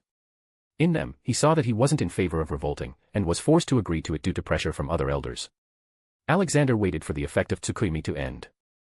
It was a terrifying technique that allows the user to alter the target's perception of time to torture their victim for hours, to days, to years depending on just how long the user wants to torment their victims, which all lasts 1/1000th of a second in real time. Fugaku had planned to torture Alexander for 5 years. Soon Alexander felt that the Tsukuyomi was ending, so he started to act. Lord Fugaku, I will immediately change the constitution. I will quickly send words to Lord Daimyo to sponsor you as the next Hokage. I will quit when you say, Lord Fugaku, Alexander spoke. Fugaku nodded with a smirk and then looked at the tailed beasts innocently playing on the sofa. Poof X8. Ah, damn it, not again, Kurama complained and vanished. Fugaku was shocked seeing the tailed beasts disappearing suddenly when he tried to control them. You shouldn't have done that, a voice came from behind him. Fugaku turned around and was spooked as Alexander stood too close to him. Alexander slapped Fugaku's face so hard that jaw got dislocated. Bam. He again slapped him on the other cheek, this time one or two of his teeth fell down. What you just did was the highest level of crime. Conspiring against the leader of the country, trying to start a coup, misusing Sharingan powers to mind control. Misusing the powers to hurt the tailed beasts. I even wrote this part in bold characters in Constitution. You didn't just commit crimes against me, but the whole Konoha. Your eye powers are ineffective on me. If defeating me was so easy, I wouldn't be alive right now. I gave you a chance but you didn't take it. I don't care if you were forced to do this now, you are still an accomplice. Guards. He shouted. In a second, multiple Umbu came in. Put him in the prison cell. Alexander walked to Fugaku, helped him to get up, and also blocked all his chakra pathways temporarily. This way, he was just like Might Dway, who couldn't use ninjutsu. But Fugaku was even worse as he wasn't trained like Dway in taijutsu. Take him away, Alexander ordered. On the side of the room, Guy and Kakashi were looking at everything stupidly. Words of this shouldn't go out at any cost. He reminded them. Even if he wanted to punish Fugaku, he wasn't going to publicize it as then people would start hating the Uchiha clan. Both of them strongly nodded their heads. Then Alexander disappeared to check up on all the tailed beasts in Fixheim. The tailed beasts were fine. He just found them playing with the phoenixes and unicorns. So, Alexander returned and called Obito, Itachi, and his mother to his office. Old man, you called me. Obito came in.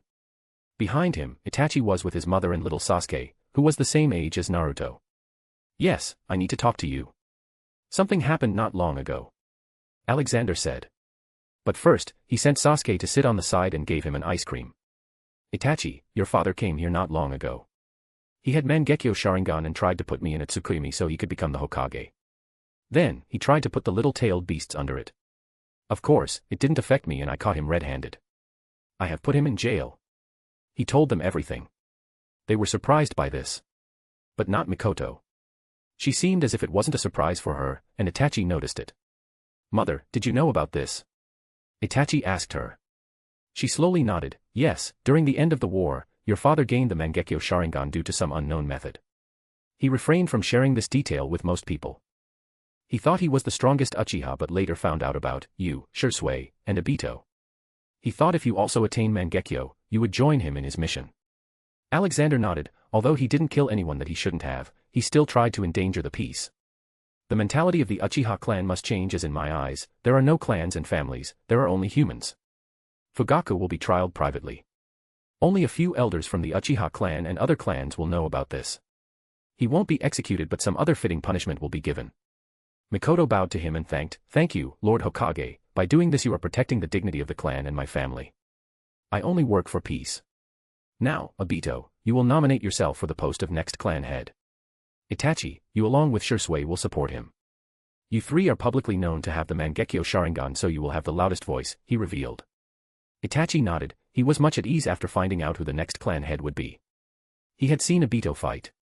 He may seem like a goofy happy-go-lucky person but his skills were top-notch in every way. You can all go now, I will inform you when the trial starts, Alexander dismissed them. Boom. Lord Hokage, what did my son do? Did he break the rules? Might Dway entered with a dramatic look on his face. The son and father looked and behaved exactly the same. No, nothing too big. But I did want to talk to you. Have a seat, Might Dway, Alexander invited him. Might Dway was supposed to die while fighting the 7 ninja swordsmen of the mist before the Kurama attack. But, because Alexander had control of Kirigakure even before he went to Konoha, the 7 swordsmen never attacked. Special thanks to Chesser Douglas Flower Umar Latif. Thank you for your support. Chapter 385. Gate of Death. Alexander admired Dway.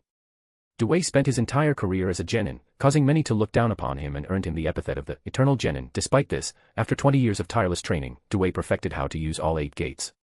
Yes, Lord Hokage, what can I do for you? Dway asked seriously. I want you to show me your 8th gate technique, Alexander asked him.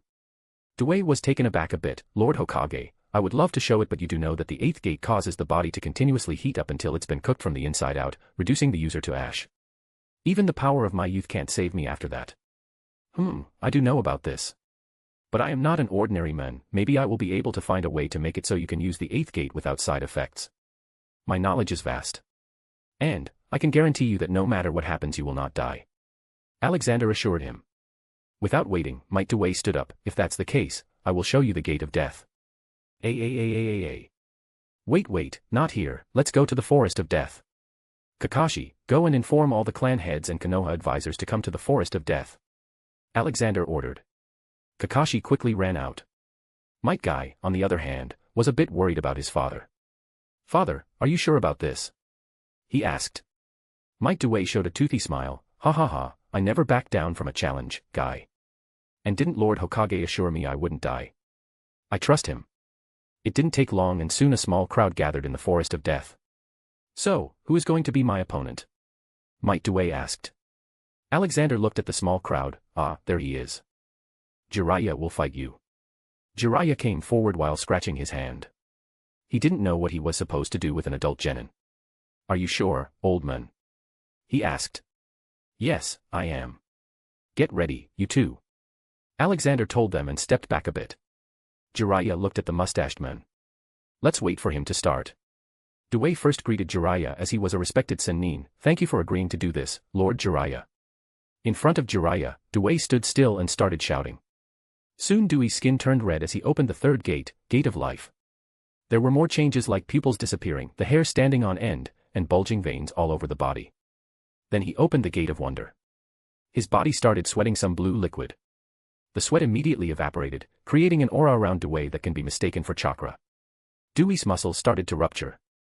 Alexander noticed it and sent some natural energy nourishment to him. This had a positive effect and the aura increased so much that a few trees got ripped off near them. Gate of Death, Dway shouted. The Gate of Death, the 8th gate, was located at the heart. Dway opened this gate by puncturing his chest with his thumb in order to direct the chakra there. In this gate, while open, the user's heart pumps at maximum speed, granting them power 100 times greater than they are usually capable of. A stream of blood gets emitted from the user's pores and hair, resembling a flaming red aura. Opening this gate allows the user to perform the evening elephant and night guy. It causes the body to continually heat up until it's been burned from inside out and reduces the user to ash. The burning was obvious on Dewey's body as it was already looking like degrading. Now! Dway shouted. Jiraiya had instantly realized that this was not going to be easy.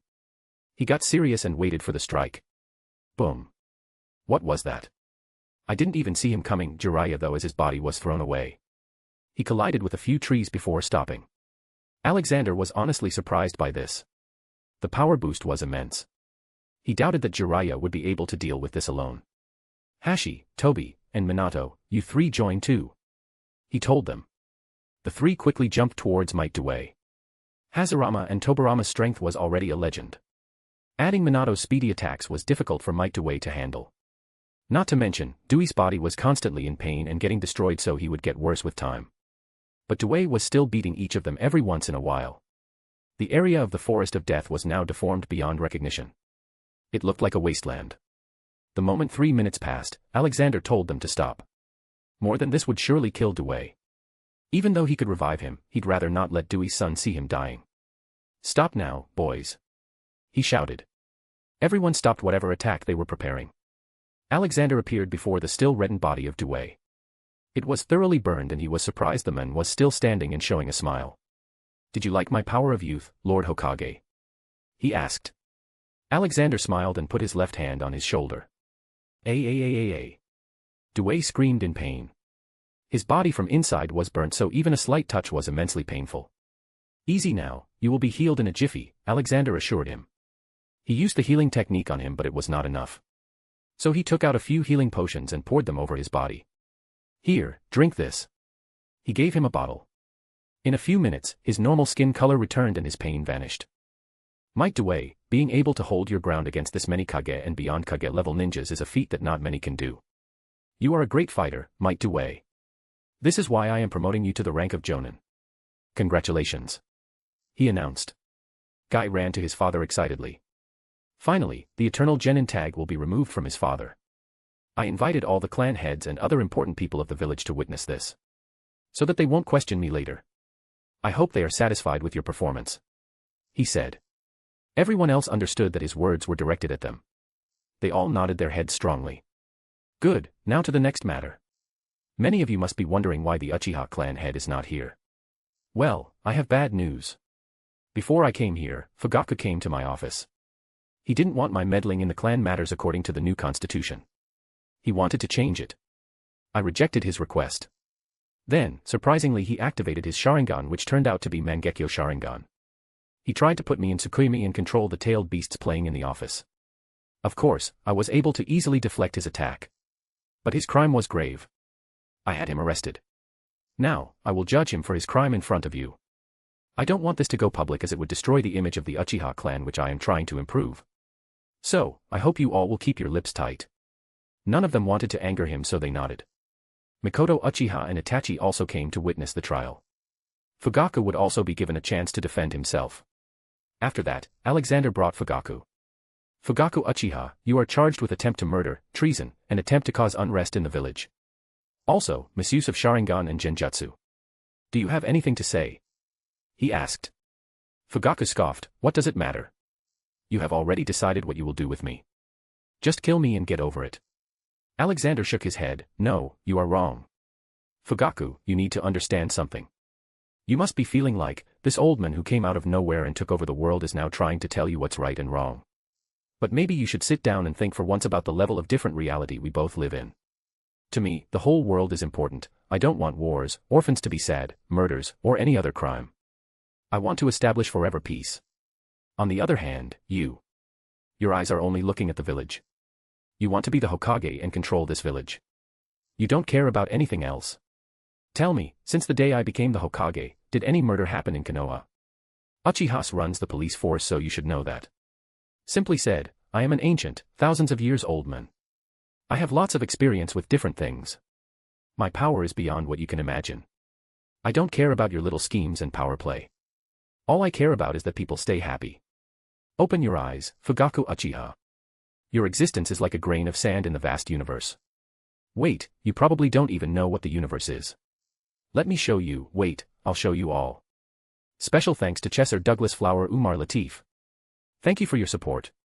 Chapter 386. Why Ji-chan wears glasses.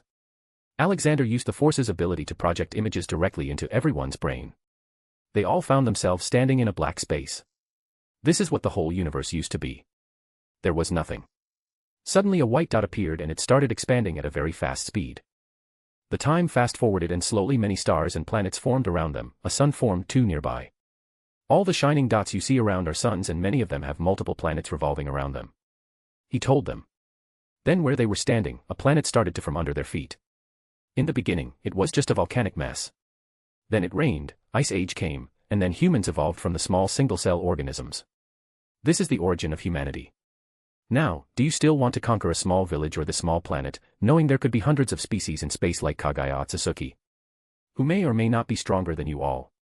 What if they decided to visit someday and they don't turn out to be very friendly? He asked them all. With that, he also stopped the show.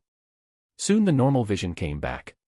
But to their surprise, they weren't on the destroyed battlefield now. There was a jungle around them again, even lusher than before. Don't be shocked, I just healed the ground. Now, what do you have to say, Fugaku Uchiha? Alexander finally asked. Fugaku started speaking. This village was formed by the combined efforts of both the Uchiha and Senju clan. But since its inception, we Uchihas have been facing discrimination. No matter what we do, people always look at us with suspicion. I wanted the Uchiha clan to have a chance to show that we are good, that we also want peace and progress in the village. But the fight between Madara and Hashirama had already sowed seeds of hatred. We were like third-class citizens in the village we helped to establish. Lord Tobirama also doubted the loyalty of my clan when he was the Hokage. After that, when we finally had a chance, Minato Namikaze was chosen. We are never considered for the post of Hokage even after being one of the strongest clan with the strongest warriors. I wanted to end this, which is why I attacked you, seeing no other option. This is why I was always hard on my son, because I wanted him to be the one to break this chain. Fugaku said, looking at Itachi in the distance. Alexander somewhat agreed with his words. The Uchiha clan was indeed seen with a hint of suspicion. People seemed to fear them naturally. Sigh. I agree with you a little. But what you did to Itachi was absolutely wrong. You will certainly get punished, though it won't be an execution. I can forgive you for attacking me and my kids, but I cannot forgive you for the treason and what you did to Itachi. You need to ask for forgiveness from him. Alexander told him. Fugaku looked at Itachi quietly. I can forgive you for treating me like that. But never for treating Mother and Sasuke so harshly. You were my father only in name, as I rarely saw you acting like one. Itachi said and left. Alexander nodded at Shursui to follow him and talk to Itachi to ease him. Okay, Fugaku. Your punishment is that from now on, you will not be able to use your Sharingan. I am also locking your ninjutsu abilities to a genin level. You are also to fight Obito when he challenges you to the position of clan head. He will let you admit defeat respectfully. You can just claim that Obito has Mangekyo which cannot be beaten. He told him. All these things shook him, but he kept looking down and accepted it. He had seen too many things that day and had lost all his motivations after realizing how small he was. It wasn't just him though. Fugaku was now thinking how small he was to be so worried about keeping the clan head position when it was such a small thing that he had intentionally made big. Jiraiya was wondering if there existed alien beauties on whom he could do his so-called research. Hashirama and Tobirama were thinking about what alien societies would be like. Would they also be fighting people like them? Obito was thinking of taking Rin on a date someday to the beautiful space. Minato was wondering if he could use his flying thunder god technique and reach the moon. Might Dewey was thinking about spreading the power of youth to aliens. Might Guy was thinking about racing Kakashi to the moon. After this whole ordeal, Alexander returned to his office. He saw Barry, Hats, and all the tailed beasts doing something there while sitting in a circle. Hats seemed to be normal now, his medicinal catnip most probably got rid of his addiction. What are you all doing? He warmly asked. Oh, Ji-chan, we all are sharing stories from our life, Kokuo answered. Oh, then let me join you. Let's see what stories you got. He said and sat beside them. Dad, you will have to tell us a story first. Barry voiced. Oh, what do you want to know about? Alexander asked. They all thought for a second. Then Saiken spoke, why do you always wear glasses, Ji-chan? Oh, there is a story behind this. I wear them because I love to wear them. When I was just 6 years old, a small little boy like you all here. He picked up Matatabi beside him and put her on his lap and caressed her head. Hee hee. She and all the others giggled seeing that. As you know, I was an orphan and never had money to buy things. Even our clothes used to be from second-hand markets and donations. Then one day, a wealthy man came to the orphanage to adopt a kid. He had a big long car and was wearing a nice suit. But what caught my attention was his sunglasses. They looked so good and I fell in love with them. I also wanted glasses but didn't have money. So, I followed the man to the waiting area. There, I saw him checking on a baby in the cradle. He had put his sunglasses on a table by the side. I went ahead and put them on, just to check them out. I was mesmerized by the change in colors. It felt so much nicer to look through them. But, the big man saw me and got angry at me. Saying how expensive it was and even if he sold me he wouldn't get the money back and I shouldn't have touched it. He snatched the glasses back and slapped me hard. Being a powerless little boy, I cried that whole night. But the next day I was determined. I decided I will grow up and buy the best glasses in the world and never take them off. So, I grew up and became the richest man in the world and bought all the glasses I ever dreamt of and never took them off again. Did you punish the bad men, Ji-chan? Matatabi intriguingly asked. I didn't need to. I looked for the man after growing big and found out that he was caught for child abuse and was in prison for 50 years. Alexander replied. Hee hee, Ji-chan, I want glasses too. Give me. They all ran up to him. Ha ha ha, sure my children. He dotted on them and put different glasses on each of their chubby faces. Hats, Barry, you come too. He called them. Knock knock. Hashirama and Tobirama came in. They were shocked by the scene. Ha ha ha, come in, here, you two should wear these too, Alexander said and handed them glasses. Soon, the Hokage office started looking more like a gangster den than a government office. Special thanks to Chesser Douglas Flower Umar Latif. Thank you for your support. Chapter 387. A new grandkid. The next day, Alexander went to the Konoha hospital. He had already given Tsunade enough time to study all she could and now it was time to test her. How much have you learned till now, Tsunade? He asked. Lord Hokage, I have yet to learn everything about the surgical methods. She informed him about all her studies. Alexander was honestly surprised that she tried to learn everything and not just one field. Normally, doctors on Earth would specialize in one field, but Tsunade was going for them all, and from her current level, he had no doubt she would be able to do it. Good, I came here to teach you some things that these books won't. I will also show you some advanced machinery that can be more useful for saving someone's life than conventional methods. He told her. Tsunade had stars in her eyes. Have you overcome your hemophobia? He asked. Yes, I have. Grandpa and Grandma helped me a lot. Tsunade confessed. Good, come with me to the empty hall. He told her. They soon came to the place and Alexander took out lots of different machinery. This machine is called an MRI machine. It can be very useful in understanding the hidden problems inside the body without cutting it open. This one is an X-ray machine. It can be used to see through the human flesh and learn of a bone that is broken or if there is a foreign object inside the body. This one is a life-saving machine called ventilator. Alexander showed her many more machines and taught her how to use them. The precautions and steps to follow. You are doing very well, Tsunade. But you alone cannot do this completely. Hence, I will look for a talented assistant for you. Alexander suggested to her. Maybe I can be your assistant, Tsunade-chan, a voice came from the door. Alexander looked at it and saw a smiling Jiraiya with a bouquet of flowers. Arg, not you again. How many times have I told you, I won't go out with you? I am busy, Tsunade threw the bouquet back to his face. Oh. Does that mean you would go out with me if you were not busy? Jiraiya asked. Alexander noticed a very small blush on Tsunade's face. Ah, why don't you two join me for the marriage of Mizukage? He invited the whole Konoha. Jiraiya jumped at the opportunity. That would be great, old man, you don't worry, we will be ready. Jiraiya then pushed Alexander out so Tsunade could not refute. Pop. Boss, I need help, Hats appeared out of nowhere. Alexander kept on walking while the cat followed him while flying. What did you do now, Hats? He asked. I didn't do anything. In fact, I need to do something. I think I am getting out of control, my powers are becoming unstable. When I was not with you and lived in my realm, I never had to worry about causing problems. But now, my body is overflowing with chaos power. I need to let it out somewhere. Hats seriously said. Alexander stopped and looked at his face. But your face looks like you are lying. Hats innocently shook his head. No, boss. My face always looks like this. It's not my fault. I am really serious right now. Sigh.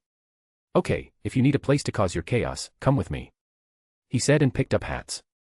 He teleported into his dimensional pocket and chose an uninhabited planet in his solar system. On this planet, you can cause as much chaos as you want. Hats started running around while purring. Ah, this place is perfect. This will be my realm from now on. I will call this Chaosheim, the home of the Chaos God. All right, have fun. I am going to Fixheim. Alexander teleported away.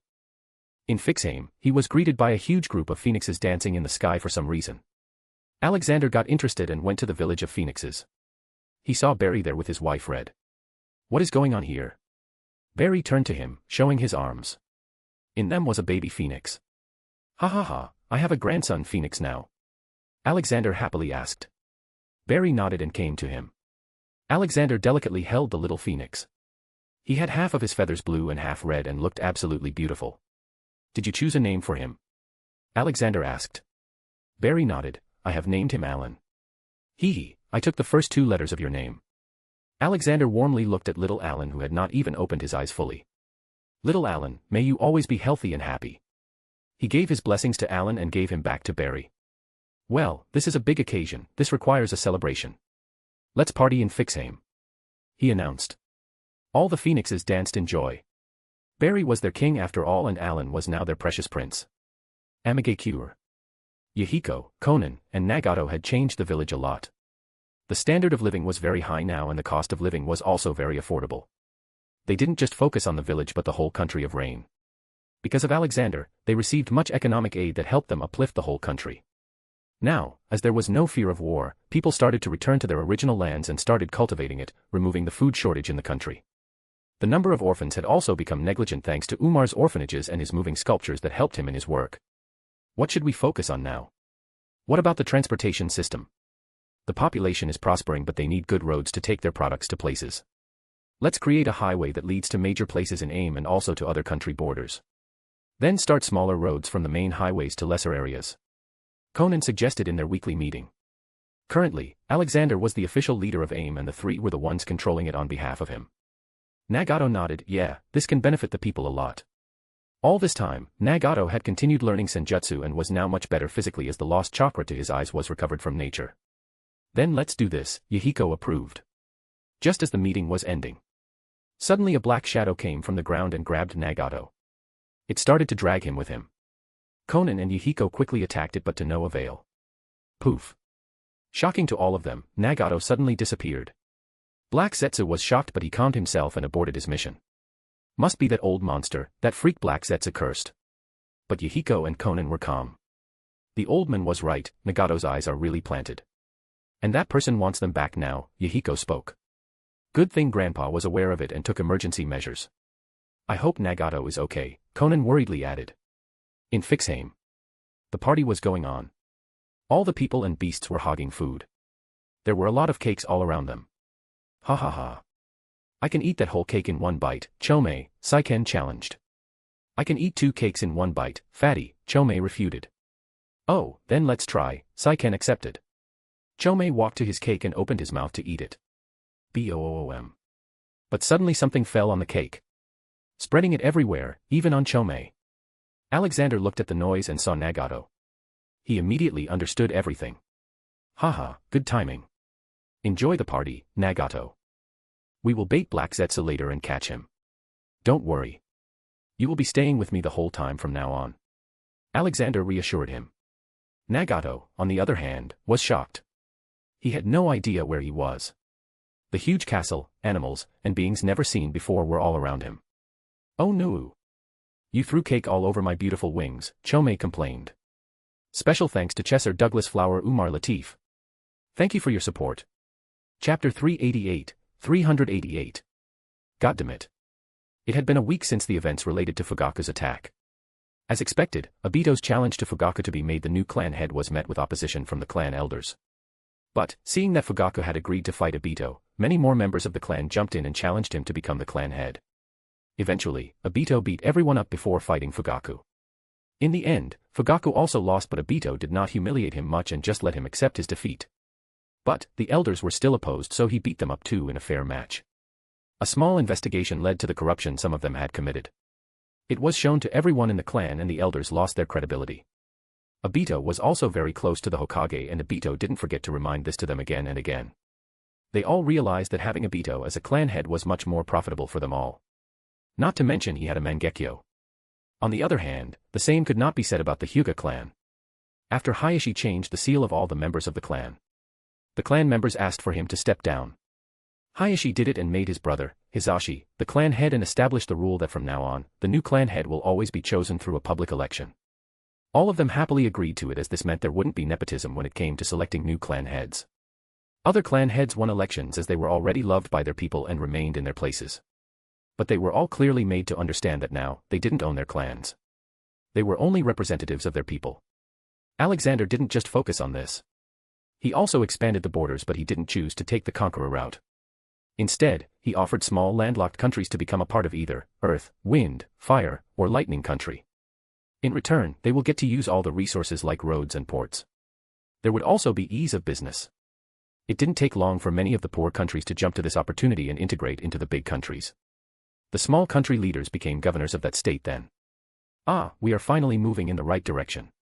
Alexander stretched his arms on his way to Ichiraku Ramen. Because it was a daily gathering area of the tailed beasts, Tucci had reserved a big booth for them. Alexander reached the shop and saw it was really crowded.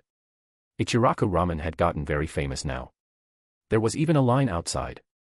Alexander simply went into the booth where tailed beasts were chomping on their ramen. Give space to your Jichan, little ones, he told them and squeezed a seat for himself. My eye, Shikaku, keep your ramen away from me. Son Goku shouted.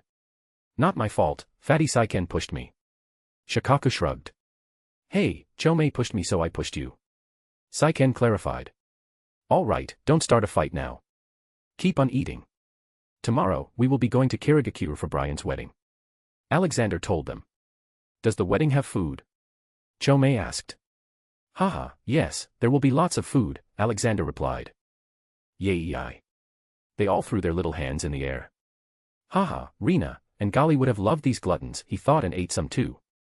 Then suddenly a yellow-haired boy appeared. Oh, old man, you are here too. Well, give me some space. Naruto also squeezed himself and made it even more cramped for all the tailed beasts. Kurama got annoyed and jumped on top of Naruto's head with his ramen bowl and ate from there. Naruto seemed to not care and was busy eating his own food. Alexander finished his fill and went out to find Olivia. He had the day free and wanted to take her on a date. He went to the orphanage of Konoha. The orphanage was now surrounded by hundreds of fruit trees. The older children and staff took care of them and sold fruits to the market to keep the orphanage self-sufficient. Though Alexander still allotted money to it every month. The same was the case in every orphanage around the world. Alexander arrived to the giggles of children in the orphanage. It seems they were doing some kind of kids' play. Olivia was sitting on one side, with hats on her lap, sleeping. He was amazed at how cute the cat looked when sleeping. Beside her, Amy and Yalo sat and clapped for the children. Lord Hokage! The warden exclaimed. Everyone got distracted and looked at him.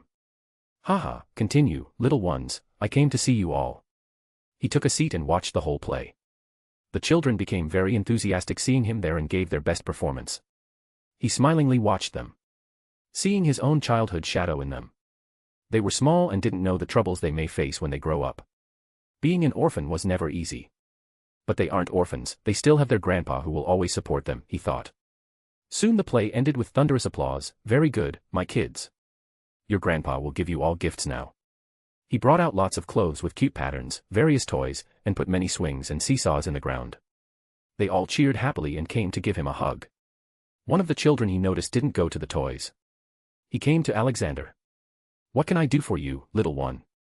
He asked. The kid seemed to be around Shirsue's age. Lord Hokage, can I learn medical ninjutsu? The boy asked. What is your name, kid? Alexander inquired. I am Kabuto, the boy answered.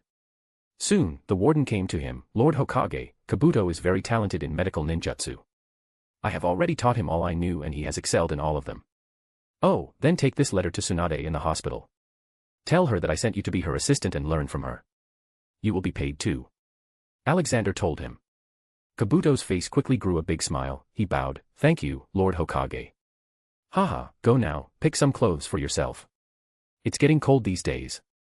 He nudged him to go. Then he looked at Olivia and gestured to her to come out with him. She gave the sleeping hats to Amy. The fat cat didn't even make a noise as if he was unconscious. What happened? Is everything okay? She worriedly asked. Alexander felt bad for not giving time to his family, and particularly Olivia. Things have become that his simply wanting to meet her felt like a big thing to her. A realization came that he used to think about her when she was not with him and now that she was with him he was neglecting her. Alexander warmly went closer to her and held her hand in his. I just wanted to go on a walk with my beautiful wife. Oh, so you remember me now, well let's go then. I don't have any work either. She agreed and they left. Olivia had her hand wrapped around his arm. You did the right thing by bringing peace to this world. I can't imagine how many little children would have suffered if you hadn't. How many more would have become orphans? She worriedly said. That's kind of my job, Alexander happily replied. And they love you for it. I may be selfish in saying you should spend more time with me, with family. But I am also proud that you put the well-being of so many unknown people before your personal life. She added. Thanks Ollie, but let's stop talking about me. What about you, how have your days been going? Alexander asked.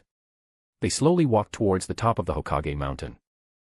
Well, my time is going great. I could have never thought my introverted husband would someday become a god. But I also miss growing old together. I guess all immortal beings go through this phase. She softly muttered. Yeah, I too miss the days when life was so simple. But I have no regrets, I got to meet all my sweet children and so many more great people. Not to mention, I got you back. I'd do it again no matter what. If immortality is a curse, so be it. As long as you are with me, I'll go through anything. Alexander sternly replied. They had come to the top of the Hokage mountain by now. A cool breeze was touching their faces. Olivia lovingly looked into Alexander's eyes. A feeling of warmth spread around her body, the feeling of being loved was just so special. Me too, Alex, why else do you think I still withstand you leaving the wet towel on the bed after a bath? She joked and moved closer to him. She was always the first to initiate the kiss. It had been like this since their first kiss. Alexander slowly moved closer to her. Their lips were just an inch apart. Whistle. Suddenly a loud whistle disturbed their moment. They looked to the side and it was Leonidas and Natasha, standing there with a wide grin.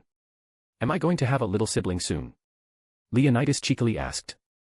Boy, is this some kind of revenge? Alexander asked. Embarrassing the two again.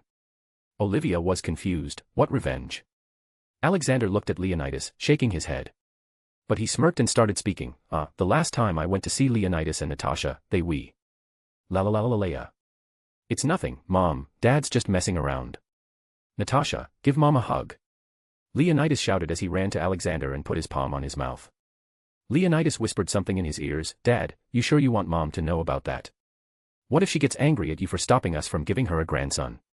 Alexander paled and his body shivered for a second. Okay, let's forget that. That secret dies with us.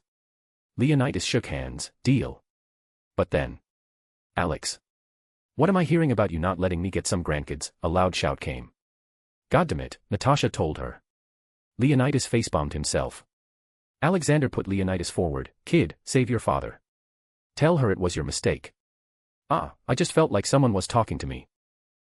Strange, I'm hearing things. Leonidas ignored him and walked to Olivia and hugged her. Goddammit, traitor, Alexander cursed.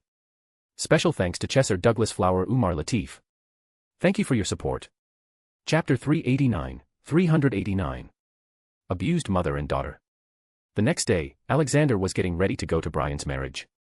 But then he received emergency news from his chief of intelligence, Hats.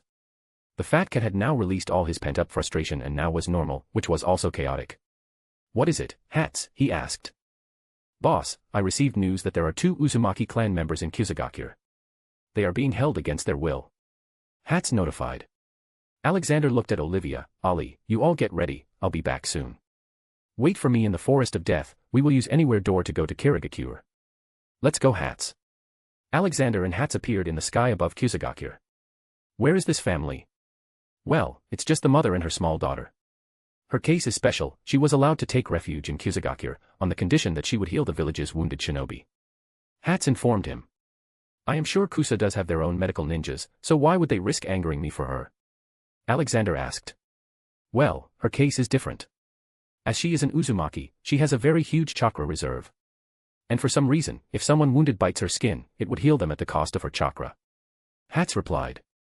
So we are talking about physical assault and forced labor here. I am sure she lived a very vulnerable life. What if someday she was forced to heal too many people? Her chakra would deplete and she would die. Alexander hypothesized. Yeah, that's pretty much it. She wanted to come to Konoha after your announcement but they put her in prison with her daughter. Hats said. A very foolish thing. I warned them before. Now, punishment will be given. They didn't need to do this, even less so as there are no wars now. Let's go and find her. Alexander sadly spoke.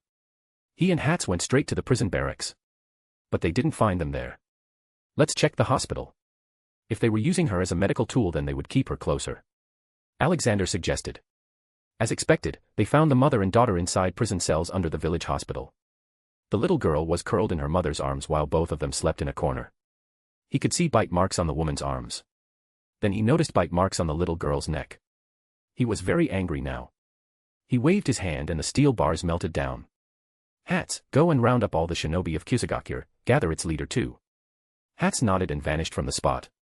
The woman had woken up due to the noise and looked at him fearfully. Don't be scared, child. I am Hokage of Konoha. I have come to free you and punish Kusagakure for doing this to you. He tried to ease her worries. Mommy, what happened? The girl woke up, rubbing her tired eyes. It's okay, Karen. Everything is okay now. Karen's mother patted her head. Yes, everything is fine now. Get up and follow me. Alexander told them. They got up quickly. Mommy, where are we going? Alexander walked to the little girl and gave her a bar of chocolate, to a new home. There are many children like you and you can play all you want. Your mother will also be there with you all the time and no one will come to trouble you. No biting. She innocently asked. She was around Naruto's age at the time, which was around 4 years old. She was too small for the trauma she went through. Yes, no biting. In fact, I will punish those who bit you. What is your name, little one? Alexander assured her and asked.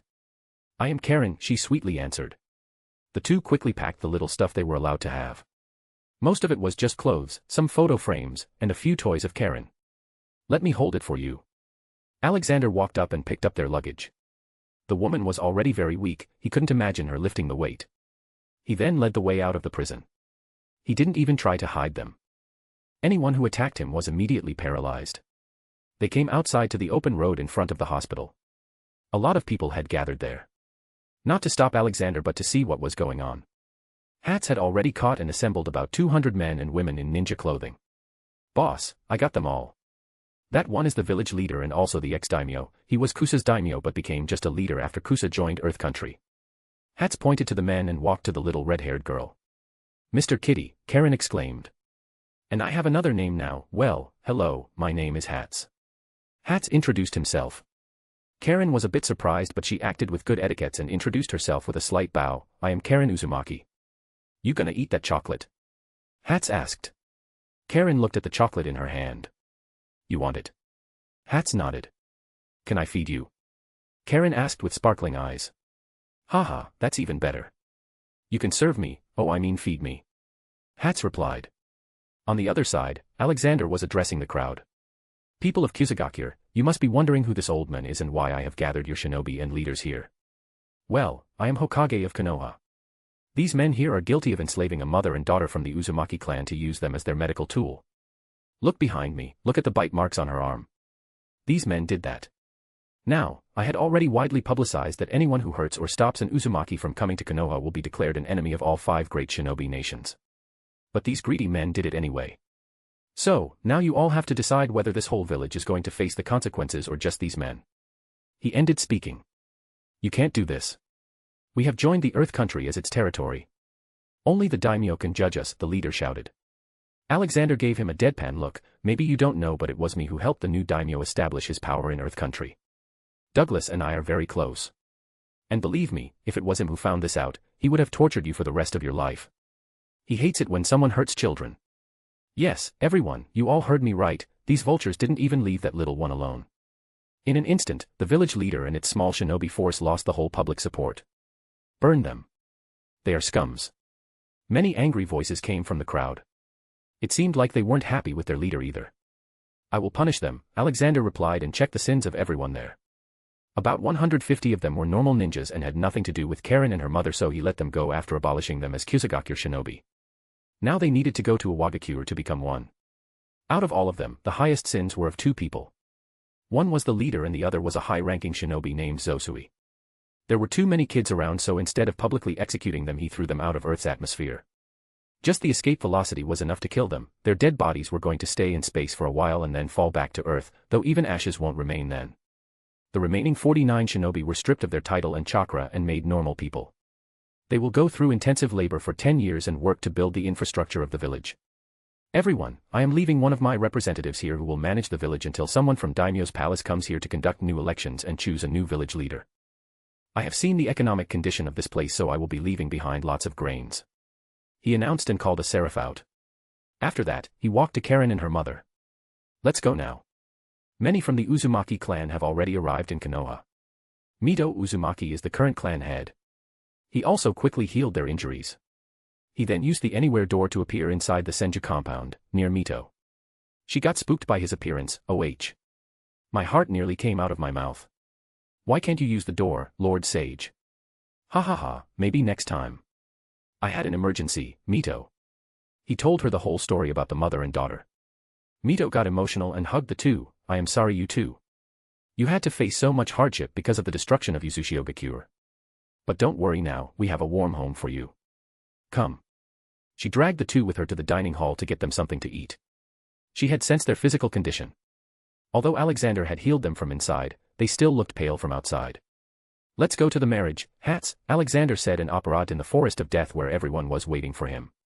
Okay, get in line, everyone. I will show you all something crazy now, Alexander announced.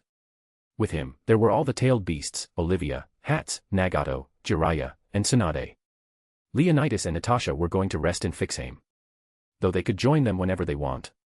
He took out his pink anywhere door and chose the destination as Kirigakure. He opened the door and said, "Move in, we have already arrived at our destination." Jiraiya and Tsunade were shocked. This is amazing. We just crossed the sea. Yes, we did. Now, my little potatoes, come with me, I'll show you where you can eat food," he told them. Tailed beasts happily followed him. They only came to eat after all. Olivia, on the other hand, took Jiraiya and Tsunade to the marriage ceremony hall. After settling the tailed beasts, Alexander went to find Dobby, Douglas, and Ragnarok. Special thanks to Chesser Douglas Flower Umar Latif. Thank you for your support. Chapter 390. Love is in the air. Boom. Alexander noticed a loud explosion a distance away. He went to check what was going on. On reaching, he saw Douglas reprimanding a blonde boy. He listened to their argument as he walked closer. "But you said you like my art," the blonde one argued. "Yes, in a matter of it being entertaining, not damaging. Look, we are at a wedding ceremony. I want you to use your art for nice fireworks in the sky that don't put people in harm's way." Douglas reprimanded the boy. "Ah, okay, I'll do that," the blonde boy said. "What's going on here?" Alexander asked. "Oh, hey, boss. Well, I found this kid in IWA causing explosions.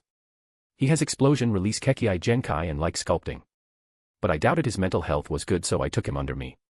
Douglas explained. "Hey, my mental health is good," the boy argued. "What's your name, kid?" Alexander asked. "I am Deidara, I guarantee you will like my art." Deidara introduced himself. You certainly are a weird one, kid. I know another boy who is good at sculpting. But he is more of a calm one." Alexander said. "What? A competitor? I must defeat him," Deidara complained. "Ah, he's certainly not good in his head." Alexander took out a small medicine bottle. "Here, eat one daily. Your mind will become sharp." Deidara instinctively caught it. "Go away and prepare now, I don't want any mistake. If I find any, I will cut your salary." Douglas threatened him. Deidara scaredly ran away to set up fireworks. "Where are Ragnarok and Dobby?" Alexander asked. "Saw them hogging some food a while ago," Douglas said. They made their way to the food area and saw the activities. On one side, the tailed beasts were sitting on their chairs on a round table, with clothes tied around their necks and spoons in their little hands. On the other side were Dobby, Ragnarok, and Olivia. But Alexander didn't go there, he instead went to Jiraiya and Tsunade, who looked like they weren't enjoying their time. "What did he do now?" Alexander asked. "He said I am fat because I was eating a lot," Tsunade complained. Jiraiya had broken a big rule when dating a woman. Talking about their age or weight was a death sentence. "Haha, then I'd say he's blind. You look absolutely perfect, also, the food here is specially made and has very low fat in it. You can enjoy it all as much as you want and still not get fat. Let me suggest something as a punishment for Jiraiya." Alexander walked close to Tsunade's ear and spoke. "Just make him your butler for today, tell him to do whatever you want," he suggested. At least this way they would be together. From all the accounts of both of them, he knew that Jiraiya already liked her in a romantic way, but Tsunade didn't. At least not yet. She did like him a lot no matter how he was, but she was yet to see him as a potential partner. Jiraiya had been in love for so long, even when he saw Tsunade falling in love with someone else, he didn't try to sabotage it or act jealous. He was just happy that she was happy, like a true gentleman. Tsunade most probably hated Jiraiya's lewd side and it was holding back their relationship. Tsunade looked at Jiraiya schemingly. "Yes, let's do this." At the same time, Alexander talked to Jiraiya mentally. "You dumb kid, I have given you a chance to be with her. Act like a gentleman, and tell her your honest feelings after finding the right time.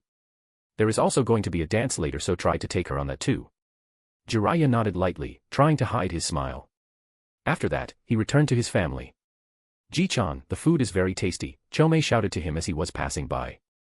"Haha, enjoy as much as you want. There is no limit today," he told them. "Yay, then let's have another round of pudding," Chome cheered. "No, let's have 10 rounds, Son Goku added. "Yes, pudding. Pudding." They started chanting like little children. Alexander let them be and went to Dobby and Ragnarok. "How are you two?" "Good, my country is doing great," Dobby answered. "Mine too, although it is all sand, I am teaching them how to make pretty glass. I sometimes feel like I'm playing one of those video games that Barry plays," Ragnarok said. "Haha, yeah, you may feel like that sometime. But keep in mind, the people are not games, they have real lives," Alexander warned. "I know that, Alex. Tell me about your next plan now. You have already taken over the known world," Ragnarok asked. "Well, now we will focus on uniting the world. United in such a way, economically and culturally, that everyone forgets about any borders," Alexander told them. They all nodded at that. "Then are you going to be the king?" They asked. No, not king. We will make it so that it looks like I was selected by you all to lead. Just call me Sagekij or whatever. Alexander said. That's better. Okay, let's go and see Brain now. Dobby interjected. Alexander was surprised that Brian found himself a good-looking wife, and from the looks of it, it looked like they really liked each other. Though his wife was slightly taller than Brian. Ha ha ha, a surprise but a welcome one nonetheless. I am happy for you, Brian, Alexander congratulated him. Hee hee, thanks, boss. I guess I should be indebted to you for bringing me to this world and letting me meet her. Brian said, looking at his wife talking to Olivia. No, you deserve everything. Instead, it should be me who should be thankful for your help in my missions. Alexander replied and patted his shoulder. About that, boss, I have decided I am going to stay here with Terumi, Brian revealed. Alexander instantly agreed, sure, I will feel sad for a bit but I cannot stop you from living your life. I would have done the same if it was me and Olivia. I can just wish you a wonderful life. Though be sure to stay in touch. Brian happily jumped into a brotherly hug. Thank you, old man. You are awesome. Now, let's dance. It was already nighttime. Then the music started playing, and many slow fireworks started to light the sky up. The beautiful lights in the sky added a romantic charm to the night. Alexander invited Leonidas and Natasha too for the dance, but soon the two went to the side and sat by the lake and romantically looked at the lightened sky. Alexander expected to get some grandkids soon. Soon, everyone took to the dance stage.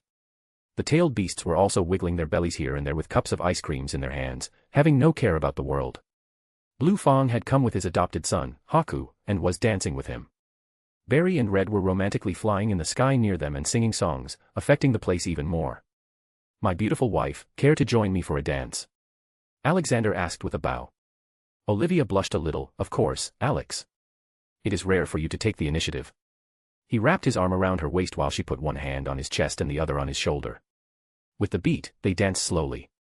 Alexander noticed from the corner of his eyes, Jiraiya had also somehow gotten Tsunade to dance. Though they looked sloppy, it was still romantic in a different way. God knows how Tsunade let Jiraiya put his hand on her waist. Both were obviously drunk. Alexander had his doubts that the Phoenix's songs were a big factor in this, it seemed love was really in the air. He then let everyone else enjoy their moment and looked into Olivia's eyes, reflecting the colors of the fireworks. Ali, have I ever told you how beautiful you are? Alexander softly asked. Yes, millions of times, she sweetly replied. And I will never stop, he said and abruptly pulled her closer and kissed her lips. It was not just him, there were many more couples, kissing on the dance floor. On the side of the dance floor, Hats was sitting with Nagato, babysitting him. Ah, what a night, I need to find myself a mate too, Hats muttered and drank his fire whiskey. Nagato was silent all the time. He was really happy at that moment. The scene in front of him was crazy. All the Kages of all great shinobi nations were gathered and acting so friendly. World peace was truly achieved. Give the eyes back, suddenly a hissing voice came and a black shadow started rising from the ground near him. Hats saw it quickly and jumped down from his high chair. He landed beside the black Zetsu and caught it with his paw.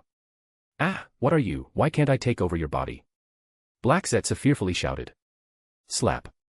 Hats slapped Black Zetsu, B*TCH, I am the god of chaos, a lesser chaos being like you can't even dare to breathe near me. I will torture you for my entertainment tonight as I don't want to disturb their evening. I'll show you what real chaos is like.